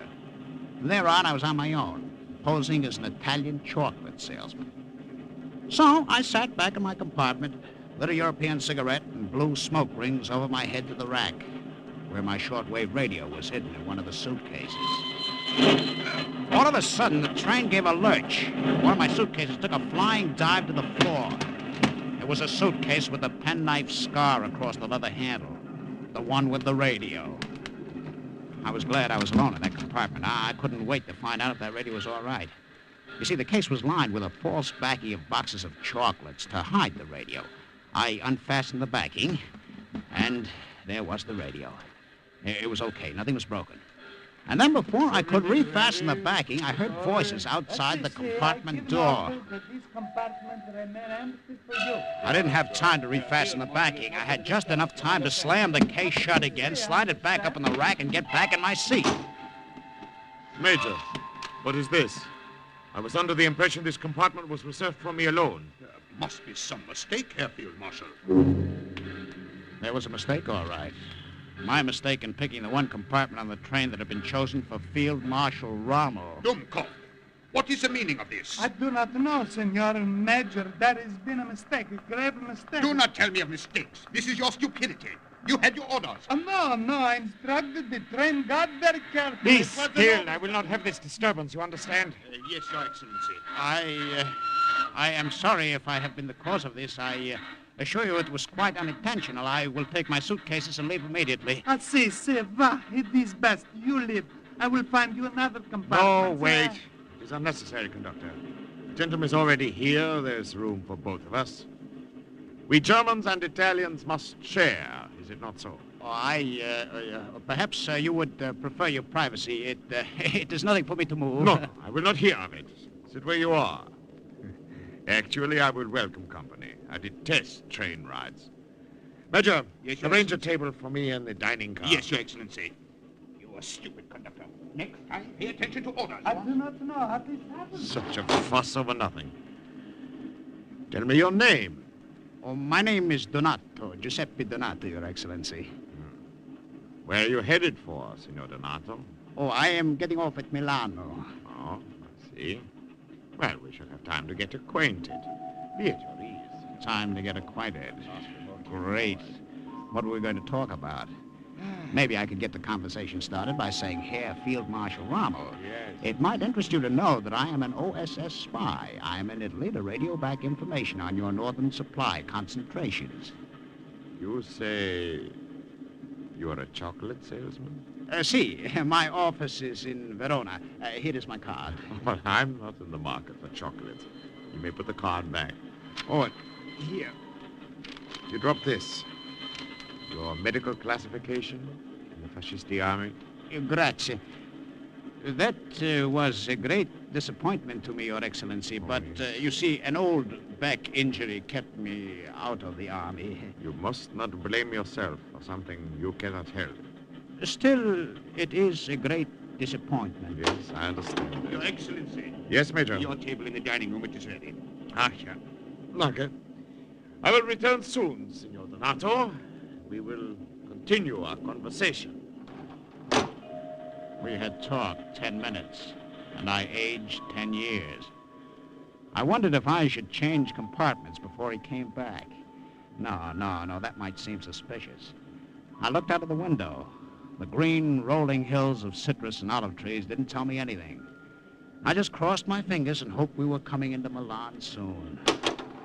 You, Donato. What do you want with me? I do not want anything with you. The field marshal wants to see you, and you'd better be quick about it. Oh, see. No, leave your suitcases. Just come with me, quickly.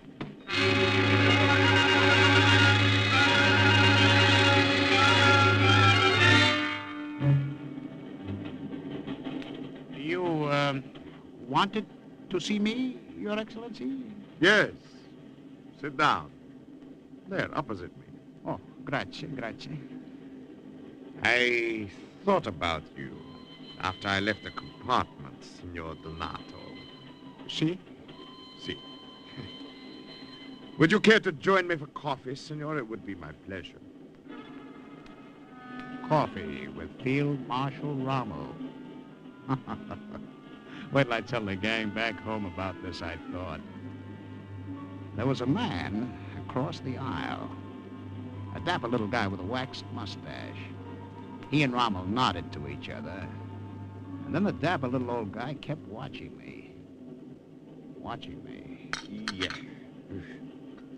I never can get used to this Italian coffee with all its chicory. I don't suppose I ever will. I would naturally have a fondness for it. I have had it all my life. Where was your home originally? In Urbino. Oh, the birthplace of Raphael. My family is still living there. Yeah? Would you like to see some snapshots, Your Excellency? Yes, I would very much. They're right here in my wallet. Here. You see that little farm in the valley? Oh, it is here, you see? Und diese hübsche Mädchen. Sorry, the pretty child. Oh, who is she? Oh, my sister Francesca. She looks very much like you, yeah.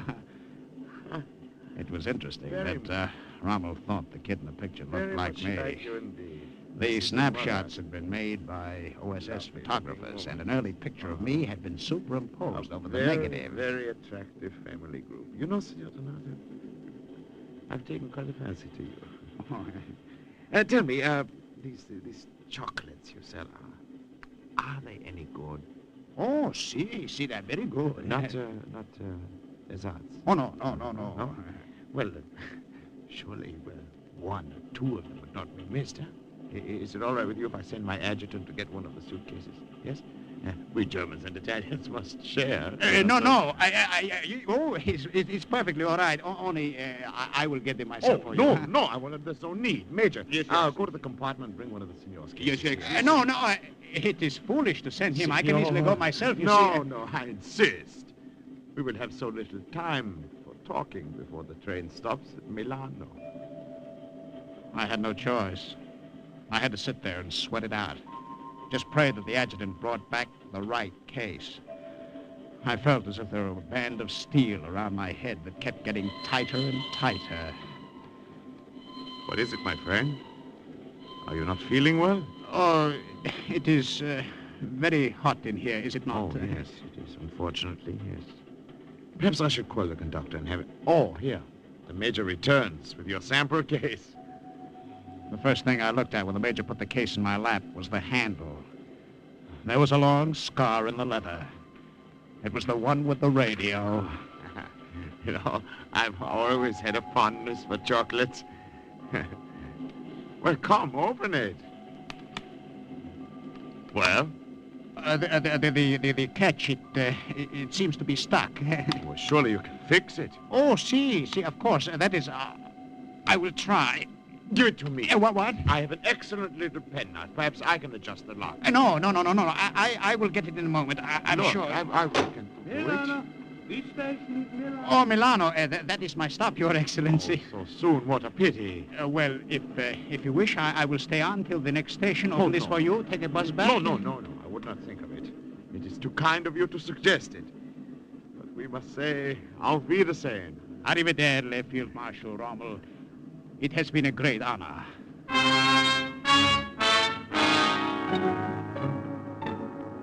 I hurried back to the compartment to get my coat and hat. And then on an impulse, I grabbed the other case off the rack, and as the train stopped, I turned and ran back toward the dining room. Senor, this is Milan. I know. I'm getting off in a minute. Un momento. Here, Field Marshal. Senor Donato, I did not expect to see you back. Your Excellency, if you will permit me, here is this case of chocolates. Oh, for you. Oh, senor. You see, the lock works now. Thank you. Grazie. Molte grazie. If I pass through Milano, I will look you up. I don't know where I'll be staying, sir. It is not difficult for the police to find a man. Auf Wiedersehen. And with this pleasant thought, I left him, glad to get off that train. You don't need OSS training to tell you when someone's following you. It's an instinctive feeling you get. I started to walk a little faster, and the footsteps behind me quickened too. I passed a small coffee shop, and through the reflection in the window, I could see coming after me the man in the dining car who had never taken his eyes off me. The dapper little guy with the mustache. He and Rommel had nodded to each other. Was it a signal? Did Rommel just try to string me along? I broke into a run. Senor, stop! I didn't intend to stop until I got past that gate. Then maybe I could lose him in the crowd. I say wait! Wait! Stop him, somebody! Help us! Guard, what are you doing? Open that gate. I am sorry, Senora. This gate is closed. Now use the south gate. But I can't... I am sorry. This gate is closed. Senor, I've had such trouble catching up with you. Who are you? Allow me to introduce myself. I'm the Count Pietro Imperiale. What do you want with me? Well, I noticed you were having coffee on the train with Field Marshal Rommel himself. I'm a great admirer of the Marshal, and I have a nodding acquaintance with him. Oh, see? What has that to do with me? Well, I happen to know, Senor, that Rommel does not make friends easily, and so when I saw you two together, Well, amico, would you do me the extreme honor of joining me at my palace for dinner this evening? It would be a great pleasure to entertain a good friend of Rommel's.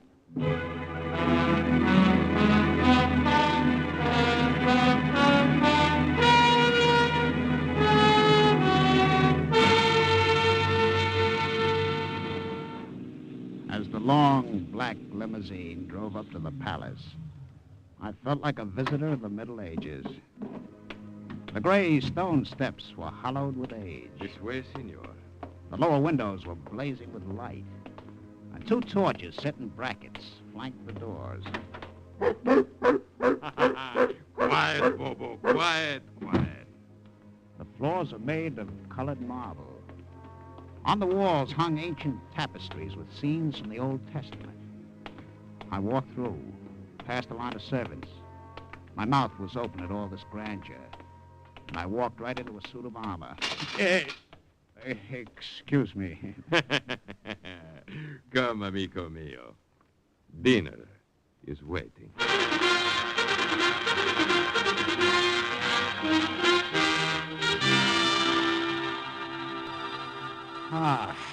That was a delicious dinner. Grazie, Count Imperiale. Molto bene. I'm delighted you enjoyed it. Now, we will sit here in the library and talk of Rommel. Cigaro? Grazie, no. Tell me, what was he like? What did he say? Oh, we merely exchanged pleasantries. Great leader. Great chief. Once when he was in Milano, I planned a reception for him. Kept looking around the huge library. He was unable to attend. What a setup for a basketball game. However... Well, this was being introduced to Milan in a royal way. What was that? A little brandy? Oh, no, grazie. What is it, Bobo? What's the matter? Good evening, Count Imperiale.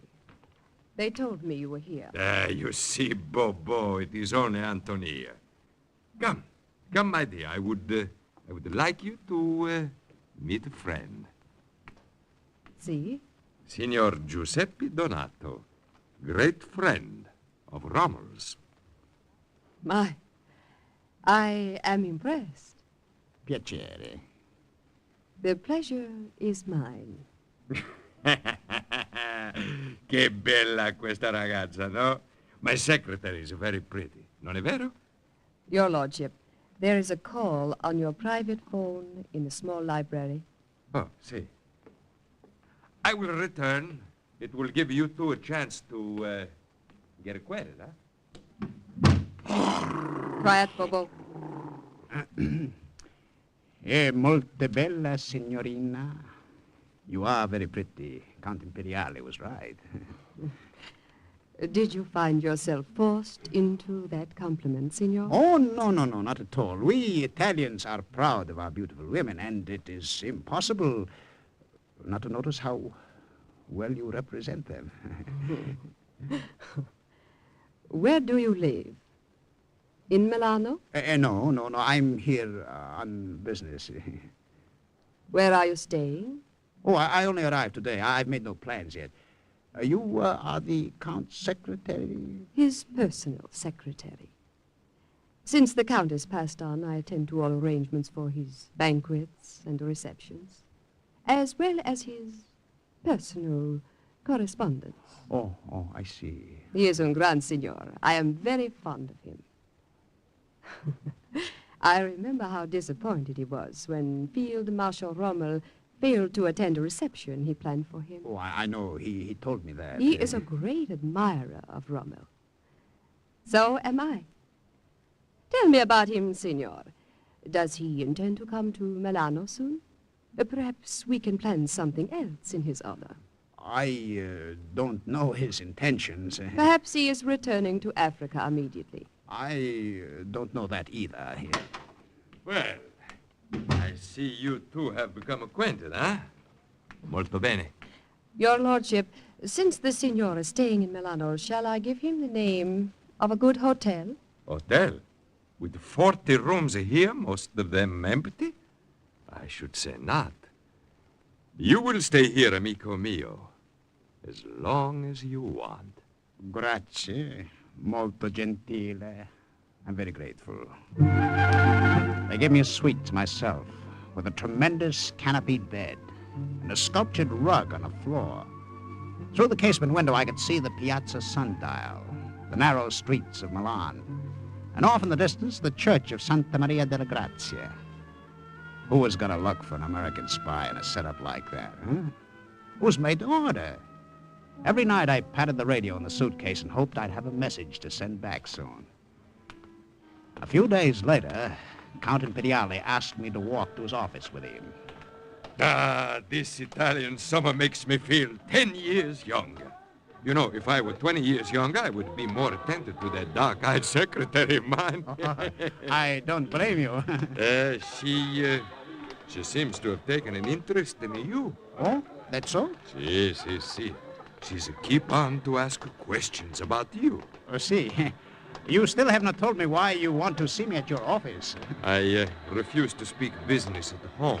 I never do. And your business? I don't know that either. You will. Soon enough. Come. My office is in the municipal building across the square. I followed him across the square, over the fat, pink cobblestones. Everywhere around me were black-shirted fascisti. I wondered if my good luck so far had made me too sure of myself. I followed him up the stairs of the municipal building, down the narrow corridor, and we stopped at a door third from the end. And then I knew what his business was. Superintendent of Police. Prego. I beg of you. Please, go in. Count Imperiale, I don't understand. Now you know my business. I am superintendent of police, often an unpleasant occupation. Come in.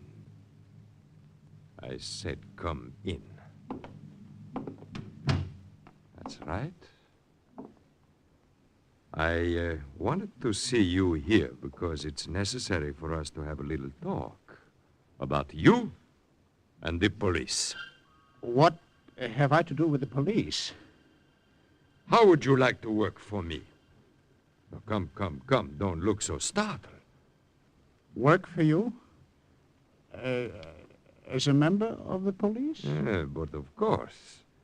Perhaps this communication from Rommel will explain. Grazie. As you can see, it's a request from him for me to locate you in Milano and offer you this position. He's obviously very fond of you. Great Chief Rommel. And he knows how badly you feel about your medical classification in the army. I don't know what to say. Well, just to say you accept. Ordinarily, of course, I would have to make extensive research into your background before offering you this position, but a personal recommendation from Rommel hardly makes that necessary. Well, what do you say, amico mio?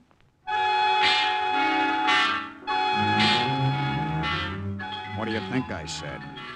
I said yes in a hurry. And when I left the office later, I had a badge and everything. Ever since I boarded the train at Varese, I had one bad scare after another, but so far, nothing had happened. I was beginning to feel I led a charmed life. Until I got back to my suite at the palace. Quiet, Bobo. Antonia! What are you doing with that suitcase? These are excellent chocolates. Will you have one? What right have you in here?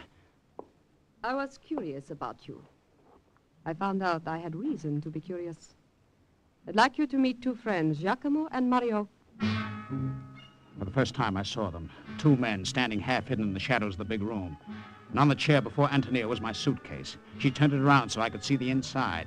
The backing was off. The radio was gone. Who are these men? What is this? Non ha paura. Do not be afraid. Antonia was right when she said we were friends. But this was a foolhardy place to leave your radio, Americano. I found a better hiding place in the wall safe of an unused room in the palace. It is all right, Signor Donato.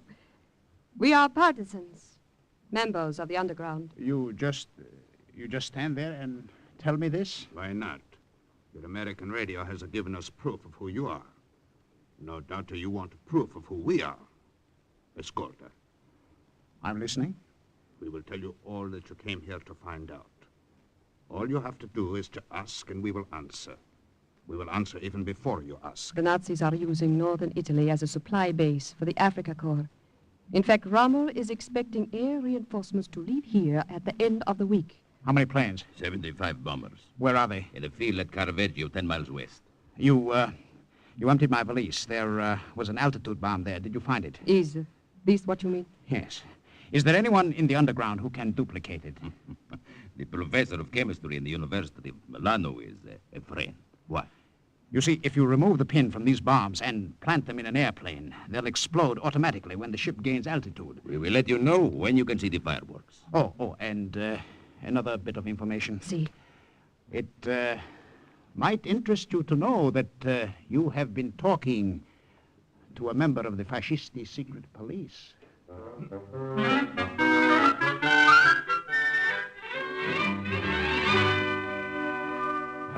Antonia, you look more lovely than ever this evening. Buenos Aires, my lord. And grazie. And you, amico, where are you going? For a drive, sir. How wonderful it must be to be young again, especially in the summer. Well, go. Enjoy yourselves. Oh, we will. We are sure we will.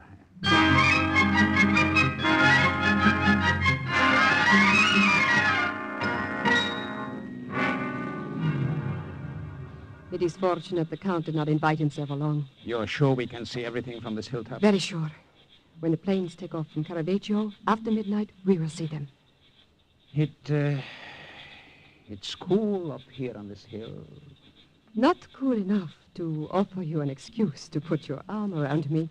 Oh, you remember what the Count said. We are young. It is summer. Signor, this is business. Ascolta. Listen. The planes. They are taking off. Any minute now. Any minute. What if something happened? What if they weren't able to plant those bombs? What if... Oh. What if, eh? Ha ha. Although this seems a poor way to repay Rommel for his hospitality. Rommel didn't get his 75 Luftwaffe bombers. No sky protection, and that played a part when he was thrown back from El Alamein a short month later. The OSS continued to get total information on northern Italy, supply concentrations, troop movements, and underground activities. Each time police triangulation detected my radio antenna, I, as a member of the secret police, would lead a raid. Having first, as a member of the underground, moved it to another spot. And then one day, the Americans took over Milan. I walked into G2 headquarters to give them a personal welcome. What do you mean, just walking into my office like this? Sergeant, who is this guy? I'm sorry, Major, I couldn't stop him. By the black shirt he's wearing, whoever he is, I don't like him. Now, wait a minute. You boys got me wrong. What I came to What's tell you... your name? Donato. Lieutenant Giuseppe, Joe Donato. Look, you don't understand. I'm a member of the OSS. Yeah, sure, he's a member. Look, Mac. That's enough, Sergeant.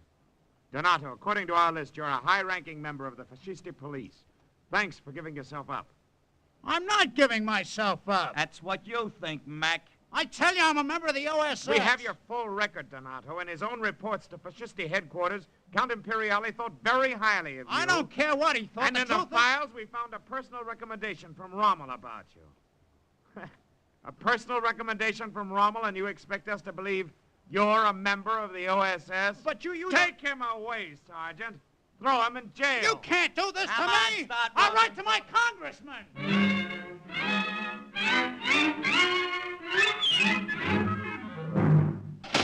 Hey, come back. I demand to see someone in authority. Let me out of here. I stand on my constitutional rights. Let me out of here. Get up.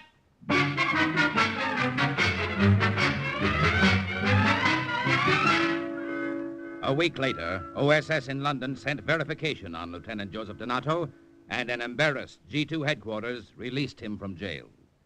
Thus, once again, the report of another agent closed with the words, Mission accomplished. Listen again next week for another true adventure from the files of OSS on Cloak and Dagger.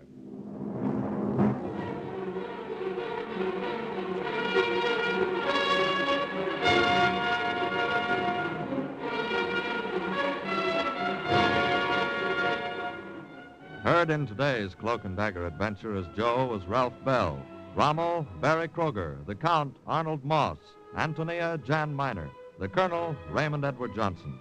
Others were Boris Applin, Jerry Jarrett, and Carl Weber. The script was written by Winifred Wolfe and Jack Gordon. The music was under the direction of John Gart. Today's true OSS adventure was based on the book Cloak and Dagger by Corey Ford and Alistair McBain. This program is directed by Louis G. Cowan and Alfred Hollander under the direction and supervision of Sherman Marks. Programs, get your programs here. Action and adventure are yours tonight.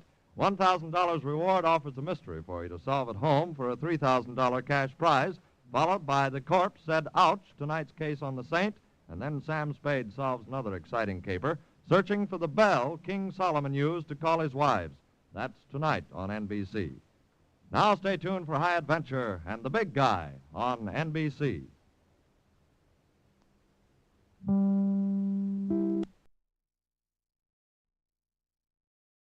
Are you willing to undertake a dangerous mission behind the enemy lines, knowing you may never return alive?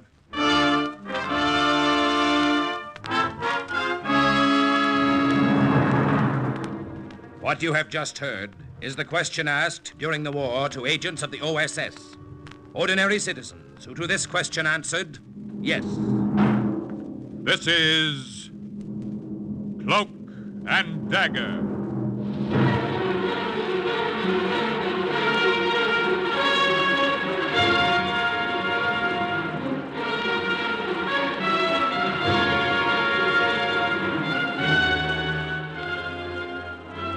Black warfare, espionage, international intrigue. These are the weapons of the OSS. In tonight's episode, Overground Railroad, the part of Lieutenant Fontaine, OSS agent who helped thousands of American airmen escape to safety, is played by Les Tremaine. The story is suggested by actual incidents recorded in the Washington files of the Office of Strategic Services. A story that can now be told.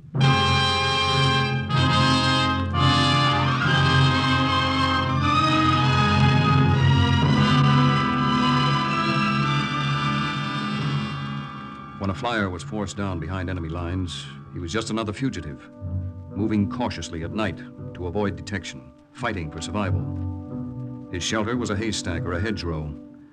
For food, he dug raw potatoes or turnips from the field. And in his panic, he was always just one step ahead of the Gestapo, with no knowledge of the country and no friend to whom he could turn. A few of the lucky ones managed to escape back to England. I met one of those lucky ones in Colonel Johnson's office at OSS headquarters in London. Lieutenant Fontaine, this is Major Davidson. How do you do, Major? Glad to know you, Fontaine. Now, before I ask Major Davidson to tell you a story, I want to say something. Yes, Colonel Johnson? At its narrowest, the English Channel is only 20 miles wide, yet it took Major Davidson here more than a year to get across. And hundreds of Allied pilots all over France haven't been able to make it yet. And if something isn't done to help them, they never will. But, Colonel, with the Nazis occupying France... With the Nazis occupying France, the channel is still only 20 miles wide. Our trouble has been that up to now we've had no contact with the French underground, no way of helping them smuggle pilots out of France. All right, Major Davidson, go ahead. Tell your story now. Well, I was shot down over the south of France, coming back from a bombing mission. The rest of the crew was killed. It was just my co-pilot, Johnny Porter, and me left. Yes. Go on, Major. We figured our numbers were up. Any flyer forced down on enemy territory figures that nowadays, but we were lucky. A farmer picked us up and hid us overnight. And then the next morning, a big black limousine drove up, and a woman about 60 got out. She took us to her house in Paris and kept us there. She found a way to smuggle us across the channel with a fisherman just a few days ago. Who was this woman, Major? Her name is Madame Annette Joubert. I used to tell her she meant more to the Yankee team than Joe DiMaggio. During the time we were with her, she managed to collect 2 more of our boys, but she has no way of getting them out of France. Well, what do you think, Fontaine? Just what you think, Colonel. For the first time, OSS has a lead, a contact. What'd you say this woman's name was, Major? Joubert, Madame Annette Joubert, and quite a gal, too. Colonel Johnson, with her help, maybe we can set up a chain of way stations. Establish shall we say, an overland railroad. Collect our flyers and move them like chessmen right across France to the Channel. How soon can you leave? Anytime you say, Colonel Johnson. Anytime. Oh, by the way, Major, how will I be able to identify myself to Madame Joubert? Did you agree on any code word, anything? Yes. Here you are. A black lace garter.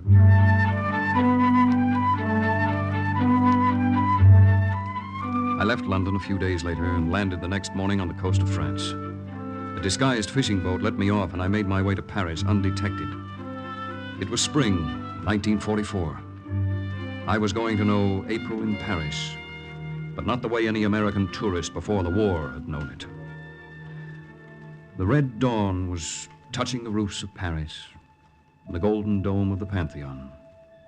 Most of the city was still dreaming of other, better springtimes before the Germans came. Then the city started to wake up.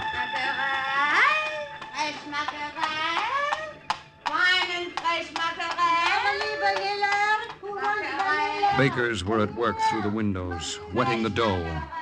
The waiters from the cafes were sweeping into the gutter the cigarette butts that their customers had dropped onto the tables the night before. For a few minutes, it was the Paris my mother had talked about. And then an official Nazi car turned the corner, and I knew that everything had changed.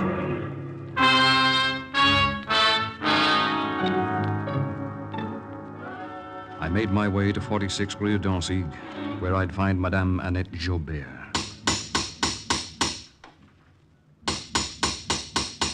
Madame Joubert! Madame Joubert! What are you doing making all that racket so early in the morning? People are still trying to sleep here. Well, I'm sorry. I'm looking for Madame Annette Joubert. This is her house, isn't it? Oui, it is her house. Did you see her go out this morning? Do you think I have nothing better to do than keep an account of her comings and goings? But I did not see her go out this morning, and I have not seen her go out any morning for a week. She has moved. Moved? If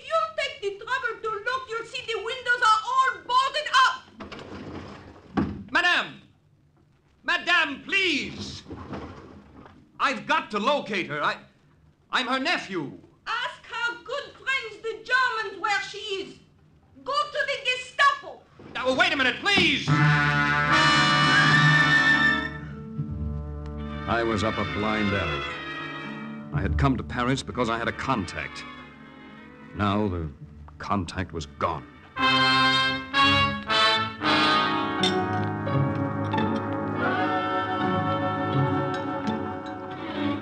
There you are, monsieur. More café. Merci. You're the first one in my cafe this morning. Oh, I remember other springs. It was always crowded at this time. What is it, monsieur? Do you not feel well? Something wrong? Oh, no, not wrong exactly. It's just that I came to Paris to see my aunt. It seems she's moved and left no forwarding address. Oh, what a pity. But there is always one way to find her. A way?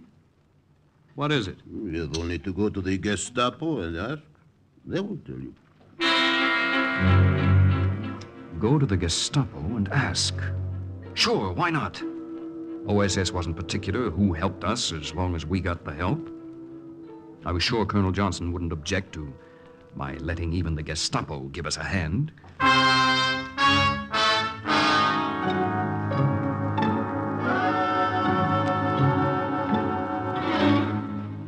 I beg your pardon. The Countess here on the phone. Wait a minute. I'm sorry. Ja, Herr Kommandant. Ja, augenblicklich. Ich will augenblicklich, ja, ich werde augenblicklich einen Eilboten rüberschicken. Jawohl, Herr Kommandant, jawohl. Now, what is it? What do you want? I would like some information. What kind of information? I arrived from south of France this morning. I came to visit my aunt, only I discovered when I got here that she had moved. Well, what do you want us to do about it? Well, I merely request her change of address. I felt certain it would be in the records of the Gestapo. Natürlich is in our records. The address or change of address of anyone in Paris is listed with us. What's the name of your aunt? Jobert. Madame Annette Jobert, Sergeant. Mm-hmm. Yeah, let me see your papers. Oh, yes. Here you are. Mm-hmm. These papers of yours intrigue me. Never seen any like them before. Is something wrong with them? What? On the contrary, they are filled out extremely accurately. Usually one thing or another is omitted. I congratulate you on your thoroughness. Thank you, Sergeant. Thank you. Herr Commandant, there is a Frenchman at the front desk who is trying to locate his aunt, Madame Annette Jobert. Ja, Commandant. Jawohl, I'll send him in. Thank you. Thank you very much, Sergeant. Wait, one other thing. Your suitcase. What? My suitcase? No one is allowed past this desk without having his luggage or packages checked. Put your suitcase up here and open it. Suitcase was filled with clothing, but there was a false bottom to it. And in the false bottom was a shortwave radio. If the sergeant accidentally pushed the button that would reveal the radio... What are you so slow about? Here, give me that suitcase. Oh, yeah. Ach, Donnerwetter, das ist schwer. What do you have in it? Rocks? Well, no, it's all right, never mind, just open it. Yes. There, you see? Just personal articles. Yeah. So I see. Do you think I expected you to walk into Gestapo headquarters with a time bomb or a shortwave radio in your suitcase, perhaps? That's just routine. I must check up everything. All right, go ahead. Commandant's office is right down the hall. First door you come to on the right.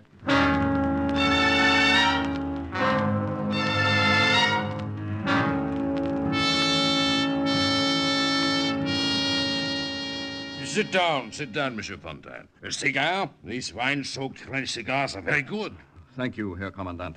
I never resist a good cigar or a pretty girl. You wonder perhaps why I am seeing you personally about this matter of locating your aunt, eh? Whatever the reason, Commandant Kurtz, I'm flattered. Oh, not at all. Tell your aunt for me that I am delighted to render her this little service. A fine woman, a delightful woman, and a clever woman, too. She's been most cooperative. Oh, I'm sure she has.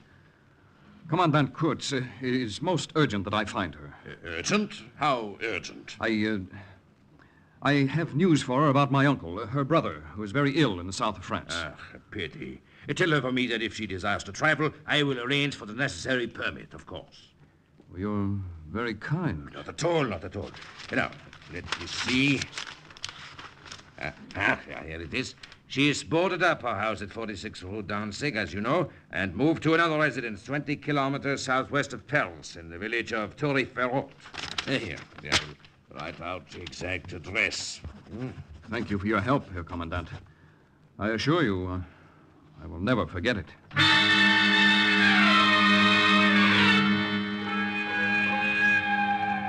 I took a train to the village of Tourry-Ferraud, and all the way I kept thinking about Madame Joubert. The German High Command evidently considered her one of the most important collaborationists. We considered her our most important contact with the French underground. She certainly had someone fooled. I hoped it was the Nazis. Madame Joubert is in here, monsieur, in the library. Merci. Monsieur Fontaine, madame. Come in. Come in. Cecile, you may go and close the door. Oui, madame. Come close.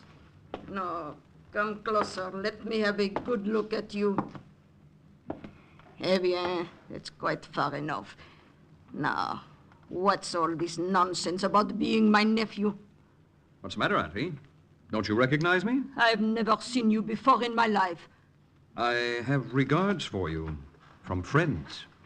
Friends? Major Norman Davidson and Lieutenant Johnny Porter. I've never heard of them. You don't remember helping to smuggle them across the channel, Auntie? This is insolence. Of what are you accusing me? Of being an important link in the French underground. Nonsense. I know of no underground. If there is one, it does not concern me. Now, go back and tell them at Gestapo headquarters that they have made a mistake. And tell Commandant Kurtz I am hurt at his suspicions of me. What makes you think the Gestapo sent me? Only the Gestapo knows my change of address. They were very obliging. They gave it to me.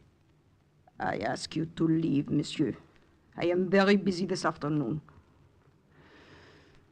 I believe you lost this, Madame Joubert. That black lace garter, where did you get it? It was given to me by Major Davidson, who says you mean more to the Yankee team than Joe DiMaggio. Oh. Yes. He also told me to give you a great big kiss for him. Well, bless my heart. Bless my heart, indeed. You still want me to leave? You are as fresh as all Americans. Sit down, sit down. Thank you. So you just walked in and asked the Gestapo. Oh, stupid swine. Oh, I'd like to see their faces if they knew. Oh, come, Madame Joubert. Is that a way to talk? They think very highly of you. Which is just what I want them to think. Where are the other two pilots now, Madame? I deposited them in a monastery in the south for safety. Mm-hmm. But I have no way to get them to the channel. Look, Madame Joubert. Oui. Perhaps you and I can establish a chain of way stations, safe houses across France. Oh. Then the OSS can collect the hundreds of flyers who were shot down and you can send them back to safety. Yes, but how could I do that without help, without a way to contact England? I have a radio in the suitcase. Oh. Very well. In the morning, we will drive to the monastery. The monks there are friendly. They would be more than glad, I'm sure, to let us use that as a base to start operations. Oh, great. That's wonderful, Madame Joubert. You had a kiss for me from Major Davidson. Where is it? Right here, Auntie. Merci. And now, young man, you will oblige me by giving me back my garter.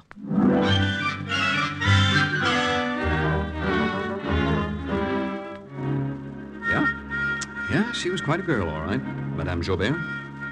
She gave me a suite of rooms to myself, got me a chauffeur's uniform, decided my name should be Claude. And in the morning, we set out for the monastery. Yes, Lieutenant Fontaine. Claude, that is just what we will do. Yes. OSS will furnish each member of an air crew with detailed escape maps when they are briefed in England, pinpointing the friendly areas on the route of every mission. Do you think these safe houses will be difficult to set up? Oh, not too difficult, I think. I know already of the home of a sympathetic parish priest, a church, a school, a farmhouse, and I have many wealthy friends who will be willing, I am sure. Why are you slowing down? Nazi guard wants me to stop. Don't worry, I have all the necessary permits. Halt! Let me see your permit to travel. Here you are. This is a great inconvenience. I will report it to my friend Commandant Kurtz. Commandant Kurtz? Ach, ja. I see you have his personal stamp on this pass. Where are you headed for, Madame Joubert? I have business in the village. I would suggest you do not go today. Why not? There is to be an execution in the square. Not very pleasant, madame. Execution? What are you talking about? We found 35 tons of arms and materials that were stolen from German supply trains.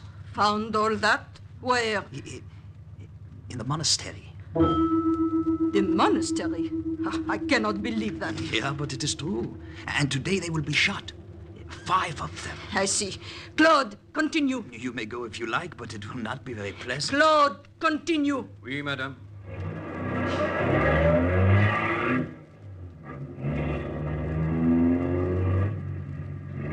So they discovered the supplies in the monastery. What about the 2 American flyers you had hidden there? Did they discover them too? Are they among the 5? Quickly. Drive quickly, Claude.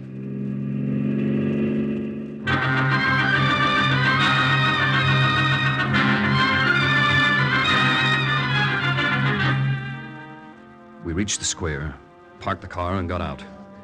The people were huddled in little whispering groups.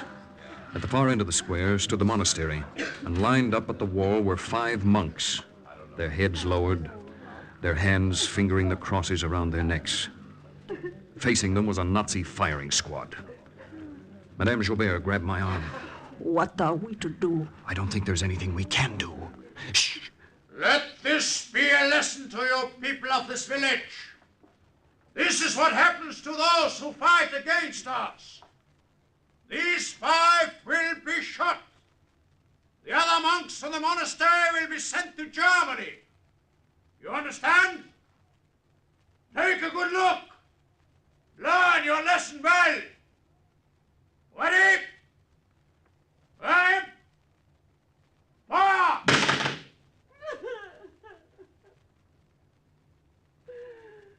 Madame Joubert and I went back to the car.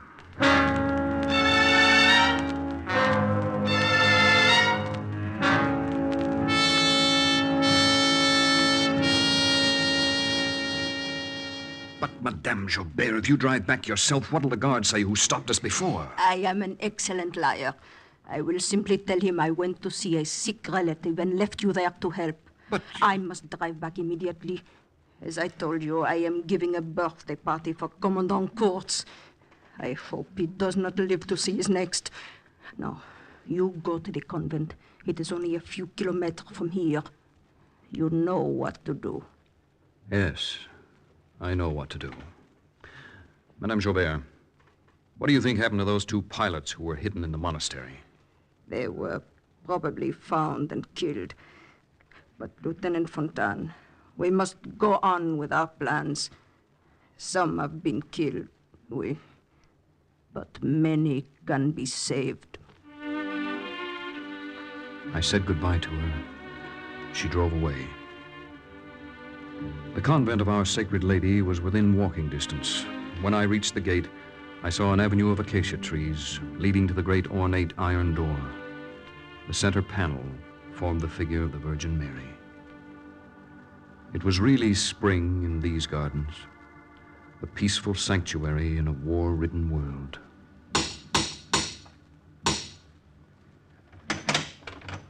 What is your wish?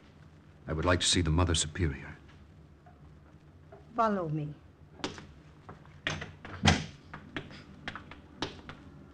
I followed the nun through the spacious hall. It was part vestry, part repository of art objects. The walls were hung with darkened old paintings of the Holy Family. In glass chests along the vestry, religious utensils of gold and silver had been stored. This is the office of Mother Angeline. Come.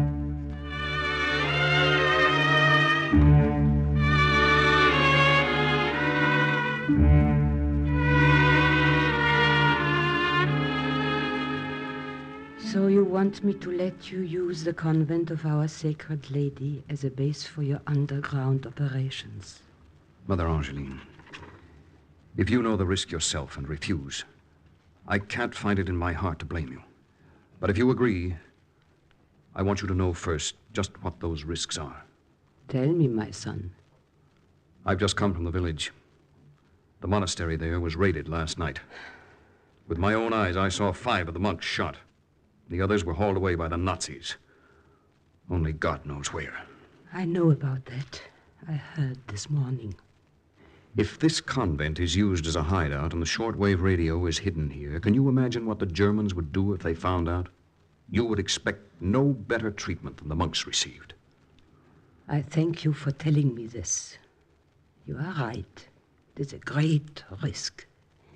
I have many under my care here. They depend on my wisdom to do the right thing. Of course. You have the other sisters to consider. You came here today to convince me of your cause. I'm afraid I must disappoint you. What's that? You see, What's the matter? A German armored car. I can see it from the window. Coming here? I'm afraid so.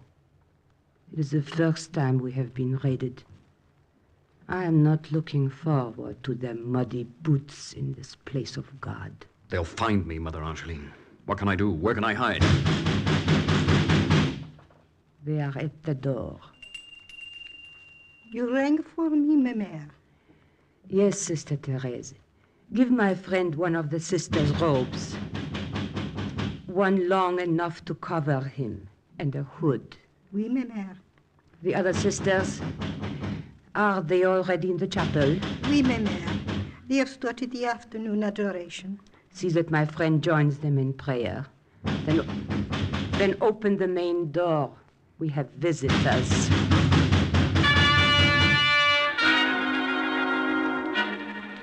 I put the nun's robes over my suit and went with Sister Teresa to the chapel.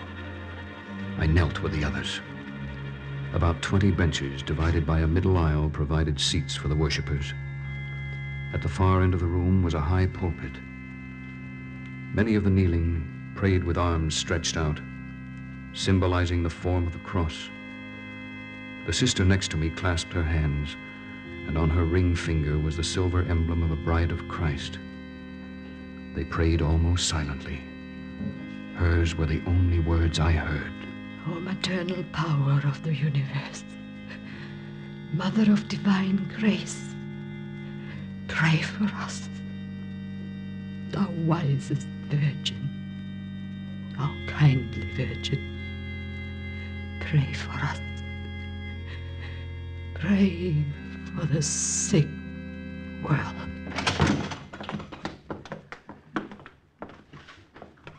Good sisters, these soldiers wish to search the chapel. I must bow to their wishes and ask you to file back to your cells. Leave now quickly and quietly, please. My head lowered, the hood covering my face. I got into the line with the sisters. I bent my knees slightly so that the robes would cover the chauffeur's boots I was wearing. I lowered my head even more as I passed the SS Hauptmann, who was standing with his men next to the Mother Superior at the door. I regret the necessity of disturbing your prayer, Mother Angeline. But after the unfortunate incident in the monastery last night, I feel it is necessary. You may search this convent from top to bottom, as you are already doing. You will find nothing in this house of God to interest you, I'm sure. Hurry, sisters, hurry, back to your cells.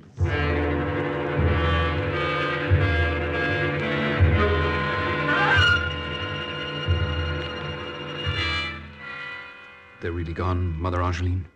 Of course, they found nothing here. You can take that robe off now. You look uncomfortable in it. Thank you for protecting me. I believe now. But we have not finished our conversation. Mother Angeline, you told me I could not convince you about our cause. You said you'd have to disappoint me. I took that as your answer. Let me consult 2 of the other sisters first. Wait. Oui, ma mère? Our two sisters, those in the sacristy. Send them here, please, Sister Celeste. A few minutes later, Sister Celeste returned, followed by the two other nuns. Their arms folded and heads lowered, they shuffled into the room. And then, all of a sudden, I noticed broad-toed army boots protruding beneath the long black dresses. One of the heads raised, and I saw that he needed a shave. Mother Angeline, I don't understand. These men. They are American pilots brought here yesterday when the monks received underground information that the monastery would be raided. Major Kirstein, Captain Lewis. This is Lieutenant Fontaine of the OSS. OSS? That's great. Have you got a way of getting us out of France, Lieutenant? Yeah. Say, what happened to Madame Jobert? She all right? Yeah, she's all right. Mother Angeline, you led me to believe I wouldn't be able to convince you of our cause. Of course not, son. How could you, since I was already convinced?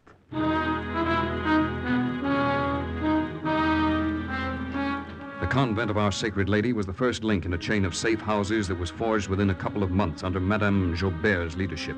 We moved Major Kirstein and Captain Lewis along that chain until they reached the coast of France. They waited, hidden in a farmer's barn, while I established contact with headquarters in London. Agent Fontaine to OSS headquarters in London. Overground railroad established. Train on the tracks. Passengers ready to leave and waiting. Pick them up and make room for more to come.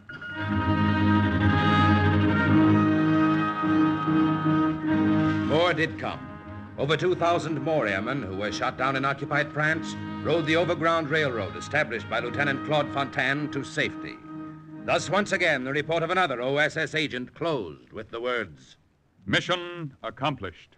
Listen again next week for another true adventure from the files of the OSS on Cloak and Dagger.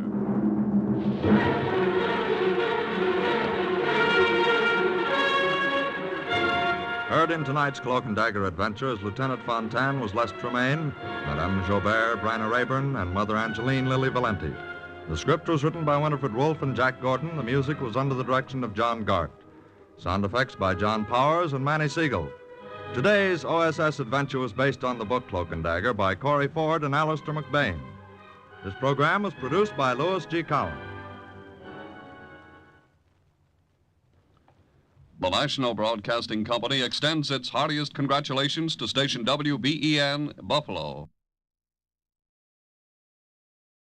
Are you willing to undertake a dangerous mission behind the enemy lines, knowing you may never return alive?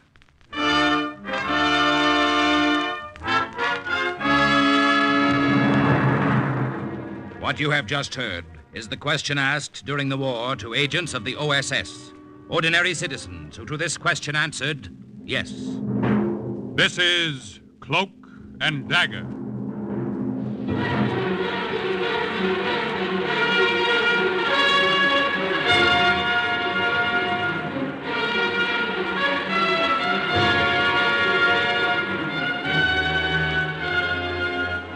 Black warfare, espionage, international intrigue. These are the weapons of the OSS. Today's adventure, Norwegian Incident, is suggested by an actual incident recorded in the Washington files of the Office of Strategic Services. A story that can now be told.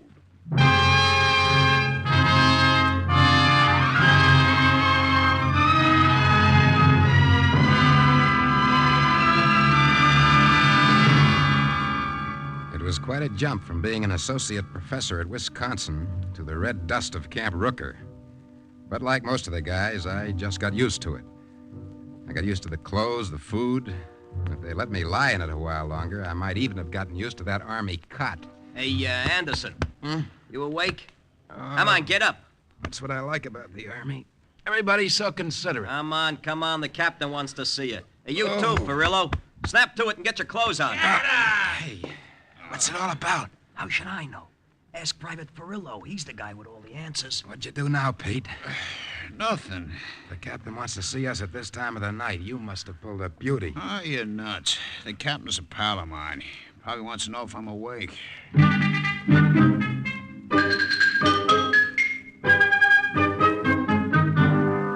Gentlemen, What I'm about to say is confidential, just between the three of us. If you refuse my offer, it will not be counted against you, nor will it go onto your record. I understand, sir. The Office of Strategic Services has requested both of you. Well, I accept. I've always dreamt of having an office job with a pretty whack for a secretary. I'm afraid you don't understand. Have a cigarette? Huh? Oh, thanks. You see, the job of the OSS is to disrupt enemy activity in every way possible. And one of their most effective methods is to drop men behind enemy lines. Oh, me? May I ask why I've been requested, sir? Well, I understand, Corporal Anderson, your parents come from Norway, and that you speak the language.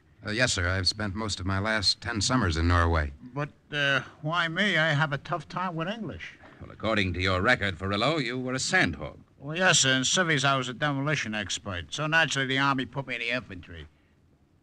Sir? Yes. Now, this job is strictly volunteer. If you want me to leave you alone for a few minutes... I won't be necessary, Captain. I should have wised up when you give me the cigarette, Captain. Every time I get something for nothing from an officer, I end up in trouble.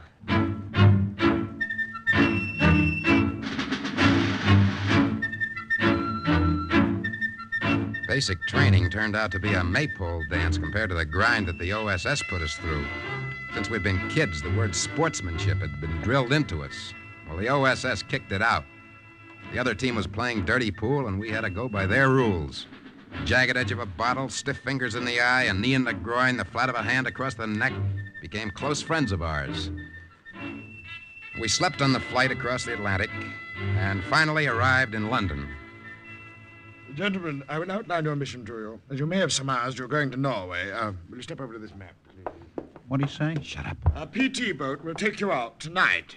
Tonight? In about 2 hours. You will land at this point. You know the territory, Corporal? Yes, sir. My family came from a village not far from there. We're going to study these aerial photographs later. There's plenty of cover.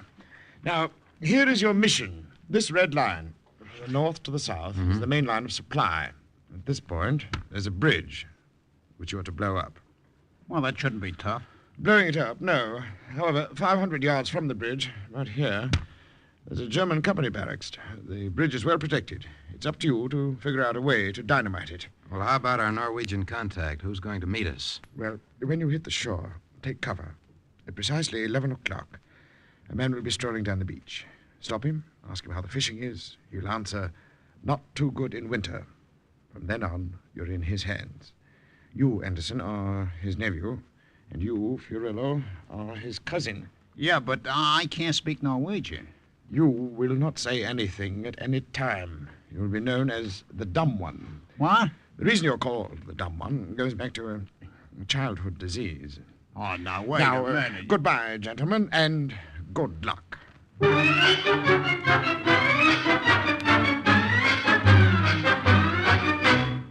They flew us to the north of England, hustled us on a boat, and tore off for the coast of Norway. I briefed Pete on the terrain, everything I knew about the bridge. We studied the photographs and rehearsed the parts we were to play. The clothes we were given smelled of fish. They'd been made in Oslo, worn by a Norwegian, and probably picked up in a hock shop on the Bowery. Well, we felt the boat slow down, and Pete and I went topside to get our first glimpse of Norway. Well, this is as close as we can get, gentlemen. Now, one of my men will row you the rest of the way and return with the boat. That's just dandy. How do we get back? According to my orders, you have 5 days to do your job. On the 5th and 6th nights, we will return at 0200. 5th and 6th nights? You will signal us from the beach with a flashlight. You know the signal. We can stay no longer than 10 minutes. Well, supposing we can't make it on time. What then? I hope you can. Where's the dynamite? You're standing right next to it. Those barrels are full of fish. Yes, the top 2 layers. The rest of the fish have been gutted and filled with plastic containers of dynamite. In case you are stopped, don't worry about the fish. They were caught here last night, packed in ice and flown to England. And they're still nice and fresh. Well, if we don't blow up the bridge, we can at least open up a fish store. Let's go.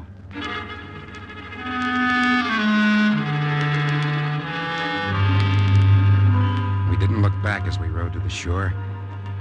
We listened to the waves hitting the beach. We listened to the stillness that seemed to surround all of Norway. We beached the boat, piled our dynamite behind some bushes, and waited. What time is it, Andy? It's about 5 minutes past 11. That Joe was supposed to be here at 11. He'll get here. Supposing he don't make it.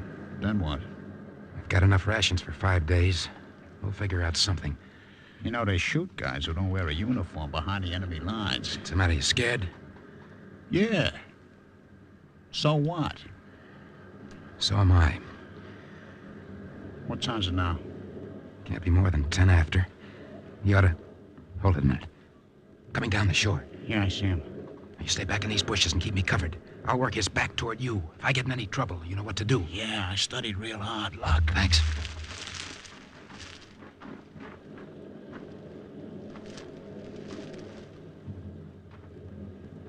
Good evening, sir. Good evening. Nice night. Dark, but pleasant. Tell me, how is the fishing around here? Not too good in winter. You can come out, Pete.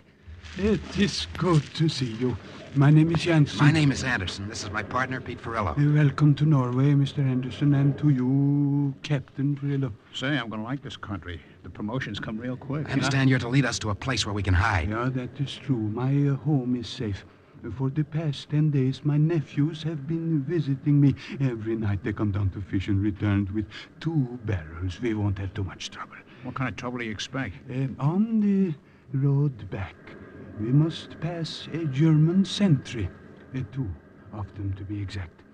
However, you look like my nephews a little... Won't you run into trouble having 4 nephews walking around? No, the other 2 left by sea before you arrived. They also left their wagon so that we can carry your catch.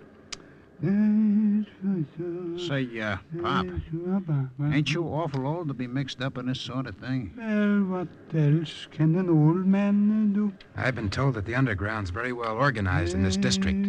Who's the leader? I am.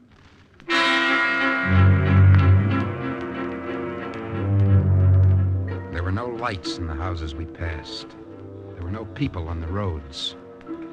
This was occupied territory. Fear and hate filled the air. This was Norway with no songs, unless you can make music out of the heavy tread of a German soldier. We pulled the wagon up the road for about 4 miles without saying a word. Then we saw the roadblock. Up ahead, the German sentry. Does he understand Norwegian? Yeah. We took him in after the last war. We brought him up and he promised to come back. They all kept their promise. Nice guys to have around. Pete? Yeah. Your friend plays his part well. Remember, you have traveled this road for over a week. If the sentry is familiar, don't be surprised. Hold your breath, Pete. And remember which fish swallowed the 45. Halt! Ah, it is you, Herr Jansen. Yeah. Dark night tonight. Yeah, mein Herr. How was the catch? We had a good catch. Well, here, let me take a look. I'd like to know what they'll be serving us tomorrow. Out of my way, dumb one. I wouldn't mess with the fish. And why not? The smell. It will stick to your uniform, and then the girls will object. You are smart for a Norwegian. Jansen, when am I going to get another bottle of that brandy? Tomorrow night I will bring it myself. Dumb one, why aren't you wearing the pants with the patch? Where did you get the new sweater? Oh, I am having them cleaned for him. I'll bet he is going to see his girl. Yeah. Imagine the dumb one with a girl. He wouldn't know what to say. It is very funny, mein Herr. Of course it is. Move along, Jansen. The stink of fish is beginning to hang in the air. Go along now. Yeah. Hey, dumb one. Maybe you will introduce me to your girl. I'll bet she looks like a fish. Guy's got a great sense of humor. He made a move for that barrel of fish. I thought we were done. It was close. Close for him, too. Say, Pop, you and that German sentry were real chummy. Ain't that kind of dangerous for the head of the underground? Yeah, for the head of the underground, but I am also the local Quisling. We reached his house without any trouble. It had been 2 very long days, and we were beat. I managed to get my shoes off before I collapsed. And then the sun broke in through the window, and I got up.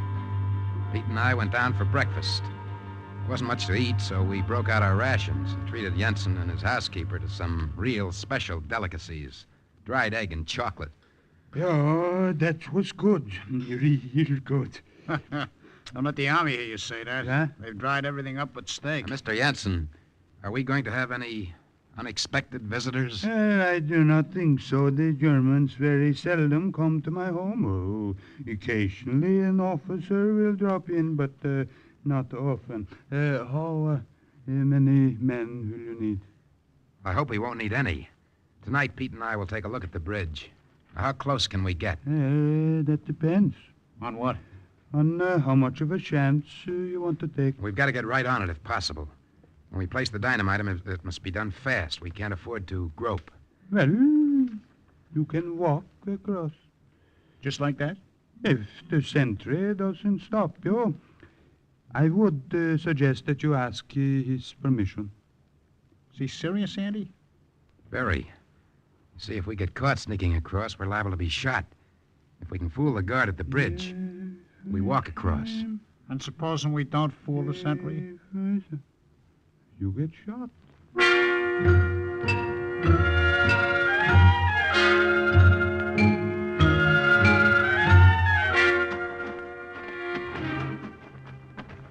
There it is, up ahead. Yeah. Look at that hiney pacing back and forth. Wait a second.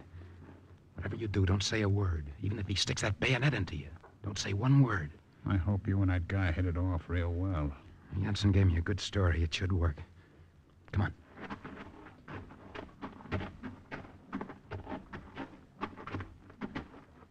Halt! Good evening, Lieutenant.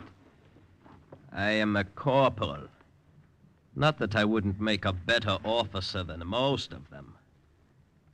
What do you want? We would like to cross the bridge. Why? Mr. Janssen is our uncle. We have a message to deliver. What kind of a message? About a party for the Germans who are barracked here. For the officers, I suppose. Let me see your papers. You too. He is dumb. He cannot speak. He can hear, can't he? Papers. I think all Norwegians are dumb. The party is to be for the enlisted men. Oh. Of course, you understand I was not referring to Herr Janssen. He is a smart man. He knows which side his bread is buttered. Here are your papers. Go on now. Don't loiter on the bridge. Thank you. Keep your eyes open, Pete. You can only make this trip once. Yeah. How does it look to you? We can do it. Only it'll take us at least an hour to set the stuff. An hour? It's an awful long time. This is an awful big bridge. You're going to have to do a good job the first time.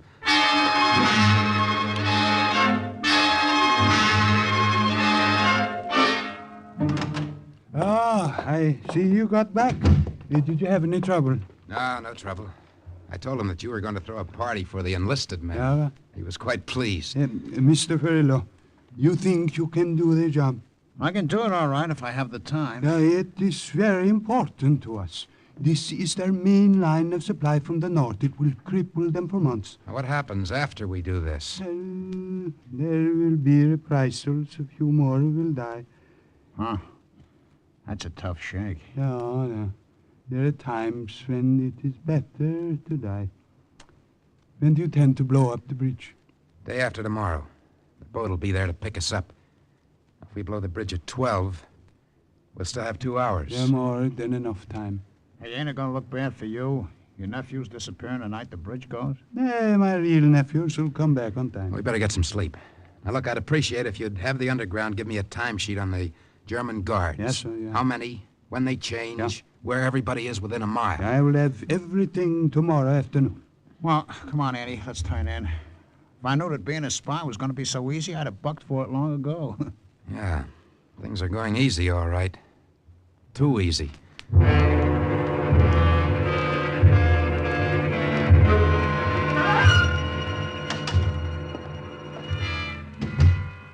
Hey, where you been, Andy? I've been waiting an hour. We got a rendezvous to make, remember? We aren't blowing the bridge tonight, Pete.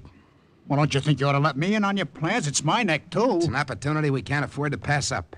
Look, Professor, in this game we play for all the marbles, huh? So stop talking in riddles. According to Janssen, a troop train will be passing through here tomorrow night. The Nazis are moving south, and we can put a real crimp in their plans. Keep talking. Not only do we blow the bridge, but we blow up a loaded troop train. Hey, ain't that shaving it a bit thin? Tomorrow night's the last night we can make that boat, remember? It's up to you, Pete. Stop making me the heavy. I'm willing to do it your way, only I want to know what I'm getting into. That's all there is to it. Well, just one more question. Have you figured out how we get to the beach after the blow-up? Through the woods. They're not crawling with Nazis. Now, wait a minute. The commander of that boat said he'd only wait 10 minutes. And supposing the woods are crawling with Nazis? Well, we take the big gamble and try to float down the river to the sea. Hope we make it, that's all. Yeah. Well, okay, I vote your way. Since we're here, we might as well do it upright. It's a wonderful opportunity, Pete. Even if it is a big gamble. I don't mind a gamble. I just hope the dice ain't loaded.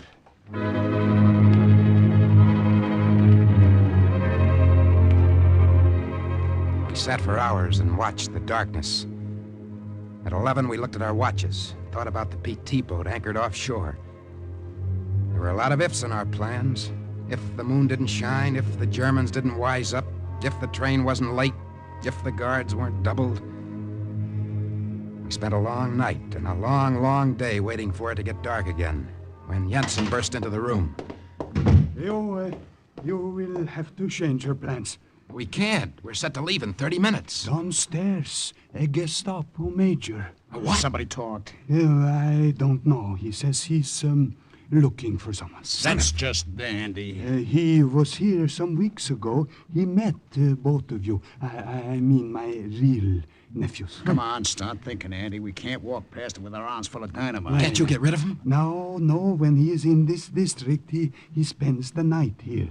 He sent me for you. Oh, great. I think you can fool him, Anderson. You resemble my nephew Arne closely, but then his dumb one, I don't know. Yeah? Well, he better be fooled, because I'll be carrying a 45 under my shirt. Come on, Pete. If we can bluff this through, we've got a chance.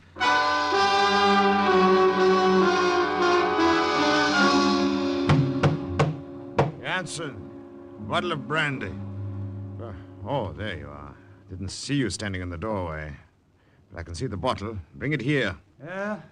Right away, Major. And Anna, come in. I want to talk to you. Ja, mein Herr. I understand Norway is playing host to a couple of American spies. What? That is impossible, mein Herr. Impossible, but true. However, I shall catch them and teach them a lesson. Do you know what they look like, mein Herr? Of course I do not know what they look like, you stupid lout. Do you think they go around singing Yankee Doodle Dandy? Oh, no, mein Herr. More brandy. This bottle's empty. I will get some. No.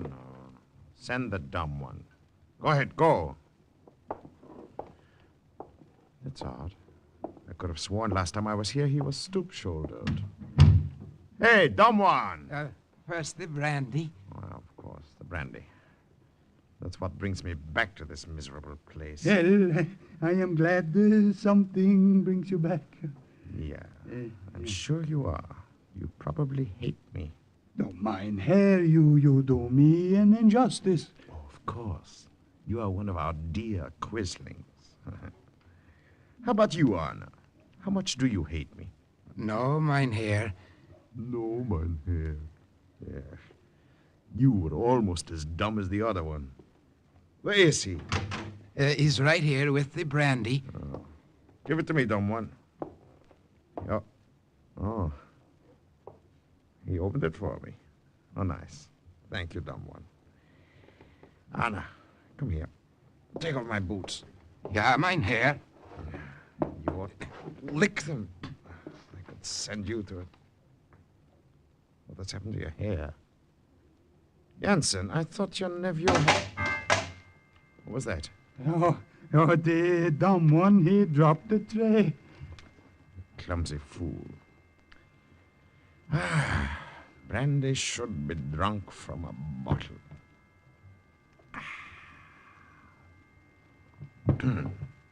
This is brandy, Jansen.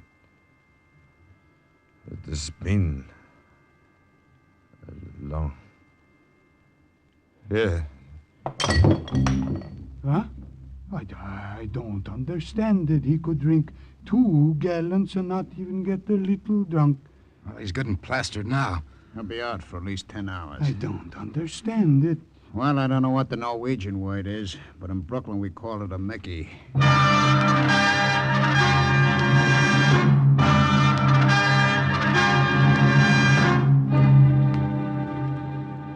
Just over this ridge. We're late, Andy. That train is due in less than an hour.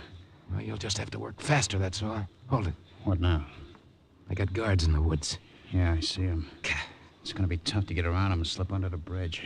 It would take us over an hour. We'd miss the boat. We'll have to walk the road right to the bridge. What about the sentry? Have to get rid of him and pray that we have time to set the dynamite before they discover him. So we hit him together?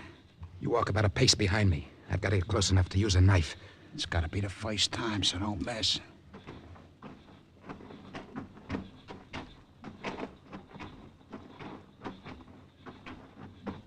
Halt! Good evening. Oh, it's you. Don't you pay any attention to the curfew? What has he got in the package? Come here and let me... Oh! For a college man, you've sure learned a lot of things. Now, look, you'll have to set the dynamite alone. I'll slip on his coat and stay here. Pretend I'm the sentry. I'll set it as quick as I can. Lock. Thanks.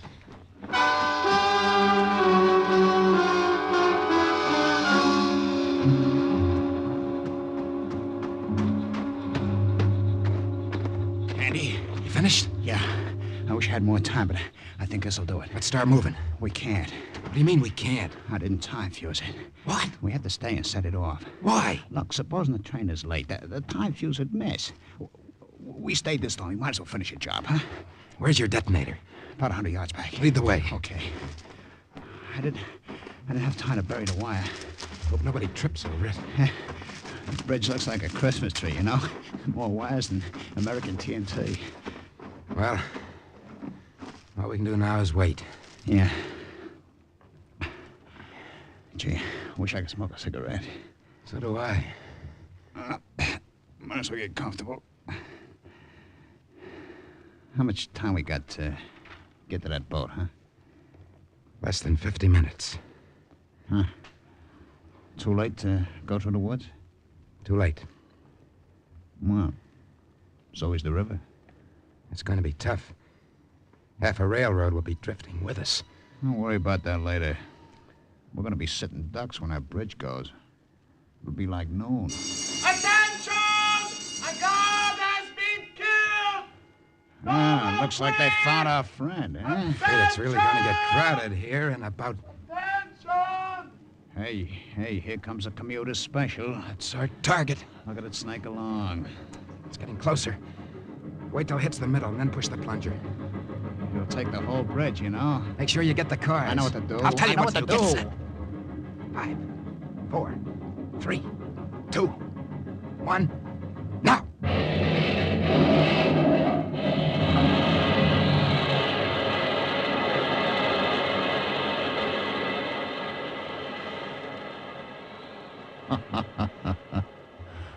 Pretty, ain't it? For a hurry-up job, you did fine. You should have seen what I did for graduation. Down the slope and into the river. Yeah, right behind you, pal. Here's our private car. Grab a hold of that beam. I got it. Why, those fires make a beautiful sight. I'm too busy to be a nature lover. Well, don't let go. The current will drag you right down. I'm holding. Hey, the water's cold. This'll take us close to the rendezvous. It's real cold. Hey, Andy. Yeah? When we get back to camp, remind me to tell you about a dame I know in Brooklyn. What about her? She gave me the air for a lifeguard, because I couldn't swim.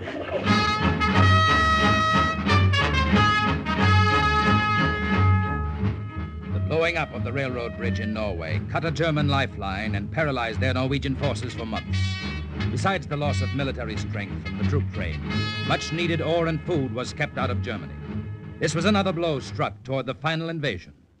And once more the report of an OSS agent closed with the words, Mission accomplished. Listen again next week for another true adventure from the files of the OSS on Cloak and Dagger.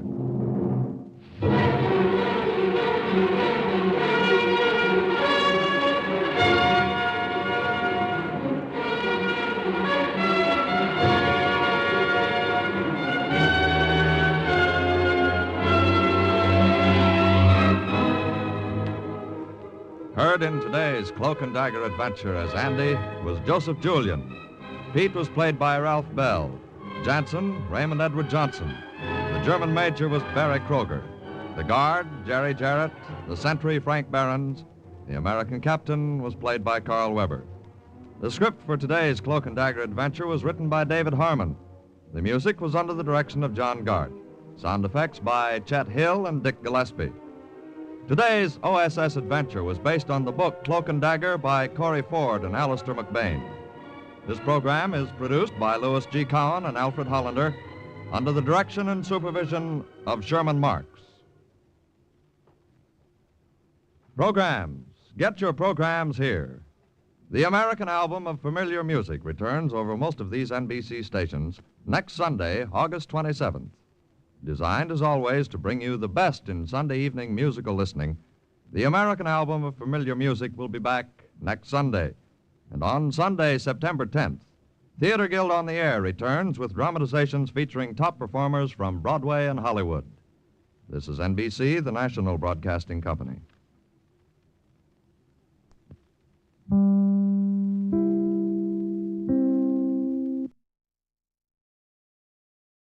Are you willing to undertake a dangerous mission behind the enemy lines, knowing you may never return alive?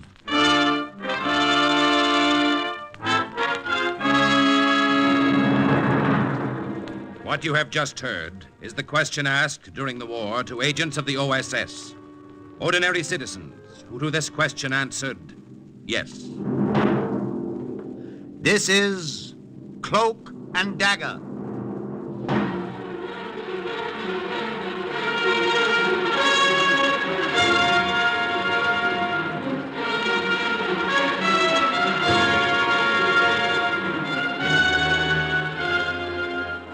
Black warfare, espionage, international intrigue.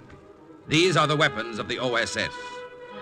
Tonight's story, Seeds of Doubt, concerning an OSS agent who tracked down Nazis in American uniforms, is suggested by actual incidents recorded in the Washington files of the Office of Strategic Services.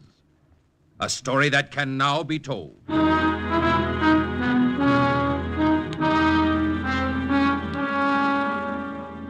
I'm glad I wasn't there when Celeste got my message. If I had been, I might have called the whole deal off. Found some other way to carry out my mission. What I did was pretty brutal. I know just how it must have been. I gave the note to the baker's delivery boy, Henri. He must have driven the dilapidated old truck through those majestic iron gates of the Chateau Breton, 12 miles south of Paris, circled the huge house and come to a stop at the servants' entrance. And perhaps it was Muriel herself, Celeste's personal maid, who answered the door. Pour mademoiselle. Merci, monsieur. Pour vous, monsieur. Merci, madame. And then Muriel began that long climb up to Celeste's room. 3 flights of marble stairs and then down the carpeted corridor to the 4th door on the right-hand side. Mademoiselle? Entrez. Entrez, Muriel. Celeste was probably reading. She always was in those days. It was a way of passing time while she waited for some word from my friend, Paul Blanchard. A message, mademoiselle. A message? From who, Marielle? I do not know. It was all so mysterious. A baker's truck was at the door, and the boy gave... No, never mind. Give it to me. Voilà, mademoiselle. Oh, that handwriting. Mademoiselle, it is not from... No. Be quiet. Oh, mon Dieu. But then it is... C'est ça. It is Paul. My Paul. He is here in Paris. He is waiting for me in the cafe in Montparnasse. Oh, le bon Dieu. I was afraid he was dead.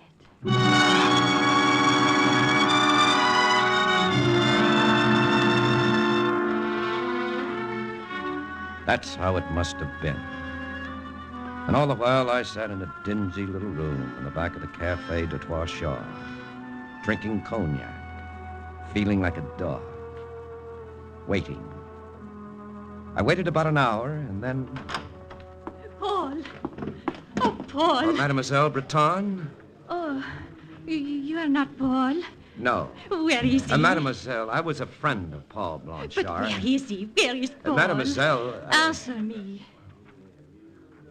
Very well. Paul is dead. Like I say, it was brutal. But is there any way of saying it that isn't brutal?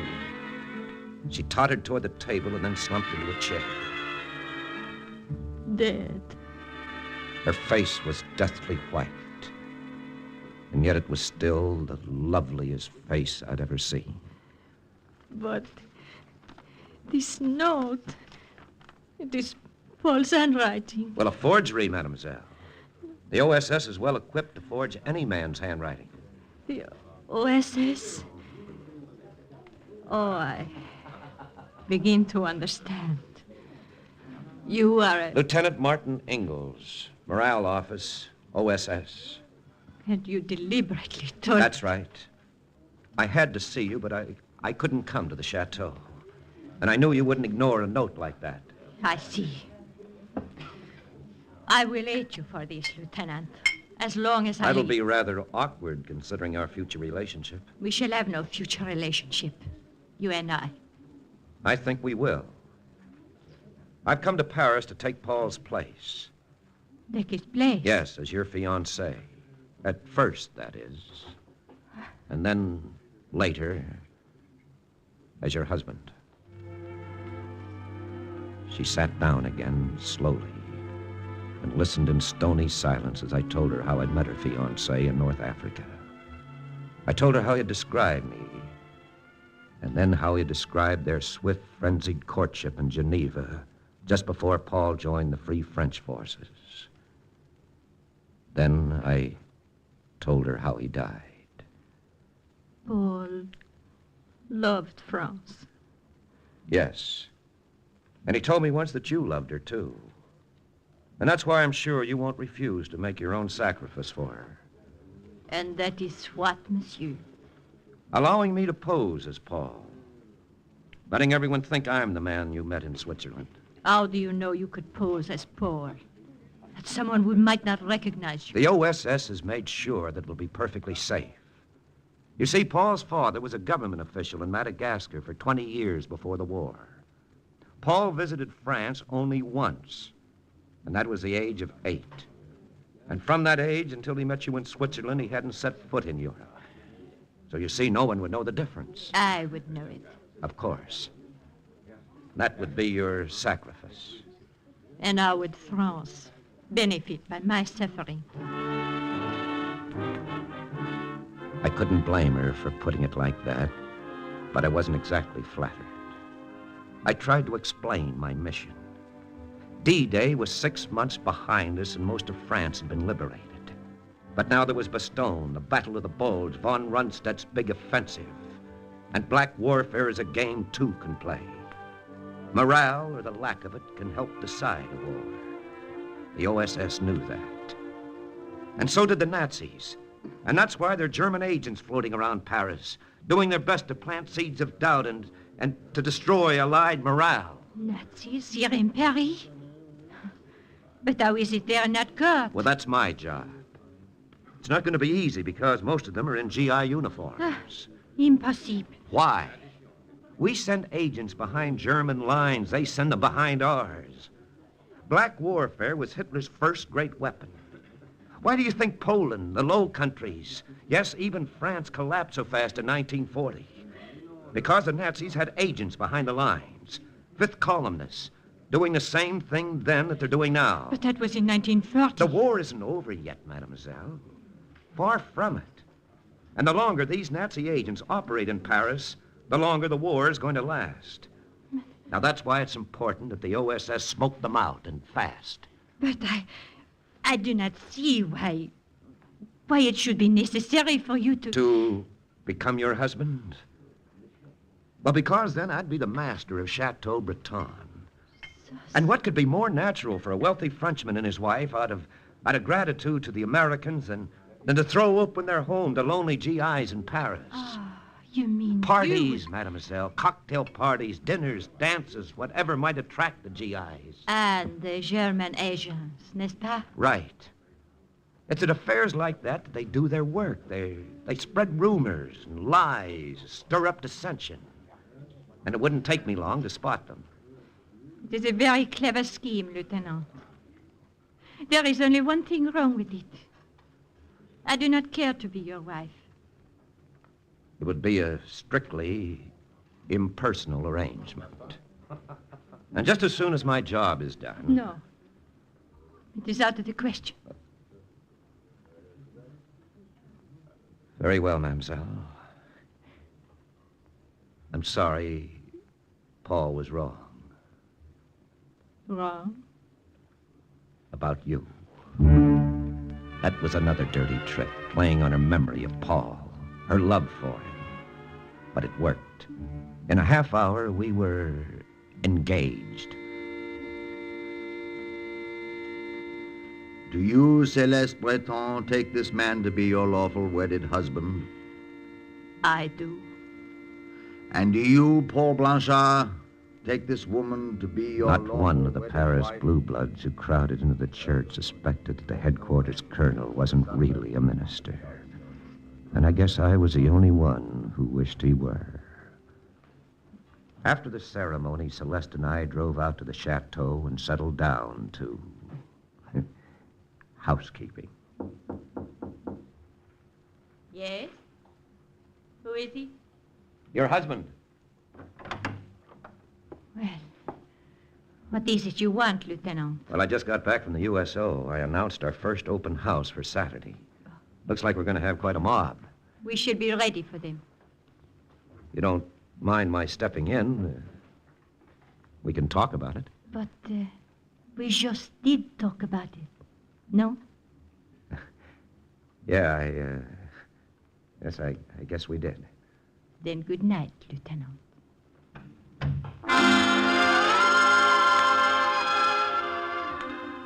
And that was married life at the Chateau Breton. It's a good thing our series of parties did start then. Took my mind off other things. It looked like every Joe in the European theater attended those parties. The champagne flowed, the canapes vanished.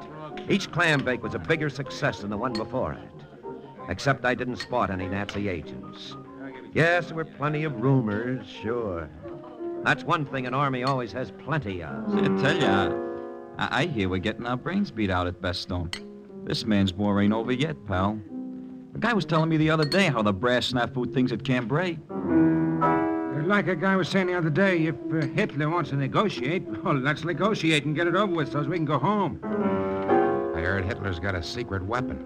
Bacteriological stuff. He's just waiting for the right time to use it.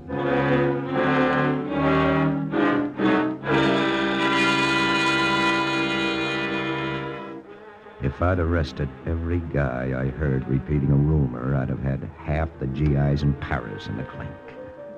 The guy I was looking for was a guy who did all the talking the other day. I knew he was one of the guys lounging in the living room or sprawled on the patio or loafing in the gardens. Yes, but which one? For several days, I didn't get anywhere. And then I noticed Corporal Alan Chester. I might never have paid any attention to him if he hadn't paid so much attention to Celeste. Every time I looked up, they had their heads together, and Celeste was smiling. And the time I found them sitting on a bench in the garden, she was actually laughing. Oh, hello, Paul. Well, if it was a good story, you're going to have to tell it again, Corporal. It was a very good story. You have met my husband, haven't you, Alain? This is Corporal Chester, Paul. We've met so many times, it's getting embarrassing. I've already apologized to your wife, monsieur, for wearing out my welcome. No apologies necessary. My only excuse is I can't stay away. Your chateau's the first place I felt at ease since I left home. Where is home, Corporal? Lafayette, Indiana. Lafayette? Well, an American town with a great French name. That's right. Maybe that's why I feel like I found a second home right here, 20 kilometers from Paris. It wasn't much to go on. Just a word that didn't ring quite true. I took Celeste aside and asked her about him. Alan Chester? You think he might be... Oh, you are a fool, Lieutenant. Maybe. But I still want to know why he said kilometers. In Indiana, they say miles. Perhaps if I told you he was a Harvard graduate. They say miles at Harvard, too. Only Europeans say kilometers. C'est ça. And because of that, you suspect him of being a Nazi agent. Absurd. He is the most charming of all the men who have come here. I noticed you thought so. Did you, Lieutenant? Then maybe that is the reason you suspect him. I admitted she might have something there. I admitted it to myself, that is. Not to Celeste. An hour later, a jeep with 4 GIs in it rolled through the gates of the chateau, and one of the GIs was Corporal Alan Chester. And 30 seconds later, I was behind the wheel of Celeste's little Jaguar, following the jeep. Dusk was falling, and the road to Paris was lined with traffic, and it wasn't too hard to keep a few cars behind the jeep, seeing without being seen. In town, the jeep pulled up in front of a cafe on the Boulevard Saint-Germain, and Corporal Chester climbed out and waved goodbye to the other 3.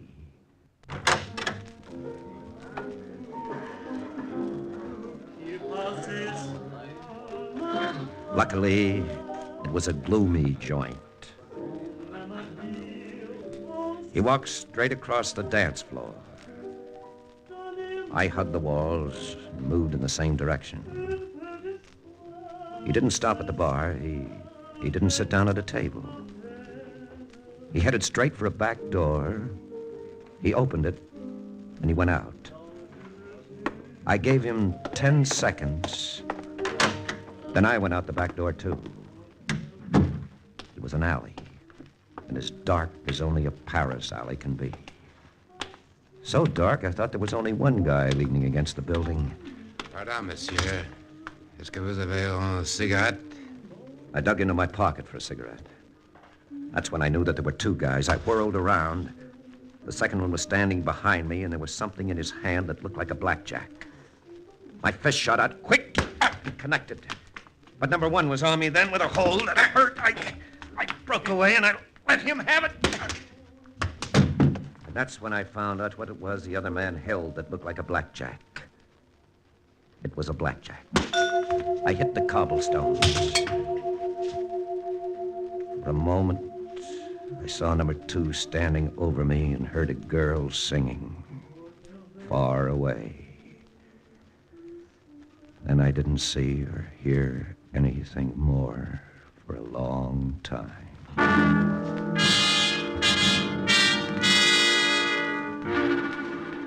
It was dawn when I climbed up to the 3rd floor of the chateau. If Celeste was sleeping, she woke up plenty fast. And if she had to get into that shimmery house coat she wore, she must have done it in record time. Lieutenant! Oh, mon Dieu, you look terrible. I didn't tell her that she looked wonderful. I didn't ask her if I could come in either. I just walked past her and I sat down on the divan. I told her what had happened in the alley off the Boulevard Saint-Germain. But all the time I talked, I was thinking of something else. That we were alone. That she was very beautiful. And so now, of course, you are quite certain that Corporal Chester is a German agent. Well, that's how it adds up, doesn't it? Perhaps I am not so good at figures. These men may have been thieves. They took your money, n'est-ce pas? Well, that doesn't prove anything. Well, that could have been a cover-up. But why would Corporal Chester have wanted you beaten up? Well, to stop me from tailing him. Now, that cafe may be a regular hangout, and his boys may hang around outside to take care of any shadows who show up. Oh. Then you think he did not know you were following him tonight, huh? Well, his boys may have reported that they slugged a guy in the alley, but they can't be sure who I was, or well, even that I was tailing him. I see. I look that funny? No. I am just thinking what a fool you are, Lieutenant. Strange. I was thinking the same thing myself. What do you mean? A man who has a wife as lovely as you doesn't even kiss her. He is a fool, isn't he? He would be even more of a fool if he tried. Have you forgotten that bargain? A strictly impersonal relationship, you said. I said it when you said you'd be loyal to Paul Blanchard's memory. And am I not being loyal? I don't know. But the way you smiled at Alan Chester wouldn't suggest you are. Oh. You do not like the way I smile at him, huh? I don't like it at all. Then, naturally, you would not wish me to accept his invitation. What invitation? That is why I call you a fool, Lieutenant. You think Alan hires men to keep anyone from finding out where he is staying. Why, then, is he so careless with me? Why does he invite me to his room? Why, that... Oh, of course, if I went, I could tell you where he is staying. Perhaps I could tell you a great deal more. If he's a Nazi agent, I would surely find it out. Oh, but you do not want me to go. You're to go whether I want it or not. Oh, noble you are, Lieutenant.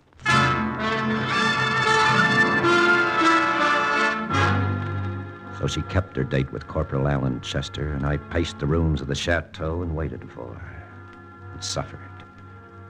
It was dawn when she got back. Well, let's have the report. The personal one, Lieutenant, or the impersonal one? The impersonal one is the only one that concerns me. Maybe. Well, I've found out nothing.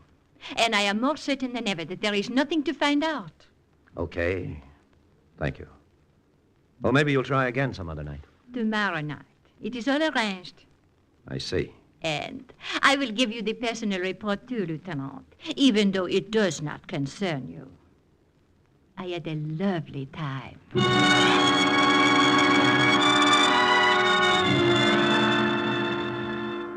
It was the next night when I began to suspect her. I suppose I started even before she came home. I tried to look at things straight, and I asked myself if I were being taken for a ride. She walked in an hour later. You are wasting precious time, Lieutenant. I still think Alan is just what he says he is, an American soldier on detached service in Paris. I have seen his orders. Well, orders can be fake. Ah, c'est ça. Then, if you are still suspicious, I will keep another date with him. Tomorrow night. I decided it better be three of us on that date. She had told me the name of his hotel, an old and honorable one, in the Rue de Vaugirard. I slipped into its musty lobby early the next morning. An old man with bushy brows and a faintly familiar face eyed me as I approached the desk. I told him I was Paul Blanchard, the master of Chateau Breton. If you say you are Paul Blanchard, monsieur, then you are Paul Blanchard. Any reason to suppose I'm not? Mais non, monsieur, none at all. Just as there was no reason during the resistance to suppose that you were an OSS agent. I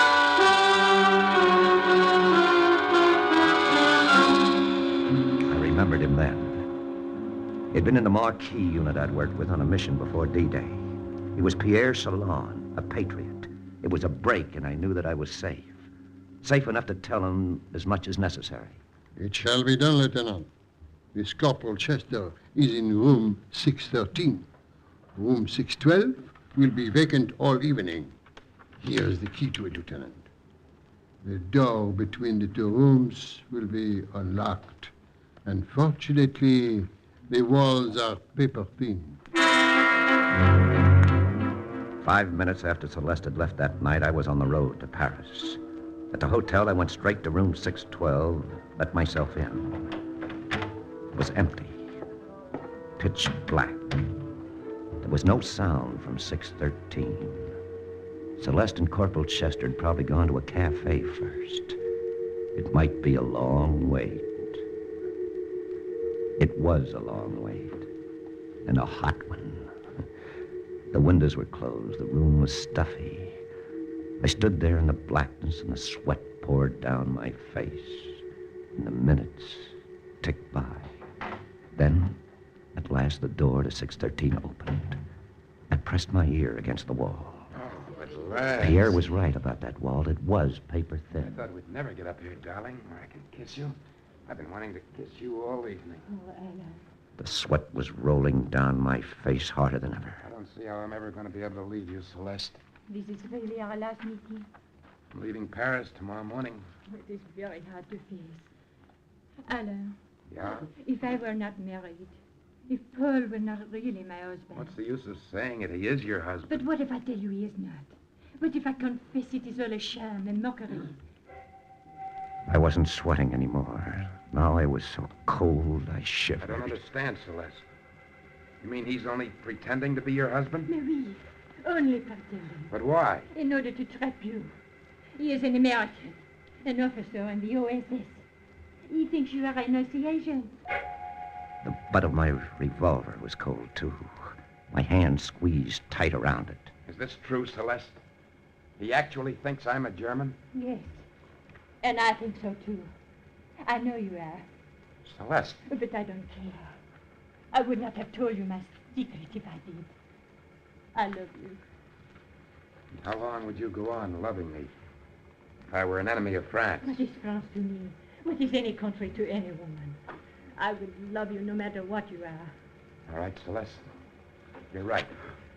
I'm a member of the intelligence service of the Third Reich. I twisted the knob, jerked open the door, and stepped into room 613. Lieutenant. Thank you for selling me out, mademoiselle. If you weren't a traitor, I might never have been sure about Corporal Chester. There was a lamp on the table, the only light in the room, and it stood behind him. As I spoke, a swift movement of his arm sent it crashing to the floor. Now there was darkness again, enveloping all three of us. We all moved. We changed our positions swiftly, silently. None of us could speak without tipping off where we were. Neither Chester nor I could fire for fear of missing. So we circled the room. We waited for our eyes to grow accustomed to the dark. And then he must have thought he saw me.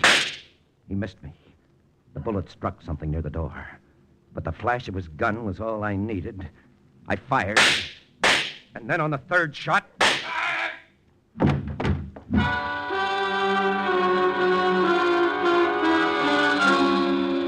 It wasn't until old Pierre Chalon opened the door and light from the hall flooded the room that I saw what the late Corporal Chester's bullet had hit. It mistaken Celeste for me. She lay dead where she had dropped. Ah, c'est dommage, Lieutenant. C'est dommage. In this war, even the innocent must die. The innocent? She was a traitor, Pierre. No, Lieutenant, She no. deserved to die just as much as that rat over there.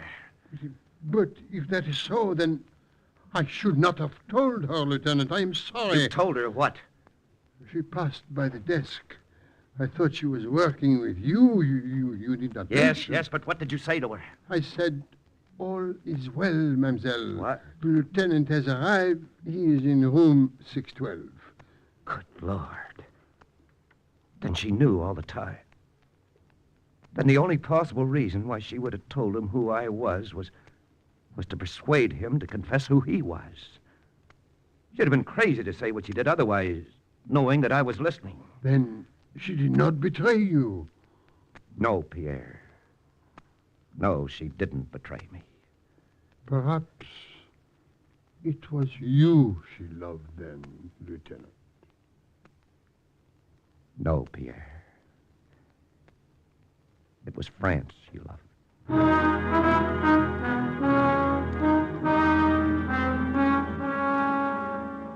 The rest was easy.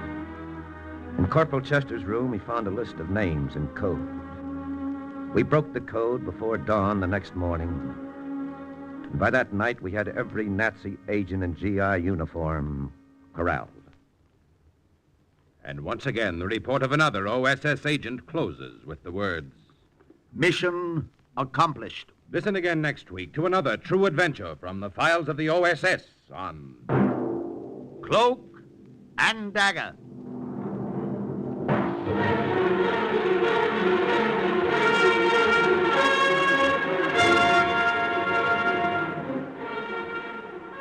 Heard in tonight's Cloak and Dagger adventure as Lieutenant Ingalls was Chuck Webster, Celeste, Alice Frost, Corporal Alan Chester, Joseph Julian.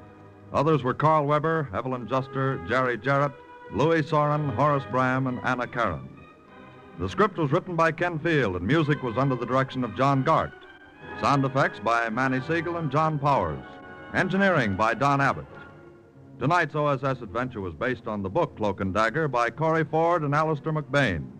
This program was produced by Louis G. Cowan and Alfred Hollander under the direction and supervision of Sherman Marks. 3 chimes mean good times on NBC. Are you willing to undertake a dangerous mission behind the enemy lines, knowing you may never return alive?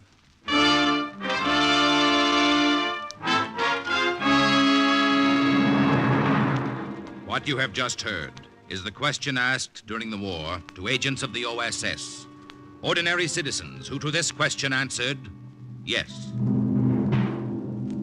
This is Cloak and Dagger.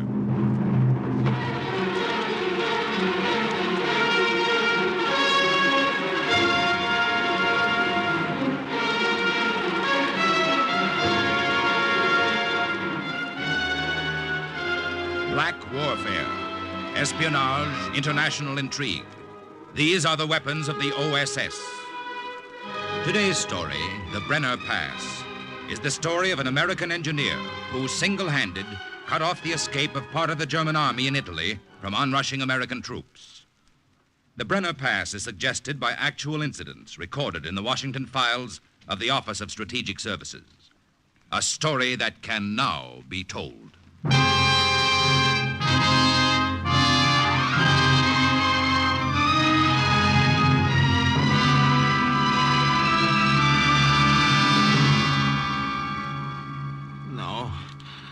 No, Padre, I don't want it. Ecco, qualche cosa a bere. Drink it. Drink this, figlio mio. It will warm your inside. I want to talk to you. I want to tell you. Drink this first. Buona.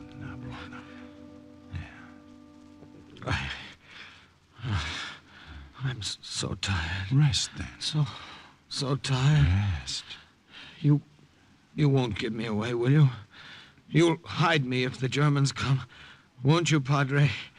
Won't you? You came to me, my son, because you knew I'd give you sanctuary. Any man has sanctuary in this house. Yes, I've taken an oath, figlio mio. Anything you tell me, only God and I will witness. And if I had not taken this oath, I still would not give you away.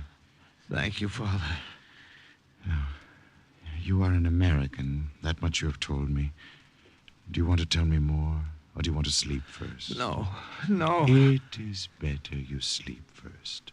I'll sit beside you. I won't leave you. No, Padre. I want to tell you there may not be much time. I have a feeling that time is running out for me. My son. My name was Donald Harper. I say was because somehow I don't feel as if I have a name anymore. When you're tracked down and hunted, you're not a human being. There's no past or future. There's just the present, and you run. So much has happened in a few weeks that it's hard for me to remember. Remember back from this morning when you found me unconscious on the steps of the chapel. Back to the morning I was sent on my mission. November 12th, 1944.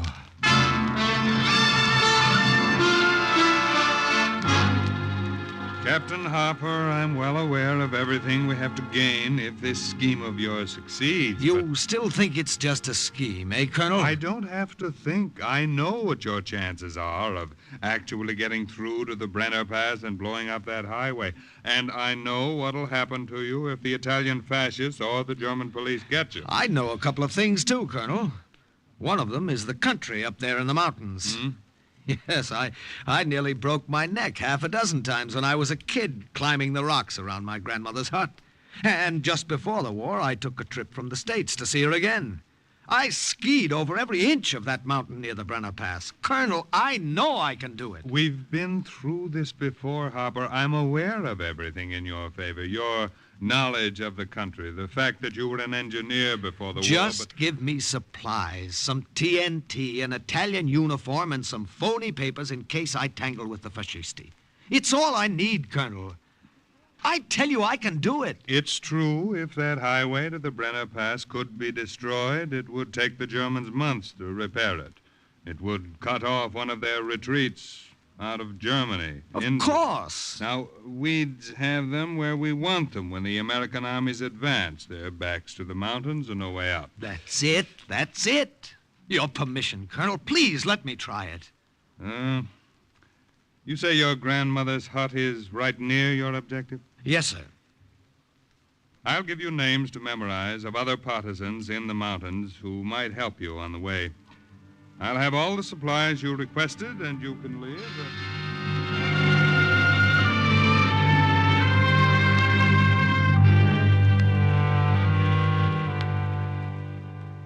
From the beginning, Padre, I had bad luck.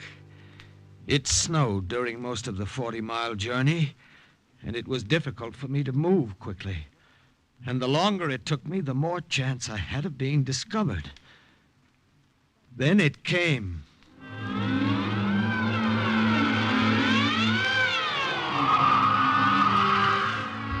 You know what a storm is like here in the mountains, how it can blind you and throw you against the rocks. When it was all over, I realized what had happened. I had been thrown off my course, but that wasn't the worst of it. My knapsack was gone, all my supplies, and the packet with papers the OSS had forged for me. I had no identification now, and no food. But I still had the TNT for the highway near Ampezzo.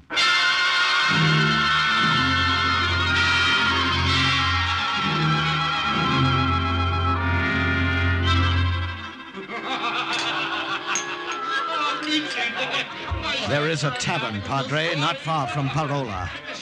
It wasn't sheer recklessness, but desperation that made me go in there knowing I had no papers. Knowing the tavern catered to Nazis and fascisti. Knowing the rucksack on my back was filled with explosives. But there was no other place for miles, and I had to get food or I couldn't go on. Come, Tony, tell us more of the story. Oh, well, as I've already told you, she was fat as prima donna. Yeah. Oh, Mamma Mia, she was big. She was like this. And then look what she sang. When she sang, it looked like this. See? What would you like to order? Some bread and cheese, if you have it, and some coffee, black.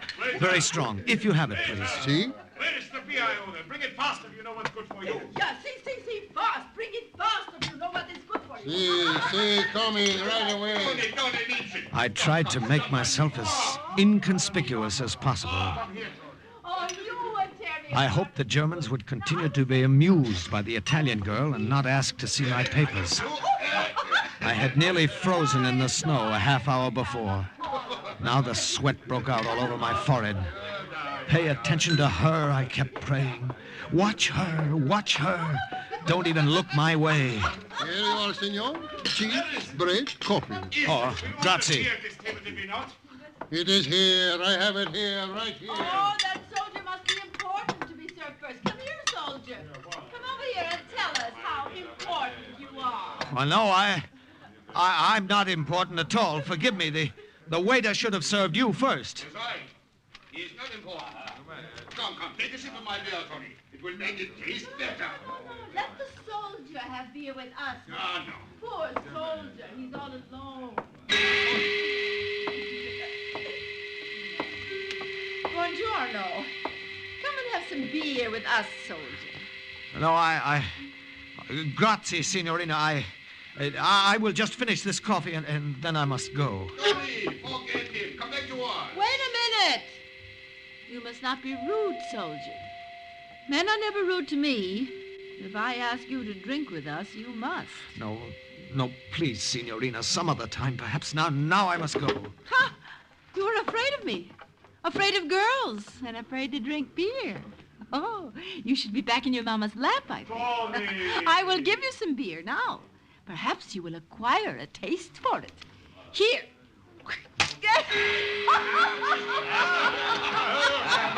She threw it in my face. I felt it start to trickle down my neck, and I could hear the Germans laughing themselves sick. I wanted to snap that small neck of hers in half for making me the center of attraction. Grazie, waiter.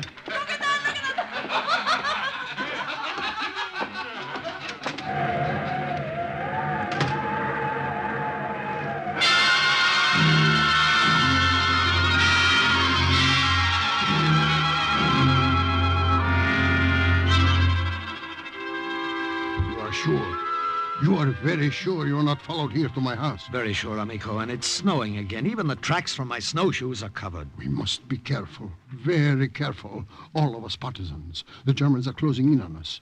Do you know what would happen if they found out I took you in? An American. This would happen. But I tell you, there's nothing to worry about, and I'll be gone in the morning. Ah, the morning. One. All I want is a night's rest. There is a bed in the back room you may use, Senor Harper. You are sure you are not followed, very sure. Yes, and I'll be gone in the morning before you're awake. You must not think, Senor, that I am being inhospitable, but these times, they're very bad times for all of us. Yes, I know. To live is important, too. Yes, in order to fight back later, one must leave now, no? Yes. And the Germans are clever. Very clever. If they knew you were here.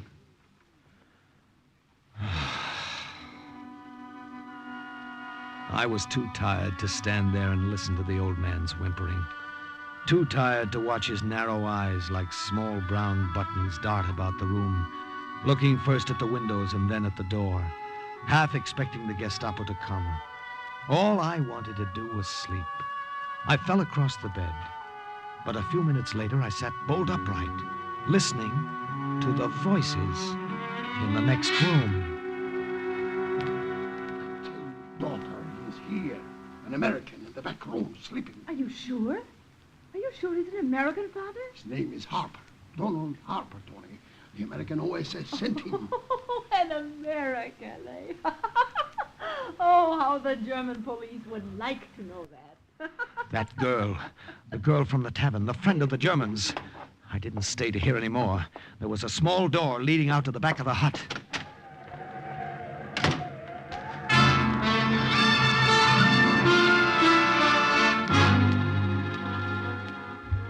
I knew, Padre, that somehow I must have come to the wrong house. I didn't dare take any more chances and stop again until I reached my grandmother's. And I was so tired, so tired.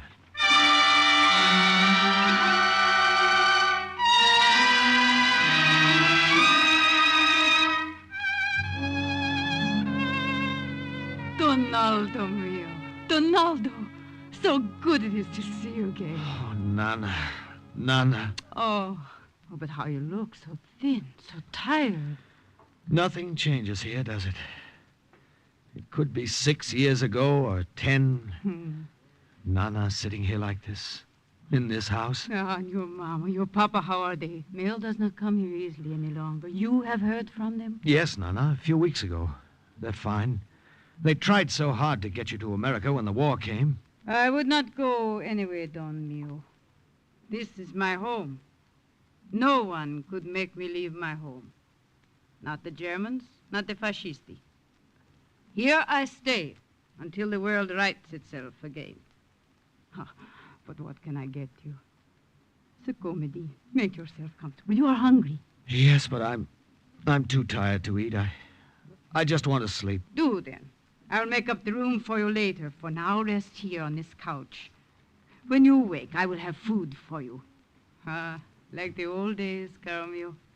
My dear one. I will be in the kitchen. Sleep now. Sleep.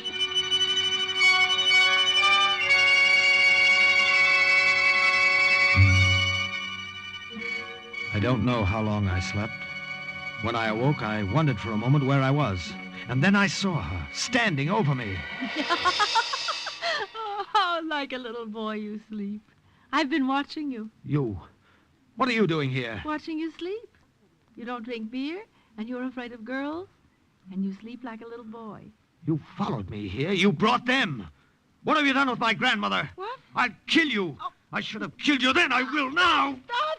Stop it! You're hurting. Friend of the Germans, you little she-devil. I'll kill you. Donaldo, here. What is going on? Nana, you all right? Of course I'm all right. What are you doing? Tony, what is wrong? Oh, your grandson has his mother's hot Italian blood in his veins. He wants to kill me, that's all. Oh, I'm ashamed of you, Donaldo. This girl, she's a friend. Friend? I will get the soup for you, Signora Apicella. Perhaps some soup will cool his temper. But, Nana, I saw that girl with the German. She's... Oh, she told me about that. She did not know who you were then. Yes, but She wondered why you disappeared from her father's house. She knew the name Donald Harper because she heard me speak of you often. So she came here, after you. Nana, When she saw you asleep. Then she understood why you had run away from her. She was with Germans. I was there. I heard... That girl, Donaldo, is the leader of our group of partisans. Your leader? But the Germans... Oh, the Germans. I amuse them. Porky, animali. I tell them funny stories, and they laugh at me. Here's your soup. They do not hear me laugh when I get them drunk, and they tell me things I can use to our advantage. Your soup. Drink it. Tony, I'm sorry. I understand. Che bella questa ragazza, Donaldo, no? Yes, Nana, the girl is very pretty. Oh, Signora Apicella, you embarrass me. Well, Donaldo, we are friends now. See? See, Tony. Friends.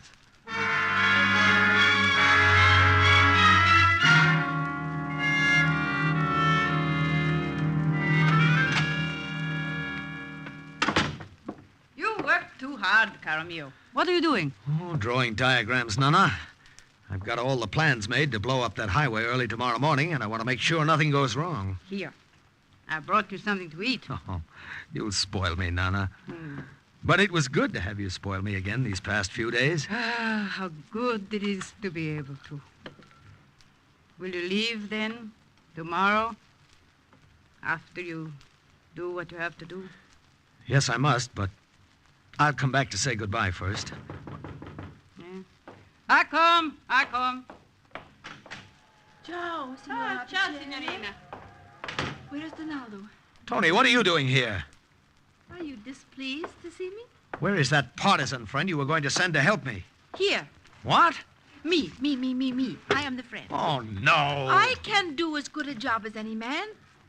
Let me help you, Donaldo. No, it's crazy. Please, let me do it. Girl, it's crazy. It is not crazy. Think what it will mean for me after you are gone from these mountains. Listening to my fat friends, the Germans, talk about the explosion, and to know secretly that it was I who helped to make it. Please. Donaldo. Mio. It's too late to get anyone else. That's why I waited so long. The only man to get on this short notice is my papa, and he is a scared rabbit. I was right the first time. You are a little she-devil. Si. Take her with you, Donaldo. All right, then. Pay attention to this diagram. Si. Now, there's a railway, as you know, going right over that highway. If we plant enough TNT to blow that right onto the road, it'll be blocked up for months.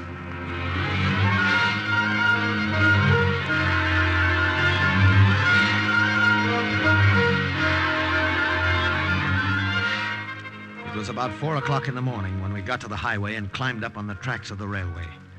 Tony stayed up above, and I made my way slowly climbing down into the framework of the trestle, feeling my way along the girders. They were icy under my hands, and 2 or 3 times I almost slipped. Careful! Careful, Donaldo. It's all right. Watch yourself. Watch how you handle those explosives. Do not trouble yourself about me. I told you I can work as well as any man. Then work as quietly as one. The troop train of Germans would be coming over the railway soon, and I had to finish before it came. I had a coil of wire around one arm and a pair of pliers hanging on a thong from my waist. Tony, you hear me? Yes, I hear you. Well, hand me down those packages of explosives, one at a time. Here? Here you are. All right, thanks. I shoved them in where I wanted them, packed them close. Tony, the wedges. Quickly, don't be so slow about it. I'm doing it as fast as I can. There. All right.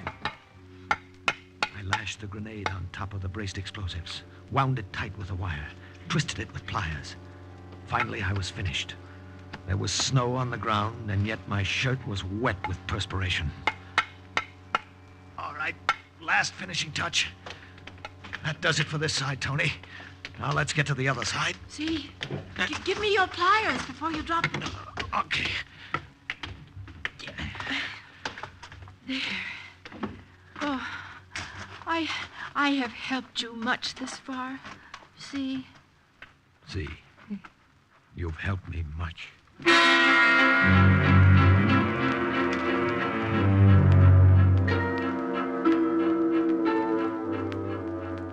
Let me do it. No, we haven't any time to argue. That train will be along any minute. Please let me set off the explosion. Let me have that pleasure. I will follow your directions. I will do it just the way you told me. No. The train, it's coming. Just tell me when to pull it. All right, you win. But heaven help you if you make a mistake. Hold it now, steady. And don't pull on the wire yet. Yes, I will pull it softly, lightly, but firm. Here she comes. Pull it!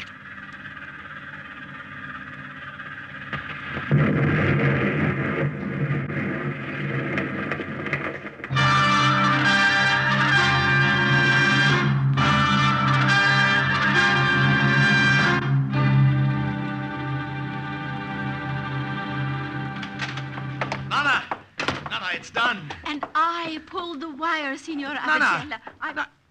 Nana, what is it? It is nothing. These attacks come on after. Nana! Tony, some water, quick. No, I will stay with her, Donaldo. You must leave quickly. No, I'll stay. You go on. This section will be swarming with soldiers after what we've just done. And if they find you, they'll wonder what you're doing here. Men do not know how to take care of the sick. I will stay and help you. All right. Get the water.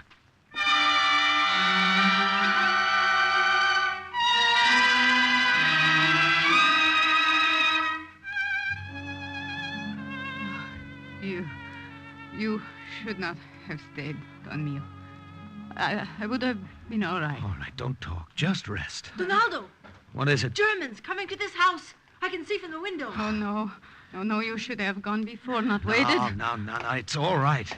Donaldo, do this one thing more for me. I won't leave while you hold them off for me. Is that what you want? I know them. I am a favorite of theirs. Please, caro mio, you can escape and do more important work.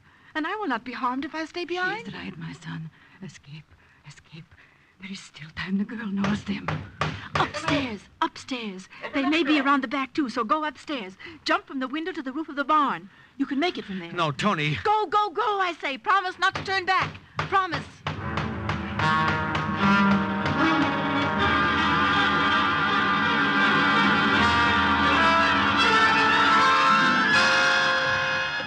ran up the stairs to the tiny attic. I heard the door close downstairs, so I knew they had come in. I could distinguish their voices, too, although I couldn't hear a word they were saying. I opened the window and saw it was an easy jump to the roof. Then Tony screamed. And I forgot my promise to her and went back, flattened myself against the wall at the head of the staircase. No, I have done nothing, but I came here to take care of this poor old lady. Well, can you not see that she's ill? Give her another taste of the stick. Oh, please, let the girl alone, please. Perhaps another taste of the stick is what she needs. Signorina.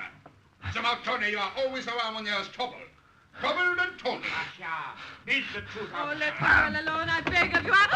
No, go back. What's this? What's... I surprised the first German when I jumped him, brought the butt of my gun down on his head again and again. But the other German was not so simple a matter.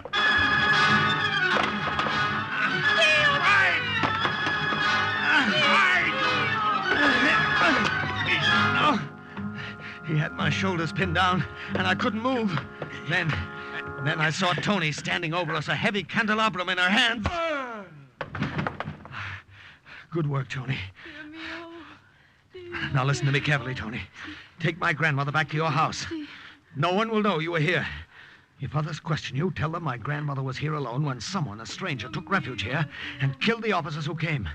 Then she went to your house because she was afraid. Will you remember that? All of it?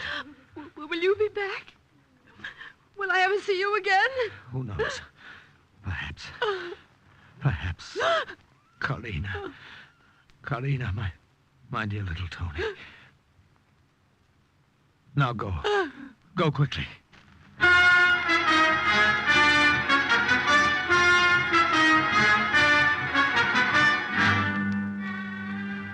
She did. I wanted to tell you, Padre, that's everything that's on my way here. You will hide me. Rest easy. If they come, you... I will do what I can for you. What right have you coming in like this, breaking down the door? Do not make trouble, Padre, I warn you. No, this is the house of God. It's all right, Padre. It's all right.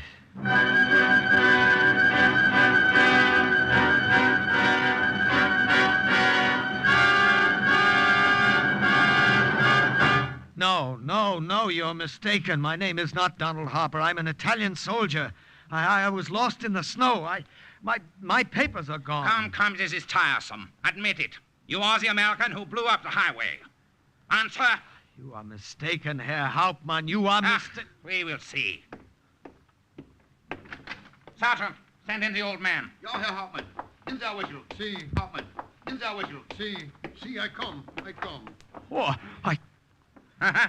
You recognize him, I see. Excellency, Mayor, what is this man's name? Wie heißt er? Harper, Donald Harper. The senor is an American. Now I have told you, you will let us alone, see? You have talked enough, go now. You will leave my daughter and me alone, and the old lady, too, now that I have told you. We have nothing to do with it. Yeah. But you will not tell my daughter. You promised, remember. She has a soft heart. It would distress her. Take him away, guard. You will let us alone now, see?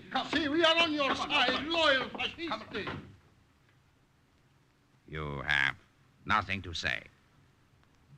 Everything has been said for me. That highway has been completely destroyed. I'm delighted to hear it. That many loyal soldiers of the Reich have been killed.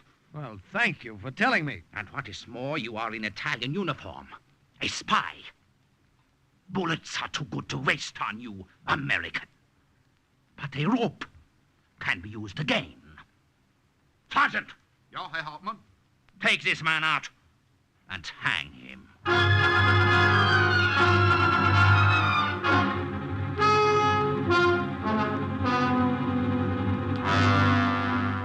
But I cannot do this. You will do as you are told, Herr Doctor. Here is the death certificate of the American who was hanged this morning. Sign it. And the cause of death you wanted I should write. As I told you. Just as I told you. Heart failure. A pity.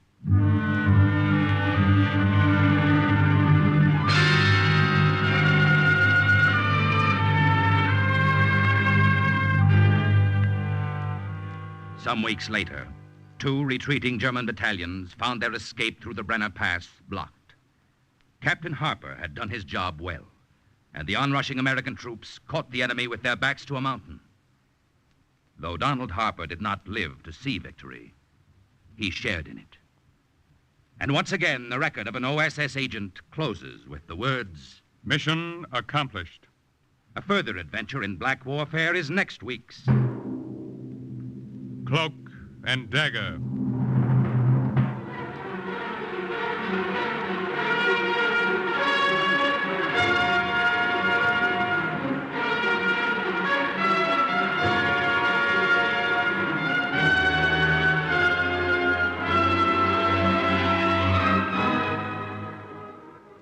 Heard in today's Cloak and Dagger adventure were Everett Sloan, Hester Sondergaard, Barry Kroger, Louis Soren, Virginia Payne, Raymond Edward Johnson, Carl Weber, and Boris Aplin.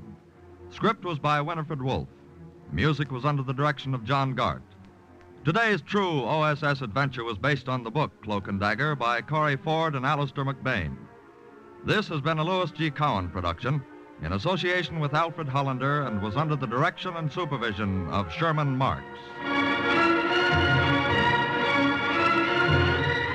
Stay tuned for the second big mystery, High Adventure, on NBC. Are you willing to undertake a dangerous mission behind the enemy lines, knowing you may never return alive?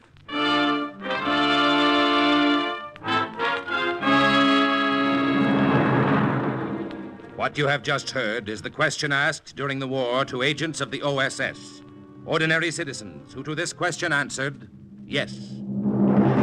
This is Cloak and Dagger.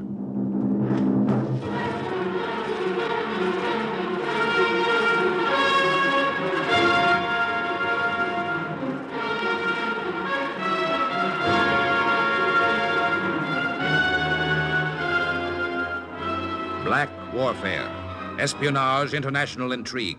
These are the weapons of the OSS. Today's story, A War of Words, concerns an American agent who personally delivered a message to the colonel of a Japanese camp and is suggested by actual incidents recorded in the Washington files of the Office of Strategic Services. A story that can now be told.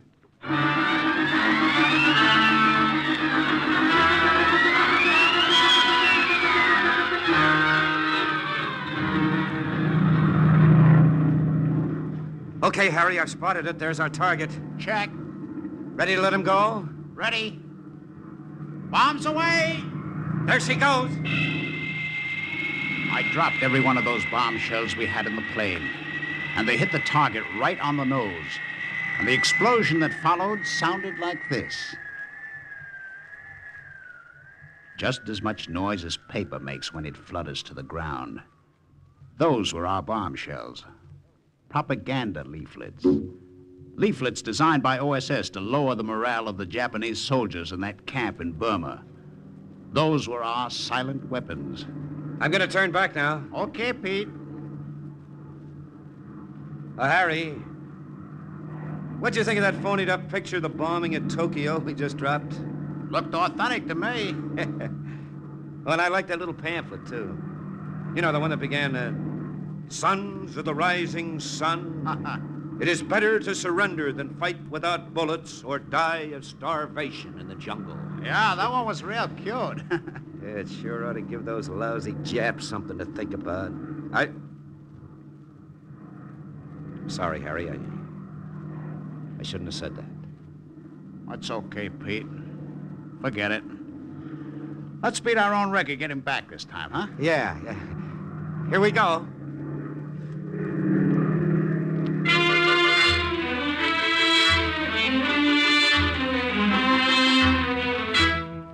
Sometimes the guys forgot that Harry was short for Hariyoshi.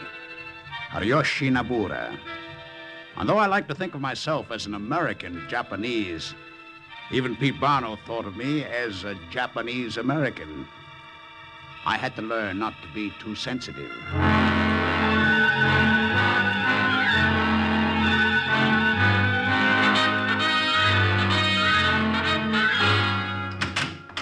Come in, boys.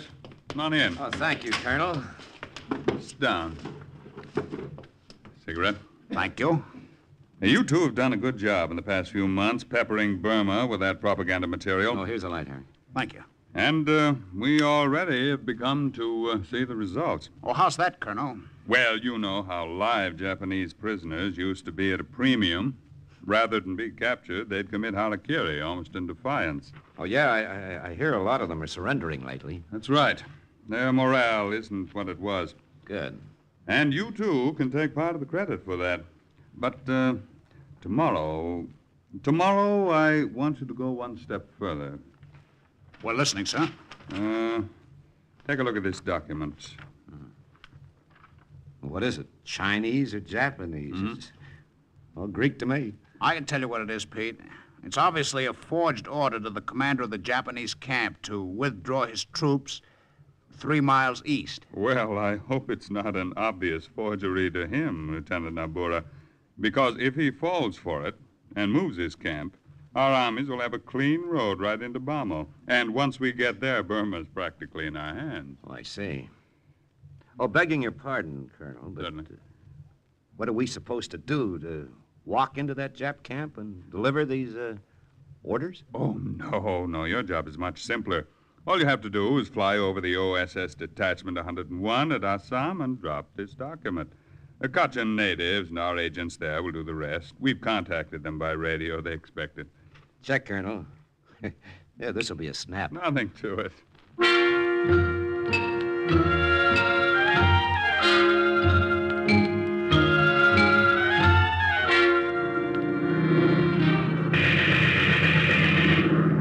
This'll be a snap, huh? Nothing to it, huh? How'd I know we'd run into a Jap Zero?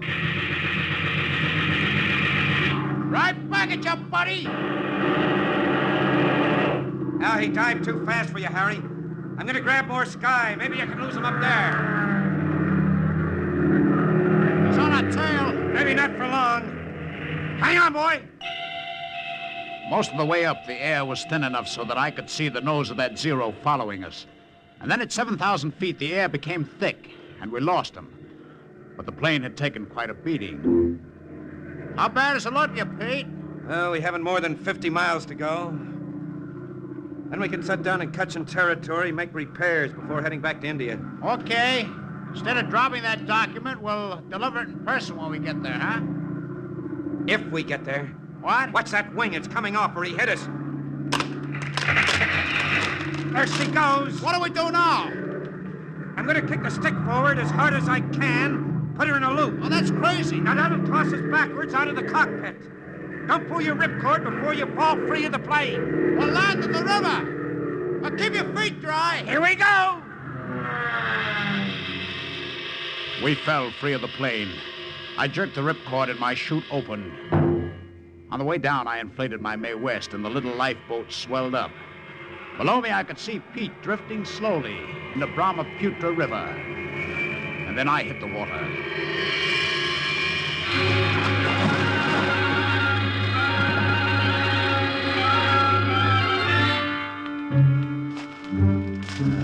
Boy. Yeah, this is a nice mess to be in.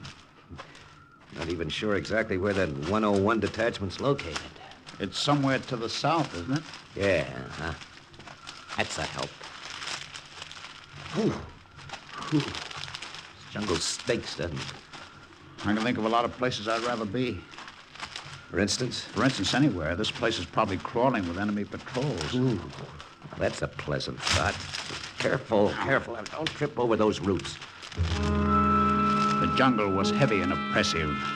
The tall trees spread a canopy over our heads and shut out what little sun there was. After a few miles, our shirts were ripped to shreds on the brambles, and blood ran into our eyes from the leeches on our foreheads. And then Pete stopped short. Harry, look. The river. What river? What is it? The Brahmaputra, where we landed. You see it? See it to the right? I don't get it. We passed it a few miles back. Yeah, we sure did. You see that clump of roots? They look familiar? That's where you almost tripped, right there by the swamp. But Hey, Pete. Yeah, huh? We've made a nice big circle. We're right back where we started. How the devil did we do that? Well, anything could happen in this lousy...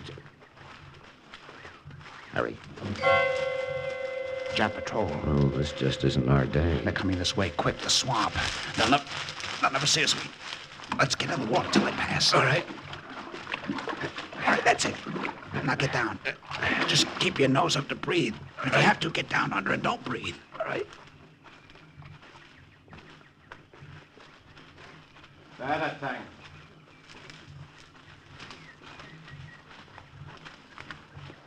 I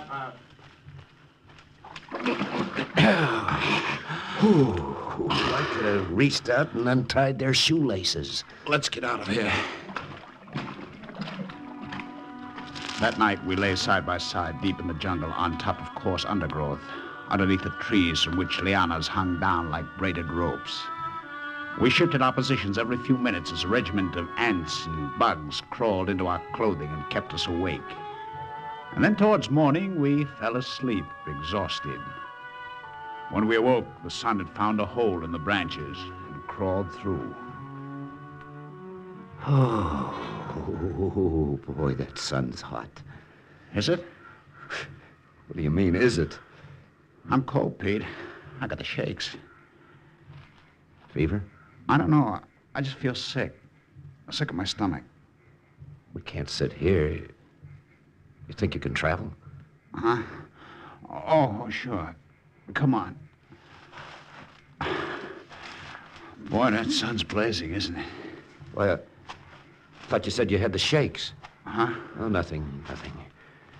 Come on, Harry. Come on now. Up on your feet, boy. You'll be all right. Yeah. Come on, boy. That's it. Come on. There we go. We started walking again.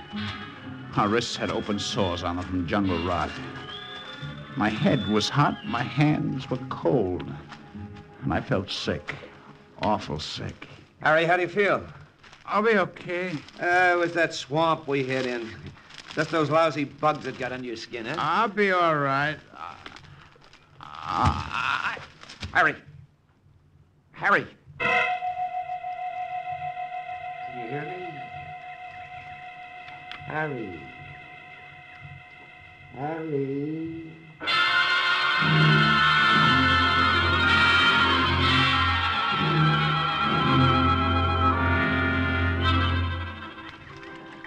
Okay, fella, now just take it easy there. That's it. This cold cloth on your forehead will make you feel better.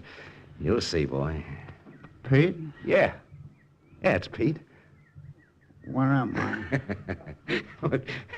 Couldn't you say anything more original than that, for crying out loud? I blacked out, didn't I? Now, don't talk so much. You blabbed enough when you were off your head. Who's, Okasan? A girl I knew at UCLA. I figured. How long ago's it been since, 2 days. Have we got enough rations? We'll be okay. Don't lie to me, Pete. I said we'll be okay. Now, don't try to sit up, Harry. Well, how far do you think we are from the Cutchins? Well, I think I've got the direction pretty well mapped out now. About a day's travel, due south. Well, not if you sit here with me for a week. No, don't talk so much. Go on, Pete. Get out of here. I'll tell you what, if you make it there by yourself, you can come back with some of the natives and get me. Not on your life. I'm not leaving here. But Shh. Quiet. Someone's outside. Pete drew his gun and crawled out to the mouth of the cave. My head was pounding harder than before. Maybe it was the fever. Maybe it was because I had to lie there helpless while Pete went out alone to whatever was outside. Do not shoot. Friend, I'm friend. Who are you? Name is Sudin. Scout, I'm scout. Saw you this morning from top of tree. Saw you at Brook. Saw uniform. Yeah, you've got good eyesight. But you still haven't told me who you are. I told you, I'm Sulin Scout. Cutchin Scout. Cutchin? Well, why didn't you say so? You're from Assam? You're from the OSS detachment? That's right. Harry! Harry, did you hear that? Well, how's this for the mountain coming to Mohammed? It's great. It's just great. Would like I take you to camp? Would like? Oh, boy, would love. Oh, look, I've got a sick friend in here in the cave there. A fever. Can you fix him up? We'll see. I looked up from the bed of leaves that Pete had made. The Cochin scout who leaned over me was short and squat with long matted hair and teeth worn to a black stub by beetle nut. He took a good look at me and jumped back as if he'd been bitten. Japanese! It's Japanese! I kill! No. Hold on there. Wait a minute. You hold on, I said. Now listen, Suling. Suling, this is American. Just like I said. It's Japanese. It's no use, Pete. Listen, Sue, is a Japanese. Yes, that's right. But is American, too. You savvy? American. Friend. Look at his uniform. You say friend. I say Japanese. We'll fix up from fever, then bring to camp. Let them say which is what. I don't know what he mixed up in those witch doctor concoctions besides the juice of mahogany leaves and the roots of the liana vines. But whatever it was, I was on my feet 2 days later. We started out for Detachment 101. Only this time we had a guide.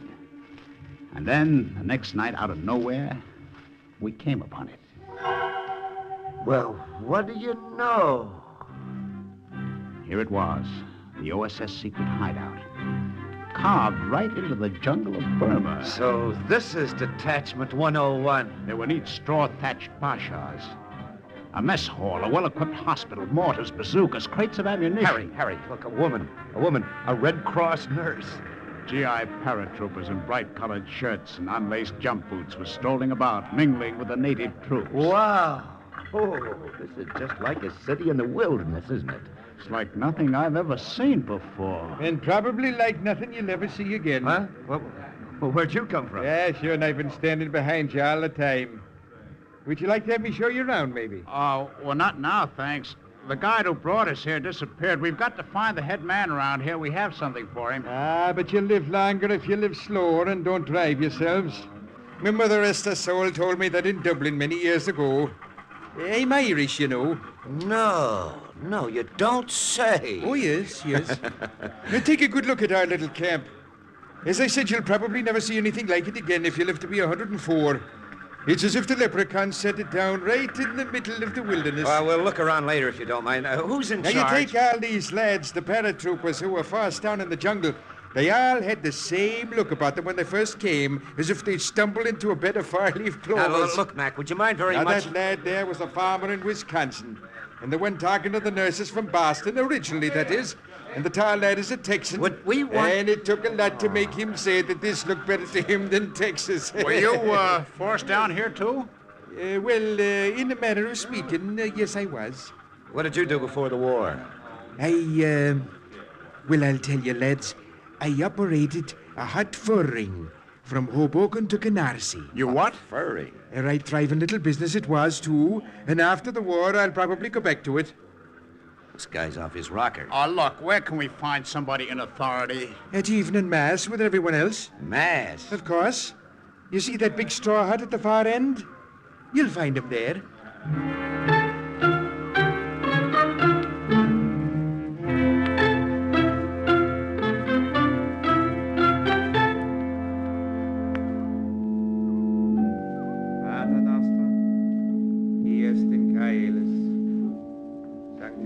We went to Mass. And when we got there, we found our friend with the brogue. The one who told us he ran a hot fur ring from Hoboken to Canarsie, officiating at the service.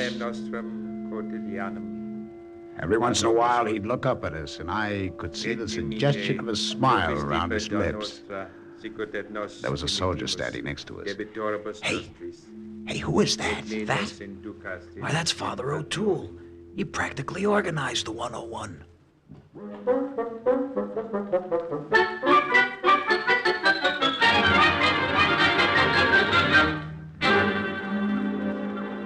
Sure, and I said it just to see the look on your faces later on. Well, take a good look. Boy, mine's red. Oh, but Father O'Toole. Yes? Here are the forged Japanese orders the Colonel gave us in India. Of course, the original plan about dropping them over to you and turning back didn't work out, but Just as long as we got him here. Just as long as we have them, we know what to do with them. No, there's a Japanese mail courier coming through tomorrow night from the Groom to the Jap camp at Muklum. Now, I'll have Su Ling or one of the other scouts intercept him and deposit this document in his mail pouch. Oh, I get it, Father. When he comes to, he won't know what hit him, but he'll keep going. With the forged papers, eh? Yeah, sure, you got a quick brain, lad. And by the by... Yes, Father. Now, since you're Japanese as well as American, I'd suggest you stay close to me for the next day or so until you leave. You see, then the natives will get over their suspicions of you. I see. Which one of you men was down with fever? I was, nurse. I'm sorry for barging into your hut this way, Father O'Toole, but Su Ling told me one of these men had jungle sickness. Wait, it's quite all right, nurse. Hey, me lads, take a look at her. Isn't she a fair colleen, though? Oh, that's enough of your blarney, Father. Come with me, please. What's your name? Nabura. Lieutenant Harry Nabura. I'm okay now, really. That may be so. We just want you at the hospital for a checkup. Come along. Hey, wait. Do you mind if I come too? No, not at all.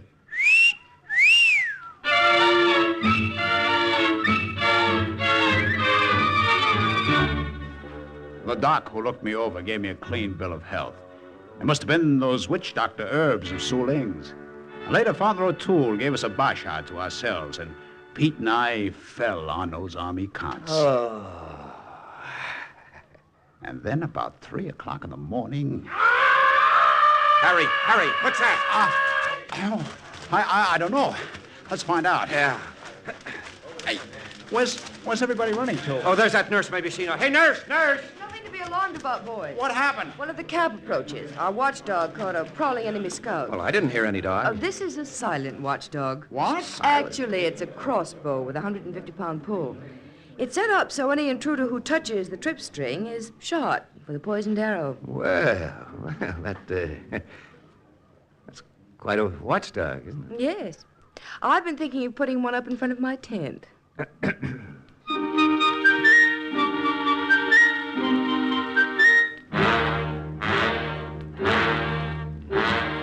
Oh, so Sally, Father Well, O'Toole. all right now. Su Ling did not mean... And now it's done, Su Ling. It can't be helped. It's all right. Oh, hello, Father. Oh, there you are, lads. Come on in. Oh, what's up, Father? Su Ling make big mistake, big mistake. What Su Ling. kind of a mistake? Well, I'll tell you, boys. It's like this.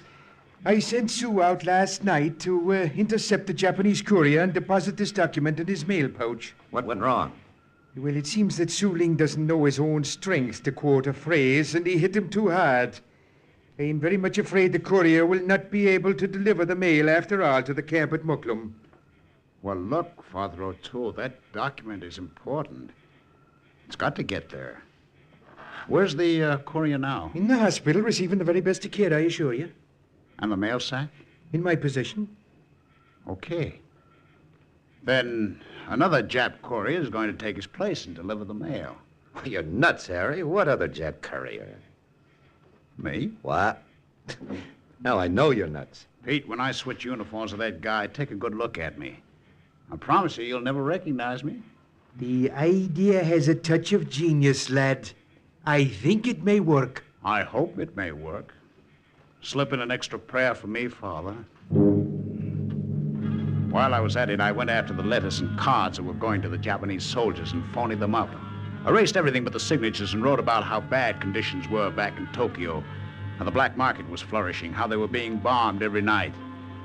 At dawn, I had changed into the captured courier's uniform. I had the mail sack over my shoulder and Su Ling at my side to take me most of the way. Good luck again, me boy. Thank you, Father O'Toole. Oh, Harry, you sure that you want to do this? It's walking right into the lion's den. If they get wise to you. If they get wise to me, shikataganai. What's that mean? It's good Japanese for so what?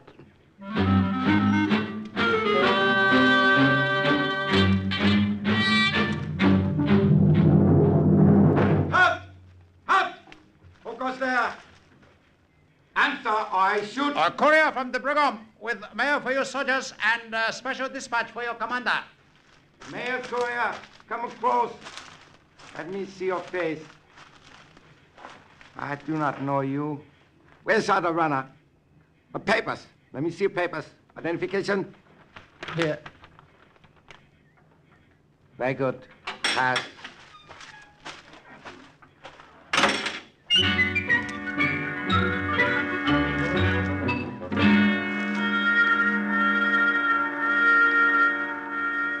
Where is dispatch you say is for me? Here, Colonel Nagel. Why you so late? Mail was expected yesterday. It was unavoidable. Answer my question directly. Why are you late?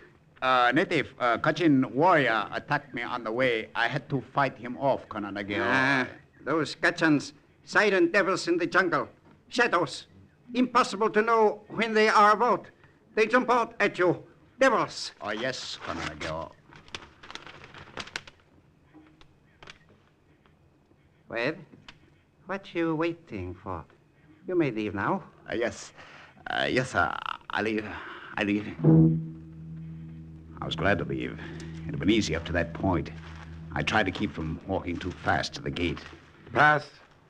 Let me see a pass to read. Here, it was stamped at Colonel Nagel's headquarters. Right, you can go.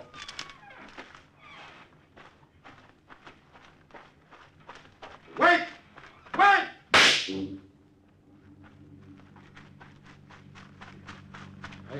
You're deaf? Did you not hear me shoot off a gun to call your attention? Why you want me? I do not want you. Received the word at gate from Colonel Nagel. He wanted you to come back. Come.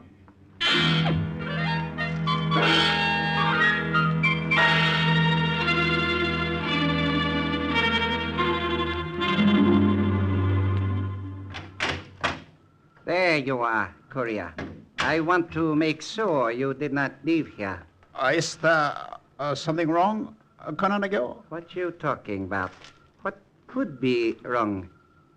Here, important message for your colonel. Take it. Well, thank you.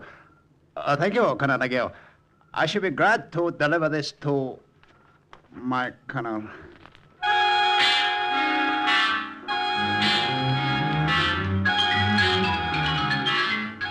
This time, nobody stopped me when I left the camp at Mokloum and started back for Cochin headquarters.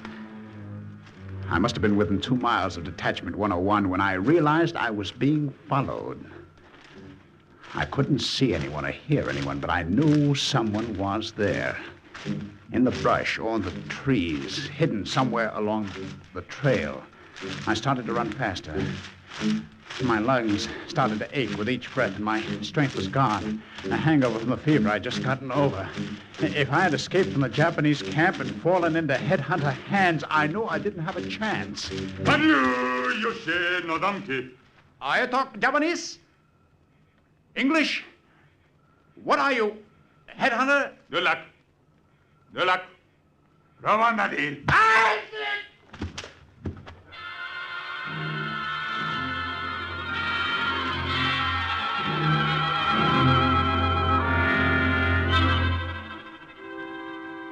Now bless my soul, Lieutenant Nabora. I see you're awake. How you feeling, Harry? Father O'Toole. Pete.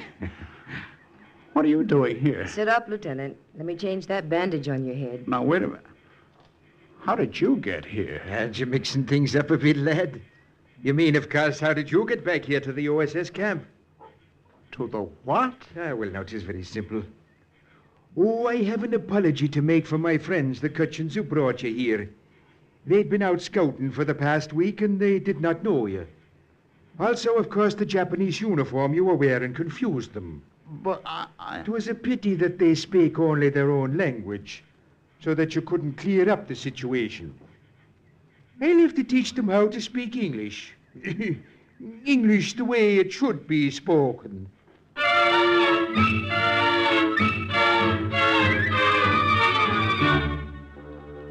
Lieutenants Haruyoshi Nabura and Peter Barno were returned to India by plane from the rescue camp at Assam. And a few weeks later, a special dispatch informed OSS headquarters that the strategic city of Bamo had been taken. Thus, once again, the report of another agent closed with the words, "Mission accomplished." Listen again next week for another true adventure from the files of the OSS on Cloak and Dagger.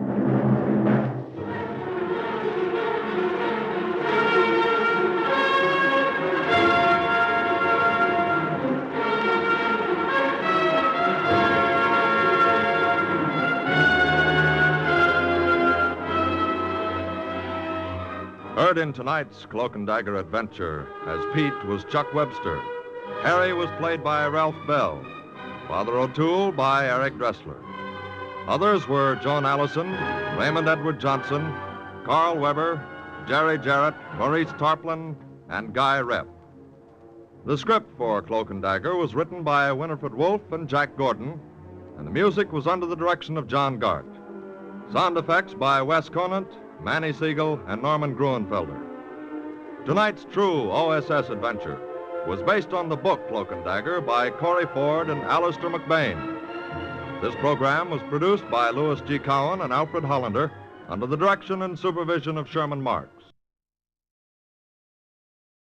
Are you willing to undertake a dangerous mission behind the enemy lines, knowing you may never return alive?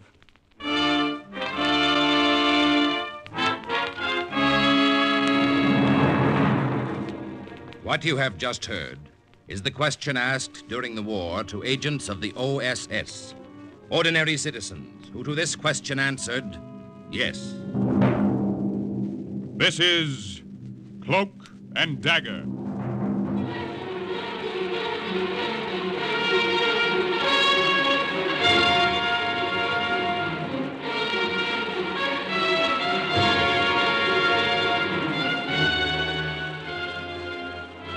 Black warfare, espionage, international intrigue. These are the weapons of the OSS. In today's adventure, The Secret Box, concerning an American agent who was sent into a Japanese-infested jungle to take back a prisoner, the role of John Marco, the OSS agent, is played by comedy star Jerry Lester. The story is suggested by actual incidents recorded in the Washington files of the Office of Strategic Services. A story that can now be told.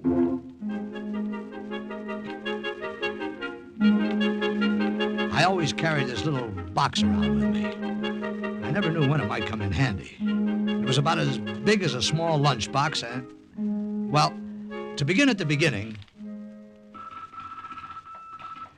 I happened to be in the radio room at OSS headquarters in Bamo that night when the message came through. Have important Japanese captive for you. Can you come get him? Come soon. Jap patrol only few miles away. Again, for OSS headquarters in Bamo, from Agent Terry. Have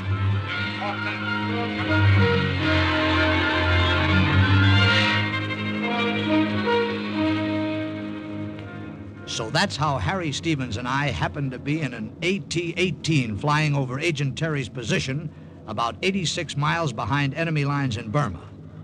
And like I say, I had this little box in my knapsack. Oh, in case I forgot to mention it, my name is Johnny Marco. Snappy songs and witty sayings. Just mention my name in Sheboygan. Oh, they loved me in Sheboygan. Yeah, I know, Marco. Hey, Harry, did I ever tell you about my last date in Frisco before I went overseas? I can hardly wait. Her name was Rose. She had a name like a flower and a face like a weed. I called her Cream of Wheat because she was so mushy. Marco, I have but one thing to say to you. Well, talk to me. I hope you live to be as old as your jokes. You know the trouble with you, Harry? You don't realize you're carting around $1 million worth of talent. I tell you, they love me. In Sheboygan, That's I know. the city, yeah. Now, hang on. Gonna take a dive, see if I can find the landing strip.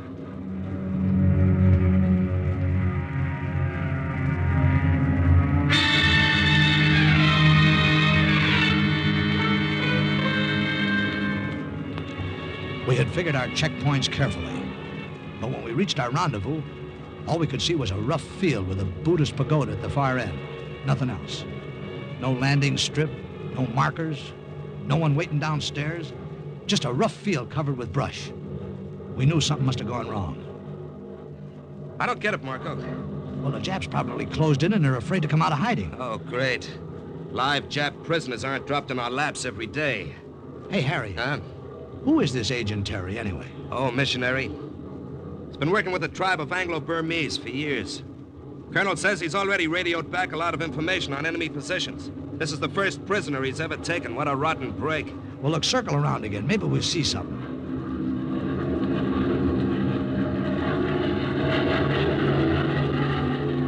Nope.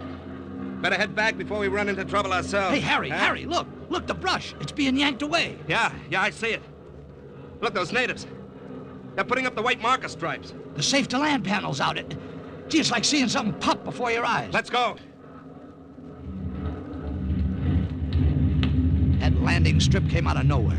Just all of a sudden, there it was. The plane bumped the ground and rolled in. But we kept the motors still running in case of a Jap trick. And we sat there and waited for whatever was going to happen next. Harry, Harry, look. Something or somebody's coming out of that clump of bamboo at the end of the field. Yeah. Keep your hand on your gun. I'll make a quick getaway if I have to. Check. Harry, natives. Yeah, but are they friendly? Spears. Hey, they're armed. Let's get out of here. Yeah. Hey, wait a minute. What's the matter? There's a white woman with them.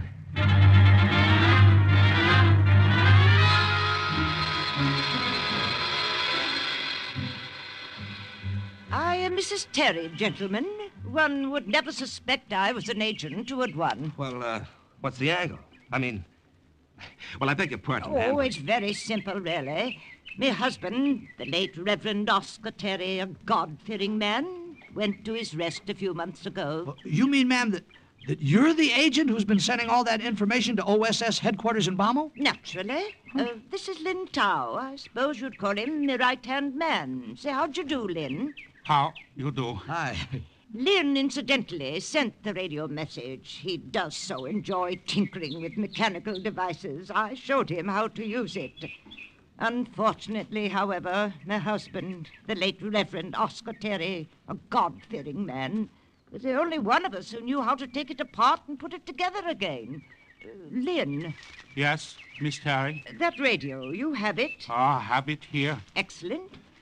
Captain, would you either have this replaced in Bomo with new parts or have a new radio dropped over to us? Why, sure, Mrs. Terry. I'll see what can be done for you. Oh, thank you so much.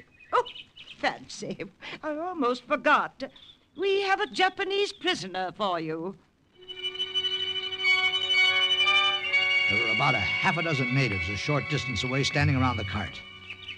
In it, they had a Jap officer with his hands and feet tied. They dragged him over. Get down. Get out of cart. Down. Down. He was a surly character. Maybe I would be under the same circumstances. Anyway, he didn't say a word, just glared at us from under the bloody bandage around his head. Here is your guest, gentlemen. Colonel Sawaka, the Japanese High Command. He resisted arrest rather strenuously, so it was impossible to avoid banging him around a bit. Well, goodbye now, and good luck, and do give my regards to your colonel. We loaded Colonel Sawaka into the small plane.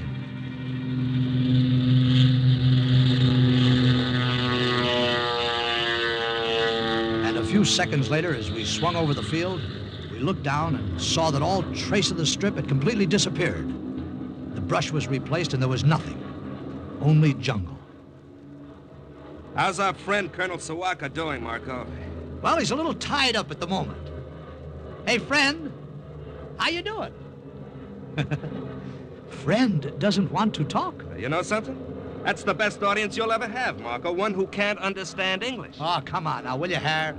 Oh, hey, maybe you got something. Hey, friend, did you know that the former ruler of Russia was called the Tsar? His wife was called the Tsarina? And you know what they called his kids? Get a load of this. Sardines. Yeah. You know, I think you're right, Harry.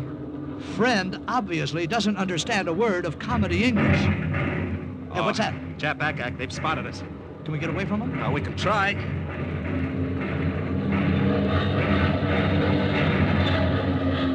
climbing, Harry. Gee, 1,000 feet in about a half a minute. It's no good. Can't get out of range this way. Well, what do we do? I'll level off and head for home. I can't get away from him by just climbing.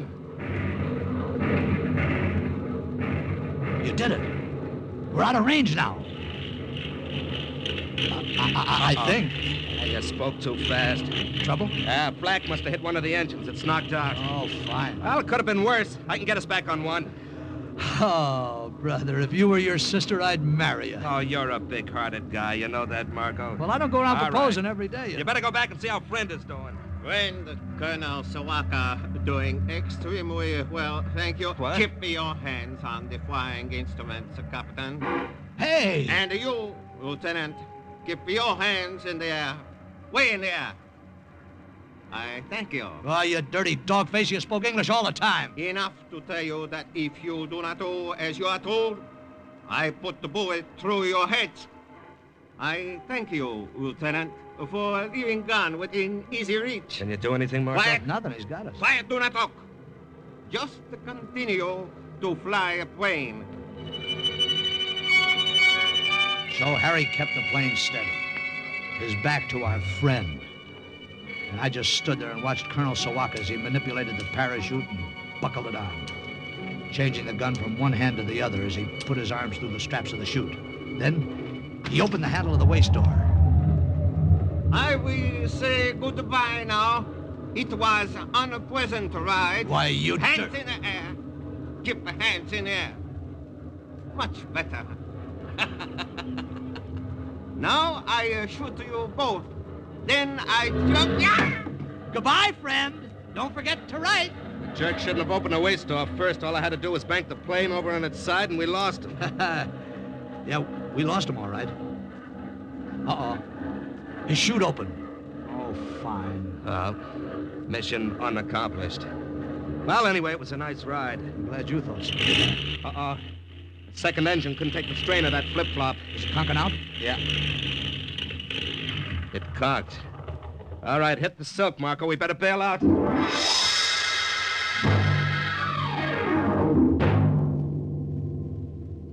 I made it okay. Rolled over a couple of times when I landed and pulled the chute down. But it was another story with Harry. As he bailed out, his slipstream caught him, flung him back against the horizontal stabilizer and cut a gash in his head. Miraculously, his chute opened, and he drifted into the green jungle and landed upside down in the top of a tall mahogany tree. Harry! Harry, are you all right? Can you talk? Marco, the shroud line of the chute, they're tangled. Can't get out. My head, I cut it. Yeah, I see. Marco, get me down. Yeah, easy, boy, now. I'll do something. Something? But what? I tried to climb the tree to reach him, but it was no use.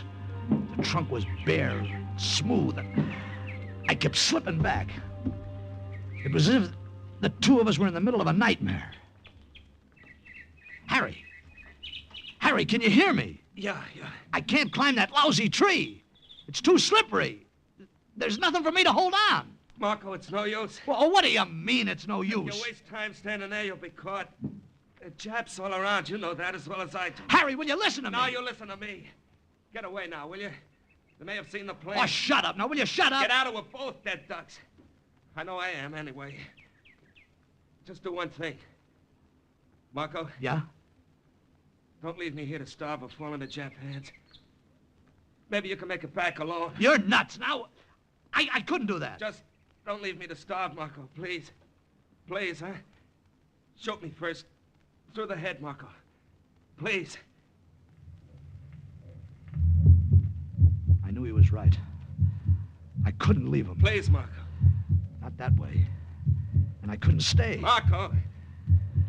Well, I took the .45 from the holster at my belt.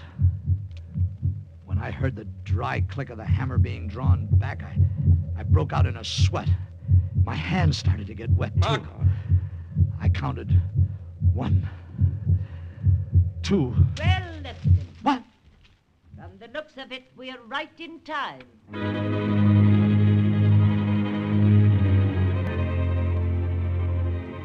Lin Tao and the natives went to work swiftly, knocking down a second smaller tree against the mahogany.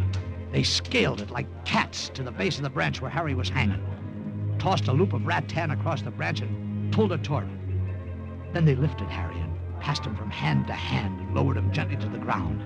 And all the time I just stood there next to Mrs. Terry, feeling the blood pounding in my head. And I put the pistol back into my holster. Lynn, that other bandage, please. Here. Here you are, Miss Terry. That's a good fellow. Thank you so much. How's your head now, Captain Stevens? Oh, much better, thanks. I still don't understand. How did you we happen saw the Japanese ack-ack hit your plane almost immediately after you left us. And we came along to the jungle in case there should be need of us.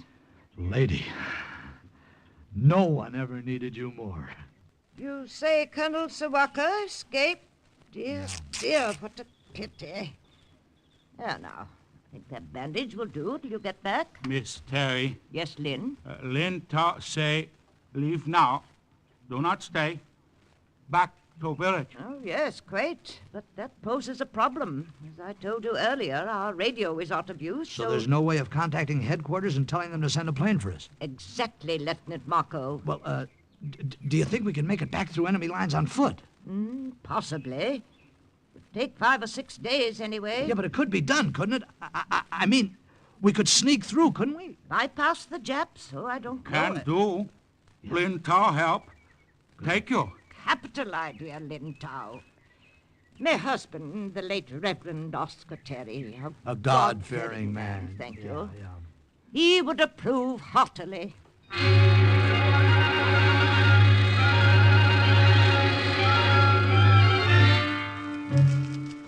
Lin Tao knew plenty of shortcuts, and we followed him, skirting Jap patrols all the way. There was something uncanny about the way he led us over miles of jungles. We kept our packs light because we had a pretty long hike ahead. But just the same, I kept that little box with me. I never knew when it might come in handy. Then we came to a small stream. Must go through stream here. Take off shoe. Well, wait a minute, Lin. Why bother? We'll be wading through a lot of water, and why take our shoes off and on? Don't ask Lin say. If shoe get wet, feet wet all time. Many sore come on feet. Will not be easy for you to walk much distance to Bamo. We crossed several more brooks, and we kept taking our shoes off and on and off. The jungle along the banks grew thinner, and so did we. The sun beat down harder. The water washed sand up around our knees. The shoes off and on and off. We'd splash and stumble, and then start walking again. A couple of days of this, we were pretty beat. Except for Iron Man Lin. Feel good. Lin, the sun, I'll have to hold up a while. We'll rest here, near stream. Hey, this is an ideal spot for a picnic. 50 million insects can't be wrong. Got you first, you little foreigner. Hey, Marco, got any water left? My canteen's dry. Yeah, sure, here. It's all you got? It's okay. Go ahead, drink it. Lin, that's all the water we got? When Tao say, do not worry. Watch. I will show what to do so you know. Hey, wait a minute. What are you digging a hole in the sand? Watch. First, dig small hole in sand near stream. Place leaf in bottom, like this. Now when water come through sand and leaf, it not be muddy. Can drink. Hey, that's the greatest. The leaves act like a filter, you mean? Water is clear. Drink it with your hand. Will not hurt you now. This Lin Tao had a dozen cute little tricks like that. He'd have been a riot in vaudeville. Well, the next morning we were back on the trail, pushing our way through sharp blades of grass. And all of a sudden we heard the tinkle of an iron bell. Hey, Lin, what's that? Escape book, elephant coming. Dangerous. Villager in jungle put iron bell around neck to warn. Dangerous. Guns, we've got guns. Let's shoot at him from three sides. No, do not shoot. If bullets not go too high, only make the elephant much angry. Do not shoot. Still. The size of them. Look at the size of them. It's like being charged at by a 6-story building. Still. Do not shoot yet. Only if we must.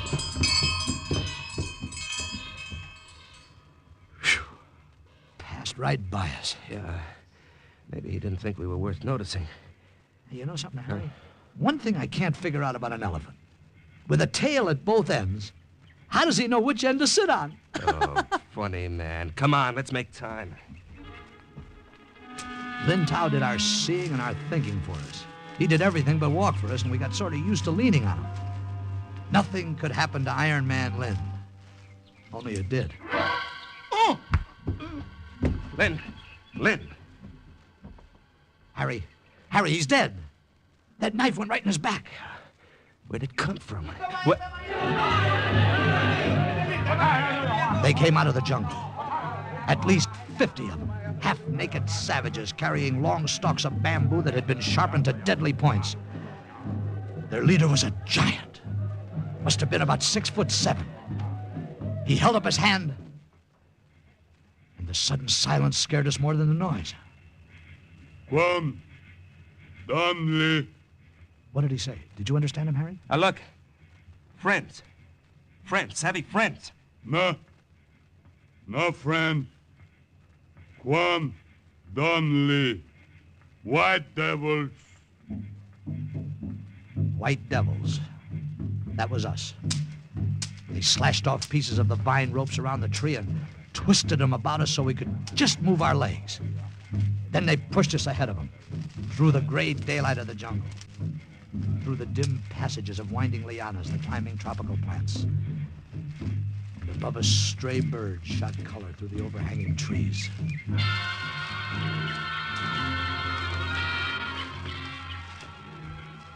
After about a mile, the path became a trail. The lianas were cut away. We tripped over some coconut husks by the side of a charred fire. We were coming into the village. Then Harry saw them first. Marco, look. Up there on the poles. Human heads. A row of skulls. Headhunters. Marco, these are headhunters. Move. Quam, Donley. Move. Hey, look, Chief, you got it all wrong. Now, we're not devils. We're friends. Friends. No. It's no use, Marco. American, you are right. It's no use. Colonel Sawaka. I am a great friend of these headhunters, for I warned them of your coming. Told them you are Quan Donley, white devils who come to bring plague and pestilence to them. It's no use. Chief, put the devils away. Deng. Quam, Donley, Tal. Basha. They untied us and threw us in a straw-thatched hut they called a basha. Through the makeshift door, we could see the skulls on the poles. An endless row of them under the hot sun. And up the poles streamed columns of jungle ants, giving them an ancient burial. Looks like the end of the line, Marco. Yeah. Hey, wait a minute, Harry. That chief speaks a little pidgin English. He understands a little. Do you think we could reason with him? He doesn't look like the reasonable type. Besides, our friend, Colonel Sawaka, got to him first. The tribe's convinced we're dangerous. Yeah. About as dangerous as a glass of buttermilk. Funny bucket. That's Sawaka outside talking to the guard.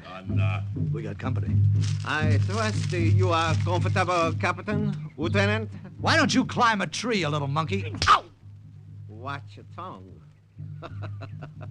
Was most fortunate for me. I found a way here to a friendly camp. Sorry, I don't like your friends. My friends do not like you either. Think you are devil Americans who bring evil to their people. Sleep well. Tomorrow you will join heads on poles.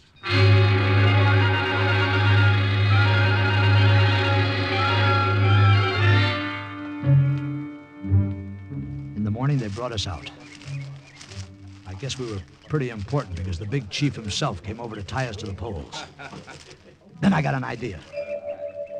I sneaked my hand in my pocket and grabbed a coin, just held it tight. Quam, Donley. Tie you now. Hey, Chief, look at this. What are you doing carrying dimes around in your ear? Well, what do you know? Another in your other ear. Huh? And here's one in your nose. Toba. Say, you're a pretty sly character, aren't you? Regular walking Bank of England. Hey, Marco, what are you up to? Just a couple of magic tricks if I can get away with them. I tell you, they love me in Sheboygan. Toba. Magic. That's right. Toba magic. Toba. Now, if you get me that knapsack you grabbed from me, I'll do more. See? Toba. Knapsack. Bag from back. Savvy? Remember, we'll do Toba. Do not listen to Guandali. Cut off a head. Now. Hey, Chief, look at this. Look at this. Now you see it, now you don't. Presto, coins disappear. Get knapsack or you'll disappear. Savvy? Gunsha plun by Kuna.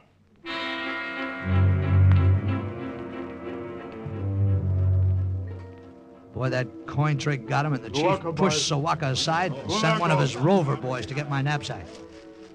They brought it to me, and I took out the little box. I always knew it would come in handy sometime. Then the chief held up his hand again. And I went into my act. Brother, what an audience. And what a performance. Now watch closely, ladies and gentlemen. The hand is quicker than the eye. Presto changeo. I take this little glass of water, just an ordinary glass of water, if you will observe closely, and presto, it turns color. You're doing great, Devils. kid. It's one of my best shows. I tell you, cut off the heads. Be still. You tell him, Chief. Devils, devils. Go away, little man. You bother me. Now for the next bit of magic, ladies and gentlemen. I pulled every trick in the book out of that little box. Drew cigarettes from the chief's ear. Pulled flowers out of empty pots. Yanked a dozen colored scarves out of a single white handkerchief. And then I broke a stick in half and put it together again. Boy, did they love it. And now, for my final bit of hocus pocus, ladies and gentlemen. Hey, Marco, why don't you try sawing Sawaka in half and forget to put them together again? I got something better. As I was saying. The devils. These American devils. Kill them. Hey, Marco, he's getting them over on his side. They're coming after us. Maybe this'll stop them. Look! Look, watch! Sign! Sign from gods! Look! It stopped him all right. I pulled a beam blower out of the box, blew hard, and out came a tiny doll dressed in a Jap uniform. Without his head. And he floated to Earth. The superstitious natives stepped back, afraid to come any closer. See? See, sign! Japanese is Kwandan Lee. God say so. Americans, friends, friends. Doll there on the ground. Japanese doll. Sign from gods. Follow Great White Father and fight Japanese. Chief, you tell him. He told him, all right. The big trouble we had afterwards was keeping them from tearing Sawaka apart. We wanted him alive to take back to OSS headquarters in Bamo. Well, that's the story. The next day, the headhunters led us back through the jungle with our prisoner. There's only one thing I'm sorry about. Too bad Variety couldn't have caught my act. I tell you, they loved me in Burma. Captain Harry Stevens and Lieutenant John Marco safely delivered Colonel Sawaka to OSS headquarters in Bamo, where he gave valuable information on Japanese war industry and finance. And so, once again, the report of another OSS agent closes with the words, "Mission accomplished." Listen again next week for another true adventure from the files of the OSS on Cloak and Dagger.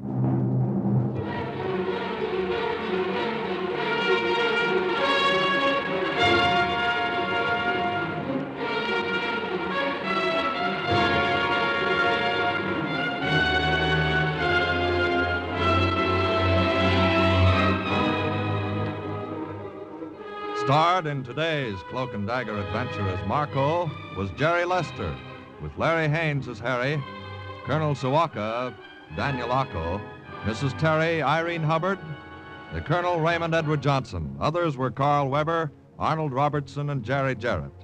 The script was written by Winifred Wolfe and Jack Gordon. The music was under the direction of Murray Ross. Today's true OSS adventure was based on the book Cloak and Dagger by Corey Ford and Alistair McBain.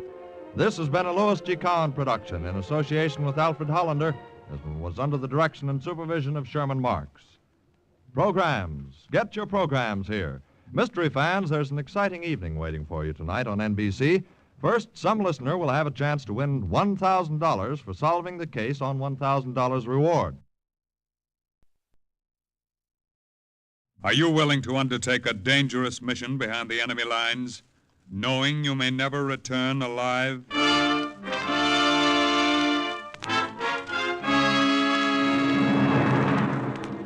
What you have just heard is the question asked during the war of agents of the OSS. Ordinary citizens who to this question answered, yes. This is Cloak and Dagger.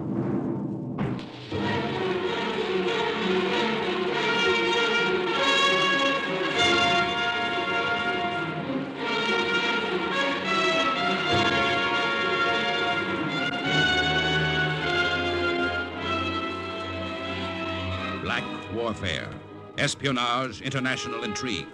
These are the weapons of the OSS.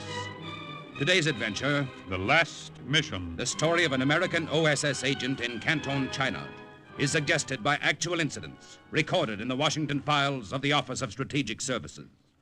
A story that can now be told.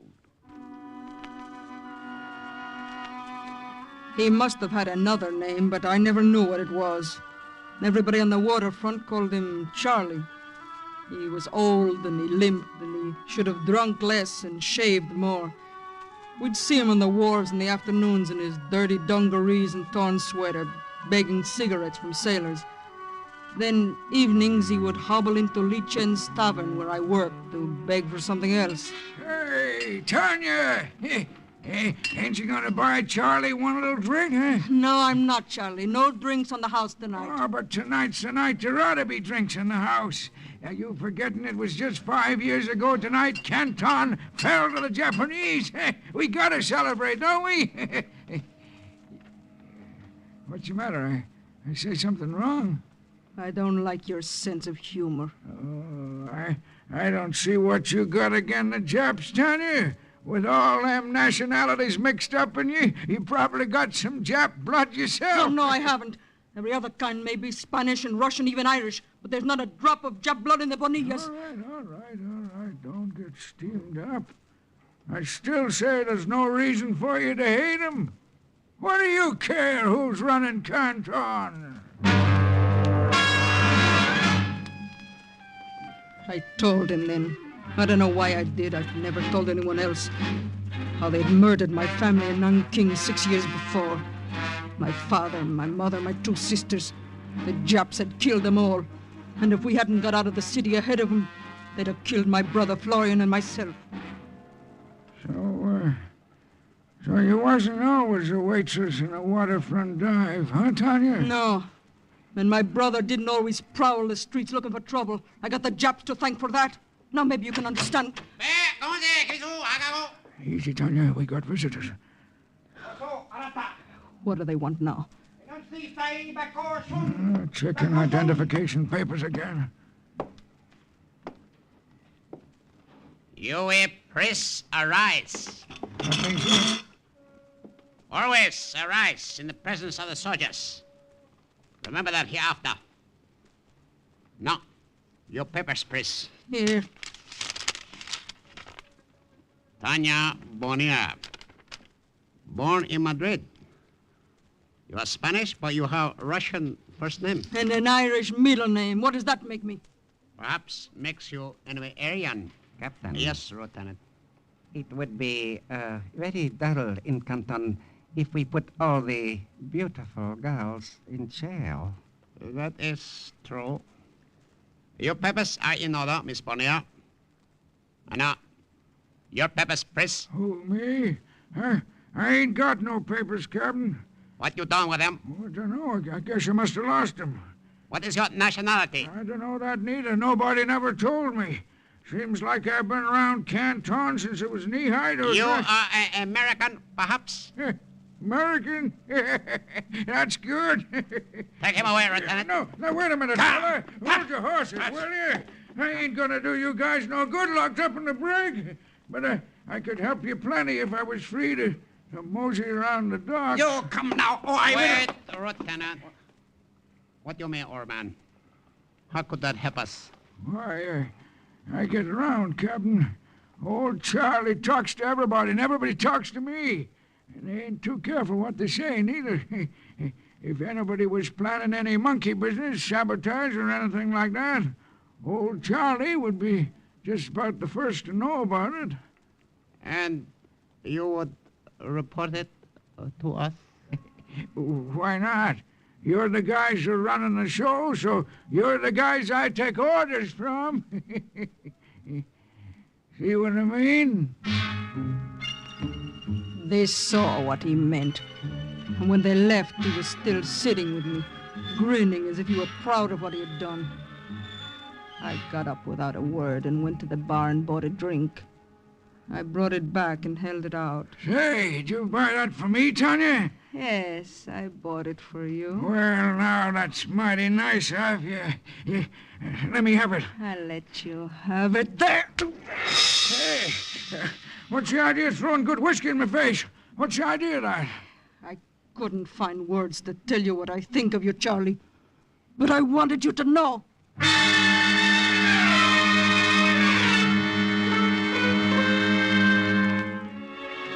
I was sorry afterward. After all, Charlie was old and hungry and half-cracked. I should have saved it for somebody else. Someone closer and dearer to me. I should have saved it for my brother, Florian, who was waiting for me when I got home.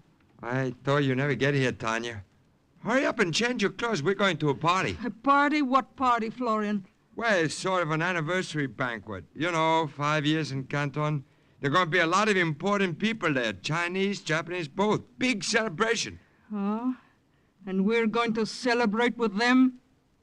Oh, we weren't invited, of course, but I know a fellow at the door. He's going to let us in. We rub shoulders with some of the most important people in Canton. Maybe even with the men who murdered your mother and father. What? Oh, nah, don't be like that, Tanya. That was a long time ago. These aren't the same fellows who took Nanking. They're Japanese. Yeah, We're but... not going to the party, Florian. We got nothing to celebrate. No? Well, maybe you're not going, but I am. Why? Because I know what side my bread is buttered on, that's why. The Jap side? As long as they're top dog, yes. And it looked like they're going to be top dog for a long time. I see. You're a traitor to our family, Florian. We haven't got family, Tanya. We haven't got anything. And we never will have unless one of us starts playing on the winning team. See you later. I didn't sleep well that night. I lay there in the dark, feeling as if I were alone in a world of enemies. That same feeling haunted me all the next day at Lee Chen's. Charlie didn't come to the tavern that evening. I didn't see him till I was through working, till I stepped out into the dark street. Then a shadowy figure came staggering up to me. Tanya? You're drunk, Charlie. You better go home. That's just what I was thinking, Tanya. Only I can't seem to get there. The street keeps going round in circles. How about you kind of steer old Charlie along? I'm sorry. I want to get home myself. It's late. Oh, come on, Tanya. Be a sport, will you? Help old Charlie. He grabbed my arm and hung on to it. That's a girl. It seemed easier to do what he asked than to argue about it. Hey, good girl. I'd never seen his home, but he remembered the address, and I led him toward it through the deserted streets. Ah, here we are. It was the kind of place you'd expect Charlie to live in. A filthy two-story dump in the worst part of Canton. He was still holding my arm as I took his key and unlocked his door for him. Good night, Charlie. Go to bed and sleep it off. Come on in for a while. Why don't you? No, good night, Charlie. I got a bottle in there, Tanya. We can have a little drink. I don't want to drink. Oh, come on in anyway. Come on, Tanya. Charlie, let go of me. Let go, you hear? But he didn't let go. His fingers were like a vice around my wrist. Come on. He jerked me across the threshold. He shoved me into the pitch-black room and slammed the door. Now, where's that light? You filthy old bum! Let me out of here! Sorry I had to manhandle you like that. It was the only safe way of getting you in here. I thought someone else had said it. I thought there must be 3 of us in the room. Then the light flashed on, and there were just 2. Just Charlie and me. Surprised, Tanya? I'm sorry, but I have to play it